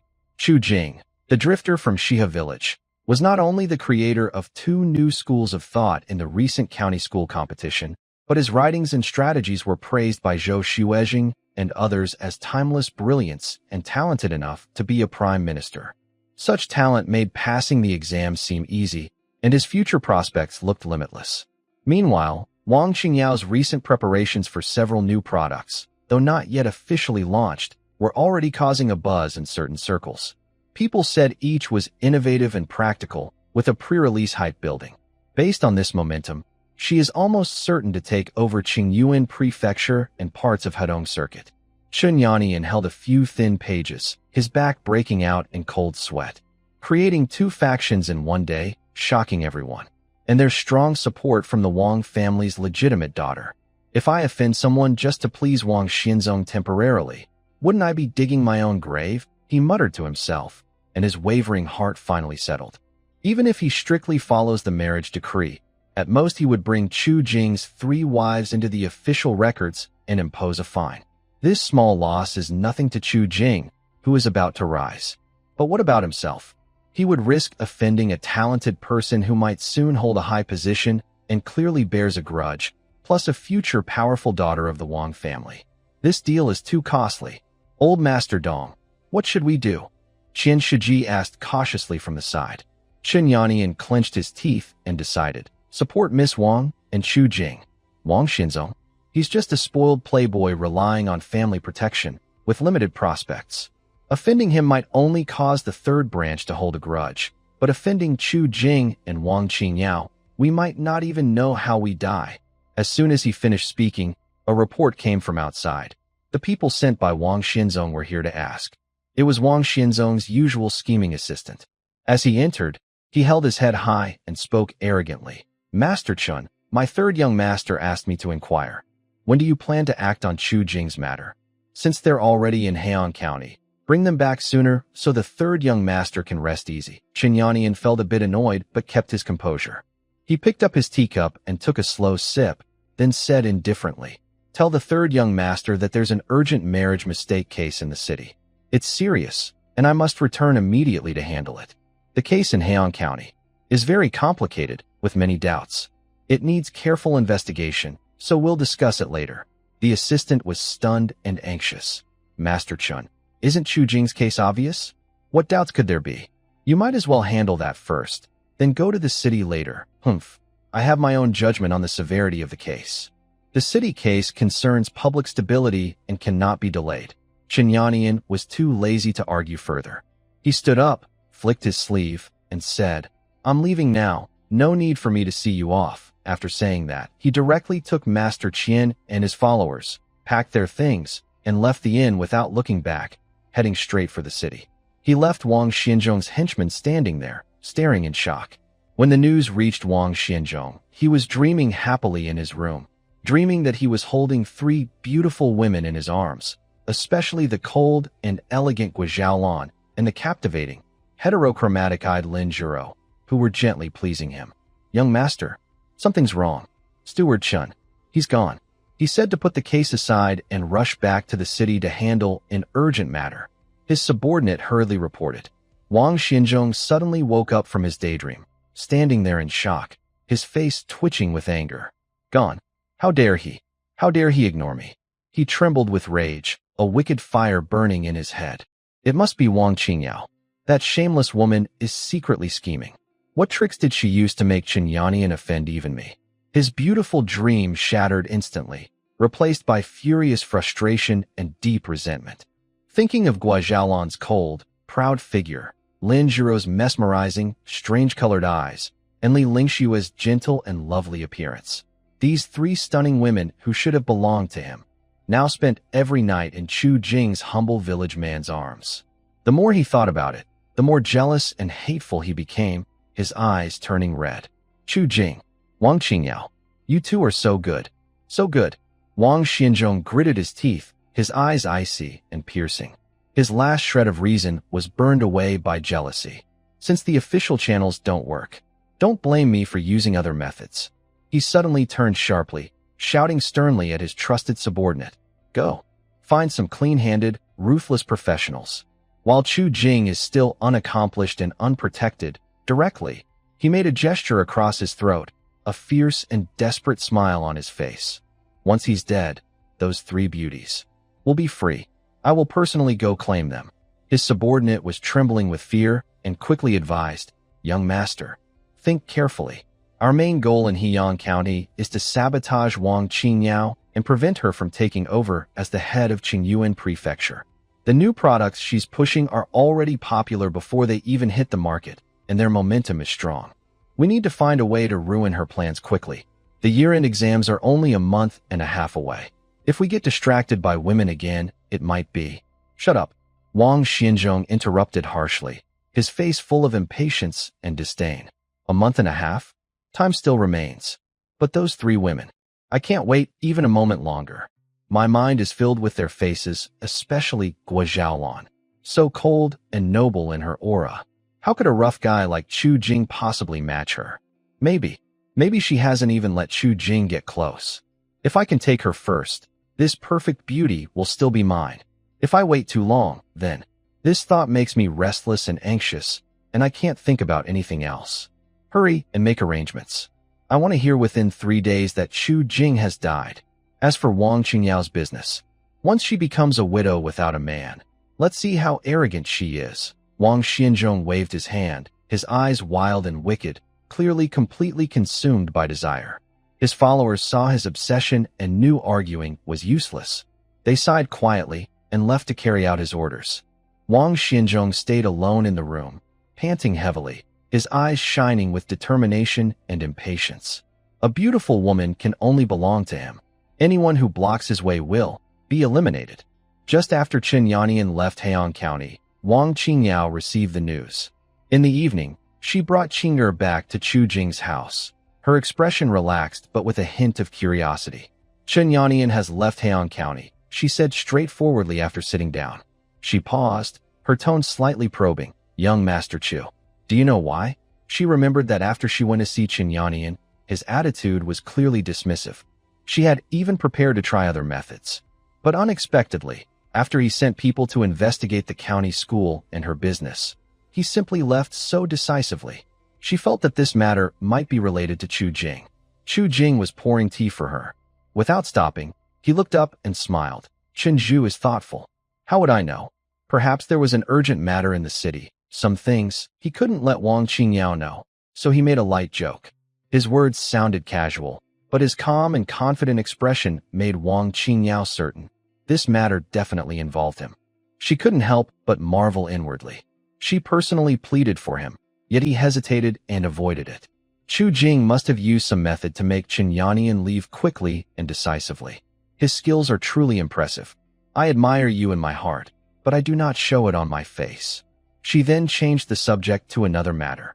According to your previous suggestion, the news about those items has already been leaked. Now, many merchants and wealthy families in Qingyuan Prefecture are secretly asking around. The market is hotter than we expected. Chu Jing nodded but did not show much happiness. It's good that the trend is strong, but don't get too excited yet. Wang Xianzhong is a fool, but if he gets desperate, he will use any dirty tricks. The most important thing now is to make sure everyone knows our brand name so that when people hear it, they think of our products. As for officially selling, there's no rush. We should hold back a little longer. Guo Xiaolon, Lin Jiro, and Li Lingxue, who had been quietly listening, looked confused. Li Lingxue, gentle by nature, asked softly, "Husband, since everyone wants it, why not sell it quickly? If we sell early, we can make money sooner and establish ourselves faster." Wang Qingyao also frowned slightly and expressed her worries. "I think the same. If Wang Xianzhong really sends someone to steal the formula or copy our products, we can't prevent it. If we open our shop early, we can at least take the lead in the market. Although she kept her secrets well, such things are hard to prevent entirely. Plus, the technical barriers are not very strong, so copying is easy." Chu Jing smiled and shook his head. If he really comes to steal or copy, that would be a good thing. Good thing? The women said in unison. Even Wang Qingyao was stunned. There's no such thing as a thief who doesn't get caught eventually. If he doesn't act, it's hard for us to find evidence against him. But if we completely eliminate him, Chu Jing lightly tapped the rim of his teacup. Then he would be walking into a trap, and we can crush him in one go, ending the problem forever. His tone was calm, but carried a confident, strategic air. Wang Qingyao looked at his calm side profile, and her worries strangely eased a little. She had seen Chu Jing create miracles before, and now she inexplicably believed that if he said he could solve it, he definitely could. All right, Wang Qingyao took a deep breath and no longer hesitated. "I'll follow your plan. I'll control the timing of the leak and raise expectations to the highest." After settling the main matter, she stood up to leave. Chu Jing saw her to the gate. The night wind was cool, blowing her hair slightly. Suddenly, Chu Jing stopped and looked at her seriously. "Miss Wang, thank you this time." Wang Qingyao was slightly surprised and didn't understand at first what he was thanking her for. But then she remembered going to the inn to find Chen Yannian. He had found out. A gentle smile appeared on her lips as she shook her head. "No need to thank me. Between friends, it's only right to help." "Yes." Chu Jing also smiled warmly. "I'm lucky to have a friend like you." He actually wanted to tease Wang Qingyao a little, to bring them closer and set the stage for his own plans. But in the end, Chu Jing gave up. Although he really wanted to complete his task, he didn't want to do it with a purpose in mind. Since Wang Qingyao had gone out of her way to help him, Chu Jing felt that their relationship should develop naturally. He didn't want it to be driven by strong motives or schemes, as that would make him feel too mean and unfair to everything Wang Qingyao had done for him. As for how to make Wang Qingyao his woman, Chu Jing only hoped to earn her trust through his own efforts, so she could be with him without any obstacles or worries. He didn't want it to be mixed with selfishness, calculations, or plots. He wanted her to face everything herself, which would be too unfair and cruel. He could feel that she probably already had feelings for him. Wang Qingyao wanted to say more, but in the end, she only nodded lightly. She turned to walk toward the carriage, and Qing'er hurried to support her. Before the curtain was drawn, she couldn't help but look back. Chu Jing was still standing in the doorway, waving goodbye to her. The carriage slowly moved away, leaving that slender yet upright figure behind in the night. Wang Qingyao leaned against the carriage wall, unconsciously touching the cool window frame with her fingertips, gazing at the dim street outside. After a long while, she whispered softly, "Is it really just friendship?" Her voice was barely audible inside the carriage. Qing'er, sitting nearby, heard her clearly. She looked at her lady's quiet profile in the dim light, her sharp, clear eyes now showing a complex ripple she had never seen before. Qing'er felt a twinge of sadness, lowered her eyes, and silently clenched her fists. She knew her lady's burden and understood what Wang family's daughter's status meant.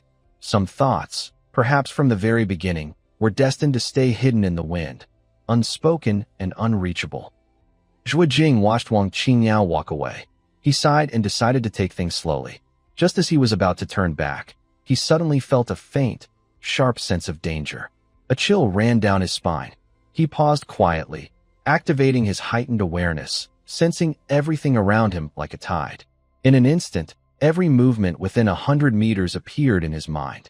In the shadowy corner on the right, 6 figures curled like snakes, whispering. The third young master said that guy must die completely, but those 3 women can't lose a single hair. They have to be brought back whole. When do we attack? Why rush? Wait until everyone is asleep. Use enough sleeping powder through the window, quiet and sneaky. TSK, that Zhuo Jing is really lucky. He doesn't deserve such a beauty. Exactly. When we send him off, it'll be like giving him a gift, his life. Their dirty words and jealous sneers seeped into Zhuo Jing's ears. His face remained calm, but his eyes instantly turned cold. A fierce killing intent rose from his heart. Wang Xinzhou. Good, very good. He had planned to keep him alive a little longer, but this fool was rushing to his own death, using such despicable tricks, and even planning to harm him and his family. If he hadn't had this god's eye view, tonight's outcome would have been a silent death and his wives suffering terribly. This person must not be left alive. Zhuo Jing took a deep breath, suppressing his rising anger. He calmly returned to the small courtyard. He softly told Guo Xiaolon and the others, who were tidying up the table, "It's getting late. You all go back to your rooms and rest. I'll go out for a bit, get some air, and be back soon." Guo Xiaolon looked up at him, his gaze lingering on Zhuo Jing's face for a moment. Then he lowered his eyes, softly saying and led the somewhat confused Lin Zhiro and Li Lingxue into the inner room. Zhuo Jing turned and climbed over the low wall on the other side, disappearing into the night like a clever cat. He didn't go far. Using the shadows for cover, he silently circled behind the 6 assassins. He turned his wrist, and in his palm appeared a strange-looking short gun, a device from the system, capable of quick anesthesia, silent and unseen. Pop, pop, pop. A faint sound of breaking the air was heard repeatedly. 6 assassins, still dreaming of taking credit after their success, suddenly felt a slight numbness in their necks or backs. Before they could even groan, their vision darkened, and they collapsed softly. Zhuo Jing moved quickly. He stepped forward, touched each of the 6 people, and with a thought, swish, they instantly disappeared, stored in the system's space. The whole process took only a few breaths. He was about to leave when he noticed a slender figure hiding behind a wall at the corner of the alley, about 100 meters behind him, quietly observing everything. Guo Xiaolon covered her mouth with one hand, her eyes flashing with shock. She had just sensed that Zhuo Jing looked different, so she warned her sisters to lock the door and not go outside. Then she quietly followed him. But she didn't expect to see such a strange scene. Those 6 clearly malicious men were suddenly knocked down by her husband using an unknown method, and then they vanished into thin air. Her heart pounded quickly, but it wasn't fear. Instead, she felt a complex mix of surprise and relief. No matter what method her husband used, he was protecting their family. That was enough. She saw Zhuo Jing turn and rush toward the city's western river. After a moment of hesitation, she silently followed again, keeping a distance that was neither too close nor too far. Zhuo Jing reached a remote part of the river. He sensed the surroundings, confirmed no one was nearby, then raised his hand. 6 unconscious figures appeared out of nowhere and fell into the cold, dark river with a splash. Zhuo Jing had already retrieved the anesthesia needle. Now, these people had no awareness. They struggled a little on the water's surface before slowly sinking, remaining silent. After finishing this, Zhuo Jing's cold eyes turned toward a certain place in the city, the residence of Wang Xinzhou. If you strike first, don't expect mercy. Since you've already shown your murderous intent, don't blame me for being ruthless. He moved swiftly toward that location. Guo Xiaolon hid behind a distant tree shadow, watching his direction. She understood what he was doing. She didn't speak or try to stop him. Instead, she quietly adjusted her breathing, hid herself even better, and kept a vigilant eye on her surroundings, like a silent shadow, protecting Chu Jing's path without being seen. If he was going to kill, she would be there with him. He wanted to eliminate all traces, so she watched out for him and protected him. The night was deep, and danger was already present. Chu Jing quietly sneaked into Wang Xianzhong's temporary residence like a fog in the night. The courtyard was delicate, but at this moment, faint sounds of breath and teasing laughter came from the main house. He moved closer to the window slit and saw flickering candlelight, the bed curtains swaying, and two figures tangled together. Wang Xianzhong and a woman he had obtained from somewhere, engaged in reckless activity. Even at death's door, they still have time for such frivolity. Chu Jing's eyes were cold. He raised his hand, and a tranquilizer gun softly clicked. Pop, pop. The noise inside suddenly stopped, leaving only even breathing. He slipped inside and looked at the two sleeping figures on the bed, frowning. It was easier to act directly, but leaving obvious injuries or marks could cause future problems. He thought for a moment and opened his system shop, quickly browsing. Got it. Heart stop inducer, microtrace type, comma. After injection, it can cause acute heart symptoms within 12 to 24 hours, ultimately leading to cardiac arrest. It is very difficult to detect abnormal signs during an autopsy. Exchange requires 80 points of wife-loving value. Perfect. Chu Jing decided without hesitation, and a small transparent syringe appeared in his hand. He stepped forward and precisely injected the drug into Wang Xianzhong's neck vein. After completing the injection, he checked the carotid artery to confirm that the vital signs were quietly fading. Having done all this, he sensed his surroundings again, blending into the shadows, and quietly left the residence, heading toward his home. Unbeknownst to him, a slender figure had been shadowing him all along, silently escorting him through streets and alleys at a safe distance. When she saw him safely return near his small courtyard, she quickened her steps and quietly returned home from another side. When Guo Xiaolan returned, he appeared calm. Li Lingxue and Lin Zhiro also behaved quietly, not asking much, only approaching with concern in their eyes. Husband, is everything done? Guo Xiaolan softly asked, handing him a warm cup of water. For now. It's safe? Chu Jing took the cup and smiled slightly at her. Everything was understood without words. Then, as usual, he massaged Lin Zhiro's injured ankle and applied scar-removing ointment to Li Lingxue. The warm daily routine dispelled the night's tense atmosphere. Lin Zhiro's ankle had healed quite a bit. Although she still limped when walking, it was much better than before and no longer as difficult. As long as Chu Jing persisted with daily massages to strengthen the effect. Once her love for her wife is enough, she can have the surgery. Li Lingxue's scar on her face is now just a faint mark, and in a few days, her skin will be smooth again. Night falls deeper, and everyone goes to sleep. However, tonight, it is not Guo Xiaolan who quietly slips into Chu Jing's bed. Lin Zhiro, like a shy yet brave little cat, carries a faint soapberry scent from her bath. She gently lifts a corner of the blanket and curls inside. Her body trembles slightly, whether from cold or nervousness, no one knows. Chu Jing is first surprised, then understands. This girl, having recovered her health, can no longer suppress her desire to become a true wife. He reaches out and pulls her small, cold body into his arms. Are you cold? He softly asks, his warm hand stroking her back. Lin Zhiro shakes her head, burying her heated face in his chest, her voice as soft as a mosquito's buzz. Husband. I want to. Chu Jing says nothing, only tightens his embrace and kisses her forehead. The warm red silk curtain is turned down, and the red waves ripple. When love is deep, it becomes a gentle, tender embrace. Chu Jing shows great affection, and Lin Zhiro responds shyly yet passionately. Eventually, she falls asleep in his arms, a satisfied smile on her lips. Ding! The system prompt sounds in her mind. Having completed the physical and emotional union with wife Lin Zhiro, the bond deepens. Lin Zhiro's personal favorability exceeds 100 points, reaching the life and death together level. Current total favorability, 489 points. Detecting that the wife's favorability has reached maximum again, the hidden feature, Favorability Exclusive Shop, is now officially unlocked. Chu Jing's mind moves slightly, and his consciousness sinks into the system. A new shop interface appears, colorful and clearly categorized. Skill category, beginner, Basic boxing, 100 points. Basic archery, 100 points. Basic tracking, 100 points. Beginner medical skills, 150 points. Beginner poison techniques, 200 points. Various skills are available, including some rare and miscellaneous arts.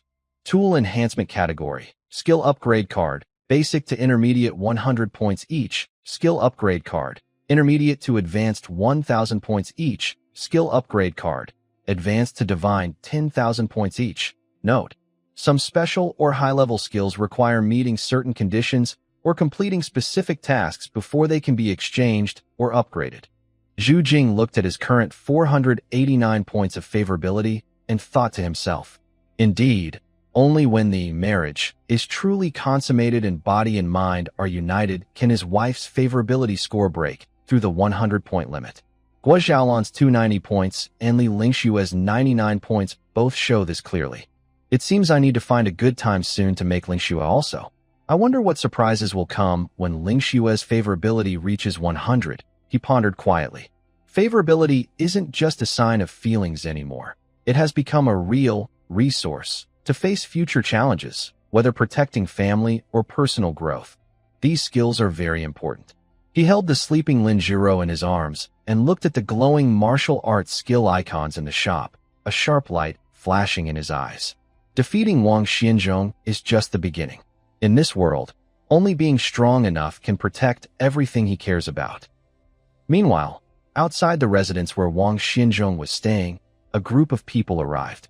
The leader was about 27 or 28 years old, with a face somewhat similar to Wang Xianzhong's, but his expression was serious and calm, showing a cold, sharp intelligence.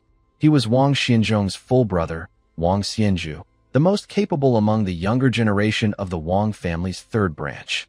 He is Wang Xianzhong's second brother. He came because Zhao Qiansun, the steward who came with Wang Xianzhong to Heyang County, saw that his young master was only thinking about stealing someone else's wife and wasn't focusing on important matters. Meanwhile, Wang Qingyao's side was thriving, pushing out several new products that no one had heard of before, with a fierce momentum that was quite intimidating.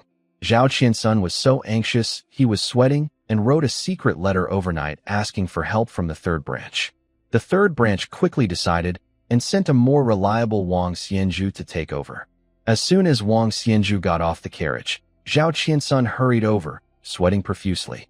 Second young master, you've finally arrived. Where is Xianzhong? Wang Xianzhu kept walking straight inside, speaking calmly, but with an undeniable commanding tone. Zhao Qiansun swallowed hard, his eyes flickering. Third young master is resting in his room. Wang Xianzhu paused, glancing sideways at him. Seeing his nervous, hesitant look, he guessed most of the situation. His useless younger brother had probably fallen for a woman again. Humph, he snorted coldly, his face darkening. Show the way. The group quickly reached the door of Wang Xianzhong's room. Wang Xianzhu signaled to a tall, quiet man with high temples. Without a word, the man stepped forward and kicked the door open with a loud bang.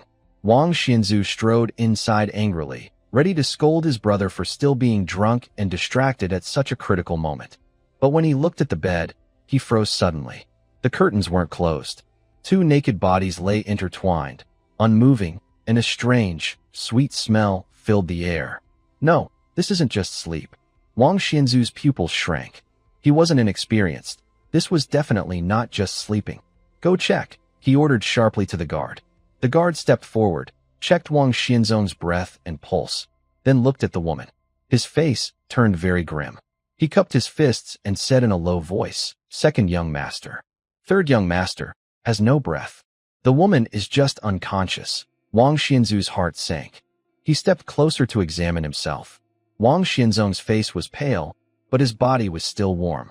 He was dead. There were no injuries or blood. Go call the doctor. Quickly, he ordered coldly, suppressing his shock. He also had someone wrap the unconscious woman in a blanket and drag her to the next room for questioning. Soon, the doctor arrived hurriedly. After examining carefully, he gave the same conclusion as Chu Jing had suspected. Third young master seems to have suddenly died from a heart attack. No signs of poisoning or injury. At this moment, the guards who questioned the woman reported, she said that the third young master was in high spirits, then suddenly twitched a few times and collapsed on her. She thought he was just tired and fell asleep. Later, she fainted too. She doesn't know anything else. Wang Xianzu stood in front of his brother's body, his brows tightly furrowed. A sudden heart attack? Wang Xianzhong has always been in good health. Although he loves to enjoy pleasures, there has never been any report of heart problems. His sudden death, especially at this critical moment, made people suspicious. The first person he thought of was Chu Jing, who had a grudge against Wang Xianzhong. But there was no evidence, and his death seemed very natural. Even if officials investigated, they would likely see it as an accidental death. If they suddenly accused Chu Jing, it would make the third house look petty and unreasonable, possibly causing trouble for Wang Qingyao. Most importantly, Wang Xianzu looked at the lifeless face on the bed with complex eyes. After feeling shock and anger, there was a faint trace of indifference. In a big family, even brothers are rivals. This younger brother, besides causing trouble and being lecherous, never helped the third house. Instead, he often held them back. Now that he is dead, it's a pity, but in some ways, it might also mean one less burden. He quickly calmed himself. The most urgent matter was not to investigate his brother's strange death, but to focus on Wang Qingyao. According to Zhao Qiansuan's intelligence, Wang Qingyao's reputation soared because of a few mysterious new products, even before they were sold. If she can secure her position as the official in Qingyuan Prefecture in the upcoming evaluation, and then advance further next year to become the official in Hedong Circuit, the status of the third house in the family will plummet and become marginalized. As for sending someone to assassinate Wang Qingyao, that would be a foolish move by Wang Xianzhou. The last attempt seemed flawless, but it had already alarmed her. Now, Wang Qingyao's guards are very tight. Moreover, as the legitimate daughter of the main house, if she dies suddenly just before taking her position, the main house will investigate thoroughly. The third house would be the first suspect, which would be a huge loss. Wang Xianzu's eyes flashed with determination. He already had a plan. He ordered his men, young Master Sin suddenly fell ill and died. Cover it up well and prepare to send the body back to the family. Handle this discreetly. Also, he looked at Zhao Qiansan. Send people to secretly watch Chu Jing. Find out his background and daily movements, especially his interactions with Wang Qingyao. But remember, no orders from me. Do not let anyone find out. Yes, Zhao Qiansan quickly agreed. Wang Xianzu went to the window, looking at the street scene in Heyang County, a cold smile appearing on his lips. Wang Qingyao, you think you can turn things around with a few new tricks? He whispered softly. Let me show you that in the world of business, the fights are more deadly than swords and blades, but they leave no blood. His plan was simple, but very sharp. Immediately use all hidden agents, spare no effort, and quickly find out where Wang Qingyao's workshop for those products was located, along with the key recipes or techniques. Once he got the items, he could use the stronger resources and channels of the third family to copy them first, produce large quantities, and sell at lower prices. This would disrupt the market and kill Wang Qingyao's first-mover advantage. He didn't believe there were secrets that couldn't be uncovered or hearts that couldn't be bought. As long as the benefits were enough, someone would be tempted. Go, Wang Xianzue turned around with a cold tone. Let our proud big sister also taste the feeling of being caught off guard. For Chu Jing, the county exam was almost like a formality. With the full knowledge skills rewarded by the system, passing the county exam was easy. Wang Qingyao and Guo Xiaolan weren't worried. Based on how Chu Jing had humiliated the county scholar in the county school, a county exam was just a walk in the park. The results were no surprise. On the day of the announcement, Chu Jing's name was at the top of the list, with a bright, first class, next to it. When the news reached the small courtyard, everyone was overjoyed. Husband is so amazing, Lin Jiro smiled with her eyes curved like crescents, tugging at Chu Jing's sleeve happily. Li Lingxue, though still a little shy, raised her slightly red face and softly said, Congratulations, husband. Guo Xiaolan stood a little behind, with a gentle smile, handing him a freshly brewed cup of tea. Well done. Wang Qingyao also came with Qing'er to congratulate him. She had now become a regular visitor to this small courtyard, her expression less sharp from the business world and more warm. Young Master Chu, congratulations. First in the county exam, a good start. She handed over a delicate gift box. A small token of celebration. Chu Jing took it and opened it. Inside was a fine set of calligraphy supplies, worth a lot. Miss Wang, You're too kind. It's only right, Wang Qingyao smiled. That evening, the small courtyard was set with a simple but thoughtful dinner. Guo Xiaolan was the head chef, with Lin Jiro and Li Lingxue helping, and even Qing'er joined in to help select vegetables. Wang Qingyao surprisingly did not leave. She sat nearby, watching them busy at work, occasionally helping by passing a plate. The atmosphere was so warm and cheerful it seemed almost unbelievable. There were no fancy delicacies, but the wine was fragrant, and the home-cooked dishes were tasty. More importantly, everyone sitting together and sharing laughter created a feeling of warmth. Zhu Jing looked at the bright, elegant, and gentle faces under the light. Listening to their soft conversations and occasional laughter, he felt peaceful and satisfied. This was the lively, simple life he desperately wanted to protect. However, this warmth did not reach some people's ears. Wang Xianzhu listened to his subordinate's report, raising an eyebrow. The top scorer in the county exam?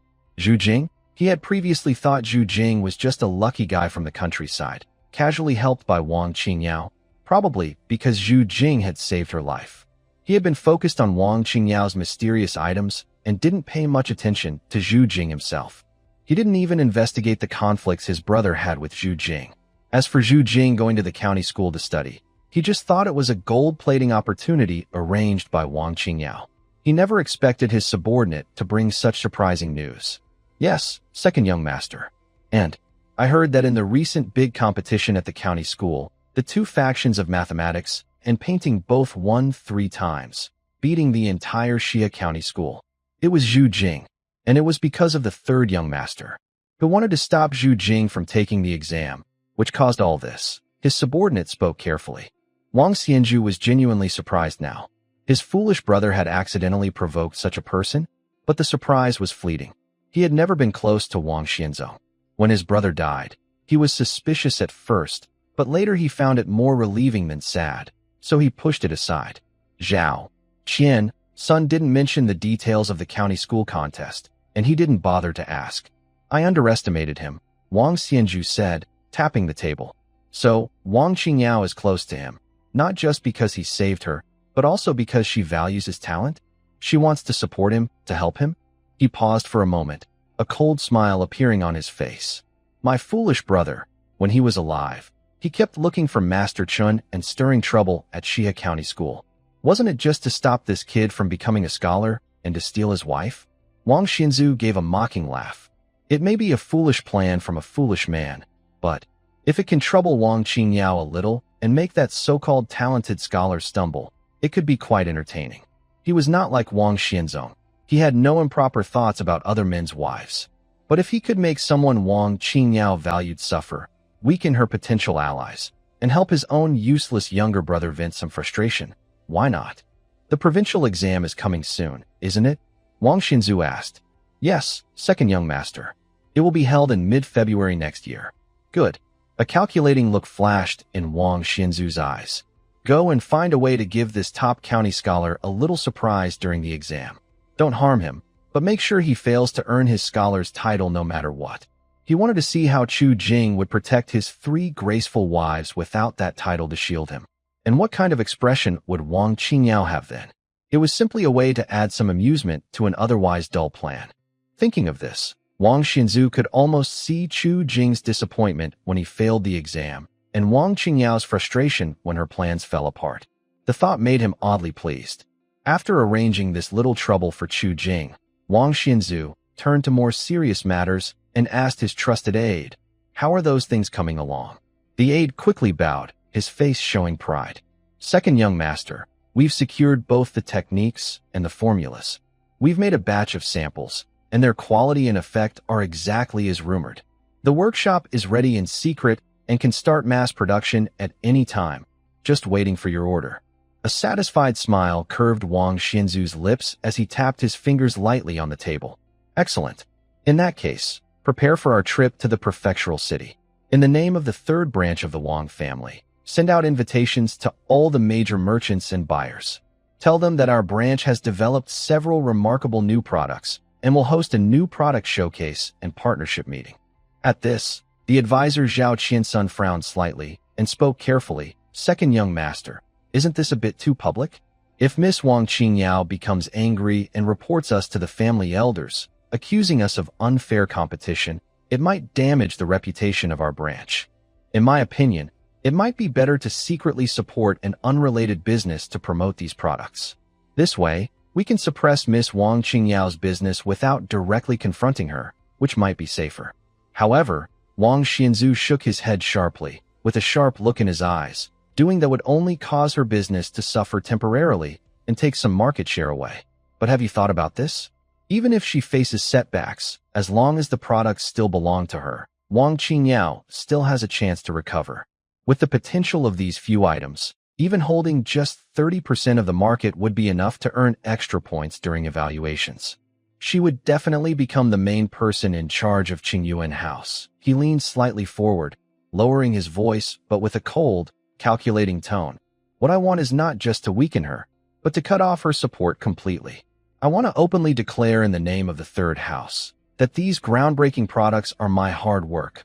Wang Xianzu's. At this point, his voice carried a hint of sarcasm and coldness, and Wang Qingyao is just a petty thief, coveting the results but failing to steal them. When the time comes, she will not only lose all rights to these products, but also be branded as someone who would do anything to seize power, even stealing from her own family. This would ruin her reputation in the family evaluation. As for being the main person in charge of Qingyuan House, she can forget about it. She might not even keep her current position then. Zhao, Qian, Sun listened with a gasp. This plan was truly ruthless. And it was shameless and shameless, claiming the products belonged to Wang Qingyao, but then stealing them and even accusing her of piracy. If Wang Qingyao found out, she would be furious. But he still had concerns. Second young master, your idea is brilliant.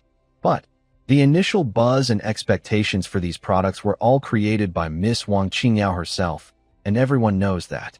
If we suddenly claim they are ours, will the family believe us? If she retaliates and accuses us of slander, it could be problematic. Family? Wang Xianzu sneered, full of mockery in his eyes.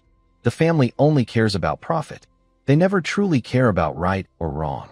As long as we act first, push the finished products into the market on a large scale, seize the market share, and establish a fact. Then, by winning over a few key elders, whoever shows the family real profits first will be considered the original creator. Even if Wang Qingyao shouts loudly and presents many early-stage evidence, as long as her market share is less than mine, the family will see her as a failure who is eager to see success and is desperate to take over. Moreover, her early promotional efforts can be seen as just preparation for stealing the results.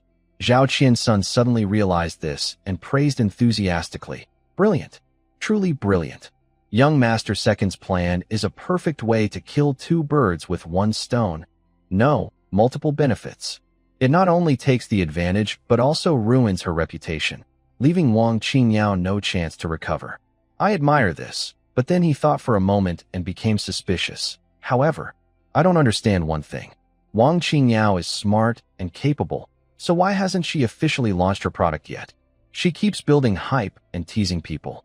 Isn't she afraid of others stealing her ideas? Could this be a trap? Wang Xianzu also frowned slightly upon hearing this. He found it a bit strange too.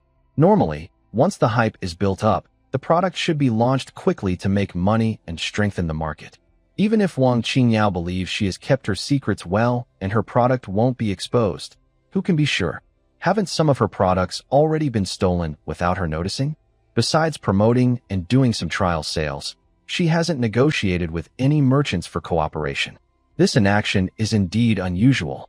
He thought for a moment and said slowly, maybe she wants to raise everyone's expectations to the highest point before launching all at once, creating a big impact. This way, she can set the price in terms of cooperation to be most favorable. This is a common tactic in business, using hunger to increase value, but it also gives opponents a chance. He paused and his eyes flashed with sharpness. As for traps, in the face of absolute strength and taking action first, any trap is useless. She might have some backup plans, but they are just contract disputes or public opinion counterattacks. If we act quickly, stay confident, and establish strong connections with key channels, her backup plans will fail before they can be used. Finally, he made a decision. No need to worry. Follow the plan. Arrange everything immediately. Get the workshop to start working and stock up. At the same time, send out invitations to wealthy merchants in the city and nearby areas as fast as possible. In half a month, I want to hold a grand new product launch and cooperation conference in the most prosperous part of the city. Make sure to act before Wang Qingyao realizes what is happening, and firmly hold the title of pioneering and most of the market share in our third household. Yes, second young master, the subordinates and Zhao Qian's son replied in unison, their eyes shining with excitement. They seemed to already see Wang Qingyao failing, and their third household winning completely.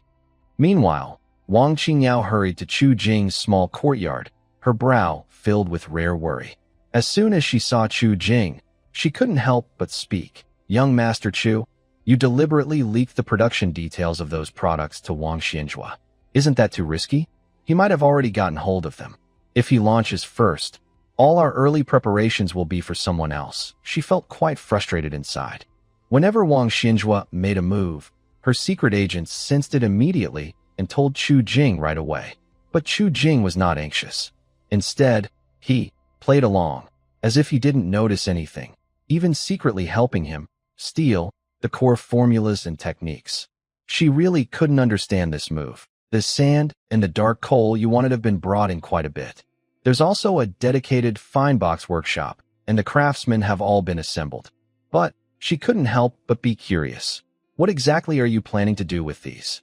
Can sand really turn into flowers? Chu Jing smiled and put down his brush. Come, I'll show you what sand can turn into. The group arrived at the newly built workshop in the west of the city.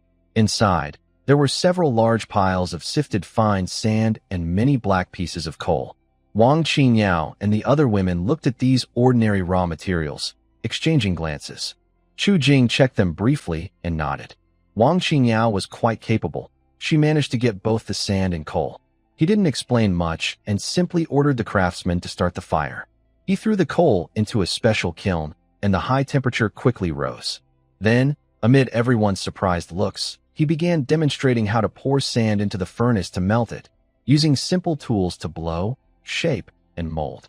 The flames roared, and the sand gradually melted and fused at high temperatures, turning into a hot, flowing, orange-red viscous liquid.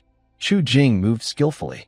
Thanks to the basic craft skills exchanged from the system, he dipped a metal tube into the solution, blowing, turning, and shaping with smooth, flowing motions. When the first transparent, crystal-clear, glass bottle with a faint green shine appeared after cooling, the entire workshop fell silent. Wang Qingyao's eyes widened in disbelief as she picked up the bottle. It felt cool to the touch, with a hard texture, completely transparent. Though it had some bubbles and impurities, its clarity and brightness far surpassed any glassware she had seen before. Under the light, it reflected a charming glow. Is this made from sand? Her voice trembled slightly. Glass is so precious. Usually, only royalty and nobility can afford a few small pieces. Yet Chu Jing had made it from mountains of sand and black coal. Guo Xiaolon, Lin Jiro, and Li Lingxue also gathered around, carefully touching the smooth surface of the bottle, their beautiful eyes full of shock. Their husband surprisingly had this incredible skill of turning stones into gold and transforming decay into wonder. Exactly, Chu Jing nodded, picking up another smaller, more delicate bottle. This material I call glass. It's perfect for holding perfume, crystal clear, with a faint fragrance, greatly enhancing its elegance. It can also hold highly distilled liquor. Its clarity shows the quality clearly. We can design bottles of different shapes and sizes for various products, then package them with the exquisite boxes made by Jinghe Studio. Before he finished speaking, Wang Qingyao was already trembling with excitement. She almost instantly understood. Using these unprecedented glass bottles to hold their perfume and fine wine would create a stunning visual impact and symbolize high quality. Compared to this, Wang Xianzhua's products, which are only in ordinary porcelain or clay jars, seem like trash. I understand now, Wang Qingyao gasped, her eyes full of amazement as she looked at Chu Jing. She finally understood why Chu Jing was not worried about Wang Xianzhu stealing the formula. With such a powerful weapon in hand, how could Wang Xianzhu fight against them? But she still had some doubts. Actually, This matter shouldn't be so complicated. But, young Master Chu, since we have this kind of treasure, why do we need to leak the original formula? Isn't that unnecessary? She asked. Chu Jing's eyes were deep. He slowly said, always being on the defensive is tiring and ineffective. Better to trap him and settle everything at once. Young Master Chu, what do you mean by that? Wang Qingyao looked surprised and didn't understand at first. Chu Jing smiled slightly, looked at Wang Qingyao, and asked, Miss Wang, what do you think Wang Xianzu will do after getting the formula? Hearing this, Wang Qingyao frowned and imagined herself in Wang Xianzu's place. After a few moments, her expression changed slightly. He will never be satisfied with just copying and sharing. With his personality and hostility towards me, he will definitely try to ruin you completely. At this moment, Gua Zhaolan interrupted, exactly. He will take away your reputation as the inventor and ruin your name. The best way is for him to step forward himself, declare in the name of the third family that it's his achievement, and accuse you of theft. She, a strong woman like a queen, quickly thought of what tricks Wang Xianzu might use. Lin Jiro and Li Lingxue also nodded. Lin Jiro softly said, he will probably first take over the market and dominate all the shares. Then, even if you have the truth on your side, it will be hard to explain. Maybe he will also find other elders in your family to support him, completely excluding you, Li Lingxue added. By then, your family might even sacrifice you to protect their own interests, Gua Zhaolan said seriously. Hearing this, Chu Jing couldn't help but praise his 3 wives. None of his wives were simple.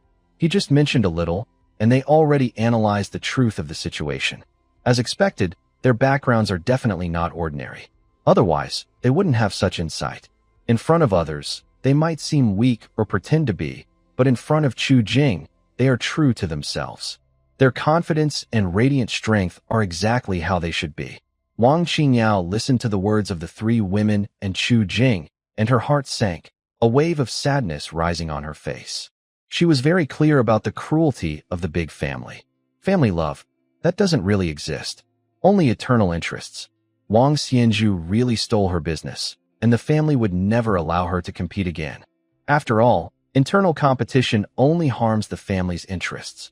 Who cares if you're wronged or if you're original? In the face of profit, everyone thinks sacrifices are worth it. Young Master Chu, is this your plan?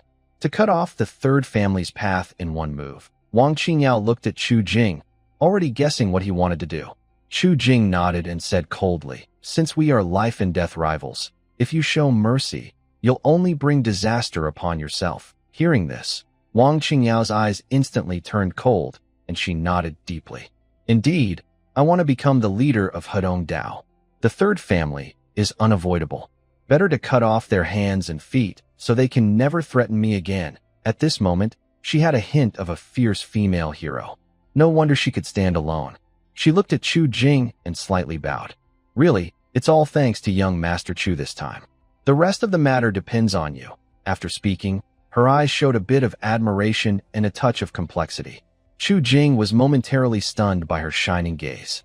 At this moment, Wang Qingyao exuded confidence, with a strong female leader aura rivaling Gua Zhaolan. He couldn't help but feel a little stirred inside. What would it be like if he married such a capable partner? Would the system give him better rewards? Unfortunately, the system didn't give him that choice, and even Wang Qingyao's favorability never appeared. He could only.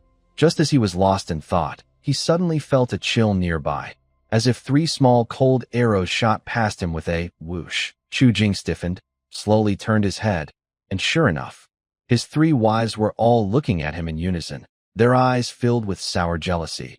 But upon closer inspection, more of their expressions showed worry. Could my husband be kidnapped away? Cough. Chu Jing tactically coughed, switching instantly to the reliable husband mode. I still need to explain the method of making the glass bottle in detail. Let's go over there and talk carefully. He quickly led his 3 wives toward the work area, his back showing he was a serious craftsman. Wang Qingyao looked at their family of 4 from behind, then glanced at herself and sighed softly. Her expression grew more complicated. Over the next few days, Chu Jing was extremely busy. First, he gathered the reliable workers Wang Qingyao found and started quick training in front of the glass furnace. Watch carefully. The key step is the temperature.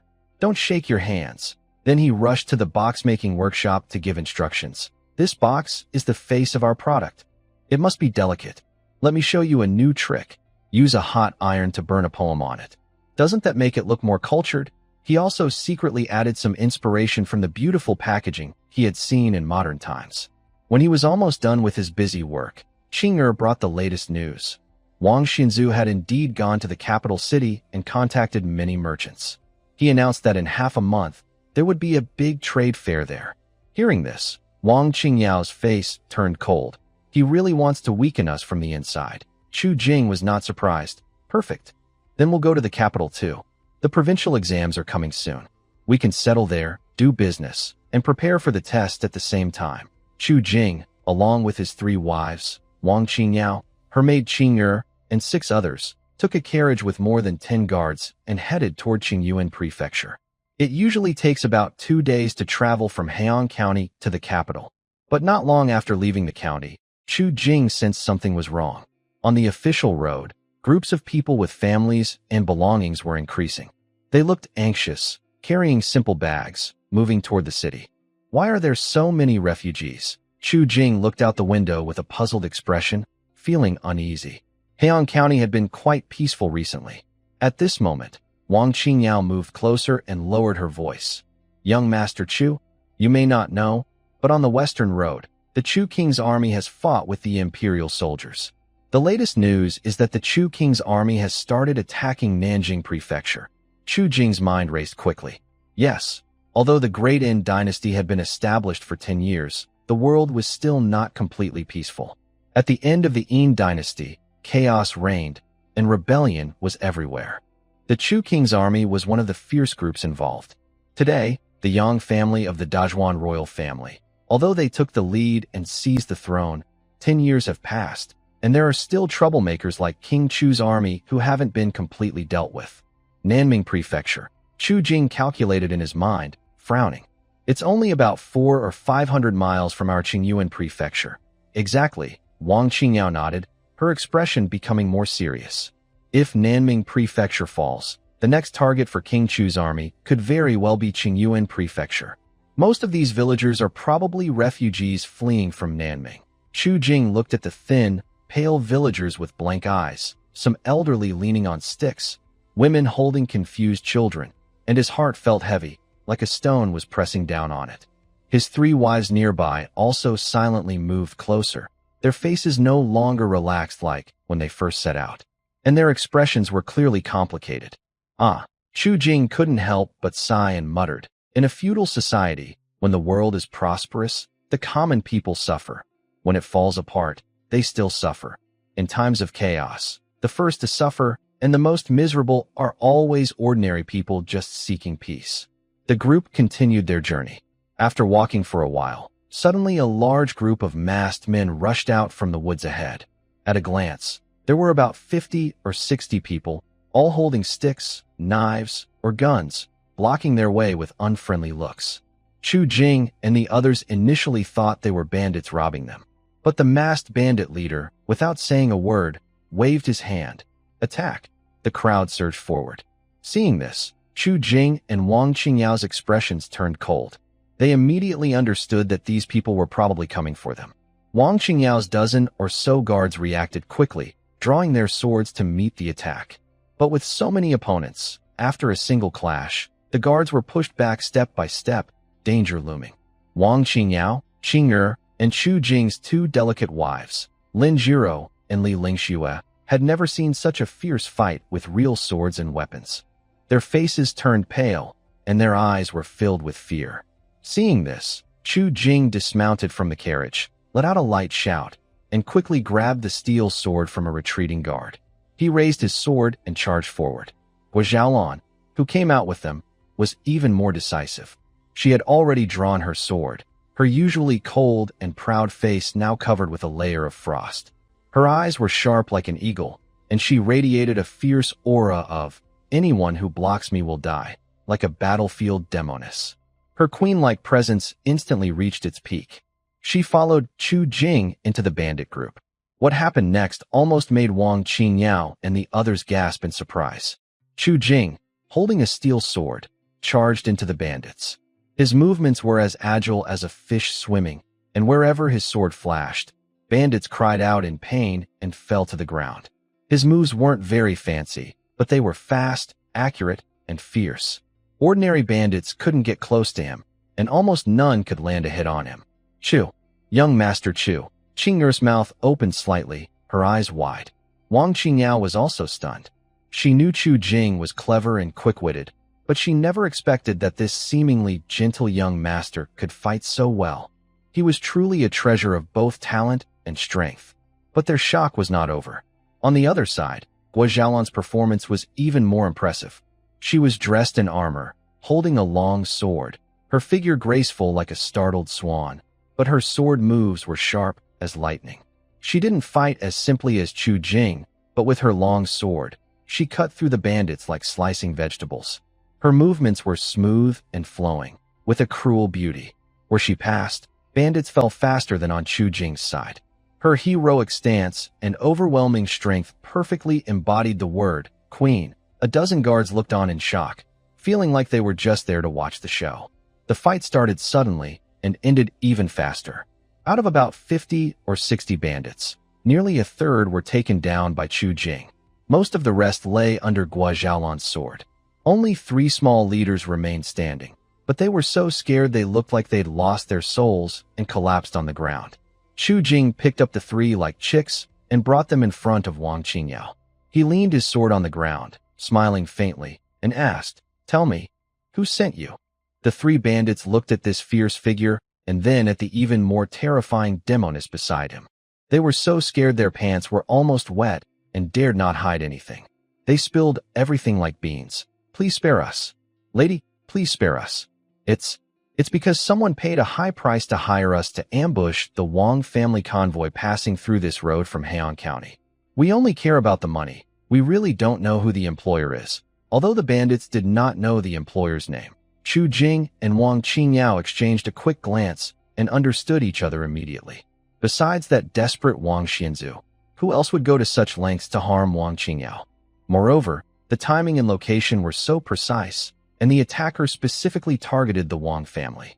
Their team was using the Wang family's name to avoid trouble from careless people, but they ended up causing their own problems.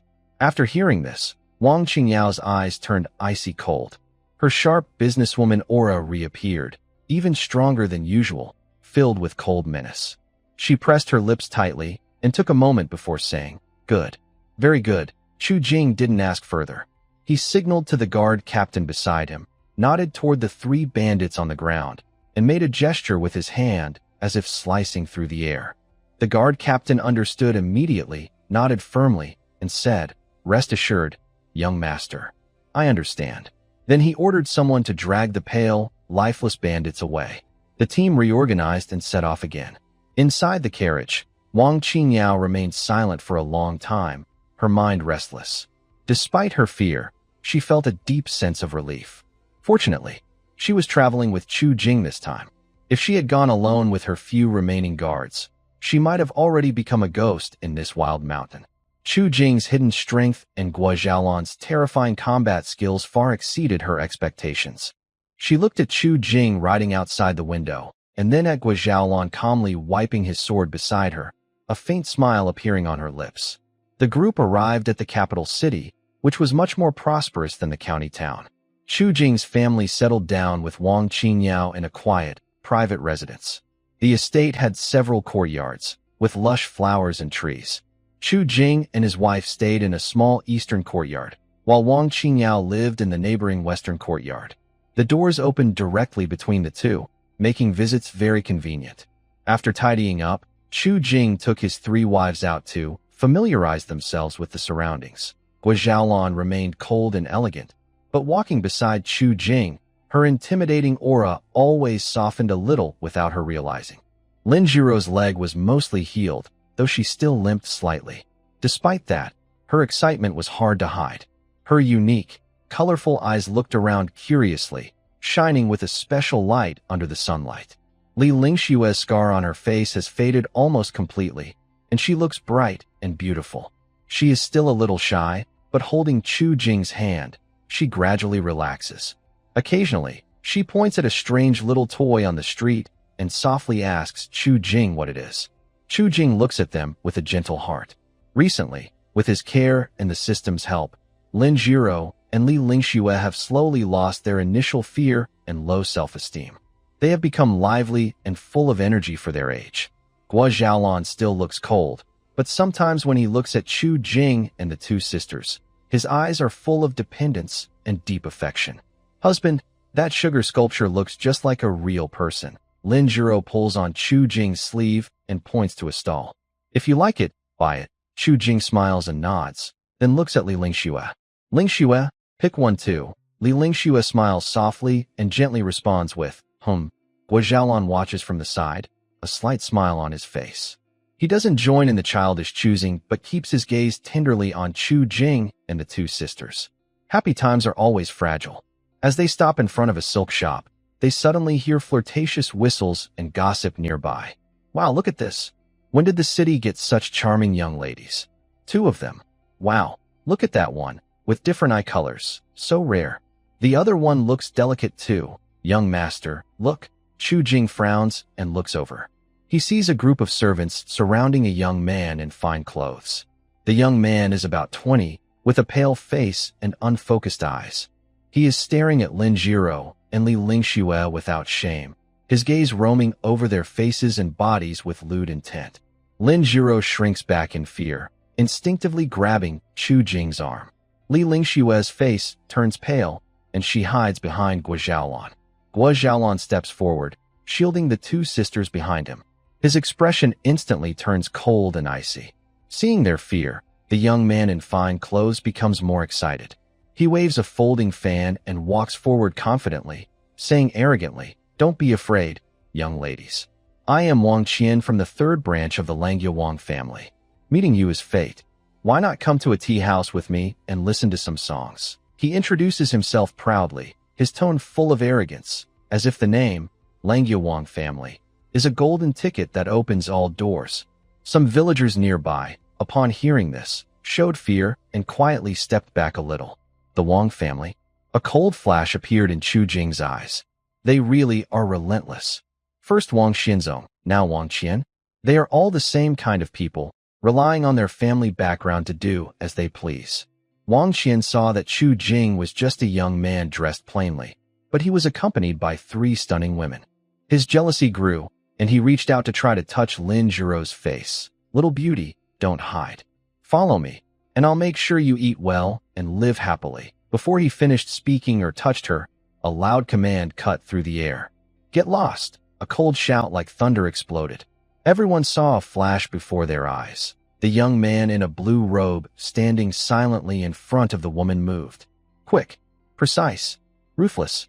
Chu Jing stepped forward, turned sideways, lifted his leg, and delivered a straightforward side kick, hitting Wang Qian's chest like a heavy hammer. Bang! Wang Qian had no time to react. He was hit like a wild bull charging, screamed loudly, flew backward, knocked over 2 guards behind him, and then crashed onto a bamboo craft stall on the side of the road. Debris flew everywhere, and the stall owner, frightened, crouched down covering his head. The whole scene fell silent. All eyes focused on Chu Jing. He slowly retracted his leg, brushed off the non-existent dust from his clothes, and looked calm, as if he had just kicked away a bag of trash. His gaze swept over the stunned guards, finally resting on Wang Qian, who was curled up among the bamboo, clutching his chest and coughing painfully, his face full of shock and pain. His voice was quiet but clear, with an icy tone that left no room for doubt.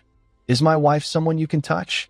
Next time you try to make a move, the ribs won't be the only thing broken. The 3 women behind Chu Jing, protected by him, felt a wave of warmth and safety fill their hearts. Lin Jiro looked at her husband's tall figure, her eyes shimmering with water. Li Lingxue clenched her fists gently, her last bit of fear swept away by the courage she felt from being protected. Guo Xiaolan, though still appearing cold, had a faint redness on her ears and a barely noticeable smile at the corner of her lips, revealing her excited feelings inside. You dare to hit me? Wang Qian, trapped in the bamboo weaving pile, was helped to stand up. His chest hurt badly, and he was both shocked and angry. He pointed at Chu Jing and shouted loudly, "Rebel! The sky is falling. Get him! Catch him! I want him to know the consequences of offending the Wang family of Langya." Several household servants hesitated, but looked at Chu Jing's cold gaze and didn't dare to move forward. Good for nothing. Wang Qian was so angry he stamped his foot. Just then, a team of city patrol officers arrived, and he saw them as a savior. He clutched his chest and cried out loudly, "Captain Liu, you're just in time. This madman is causing trouble in the street, beating innocent people. Quickly arrest him. I am Wang Qian from the third branch of the Wang family. Arrest him now." The leading captain looked at Wang Qian's clothes and his family name, and his face changed slightly. Even if Wang Qian was just a distant relative, he was not someone a small captain like him could offend. He looked at Chu Jing, who was dressed plainly. Although there were 3 beautiful women beside him, they didn't seem to have any powerful background. He made up his mind. Fighting in the street and disturbing public order. Come with us. The captain waved his hand. Several officers moved toward Chu Jing. Guo Xiaolan's eyes turned cold. She stepped forward and stood beside Chu Jing, speaking coldly. It's clear this man was harassing a young woman in the street first. My husband was defending himself afterward. Are you going to arrest him without knowing the facts? City patrol officers, is this how you enforce justice? The captain was intimidated by her commanding presence, but thought of the Wang family. He hardened his heart and said, right and wrong will be judged in court. Come with us to the yamen first. Hands up. Wang Qian saw this and sneered proudly. Kid, now you're scared, huh? Too late. Once you're in jail, let's see how I deal with you. As for your woman, heh, I'll take good care of her. Chu Jing's eyes turned icy. He exchanged a look with Guo Xiaolan, and both saw determination in each other's eyes. If things got serious, they could handle it. Especially with Wang Qingyao present, they could hold back for now. But if it really came to the worst, Chu Jing's eyes flashed with a fierce light. Just as the officers were about to act and the conflict was about to erupt, "Stop!" A cold, delicate voice called out from outside the crowd. The crowd parted, revealing Wang Qingyao and Qing'er approaching quickly, her face covered with a frost-like mask. She is wearing a light yellow dress today, which makes her skin look even more beautiful. At this moment, her expression is stern and commanding, showing her strong presence from long experience in a high position. Miss Wang Qingyao. The constable clearly recognizes Wang Qingyao and quickly bows to show respect, sweating on his forehead. She is the true eldest daughter of the Wang family, a future important person who might control a large business. Compared to her, Wang Qian is insignificant. Seeing Wang Qingyao, Wang Qian's arrogance drops significantly. His face changes repeatedly, and he forces out a smile. Elder sister Qingyao, why are you here? This small matter? Wang Qingyao interrupts coldly, her gaze sharp as a knife. Harassing good people in the street, bullying others with power, and daring to order officials to act unfairly? Wang Qian, who gave you the courage to ruin the reputation of our Wang family? Wang Qian is speechless, sweating on his forehead, and quickly pleads. Elder sister, I was just joking with them. I won't do it again. Please forgive me this time. Forgive you? Wang Qingyao's voice turns colder. If I hadn't happened to pass by today, wouldn't you have done whatever you wanted? Our family's reputation is being slowly destroyed by unworthy children like you. I will report this to the elders and punish you severely according to the family rules. Wang Qian, hearing about family punishment, becomes completely panicked. He knows Wang Qingyao's important position and influence in the family. If he reports this, he will definitely suffer serious consequences. In desperation, he blurts out, Wang Qingyao? Don't be too much. My older brother Wang Yu is now the head of the Hedong region. If you dare to hurt me, my brother won't let you go easily. He mentions his strongest backing, the actual power holder of the Wang family's third branch in Hedong, his elder brother Wang Yu. This person is much more capable and cunning than Wang Xianzu, and acts more secretly and ruthlessly. Hearing this, Chu Jing narrows his eyes slightly. Wang Yu? It seems the Wang family's third branch really has many talented people. Suddenly, he steps forward. In Wang Qian's surprised eyes, he strikes like lightning, grabbing the wrist of Wang Qian's right hand, which was just reaching toward Lin Jijun. What are you doing? Wang Qian screams in pain. Snap! A clear sound of a bone cracking rings out. Wang Qian lets out a pig-like squeal. His right wrist hangs at a strange angle, and the intense pain makes his face turn pale, tears and snot streaming down.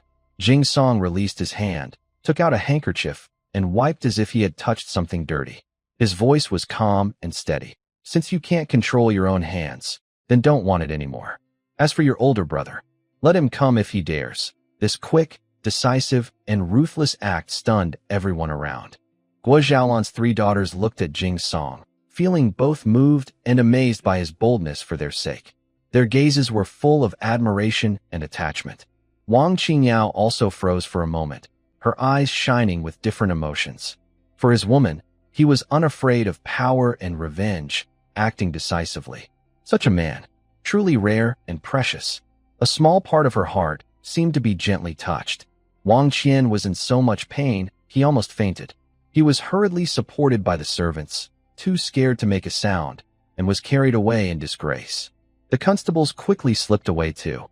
After this small incident, Wang Qingyao's serious expression did not fade. She looked at Jing Song and whispered, "Young Master Jing, Wang Qian is not worth worrying about, but his older brother Wang Yu. This person is very cunning and ruthless. He might not dare to do much openly, but secretly, there could be trouble." Jing Song was unfazed. "It's fine. If he behaves himself, no problem. If he really tries something, I have ways to make him regret it." His eyes flashed with coldness. Killing Wang Xinzhong could be done silently, so adding Wang Yu would just mean a little more effort. Wang Qingyao saw him so calm. Her heart felt a little relieved. Then she remembered the important matter and her face grew more worried. "Young Master Jing, I contacted a few elders from the clan who are in charge of the year-end assessment in Qingyuan Prefecture. I wanted to get their support, but," she sighed, "I don't know what benefits Wang Xinzu promised them. The elders' attitudes are ambiguous, even leaning towards the 3rd branch. If they insist on supporting Wang Xinzu, our plan might not go smoothly. As for the position of prefect of Qingyuan and even the prefect of Hedong province, that was her real concern. Internal power struggles within the family are sometimes more complicated and unreasonable than business battles." Jing Song listened and immediately understood why Wang Qingyao was here. She came specifically to find him. Thinking about what she said, he frowned. The situation was expected but still tricky. However, he didn't show panic. Instead, he nodded calmly. "Expected. Gaining people's interest can be very effective. Wang Xinzu can offer us something we might be able to give, or perhaps we can find another way to give it." He looked at Wang Qingyao and said, "Take me to meet those elders. Maybe I can have a talk with them." Wang Qingyao's eyes lit up.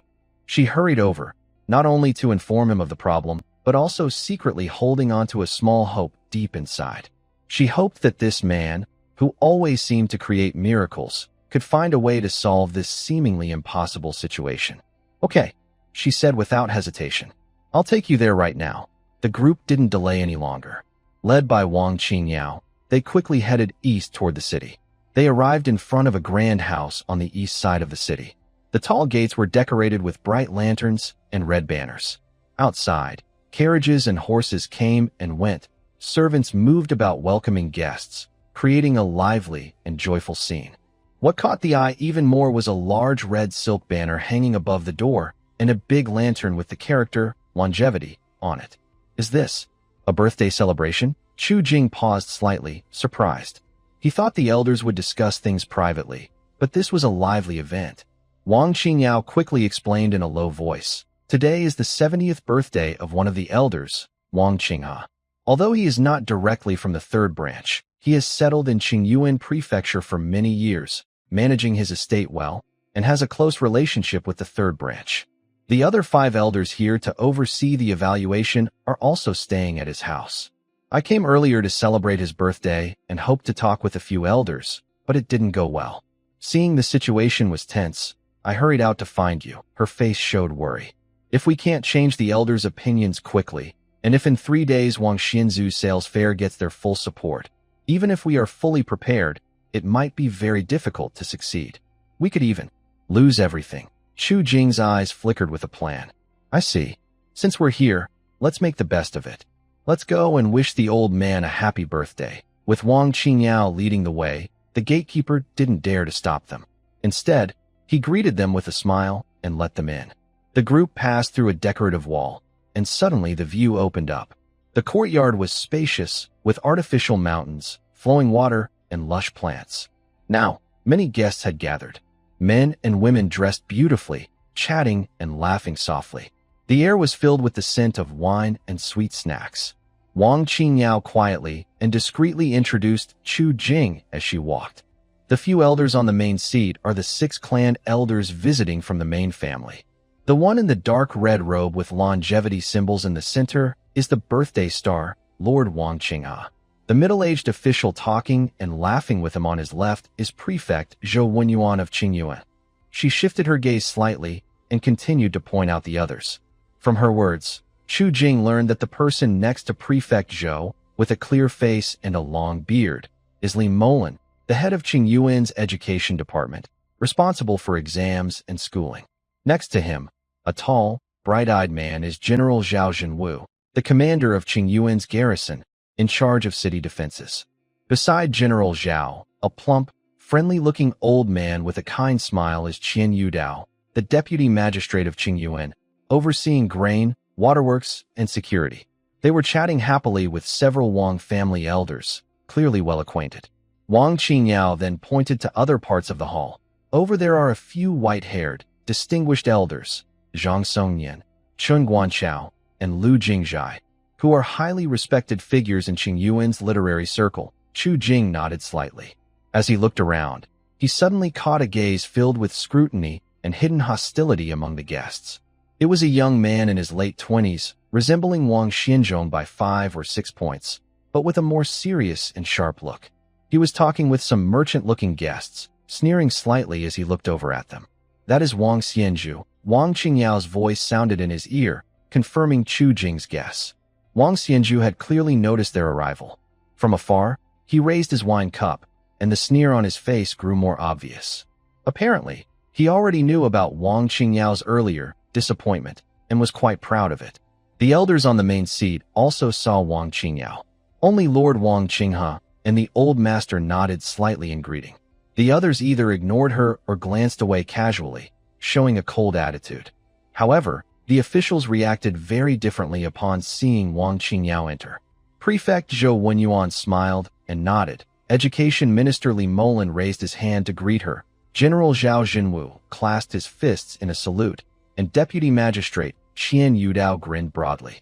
There was a hint of politeness and caution in her enthusiasm, clearly showing how much importance Wang Qingyao, the legitimate daughter of the Wang family and a potential future leader of significant resources, held in their hearts.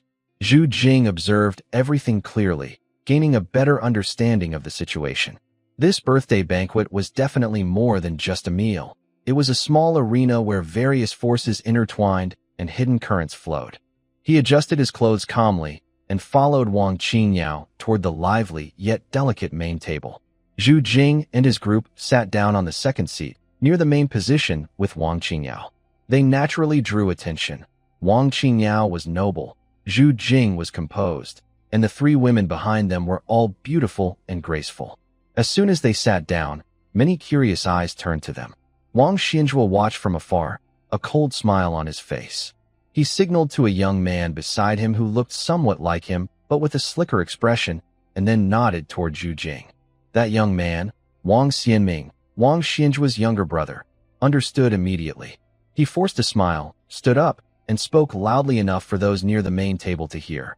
"Oh, Sister Qingyao, you've finally returned.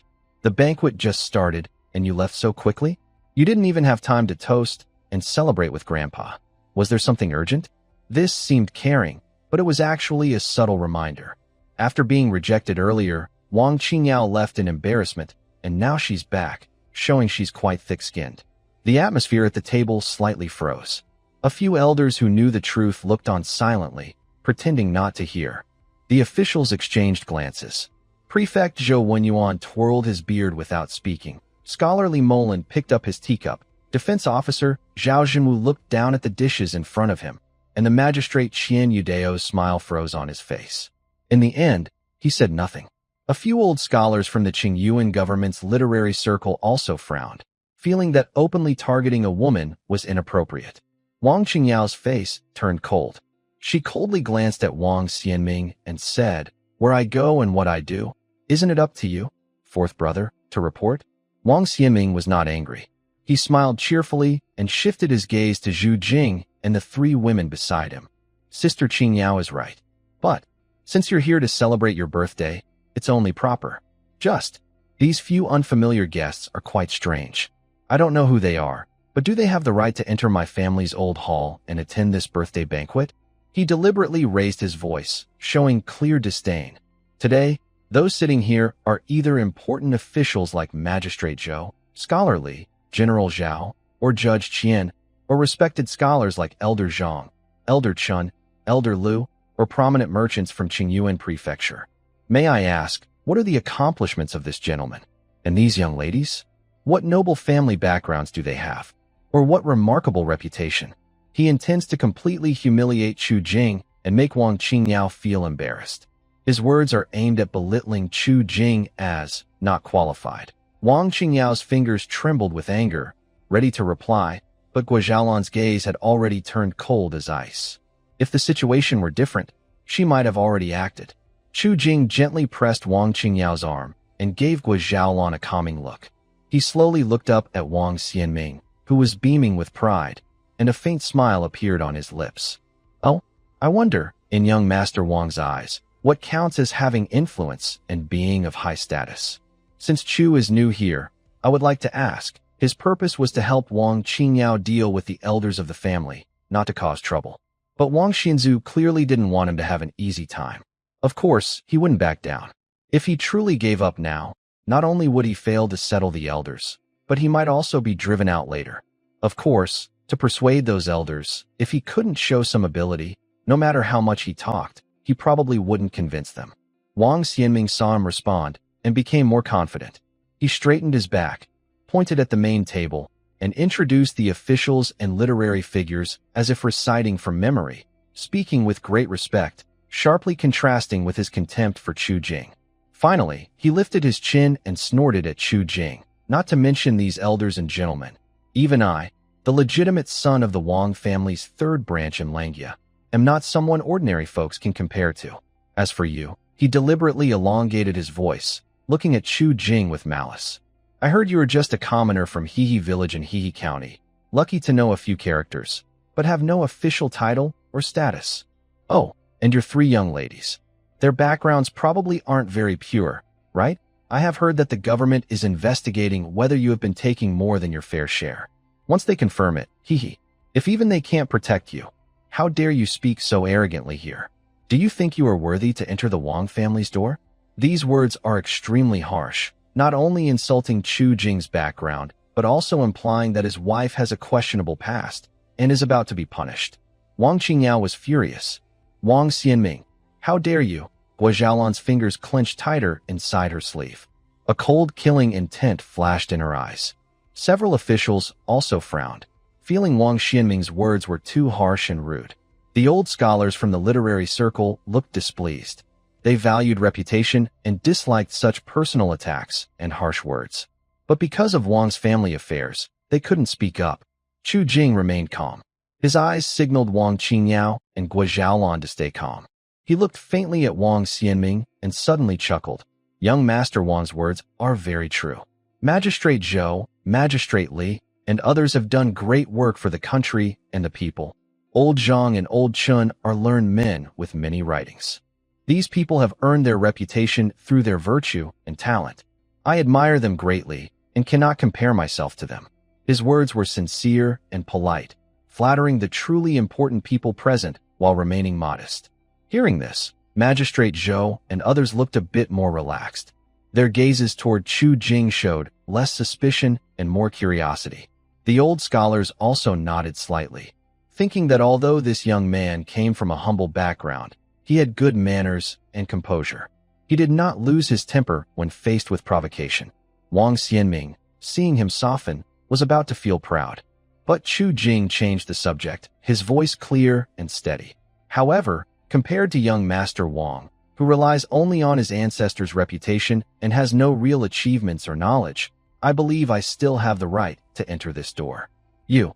Wang Xianming's face instantly turned red. He pointed at Chu Jing. How dare you insult me? He didn't expect Chu Jing to speak to him like this. It was no different from being publicly humiliated. At this moment, Wang Qinghe, who had been watching silently, finally spoke.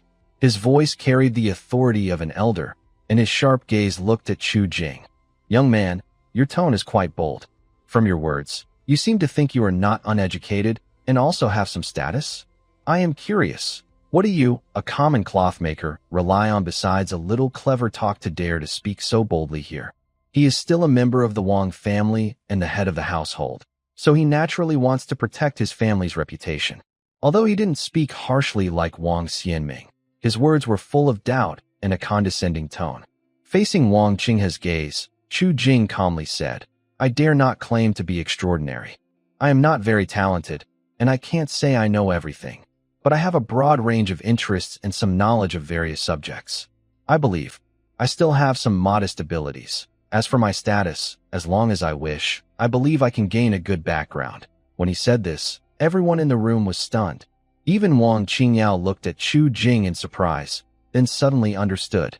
Young Master Chu was trying to fight back against Wang Xianming's insult in the most direct and shocking way, while also defending his own reputation.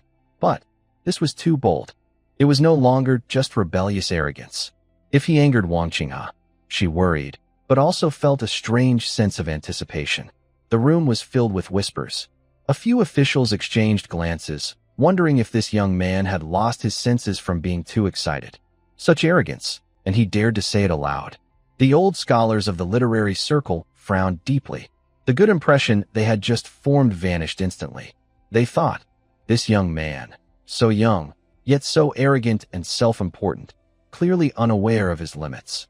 Wang Qinghe was stunned for a moment, then sneered, with more mockery in his eyes. Oh? Slightly knowledgeable? Some modest abilities? Such bold words. If that's the case, why not show us a little? Let me and everyone here see what kind of talent you really have. His words clearly showed disbelief and put Chu Jing on the spot. If Chu Jing couldn't produce real talent, today would become a huge joke, and even Wang Qingyao would lose face. Wang Xianzu watched from afar, a deeper smile on his lips, as if he was enjoying the show. Under everyone's watchful eyes, Chu Jing remained calm, bowed to Wang Qinghe, and said, Since Mr. Wang has given the order, I will obey. This was exactly the effect he wanted. He had been wondering how to approach the other side. Unexpectedly, this old man had come to him willingly. He paused for a moment, then slightly curved his lips and changed his tone. But, if I am fortunate enough to catch your eye, may I ask for a private meeting later, so I can ask you a few questions in person? Wang Qinghe squinted, his mind racing. He didn't expect that this young man was not only bold, but also seemed to be very deep in thought. I originally just wanted to help my younger family members and support them, but I didn't expect this young man to make such a request. He had already guessed Chu Jing's purpose, since he learned from Wang Xianzu that Wang Qingyao's reliance seemed to be this young man, who also had no desire to meet him. Now, Chu Jing's words basically put him in a difficult position. If he agrees to Chu Jing's request, it gives Wang Qingyao a chance. If he refuses, he risks losing face. Everyone confidently says they want to show off, and their request is simple, just a private meeting. If you can't agree, and they change their mind and say they won't show up, what can you do? Would he really tear things apart and drive the person away? He can't afford to lose face like that. Uncle Qinghe, please, don't fall for his tricks. Before Wang Qinghe could speak, Wang Xianzu hurriedly stopped him. However, Wang Qinghe reached out to stop Wang Xianzu and looked at Chu Jing with a calm but sharp gaze. Fine. If you can truly make me and everyone present convinced and have a private talk with you, then why not? Although he didn't want to give Chu Jing and Wang Qingyao a chance, he was not an ordinary person. If he didn't even dare to make a bet with a young person, what would that say about his reputation? Moreover, Chu Jing looked confident, but he didn't believe this young man was truly all-powerful or knew everything. Wang Xianzu looked at him, hesitating, but finally chose to stay silent. He looked at Chu Jing with worry in his eyes, but a hint of sarcasm played on his lips. Even though Chu Jing had once shocked everyone at the county school and his fame had spread to Qingyuan Prefecture and beyond, he didn't think Chu Jing had any real skills. He subtly nodded at Wang Xianming, and the cold, mocking look in his eyes grew stronger. Chu Jing and Wang Qingyao, who had been watching Wang Xinzu closely, saw this scene and reacted differently. Chu Jing's eyes showed amusement. He could tell Wang Xinzu had expected him to come and had already instructed Wang Xianming. Otherwise, how could he have stepped forward at just the right moment to cause trouble for him? From this, it seemed the other party had already thought of ways to make things difficult for him. But with his system in hand, what kind of trouble could scare him? Wang Qingyao, on the other hand, had a different thought. She also saw that Wang Xinzu was clearly setting a trap for Chu Jing. If Chu Jing does not handle this well, it will be more than just embarrassing. It could ruin the reputation she has worked hard to build. She believes that once Wang Xinzu figures out Chu Jing's true identity, he will reveal it publicly. He would remind everyone that Chu Jing was once a powerful figure in Heian County. At that time, Chu Jing would become the subject of ridicule. A person who was once very impressive, now making a big show at this birthday banquet, but in the end, is just a decorative figure. Many jealous people might step on her to feel better. As for whether anyone at the banquet knows Chu Jing's true identity, it depends on their reactions. Most likely, only Wang Xinzu knows that Chu Jing is the person who created 2 new styles. Others probably haven't realized that Chu Jing is the recent topic of conversation among the students of Hudong. Sure enough, while Wang Qingyao was worried, Wang Xianming respectfully offered a suggestion to Wang Qinghe. Uncle, since this Mr. Chu is so confident, why not let me come up with a question? What do you think? As soon as he finished speaking, before Wang Qinghe could reply, his tone changed. But one question might not show his true ability. What if he guesses correctly? I think we should limit it to 3 questions. If he can answer all 3, then he really has talent. What do you think, Uncle Qinghe? Everyone listened and frowned slightly. They sensed that this boy might be trying to set a trap for Chu Jing. He placed Chu Jing in a subordinate position, as if he was being tested. If Chu Jing agreed, it would seem like he accepted being looked down upon. More maliciously, if he wanted to make things difficult, he could ask vulgar or impossible questions like, "Can you eat shit?" If Chu Jing answered, yes or no, he would be publicly humiliated. The idea that Chu Jing was well-versed in miscellaneous knowledge would become a big joke. Everyone at the table was sharp. They could see Wang Xianming's scheme. A few officials frowned more deeply, and the older scholars looked disgusted, thinking his tactics were too mean and underhanded. Wang Qinghe also frowned slightly, but since he was from the Wang family and wanted to suppress Chu Jing's confidence, he didn't speak up for now. Chu Jing's 3 wives looked on with concern. They could sense the malicious intent in Wang Xianming's words and looked worriedly at Chu Jing. At first, they couldn't speak up to help, fearing that one wrong move might make things difficult for Chu Jing. The 3 women quickly looked at Wang Qingyao, who was from the Wang family. It was most appropriate for her to speak up now. Wang Qingyao met their gazes and quickly thought to herself that she couldn't let Chu Jing suffer any unfair treatment. She nodded at the 3 women, about to suggest, if we are to test, why not have both sides make a bet? It would be fairer. She was determined not to let Chu Jing be at a disadvantage. But before she could speak, Chu Jing chuckled softly, looking calmly at Wang Xianming with a playful tone. Prince Wang wants to set a question for Chu?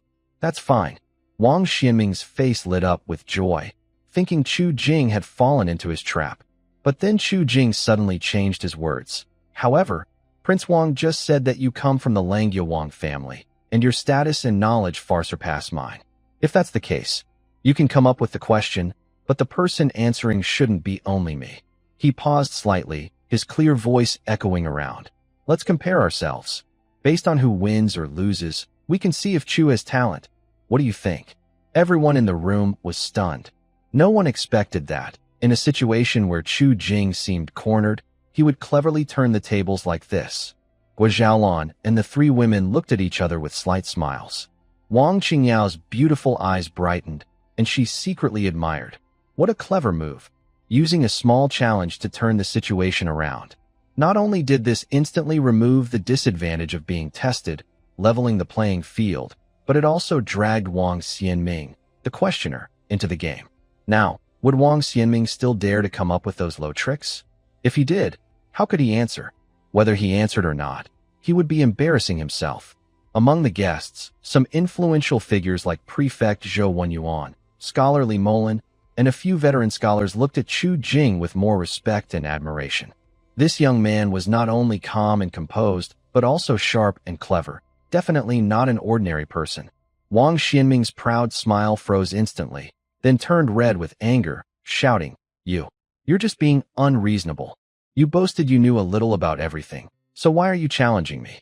If you want to answer questions, you do it yourself." His frantic and defensive attitude only confirmed everyone's suspicions.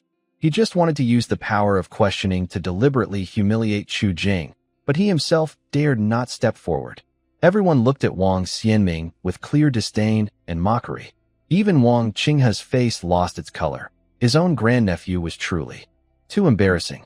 Just when everyone thought Chu Jing might be silenced by Wang Xianming's bullying, Chu Jing simply smiled faintly, his gaze sharp as he stared at Wang Xianming. Chu, speak boldly because you, young Master Wang, first spoke harsh words and insulted me. You boast about your status and talent far beyond mine. So today I challenge you, defeat you, and make you admit defeat." He took a step forward, his momentum rising sharply, his voice clear. "If you win, I will admit defeat on the spot and acknowledge that I am not as good as you, young Master Wang. If I am lucky enough to win, then it proves that I, Chu Jing, am at least stronger than you, Wang Xianming. You keep making excuses and refuse to fight." Chu Jing's lips curled into a mocking smile. "Are you afraid? Or perhaps, I was right all along. You, Wang Xianming, are just a fool who relies on family background but has no real talent or skill. How dare you call me a fool?" Wang Xianming trembled with anger, pointing at Chu Jing, his hand trembling. In front of so many prominent people, being called a fool by a country bumpkin was more painful than being killed. The whole room fell silent, everyone holding their breath as they watched this tense scene unfold. Chu Jing's counterattack was sharp and ruthless.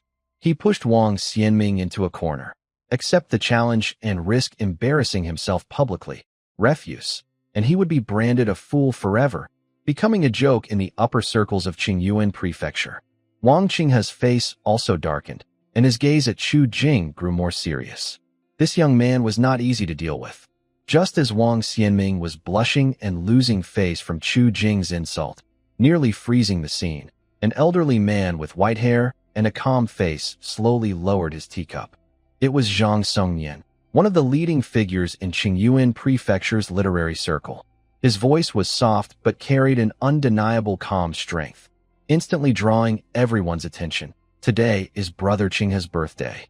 There should be no unnecessary trouble. However, since both young men are interested in friendly competition, I have a suggestion. He looked kindly at Chu Jing and Wang Xianming and said slowly, "Why not have a friendly contest with 3 rounds? The topics can still be chosen by young Master Wang to keep it fair. As for the challengers, if young Master Wang feels one person can't handle it alone, he can ask a friend for help. Let's make this a fun addition to the birthday celebration, and there's no need to take it too seriously." His words were very careful, giving Wang Qinghe face and cleverly easing Chu Jing's disadvantage of competing alone by allowing Wang Xianming to bring helpers, which implied, "We know you can't do it alone." He also clearly said, "Just a friendly match," to prevent Wang Xianming from coming up with inappropriate questions. Elder Zhang Songnian, a respected and influential figure in Qingyuan Prefecture's scholarly circle, was highly regarded, even by the local governor, Zhou Wenyuan. When he spoke, his words carried great weight. Wang Qinghe's face eased a little after hearing this. He stepped down the stairs quickly and nodded, saying, "Old Zhang is right. Young people should learn from each other. It's a noble thing. We will follow old Zhang's advice." Although he was a bit angry at this moment, and even wanted to ask Chu Jing to leave, he knew that doing so would be inappropriate. First, it would damage his reputation and make others think he lacked tolerance. Second, the person was brought by Wang Qingyao. Even if he didn't want to cooperate with her, she was still the daughter of the Wang family. Sending her away would be like pushing her out. Wang Qingyao was very easy to get along with. Now, he had the advantage of the situation, but not the harmony. Even if Wang Qingyao lost her position as the head of Hedong, she might rise elsewhere. Picking a fight with her would only cause trouble for himself. Third, Chu Jing wasn't targeting him. He was only dealing with Wang Xianzhu and others. He could stay out of it and avoid trouble.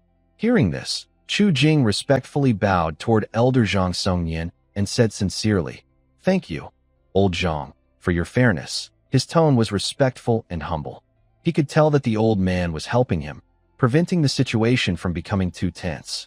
Wang Qingyao and the three women, Gua Zhaolan, also quickly bowed respectfully toward Elder Zhang, their eyes full of gratitude. They knew that this elder was a wise and fair person and clearly had good intentions toward Chu Jing. The prefect Zhou Wenyuan also spoke at the right moment, smiling as he stroked his beard. He said, "Old Zhang's suggestion is very good.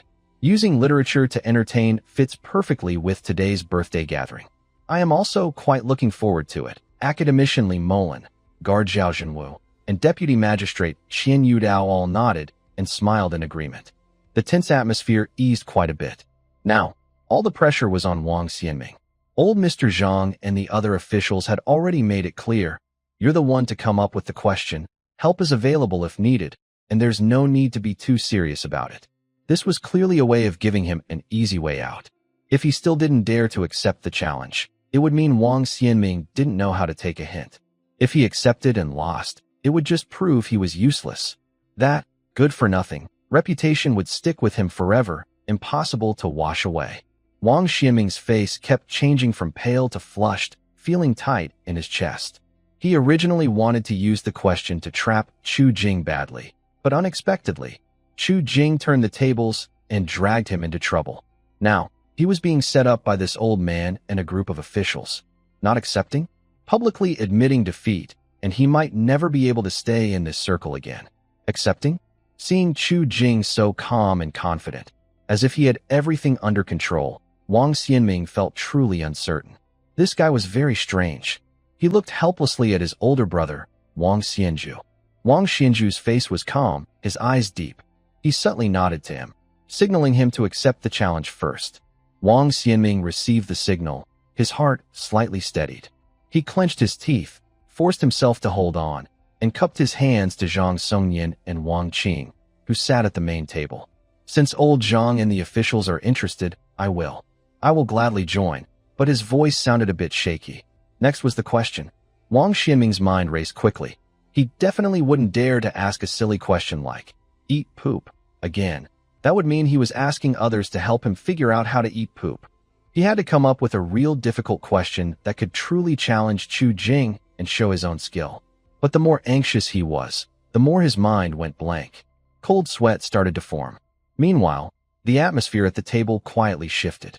From initially watching for fun, even feeling a bit sorry for Chu Jing, it turned into a game of curiosity and anticipation.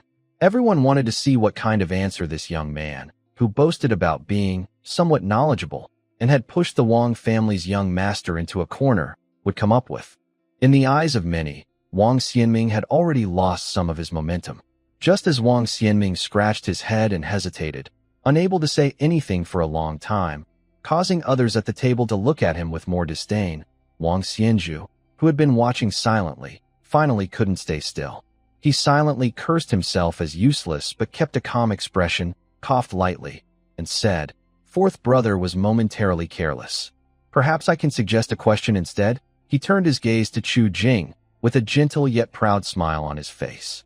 "Since young Master Chu modestly says he knows a little about everything, I assume he also has some knowledge of chess? Today is a celebration and gathering, so why not test our skills with a chess endgame? It will challenge the mind and keep the peace. What do you think, young Master Chu?" As soon as he finished, everyone in the room was shocked. Then, a suppressed murmur and gasps of surprise spread through the crowd. Everyone knew that Wang Xianju was famous as a chess master in Qingyuan Prefecture. He was especially skilled at endgames, having studied countless ancient books. Ordinary experts couldn't even make 10 moves against him. Now he proposed a chess endgame challenge. This was clearly not just a friendly match, but an obvious attempt to take advantage of his expertise to bully others. And he chose a more subtle and refined way to do it. A few veteran scholars looked displeased, and officials like Prefect Zhou Wenyuan also frowned. The Wang brothers really were getting more shameless. Some couldn't help but whisper, "This is just too unfair. He's clearly bullying the weak with strength." Exactly. What happened to the literary contest? Why are we suddenly doing chess? Alas, young Master Chu is probably going to suffer a big loss. The hearts of Wang Qingyao and the three girls from Guizhaolan immediately tightened. They knew Chu Jing was talented, but he had never mentioned anything about chess in games before. And his opponent was Wang Xianzhu, who specialized in this area. Old Master Zhang Songyan, who had been defending Chu Jing, also frowned slightly, looking at Chu Jing and softly reminding him, "Young Master Chu, this question was proposed by Wang Xianzhu. If you feel it's inappropriate, you can choose another question." This was already a clear sign of favoritism and giving Chu Jing an easy way out. Wang Xianzhu, hearing this, flashed a hint of displeasure in his eyes, but couldn't argue with Zhang Songyan. He could only sarcastically say to Chu Jing, "Old Master Zhang is right. If young Master Chu feels his chess skills are lacking and is worried about embarrassing himself publicly, it's fine to admit defeat. We can all just laugh it off, just right to weaken his confidence." However, Chu Jing simply smiled faintly, as if he didn't notice the trap or provocation, and calmly said, "No problem. Chess is just chess. Young Master Wang can set up the board. As for choosing red or black, it's up to you, young Master Wang." What? Now even those who originally felt sorry for Chu Jing couldn't help but gasp. Let young Master Wang choose who plays which color? Everyone knows that people who study endgames clearly understand which side has a winning or advantageous move. Chu Jing not only accepted the challenge, but also gave the opponent the choice. Isn't that sending himself to a dead end? Wang Xianzhu was almost standing up in worry, and Guizhaolan clenched her sleeve tightly. Even Elder Zhang Songyan looked surprised and cast a deep glance at Chu Jing. Wang Xianzhu was stunned for a moment, then suddenly felt ecstatic. This kid is still too young and overconfident. He was afraid Chu Jing might change his mind, so he quickly responded with a fake smile of humility. "Since young Master Chu is so generous, I won't refuse. Thank you for your courtesy." A sneer flashed in his eyes, and he had already planned to use his most familiar and strongest endgame, with the red side having the greatest advantage, to crush Chu Jing completely. Hearing this, everyone looked at Wang Xianzhu with disdain. This guy is really shameless. He made the move, and he's good at it. He's bullying others just because he can. People are just being polite, and he's not showing any manners at all. It's really embarrassing. Even Wang Qinghe felt his face heat up and looked at Wang Xianzhu with some displeasure. His reputation has been completely ruined by these two brothers. He even wondered if choosing Wang Xianzhu was right or wrong. But now that things have come to this, what can he say? No one else is speaking up, so he won't either. Soon, the chessboard was set up. Wang Xianzhu carefully selected a famous complex endgame called Seven Stars Gathering and quickly arranged the pieces. He decisively chose to play first with the red pieces. Among the spectators, some who understood chess, like scholar Li Molin and elder Chen Guanxiao from the literary circle, immediately felt a sinking feeling. This game was fierce, full of changes, and Wang Xianzhu clearly studied it deeply. With Chu Jing playing black, it looked very grim for him.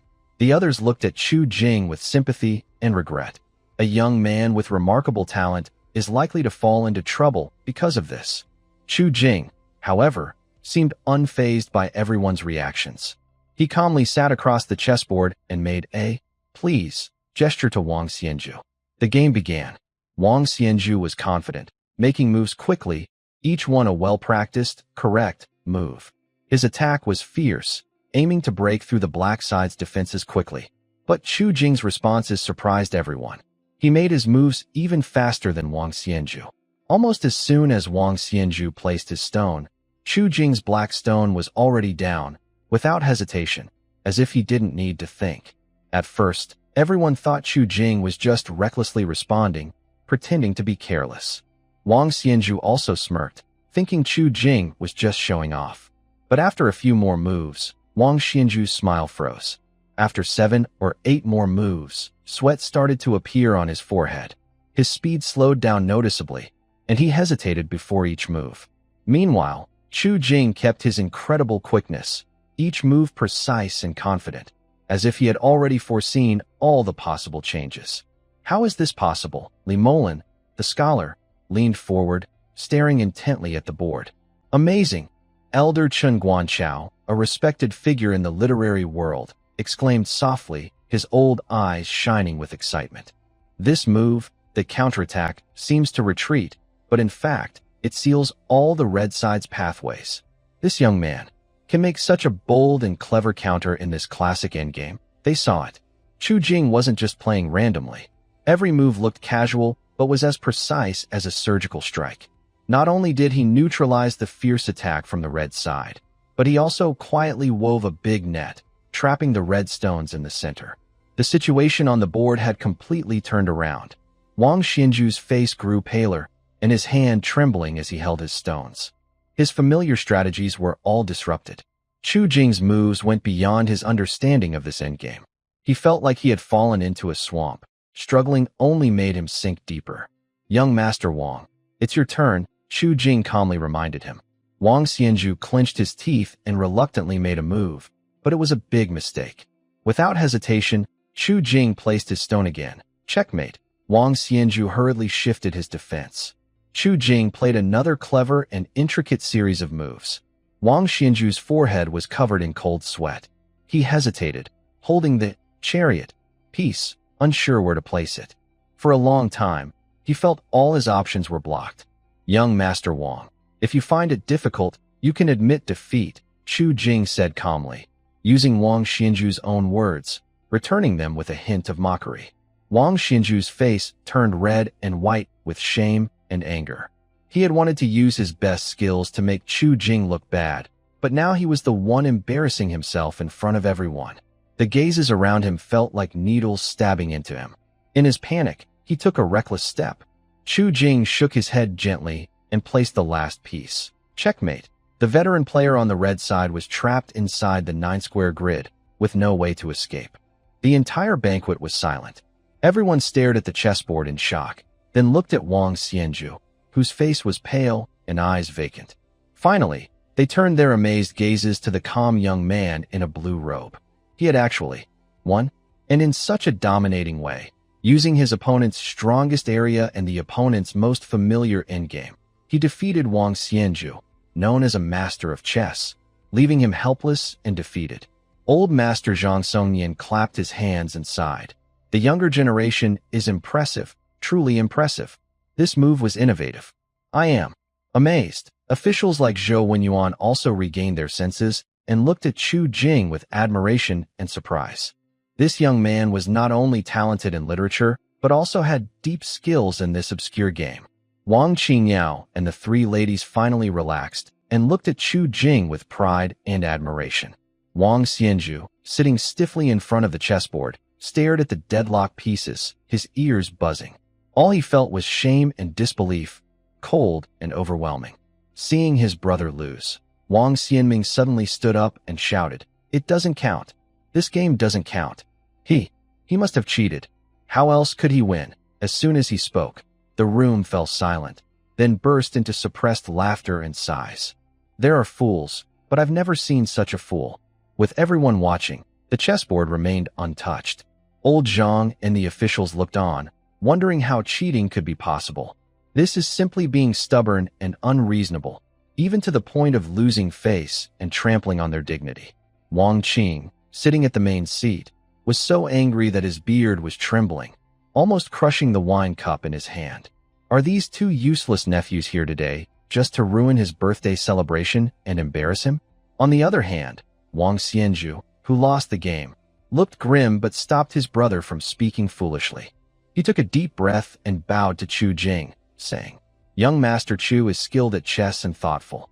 I have lost this round. You win."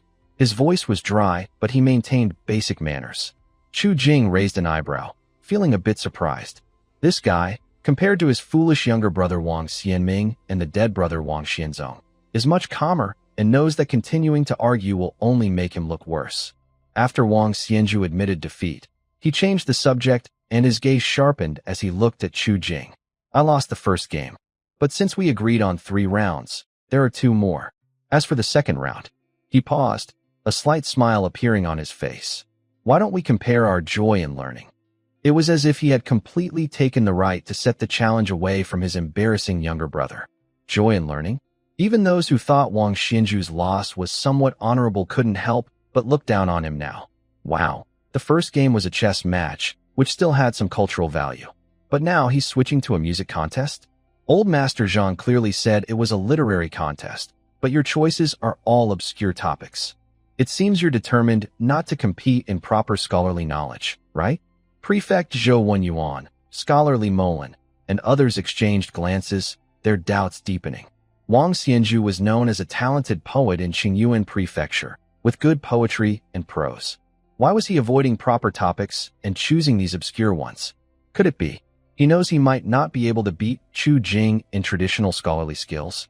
Or perhaps Chu Jing's literary talent is so terrifying that even Wang Xianzhu doesn't dare to challenge it? Old Master Zhang Songnian frowned deeply and directly spoke, his tone clearly showing displeasure. Young Master Wang, today is a celebration of longevity and a gathering of scholars. Why not contribute with poetry and essays? While joy in learning is elegant, it's not the main theme for today. Wang Xianzhu secretly felt annoyed that this old man was meddling, but he forced a small smile and bowed to old Zhang. Old Zhang's advice is wise. However, just now, young Master Chu claimed to be somewhat knowledgeable about everything. I am not talented, but I do have some understanding of music. I was hoping to ask young Master Chu for some guidance. Surely, young Master Chu wouldn't refuse. He used Chu Jing's own words as a shield and also gained an advantage over him. Everyone's eyes turned to Chu Jing. Wang Qingyao and the three women of Guozhaolan's group felt their hearts tighten again. Musical instruments? When the husband, young Master Chu, was almost unable to eat, how could he have the chance to learn about music? It was obvious Wang Xianzhu had investigated and was deliberately making things difficult. Chu Jing met Wang Xianzhu's slightly provocative gaze, but only nodded calmly. All right. Since young Master Wang wants to compare, let's do so. Seeing his straightforward response, everyone became more worried. This was real skill, not something fake. A young man from the countryside. Has he ever touched a guzheng string? Everyone thought Chu Jing was just pretending to be calm. Soon, he would embarrass himself. Wang Xianzhu sneered inwardly. He had checked Chu Jing's background, an ordinary villager. Comparing him to music was like crushing him. It would surely make him lose face. This was a trap he had carefully prepared. Though he mocked inwardly, he kept a generous appearance. Since that's the case, I will choose the guzheng as the theme. Young Master Chu, you may select your instrument. Chu Jing glanced at the exquisite guzheng brought by the servants and casually said, no need to trouble yourself. I will use the guzheng. Oh, Wang Xianzhu's eyes flashed with surprise, then turned into deeper mockery. Keep pretending. Let's see how you embarrass yourself later. Then, does young Master Chu want to perform first or second? Chu Jing replied calmly. Please, young Master Wang. If I perform first, I fear after hearing me, you might lose the courage to perform at all. When he said this, everyone was stunned, then shook their heads. They all thought Chu Jing was just pretending, unwilling to embarrass himself first, so he spoke arrogantly. They couldn't help but sigh and looked at Chu Jing with pity. Wang Xianzhu, hearing this, felt a bit angry. He thought Chu Jing was still pretending. Furious, he sneered back. Ha! Young Master Chu, you are quite the joker. Since that's the case, I, your humble servant, will not hold back. Wang Xianzhu no longer spoke, brushed his clothes, sat down, and placed his hands on the strings of the zither. He took a deep breath, suppressed his impatience from losing the game, and focused on the ancient zither in front of him. Wang Xianzhu's skill with the zither was well known. Even musicians from the capital had praised his talent. He was determined to let this young man, who thought he knew everything, see what true musical mastery really was. Clang, a clear, beautiful sound of the zither filled the air. Wang Xianzhu played an old tune called Spring River Flower Moon Night, with skillful technique and a lovely melody. Many guests nodded slightly, thinking that although this young man might not be very kind, his musical skill was quite good. However, Wang Qingyao and others were anxious. They didn't understand the deep meaning of music, but they could tell Wang Xianzhu was playing very well. Her husband, just as Wang Xianzhu was playing with flowing melodies, feeling he was getting better, suddenly, another very different sound of the zither rang out, like thunder breaking the peaceful moonlit night over the spring river. It was Chu Jing. He didn't wait for Wang Xianzhu to finish his piece and started playing his own music instead, and his tune was very different from Wang Xianzhu's gentle and flowing melody. At the start, his music carried a fierce, warrior-like energy, with strong, rhythmic notes.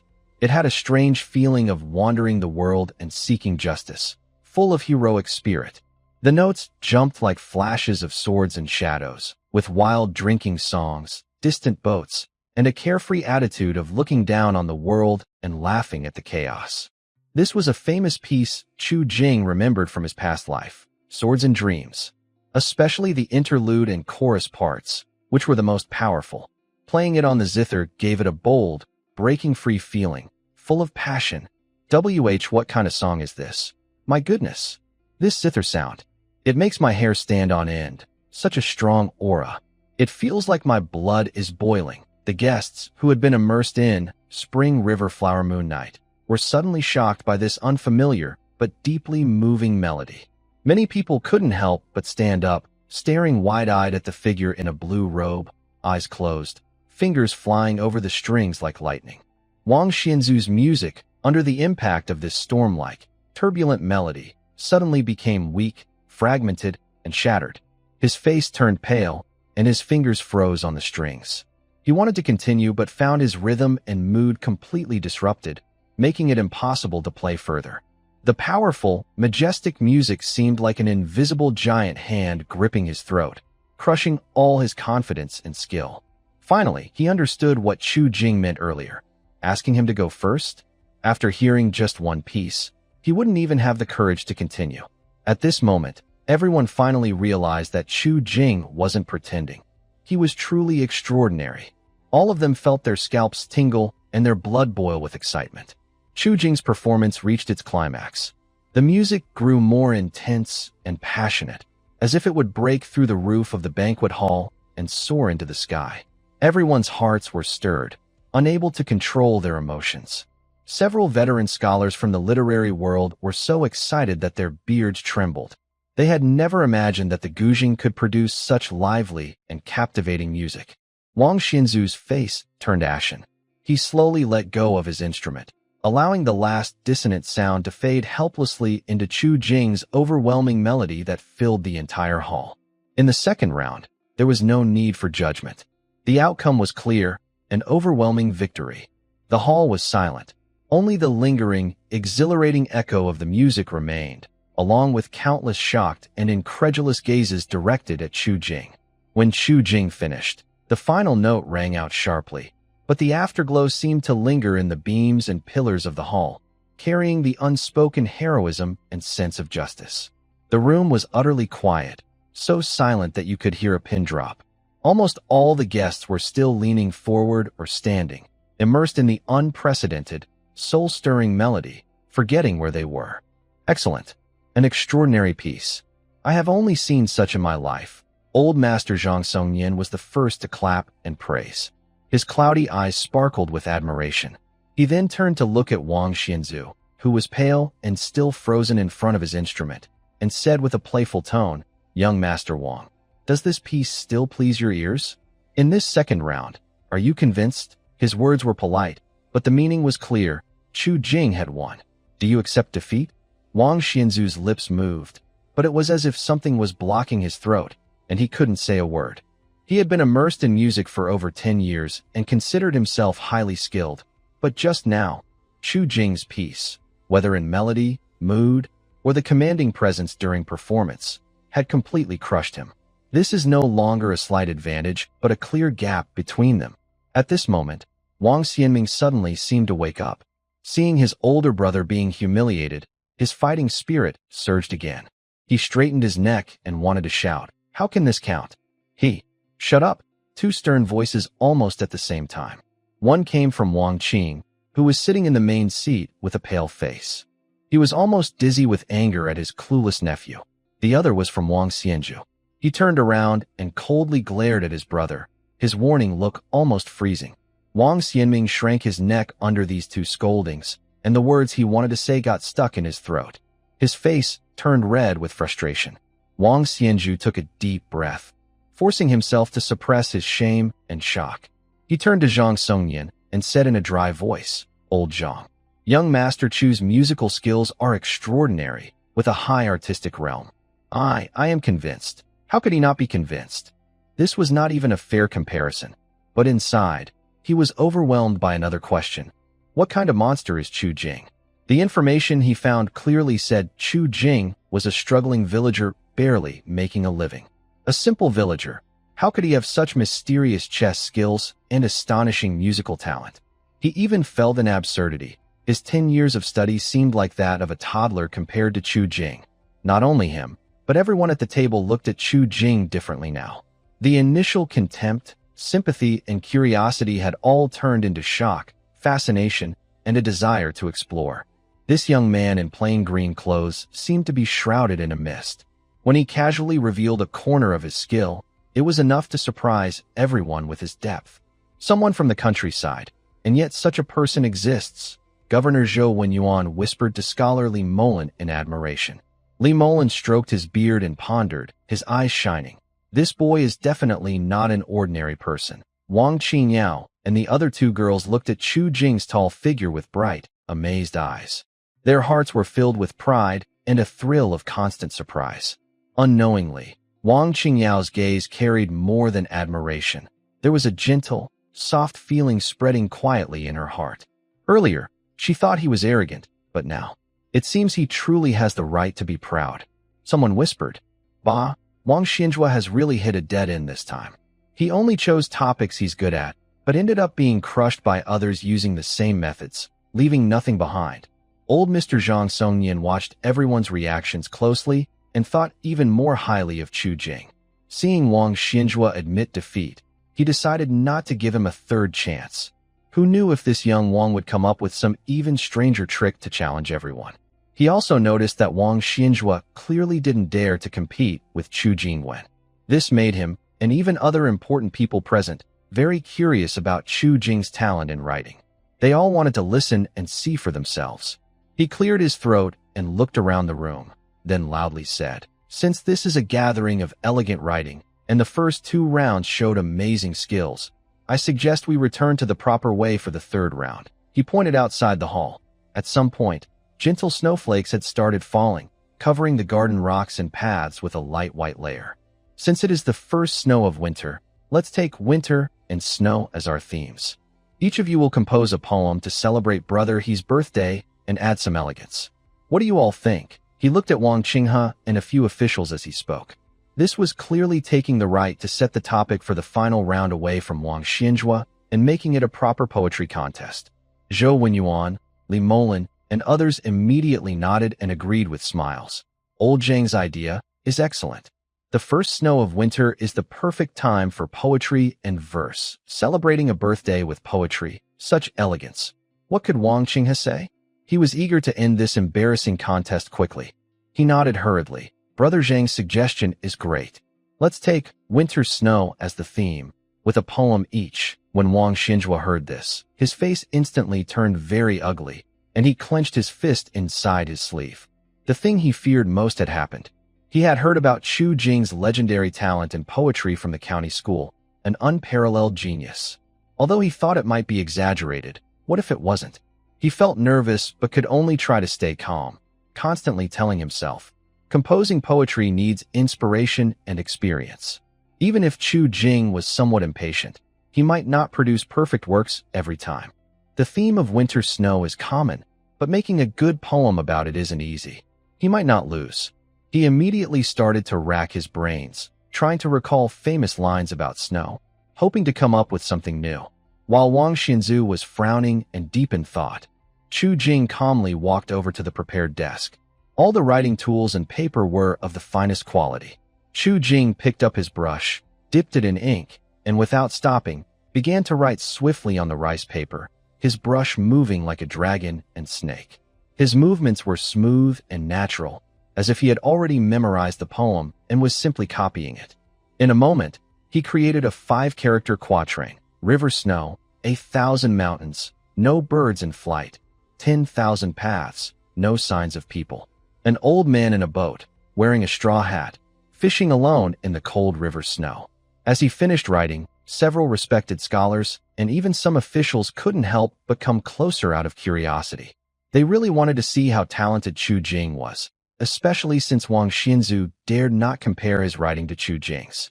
They were especially intrigued because Chu Jing wrote so quickly, without pausing to think. As Chu Jing finished, some people quietly began to recite the poem. When the 4 lines were read aloud, the room fell into complete silence, a sense of loneliness almost hitting everyone. Everyone gasped in awe. This poem was wonderful. In just a few lines, it vividly depicted the winter snow and the cold, lonely scene. The way it combined winter, solitude, and snow's beauty made everyone forget to breathe. Their gazes on Chu Jing were now beyond words. At that moment, Chu Jing's brush suddenly moved again. When someone quietly recited the poem aloud, the powerful aura it created shocked everyone. They were all captivated by its force, unable to look away. A few important figures couldn't hide their amazement.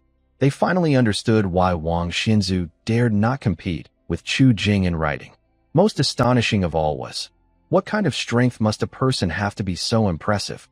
How extraordinary is his talent? When Chu Jing gently set down his brush and blew on the still wet ink, the small hourglass beside him had just begun to let a few grains of sand fall. Over at Wang Xinzu's side, he hadn't even managed to finish a single sentence. All the guests, including Zhang Songyan and Zhou Wenyuan, stared fixedly at the 2 sheets of ink-stained rice paper in front of Chu Jing, their faces filled with disbelief and shock. Chu Jing put down his brush, the scent of ink still lingering. The hall was silent for several breaths before Mr. Zhang Songyan let out a long breath, breaking the quiet. This elderly literary master, with white hair and beard, suddenly became somewhat flustered. He hurriedly walked to the desk, completely ignoring that Lord Wang Qing, the birthday celebrant, was the host. His old eyes fixed tightly on the poem on the paper. He suddenly looked up, his gaze burning as he looked at Chu Jing. His eyes shone like he had discovered a rare treasure. His previous calmness was gone, and his voice carried a hint of excitement. "Young friend Chu, may I ask who your master is? Where are you studying now?" His question was urgent, filled with admiration and curiosity. Even a blind person could hear it. At the table, several other old gentlemen skilled in poetry, like Chun Guanxiao and Lu Jingzhai, also came over to look at the 2 poems. Their faces showed both shock and regret. Shocked by the grandeur and brilliance of the poems, and regretful that Mr. Zhang had spoken first. Even if they also wanted to take disciples, they wouldn't dare to compete openly now. Governor Zhou Wenyuan and scholarly Molan exchanged glances, their hearts trembling even more. Who is Mr. Zhang Songyan?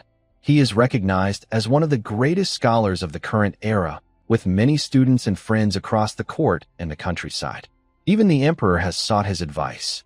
To see him so flustered and asking about a disciple's background, Chu Jing's talent must be even more astonishing than they imagined. If he really could become Mr. Zhang's student, it would be like stepping onto a fast track to success, with limitless future prospects. Chu Jing, facing Mr. Zhang's eager gaze, felt grateful for his protection. He calmly cupped his hands and respectfully replied, "Respected Mr. Zhang, I am Chu Jing. My ancestral home is unknown now. I am currently from Hehe Village, Heong County. I am honored that Mr. Zhou from the county school accepted me as a student. I am now studying at the county school and preparing for the imperial exams." He answered humbly and appropriately, clearly stating his background as a migrant and his current status as a county student. Hehe County School. Another literary master, Chun Guanxiao, stroked his beard and pondered. Suddenly, he remembered something and asked, "A few days ago, I heard that a remarkable young scholar from Hehe County School created new methods in mathematics and new styles in painting, causing a stir in the county school. Is this true? Has young Chu heard about this?" His question was casual. Although the event caused a sensation in Hehe County, the details had become fuzzy by the time it reached the capital. No one knew exactly who the young scholar was, and it was mostly regarded as an interesting story. Upon hearing this, Chu Jing was slightly stunned, not expecting to be asked about it directly, and was carefully considering how to respond. Next to him, Wang Qingyao's lips curled into a slight smile. She stepped forward, her voice clear and bright, with a proud sense of achievement, and answered on Chu Jing's behalf. "What old Mr. Chen said is true. The county school of Heong does have such a story, and that student who created 2 different styles and won all 3 competitions in the county's literary contests." Her beautiful eyes sparkled as she looked at Chu Jing with a happy smile, speaking clearly. "It's close to us. yet far away. It is Chu Jing, young Master Chu. What? Could it be him? Creating 2 styles in one day and surpassing the county school's literary level. Is it also him? Wang Qingyao's words fell like a stone thrown into a calm lake, causing ripples. Old Mr. Zhang Songnian's eyes widened suddenly. He looked at the poem on the paper, then at the calm, confident young man before him. His shock was beyond words. Old Masters Chen Guanxiao and Lu Jingzhai also looked stunned. They had thought that the creating 2 styles thing might be exaggerated by the county school, or that the student was just lucky and talented in a certain way. But now, seeing Chu Jing, who easily dominates chess, music, and even writes poetry that could be passed down through generations, there was no longer any doubt. This was no mere lucky talent. He was a once-in-a-century genius, a true all-round talent. The prefect, Zhou Wenyuan, took a deep breath. His gaze on Chu Jing changed completely. He had admired him before, but now it carried a sense of seriousness. School official Li Molin was so excited he almost pounded the table. Such a person in his jurisdiction was a great achievement and a wonderful story. Wang Qinghe sat stiffly in the main seat, almost dropping his wine cup. At this moment, he finally understood why Wang Xianzu refused to compete with Chu Jing in proper essays and why he used those unusual tricks. Chu Jing was simply a prodigy. Wang Xianzu and Wang Xianming, the brothers, looked pale as paper. Wang Xianzu's last hope was completely shattered, leaving only cold fear and dread. He knew that today he had not just hit a hard wall, but had run into an insurmountable mountain. Meanwhile, Chu Jing remained calm under the gazes of everyone, some shocked, some excited, some respectful, some jealous, as if what Wang Qingyao had revealed was just a trivial matter. Zhang Songnian suppressed his shock and joy, stroked his beard, and pondered for a moment. His face, rarely, showed a hint of urgency. He looked at Chu Jing with bright eyes, and, right in front of all the guests, he spoke directly. Young friend Chu, I see that you are quick-witted, knowledgeable, and most impressive is your calm and steady nature. I am willing to take you as my disciple. Would you accept? Everyone was shocked at his words. No one expected that Zhang Songnian, a famous scholar and leader in the literary world, would be so eager and even humble enough to openly offer to take a student in such a public setting. It must mean he values Chu Jing very much to do this. Given Chu Jing's proud personality, Zhang Songnian was taking a big risk. He was betting with his reputation. If Chu Jing refused, Zhang's face would be lost. Although Zhang, as an elder with high status, had many people eager to become his students and willing to give everything for the chance, Chu Jing's proud attitude might not even give anyone a chance to speak. Other old scholars like Chen Guanxiao and Lu Jingzhai were stunned at first, then their faces showed regret and envy. Why were they so slow? Chu Jing's pride might lead to rejection, but they still wanted to take a chance on such a rare talent. Now that Zhang has spoken first, even if they are tempted, they don't dare to compete. They can only regret missing out on such a rare gem. Wang Xianzu's face darkened instantly, and he felt his heart sinking. It's over. If Chu Jing really becomes Zhang Songnian's disciple, his status and position will change completely. He had hoped to make things difficult for Chu Jing in exams and official career, but now, even thinking about it was risky. He wouldn't dare to challenge Zhang's direct disciple, even with 10 times the courage. He was only hoping Chu Jing would refuse boldly, which might give him a chance. Wang Qingyao sat at the main seat, looking very complicated. He knew Zhang Songnian's influence in the scholarly and political circles. If Chu Jing became Zhang's disciple, he would have a huge backing. His family elders needed to reconsider their plans. Even the gap between him and himself had become smaller. Thinking of this, she couldn't help feeling a little shy. Officials like Prefect Zhou Wenyuan and Education Minister Li Molin looked at Chu Jing with more warmth and even some flattery. He is a direct disciple of Zhang Songnian. What does this mean?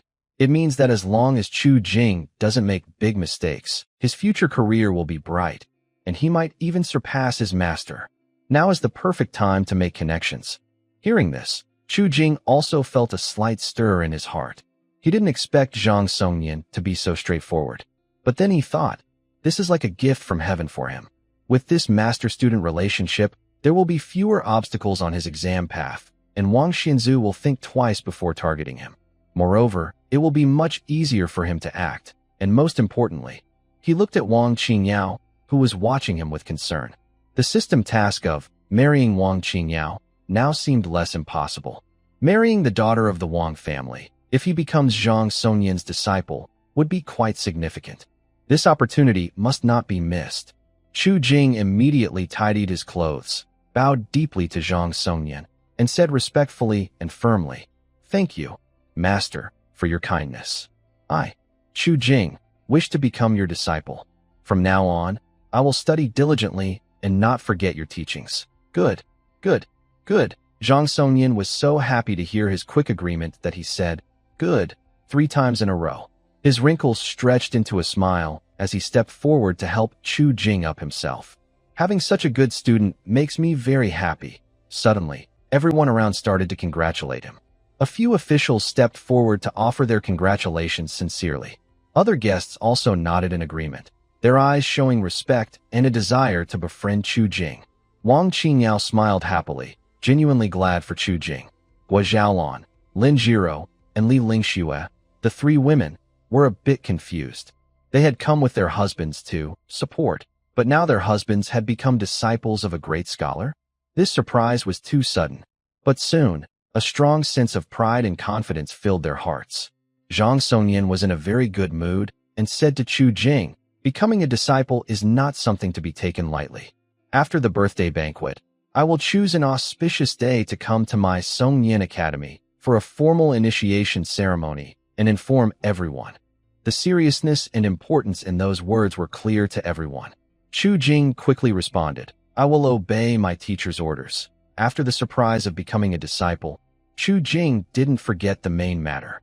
He turned to Wang Qinghe, who was sitting at the main seat, and said respectfully, "Master Wang, as we agreed earlier, I was lucky to win 3 matches in a row.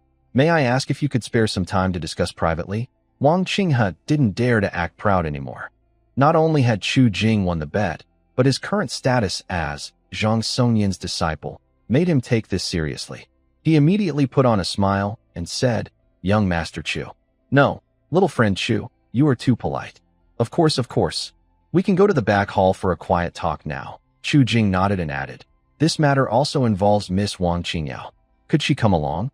Also, regarding the year-end evaluation of Qingyuan Mansion, I believe a few elders have opinions.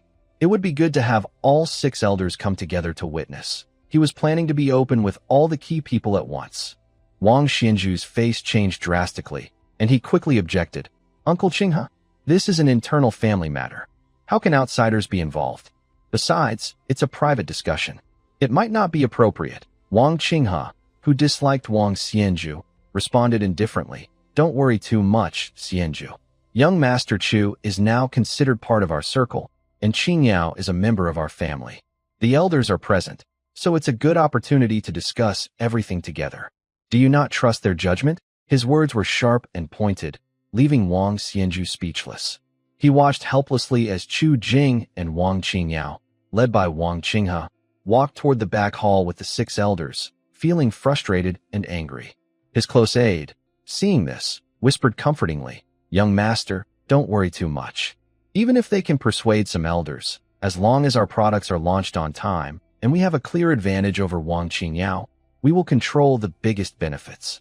When the time comes, with real money in hand, even if the elders favor her temporarily, the family will ultimately judge based on real achievements and profits.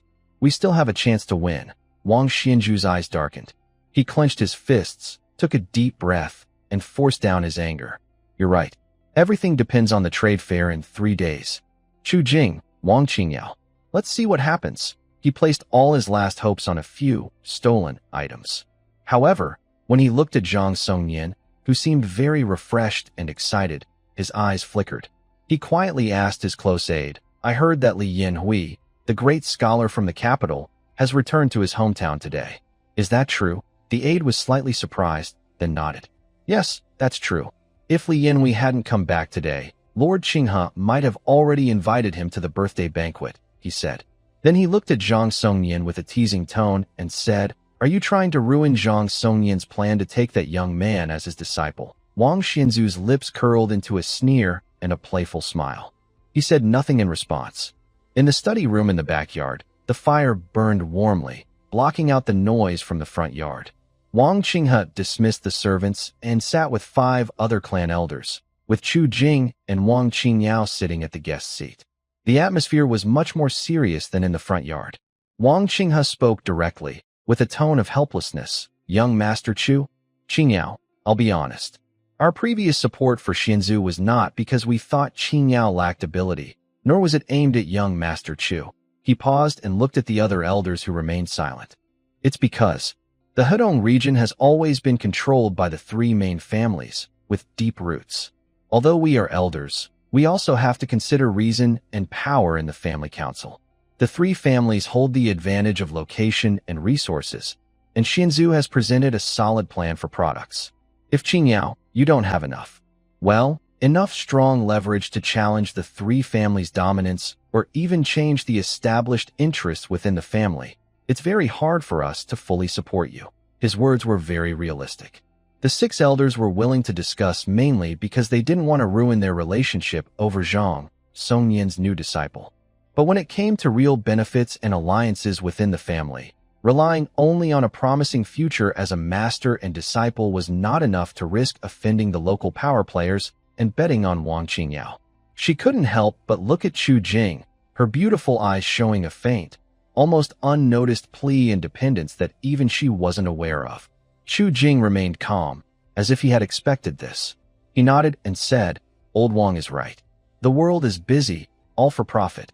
To change the opinions of the elders here, we need to show something that can move their hearts and offset the risks of supporting the 3rd house. While speaking, he took out 2 small packages wrapped in plain oil paper from his pocket and placed them on the tea table in front of everyone.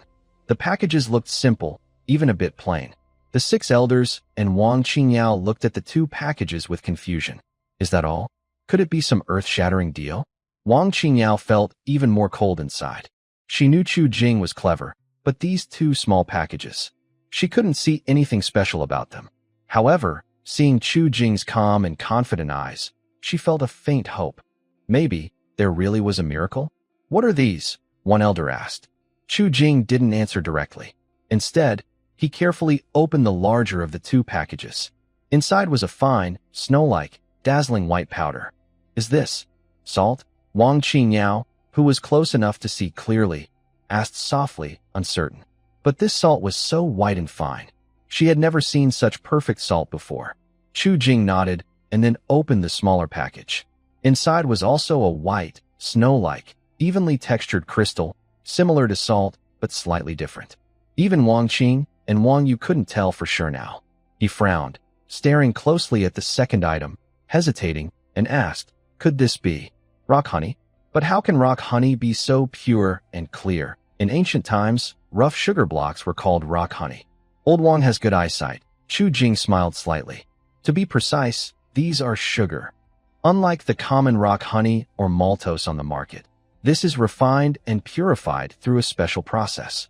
And this, he pointed to the first package he opened, is also purified through the same process. Refined salt. Salt and sugar? Everyone looked at each other in surprise. These 2 things are essential in daily life and very profitable commodities, but they didn't seem enough to turn the tide instantly. Although good salt and sugar are rare on the market, they do exist. Chu Jing's salt and sugar look very white, but everyone didn't have high hopes. Seeing their doubts, Chu Jing made a pleased gesture. Words are not enough. Senior brothers and Miss Qingyao, why not try them yourself and see the difference? Qingyao was the first to give in. She carefully dipped a tiny bit of the refined salt with her fingertip and put it in her mouth. Suddenly, her beautiful eyes widened. There was no bitter or rough taste like ordinary coarse salt. Instead, it was an extremely pure salty flavor. The taste was incredibly clean, melting instantly on her tongue. 10 or even 100 times better than any tribute or official salt she had tried before. And the appearance of this salt was also very beautiful. She dipped a little of the white sugar, and it was sweet. A clear, long-lasting, pure sweetness spread quickly, without any greasy or strange aftertaste like honey or candy. This salt, this sugar. Qingyao's voice trembled slightly. Her gaze at Chu Jing was full of shock. She came from a noble family and was well informed. She immediately understood what this meant. It was not just tastier, but a nearly revolutionary difference in quality. Behind it was immense craftsmanship value and enormous profit. The 6 elders of the family saw this, and each took a small taste, half believing, half doubting. In an instant, the study was filled with suppressed gasps and low exclamations.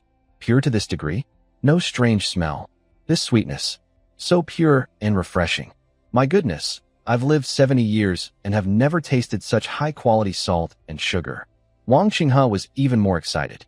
He stood up suddenly, his face red, and his hand trembling slightly as he held the small paper bag. He was not like Qin Yao from the younger generation. He had managed the family business and knew exactly what this meant. High-quality salt and sugar were real hard currency, symbols of wealth and power.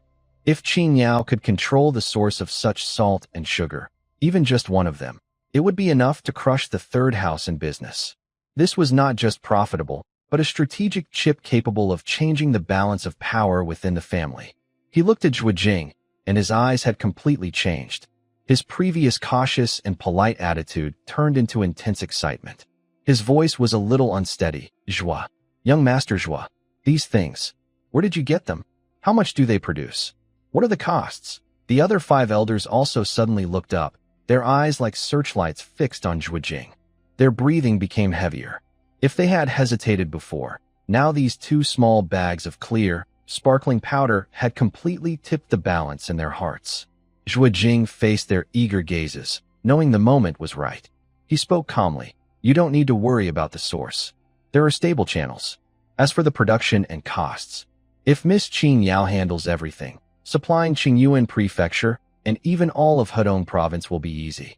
And the profits, he paused, showing a meaningful smile, will be enough to give those who support her far more than they can imagine. In the study, everything was silent except for the occasional crackle of the charcoal fire and the heavy, uneven breathing of the elders. Wang Qingyao looked at Zhuo Jing. The gloom in her heart had already been swept away by this sudden big surprise. Instead, she felt a bright hope and an indescribable thrill. Compared to Zhuo Jing's previous 3 products, the importance of this salt and sugar was even greater. She never expected that Zhuo Jing would produce such things for her. If he traded these with others, the benefits he would gain would be enormous. Even if Zhuo Jing traded with the royal family, he could quickly reach a terrifying level. But Zhuo Jing chose to miss such opportunities for her. She knew that these benefits would not only tempt the 6 elders, but would also cause a huge shock throughout the Wang family. The Wang family would definitely do anything to get this technology.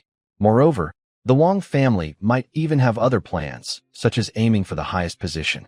Even though the empire had been established for 10 years, its foundation was still unstable. There were still leftover rebellious forces in various places. At this moment, they might also seize the opportunity to rise. Seeing the 6 elders' eager eyes almost spitting fire and Wang Qingyao's shocked, yet hopeful expression, Zhuo Jing knew the time had come.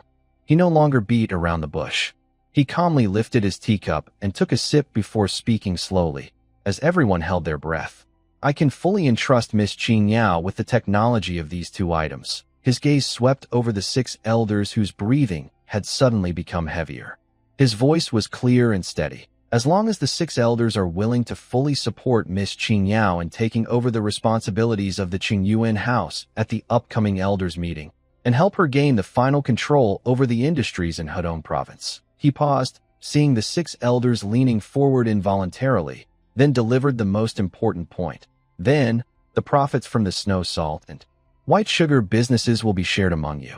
More importantly, on the family's annual merit record, the credit for leading the family to acquire this new source of wealth and develop a huge market will be shared by all of you and Miss Qin Yao. Boom! Zhuo Jing's words hit like a thunderclap, making the 6 seasoned elders feel dizzy and overwhelmed. Sharing profits was already very tempting. It meant continuous, much larger gains than their current industries could provide. But what made their hearts race even more was the second part, the first credit on the Wang family's merit record. For these elders, who were already on the edge of family power and relied more on seniority and reputation, real benefits were important. But leaving a significant mark in the family's history, with achievements like opening up a new huge source of wealth, was a completely different matter. This could strengthen their status in the family and even benefit their descendants. It was a reputation and historical honor that money couldn't buy. The 6 elders quickly exchanged glances, each seeing the excitement and almost immediate agreement in the other's eyes. The previous worries, hesitations, and pride caused by the third branch were instantly shattered by the huge temptation of this double fame and fortune offer. Zhang Wanqing, sitting at the main seat, was the first to react. He showed an unprecedented eager smile, almost trying to flatter Chu Jing as he said, "Young Master Chu, what are you talking about? Miss Qing Yao is the true daughter of the family, talented and capable, and with your help, such a genius. Taking over Qingyuan House and looking toward Hedong Province is well-deserved. As elders, we must support her fairly and without hesitation." "Yes, yes." Another elder quickly responded, with a tone that was even a bit urgent. Earlier, it was our own lack of foresight that was fooled by the small things brought out by the younger members of the third house. Now, it seems that niece Qing Yao has the strong support of young Master Chu, holding such a rare and powerful treasure of the nation. Its future potential is limitless. If we don't support Qing Yao, who else can we support? Yes. Rest assured, young Master Chu, the elders of the clan will stand firmly with Qing Yao. Such a good thing that benefits the clan and the people. How can we just watch and do nothing? We must do our best. For a moment, the 6 elders in the study room were all eager to express their support, their attitudes changing so quickly and their tones so sincere. It was like a different scene from the cold indifference of the front hall. There was no longer any pride as elders of the Wang family. They seemed eager to make decisions immediately, afraid that Chu Jing might change his mind. Wang Qingyao watched quietly from the side, feeling a flood of emotions. Just moments ago, she felt cold and helpless because of the elders' indifference and practicality, thinking her future was bleak. But in just a moment, because of the 2 items and a few words Chu Jing brought out, these senior family members, who hold great influence, suddenly turned 180 degrees, shifting from distant observers to eager supporters, vying to flatter and promise. All this change was because of one person, Chu Jing. Her beautiful eyes flickered as she looked at the calm and composed young man in the blue robe, as if he had only done something trivial. He has clear features, a faint smile at the corner of his mouth, as if all the world's problems could be easily solved in front of him. Her heart beat faster uncontrollably. An unprecedented warmth and excitement quietly spread through her heart. Dependence, admiration, gratitude, trust, and that love and affection that had already taken root unconsciously, now finally breaking through the ground, clear and intense. She knew that her heart, which once only beat for family duty and her own pride, had completely fallen. What comes next is much simpler. Chu Jing is not just here to help Wang Qingyao rise to power. He wants to severely hit the third house of the Wang family. And this time, he had Wang Xinzu steal the item, but it was actually a trap for the other side, and this trap needed the help of the 6 elders to bury it together. When they heard Chu Jing ask for help to trick Wang Xinzu, the 6 elders felt it was their duty and agreed without hesitation. They no longer looked proud or aloof but appeared eager to please. Seeing their behavior, Chu Jing smiled. Wang Qingyao's lips curled slightly. As her heart swelled with emotion, she looked at Chu Jing with almost a longing gaze. The elders exchanged glances, understanding each other's thoughts. They even thought that if Wang Qingyao and Chu Jing had any future relationship, they would support them, even if it was difficult. Based on Chu Jing's abilities, they didn't believe he only had these skills. His future was full of potential. When they returned to Wang Qingyao's quiet private house, it was almost evening. Chu Jing and the 3 women just entered the yard. Wang Qingyao, who was behind them, stopped and slightly lowered her head, her ears turning faintly red. She said softly, "Young Master Chu, I will go back to my own yard now. You must be tired today, rest early." Her voice was gentler than usual, with a subtle nervousness. Chu Jing nodded. "Good, rest early too.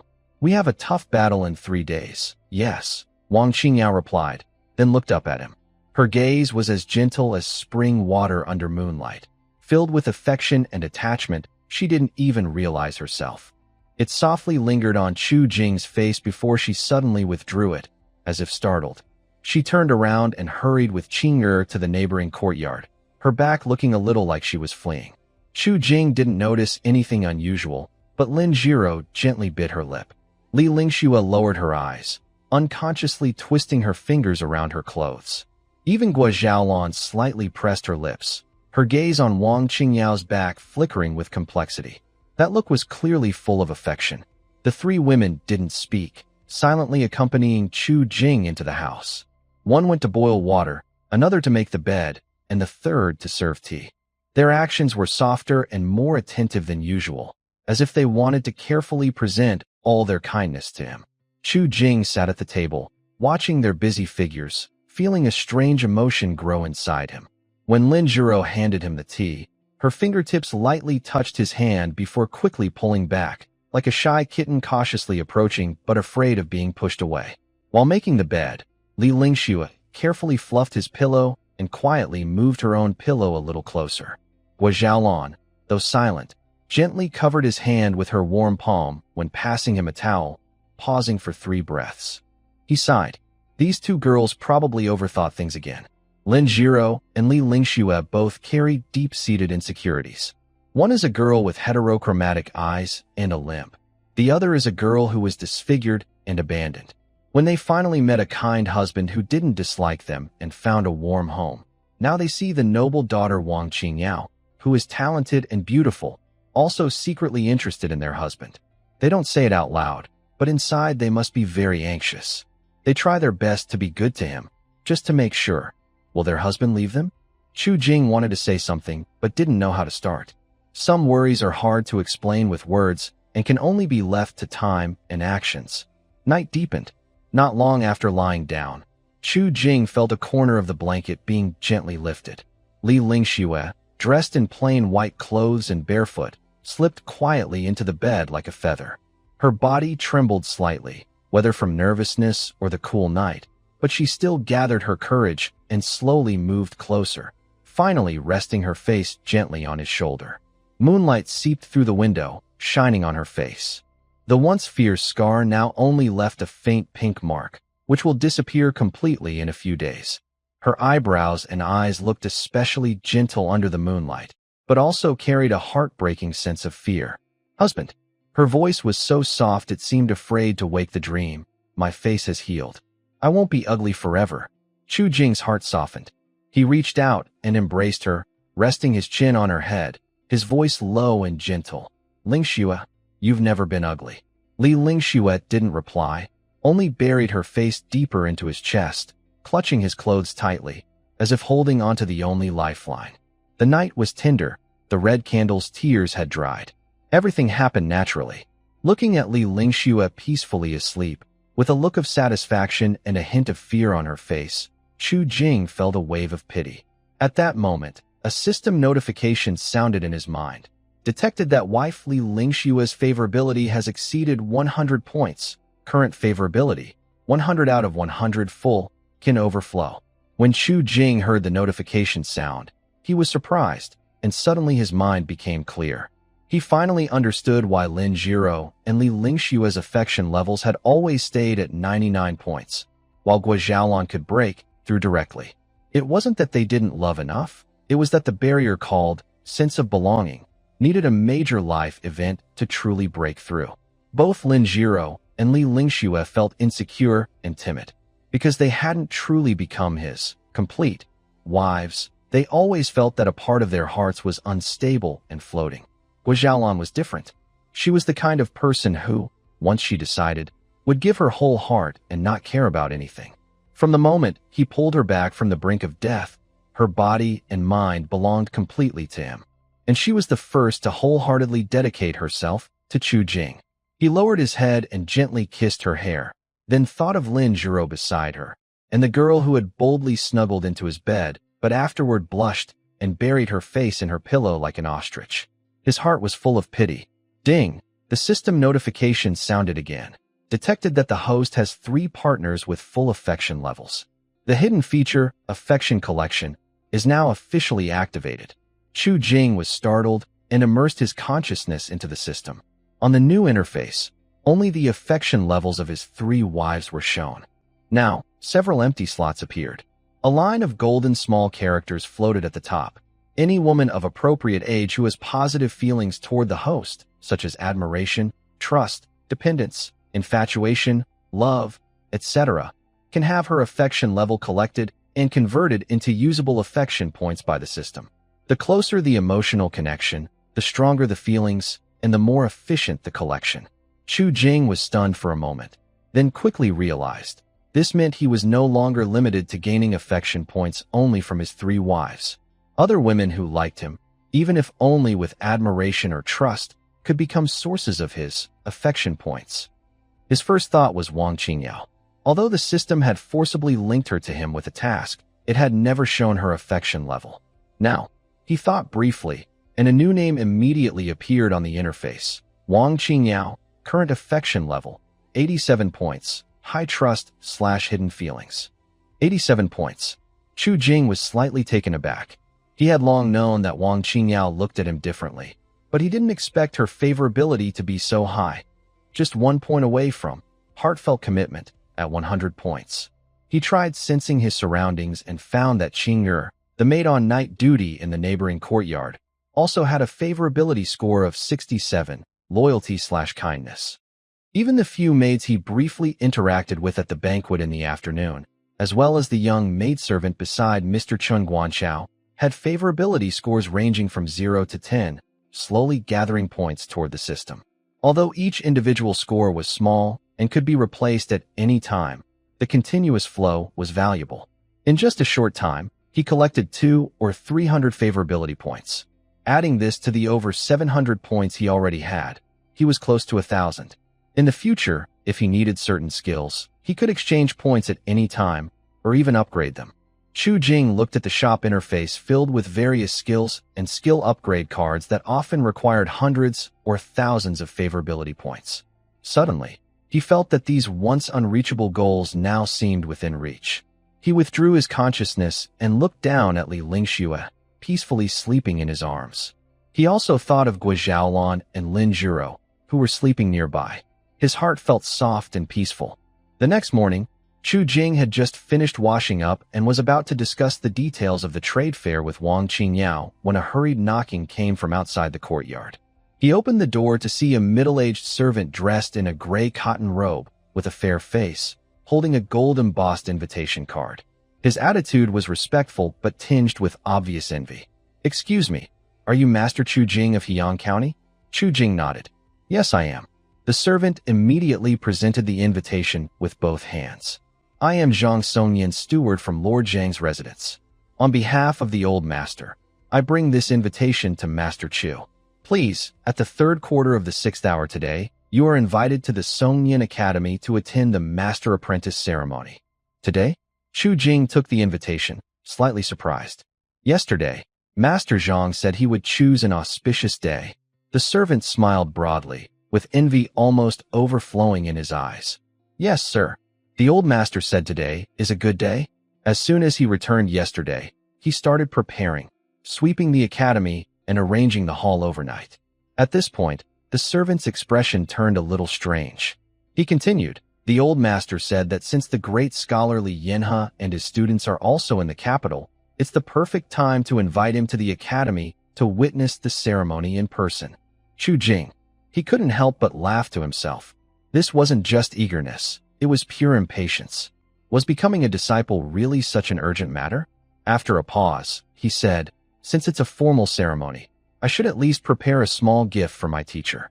The servant quickly waved his hands, smiling brightly. "No need, young master. The old master said that your presence is the greatest gift of all. He has already prepared everything else." Lowering his voice, the servant added with genuine admiration, "I've served the old master for over 20 years, and I've never seen him care so much about any student. Young Master Chu, you're truly the first." Chu Jing didn't know what to say for a moment. Beside him, Wang Qingyao suddenly covered her lips and laughed softly, her eyes glimmering with amusement. She stepped forward and said to the servant, "Thank you for coming all this way. Please tell Master Zhang that at the 3rd quarter of the hour of C, I will personally escort young Master Chu to his residence." "Thank you, Miss Wang." The servant nodded repeatedly, overjoyed, and left in high spirits. Chu Jing turned to Wang Qingyao and saw the knowing look on her face. He also noticed Gua Zhaolan, Lin Jiro, and Li Lingsu watching curiously. Raising an eyebrow, he asked, "Do you know something about this?" Wang Qingyao smiled and invited them to sit before speaking slowly. "This matter is actually an old story from Qingyuan Prefecture's literary circle," she said, her eyes bright. "Master Zhang and Master Li Yinhe have been close friends for many years, but they've also competed with each other for most of their lives. When they were young, they compared poems and essays. When they grew older, they compared their students. Especially the incident 9 years ago," she paused. "At that time, there was a young scholar in Qingyuan Prefecture named Shen Jinglan. He was only 16 and studied at Master Zhang's Songyan Academy. He achieved great success in the local exams and became famous. Master Zhang had planned to formally take him as a disciple, and Shen Jinglan had already performed the ceremony. But then, Master Li Yinhe returned home for a visit, read Shen Jinglan's essays, and was deeply impressed. He immediately wanted to take him as his own student." Chu Jing listened intently. "And then? Wang Qingyao's smile deepened. "The two old masters argued for 3 whole days at the academy, neither willing to give in. In the end, Shen Jinglan made his own choice. He became Master Li Yinhe's disciple."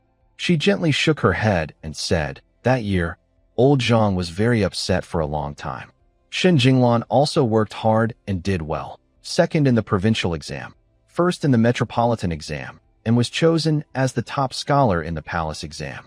Although he didn't pass the 3 levels at once, it was enough for Mr. Li Yinhe to be proud among his peers. Over the years, this has always been a sore spot for old Zhang." Chu Jing suddenly understood. No wonder Zhang Songyan was so eager to see him yesterday, and why he was in such a rush today. He was afraid. Afraid that his, almost apprentice, would be taken away by that old rival again. After all, the servant just said that Mr. Li Yinhe had also arrived at Qingyuan Prefecture. It was just a coincidence.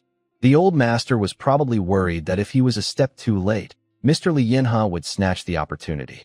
Gua Zhaolan looked thoughtful. "So, old Zhang is making a big show to create a fact, leaving no room for Mr. Li Yinhe to interfere."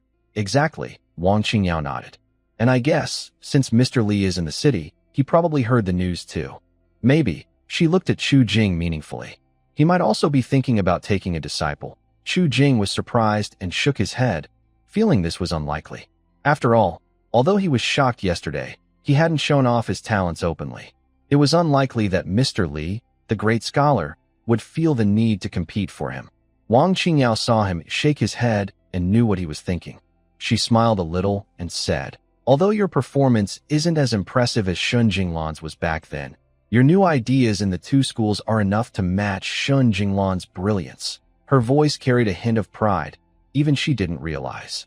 "Not to mention, the matter of He County School and your performance at the birthday banquet are just as good as Shen Jinglan's, if not better.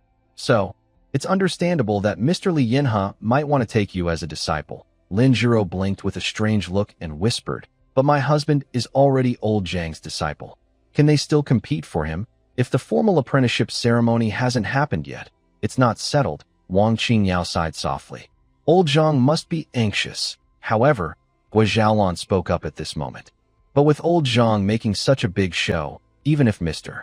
Li Yinhe wants to compete, he probably can't do it anymore." Wang Qingyao heard this, but shook her head, her expression a bit strange. "That's not entirely true. Shen Jinglan was already considered a disciple of old Zhang at that time. But in the end, he still chose Li Dafu." When she said this, the 3 women showed a hint of disdain, but when they looked at Chu Jing, they quickly hid their expressions. They clearly looked down on Shen Jinglan's character. He was about to become Zhang Songyan's disciple, but in the end, he changed his mind and chose someone else. Such a character is truly disappointing and frustrating. However, the decision was up to Chu Jing, so they couldn't say much. If Chu Jing also chose Li Yinhe, they would show disdain for him too, which would mean they looked down on Chu Jing as well. Chu Jing heard this and frowned. Not to mention that old Zhang has already reached this level. Even if he hadn't, he would never choose Li Yinhe like Shen Jinglan did. A person's integrity is important. He guessed that Shen Jinglan chose Li Yinhe because the latter is in the capital and has more connections. For the sake of career advancement, This talented man betrayed his principles, making Zhang Songyan lose face. Although Chu Jing wouldn't betray his principles, involving Li Dafu makes things more complicated. Plus, old Zhang's big show has made the situation even more complex. Chu Jing now feels stuck. If he goes ahead and becomes Zhang Songyan's disciple, he might offend Li Yinheng and Xin Jinglan. Wouldn't that make Li Yinheng look even more petty and mean for stealing a disciple? Xin Jinglan is known for breaking promises. On the other hand, if he refuses to become Zhang Songyan's disciple, it would humiliate the old man again. Even if the old man doesn't mind, other important figures might not treat him kindly. And even if he attends the ceremony, how will Li Yinheng behave? Plus, although the servants haven't said it openly, Li Dafu's disciple is also there. Could that disciple be Xin Jinglan? Old Zhang's move seems too suspicious. It's likely that, besides not wanting his disciple to be stolen, he also wants to settle an old score. The more Chu Jing thought about it, the more headache he got. What kind of trouble is this? Just trying to become a disciple, and now he's caught in such a mess. This apprenticeship ceremony might turn into a trap, and he even felt that there might be something related to Wang Xinjua. But now that things have come to this point, what can he do? He can only grit his teeth and face it, reacting quickly, since he has no strong backing right now. Today's master-apprentice ceremony probably won't go smoothly. You, be careful about everything. Wang Qingyao clearly knew something and quietly warned Chu Jing when she saw him frown. Chu Jing nodded. Guo Xiaolon looked worried as she glanced at Chu Jing, then gently held his hand. Lin Jiro and Li Lingxue also understood what was happening and held Chu Jing's arms from the other side, their eyes full of concern. Chu Jing patted their hands to comfort them. Then, Chu Jing returned to his room. Just after changing into a long gown and preparing to leave with the 4 women, a servant hurriedly ran to the courtyard gate, panting as he reported, "Young Master Chu. Miss. Outside. Outside. An old man has come. He says his surname is Li, named Yinhe, and wants to visit young Master Chu." What? Chu Jing paused, almost thinking he heard wrong. Wang Qingyao was also stunned, a look of surprise flashing in her beautiful eyes. Guo Xiaolon, Lin Jiro, and Li Lingxue looked at each other. Just now they were talking about this old Mr. Li, and now he's at the door? Chu Jing felt a headache coming on. He hasn't even left the Wang family gate yet, and someone is already coming to visit. Can a renowned scholar, famous all over the world, be a little more reserved? To personally go to someone's house just to take on a disciple, what if he's rejected? Where does his face go? He felt that as an unknown junior. Why should he be able to make someone lower themselves? Is he really going to clash with Zhang Songyan over this? He looked at Wang Qingyao and couldn't help asking, aren't Old Master Zhang and Old Master Li close friends? They competed for Shun Jinglan before, and it was clear they were eager. But now Old Master Zhang has announced he's taking a disciple, and Old Master Li personally shows up to snatch him. Is he really going to take everything from Zhang? Isn't that a bit unreasonable? Wang Qingyao's expression stiffened slightly, then a complex, even somewhat awkward, look appeared on her face. She was silent for a while before carefully speaking. This matter. I also heard a few things from the elders in our clan. She looked around and lowered her voice. It is said that when they were young, Mr. Zhang and Mr. Li Yinhe both admired a talented young woman. That girl ultimately chose Mr. Zhang, Jing Chu. He understood. This was because his wife never won the competition, felt resentful for most of her life, and now whenever she saw Zhang Songyan's good things, she wanted to take them. It was all about pride. Suddenly, he felt a bit amused. 2 famous scholars, both young, had such a story. One, hated because of love. The other, used to being taken. Their relationship was quite interesting. Never mind. Jing Chu shook his head. Everyone is at the door now. It's not proper not to see them. Let's go meet Mr. Li. Wang Qingyao nodded and led him through the corridor to the main hall of the Wang family. In the hall, an old man sat leisurely as a guest, with a steaming cup of tea beside him. He had white hair and beard, but his face was very rosy and healthy. His spirit was lively, and his eyes deep and bright, showing no sign of old age. Although he was just sitting casually, he exuded a natural aura of respect and authority that made people hesitant to underestimate him. He was the renowned scholar, Li Yinhe, who was as famous as Zhang Songyan. When he heard footsteps, he lifted his eyelids and looked at Jing Chu. That gaze was scrutinizing, curious, and with a hint of admiration, just a little, very reserved. Jing Chu stepped forward and calmly bowed. Junior Jing Chu, greetings to Mr. Li. Wang Qingyao also bowed politely. Li Yinhe nodded slightly, neither standing nor showing any airs. His first words were, "Old Zhang went home yesterday and couldn't wait to drum up the whole city to tell everyone he had a good disciple. I heard it so much my ears are sore. So I came to see what kind of person could make him guard his food so carefully." His tone was casual, and when he mentioned Zhang Songyin, he called him Old Zhang, with a closeness and familiarity that was obvious. Jing Chu felt a bit embarrassed by this straightforwardness and said with a bow, "Mr. Li, you flatter me. That's just my teacher's kindness. I am inexperienced and not worthy of such praise." Inexperienced? Li Yinhe raised an eyebrow, still calm. Someone who can create 2 new schools of calculation and painting in one day, and make scholars in the city eager to learn from him. If that's inexperienced, then all the scholars in the world should go face the wall. Jing Chu, that I dare not. He chuckled softly, thinking to himself that this old gentleman's words were quite straightforward. Li Yinhe didn't expose his polite evasion. Instead, he shifted the topic with a hint of eager challenge in his eyes. "I'm not here for anything else. I heard about your new methods in mathematics and that sketching technique, which seem quite unique. I also have some knowledge of arithmetic and art, so I wonder if I might learn a thing or two from you." Chu Jing was surprised. He had thought Li Yinhe's visit was probably about asking to become his student, and he was prepared to politely decline. But unexpectedly, the other person wanted to spar instead. And when he said this, his tone was honest and sincere, with clear, honest eyes. There was no arrogance or stubbornness about wanting to take the lead. Instead, he looked like a curious child eager to try something new, excited to get started. Suddenly, Chu Jing realized that his previous impression of Mr. Li might have been a bit biased. He composed himself, bowed respectfully, and said, "Mr. Li, if you are interested, I will gladly join in. I am still learning, so if I make any mistakes, I hope you will kindly point them out." Li Yinhe nodded with satisfaction, a hint of admiration in his eyes. "Calm and humble, confident but not arrogant," he said softly. "You are a promising young person." Then he stopped being polite and directly presented the first problem, a complex arithmetic question involving land measurement and tax conversion. After hearing it, Chu Jing thought for a moment, then took some paper and brush, began calculating, and explained his reasoning using modern algebraic methods. If we use traditional trial and error, it would take many attempts and be very time-consuming. But if we set the unknown as Tianyuan and derive the equations, he kept writing smoothly, forming equations like flowing clouds and water, and gradually worked out the answer. Every step was clear and thorough, principles, methods, variations, all covered. At first, Li Yinhe was calmly holding his teacup, expression serene. But as Chu Jing's explanation deepened, he gradually put down his cup, leaned slightly forward, and his eyes grew brighter.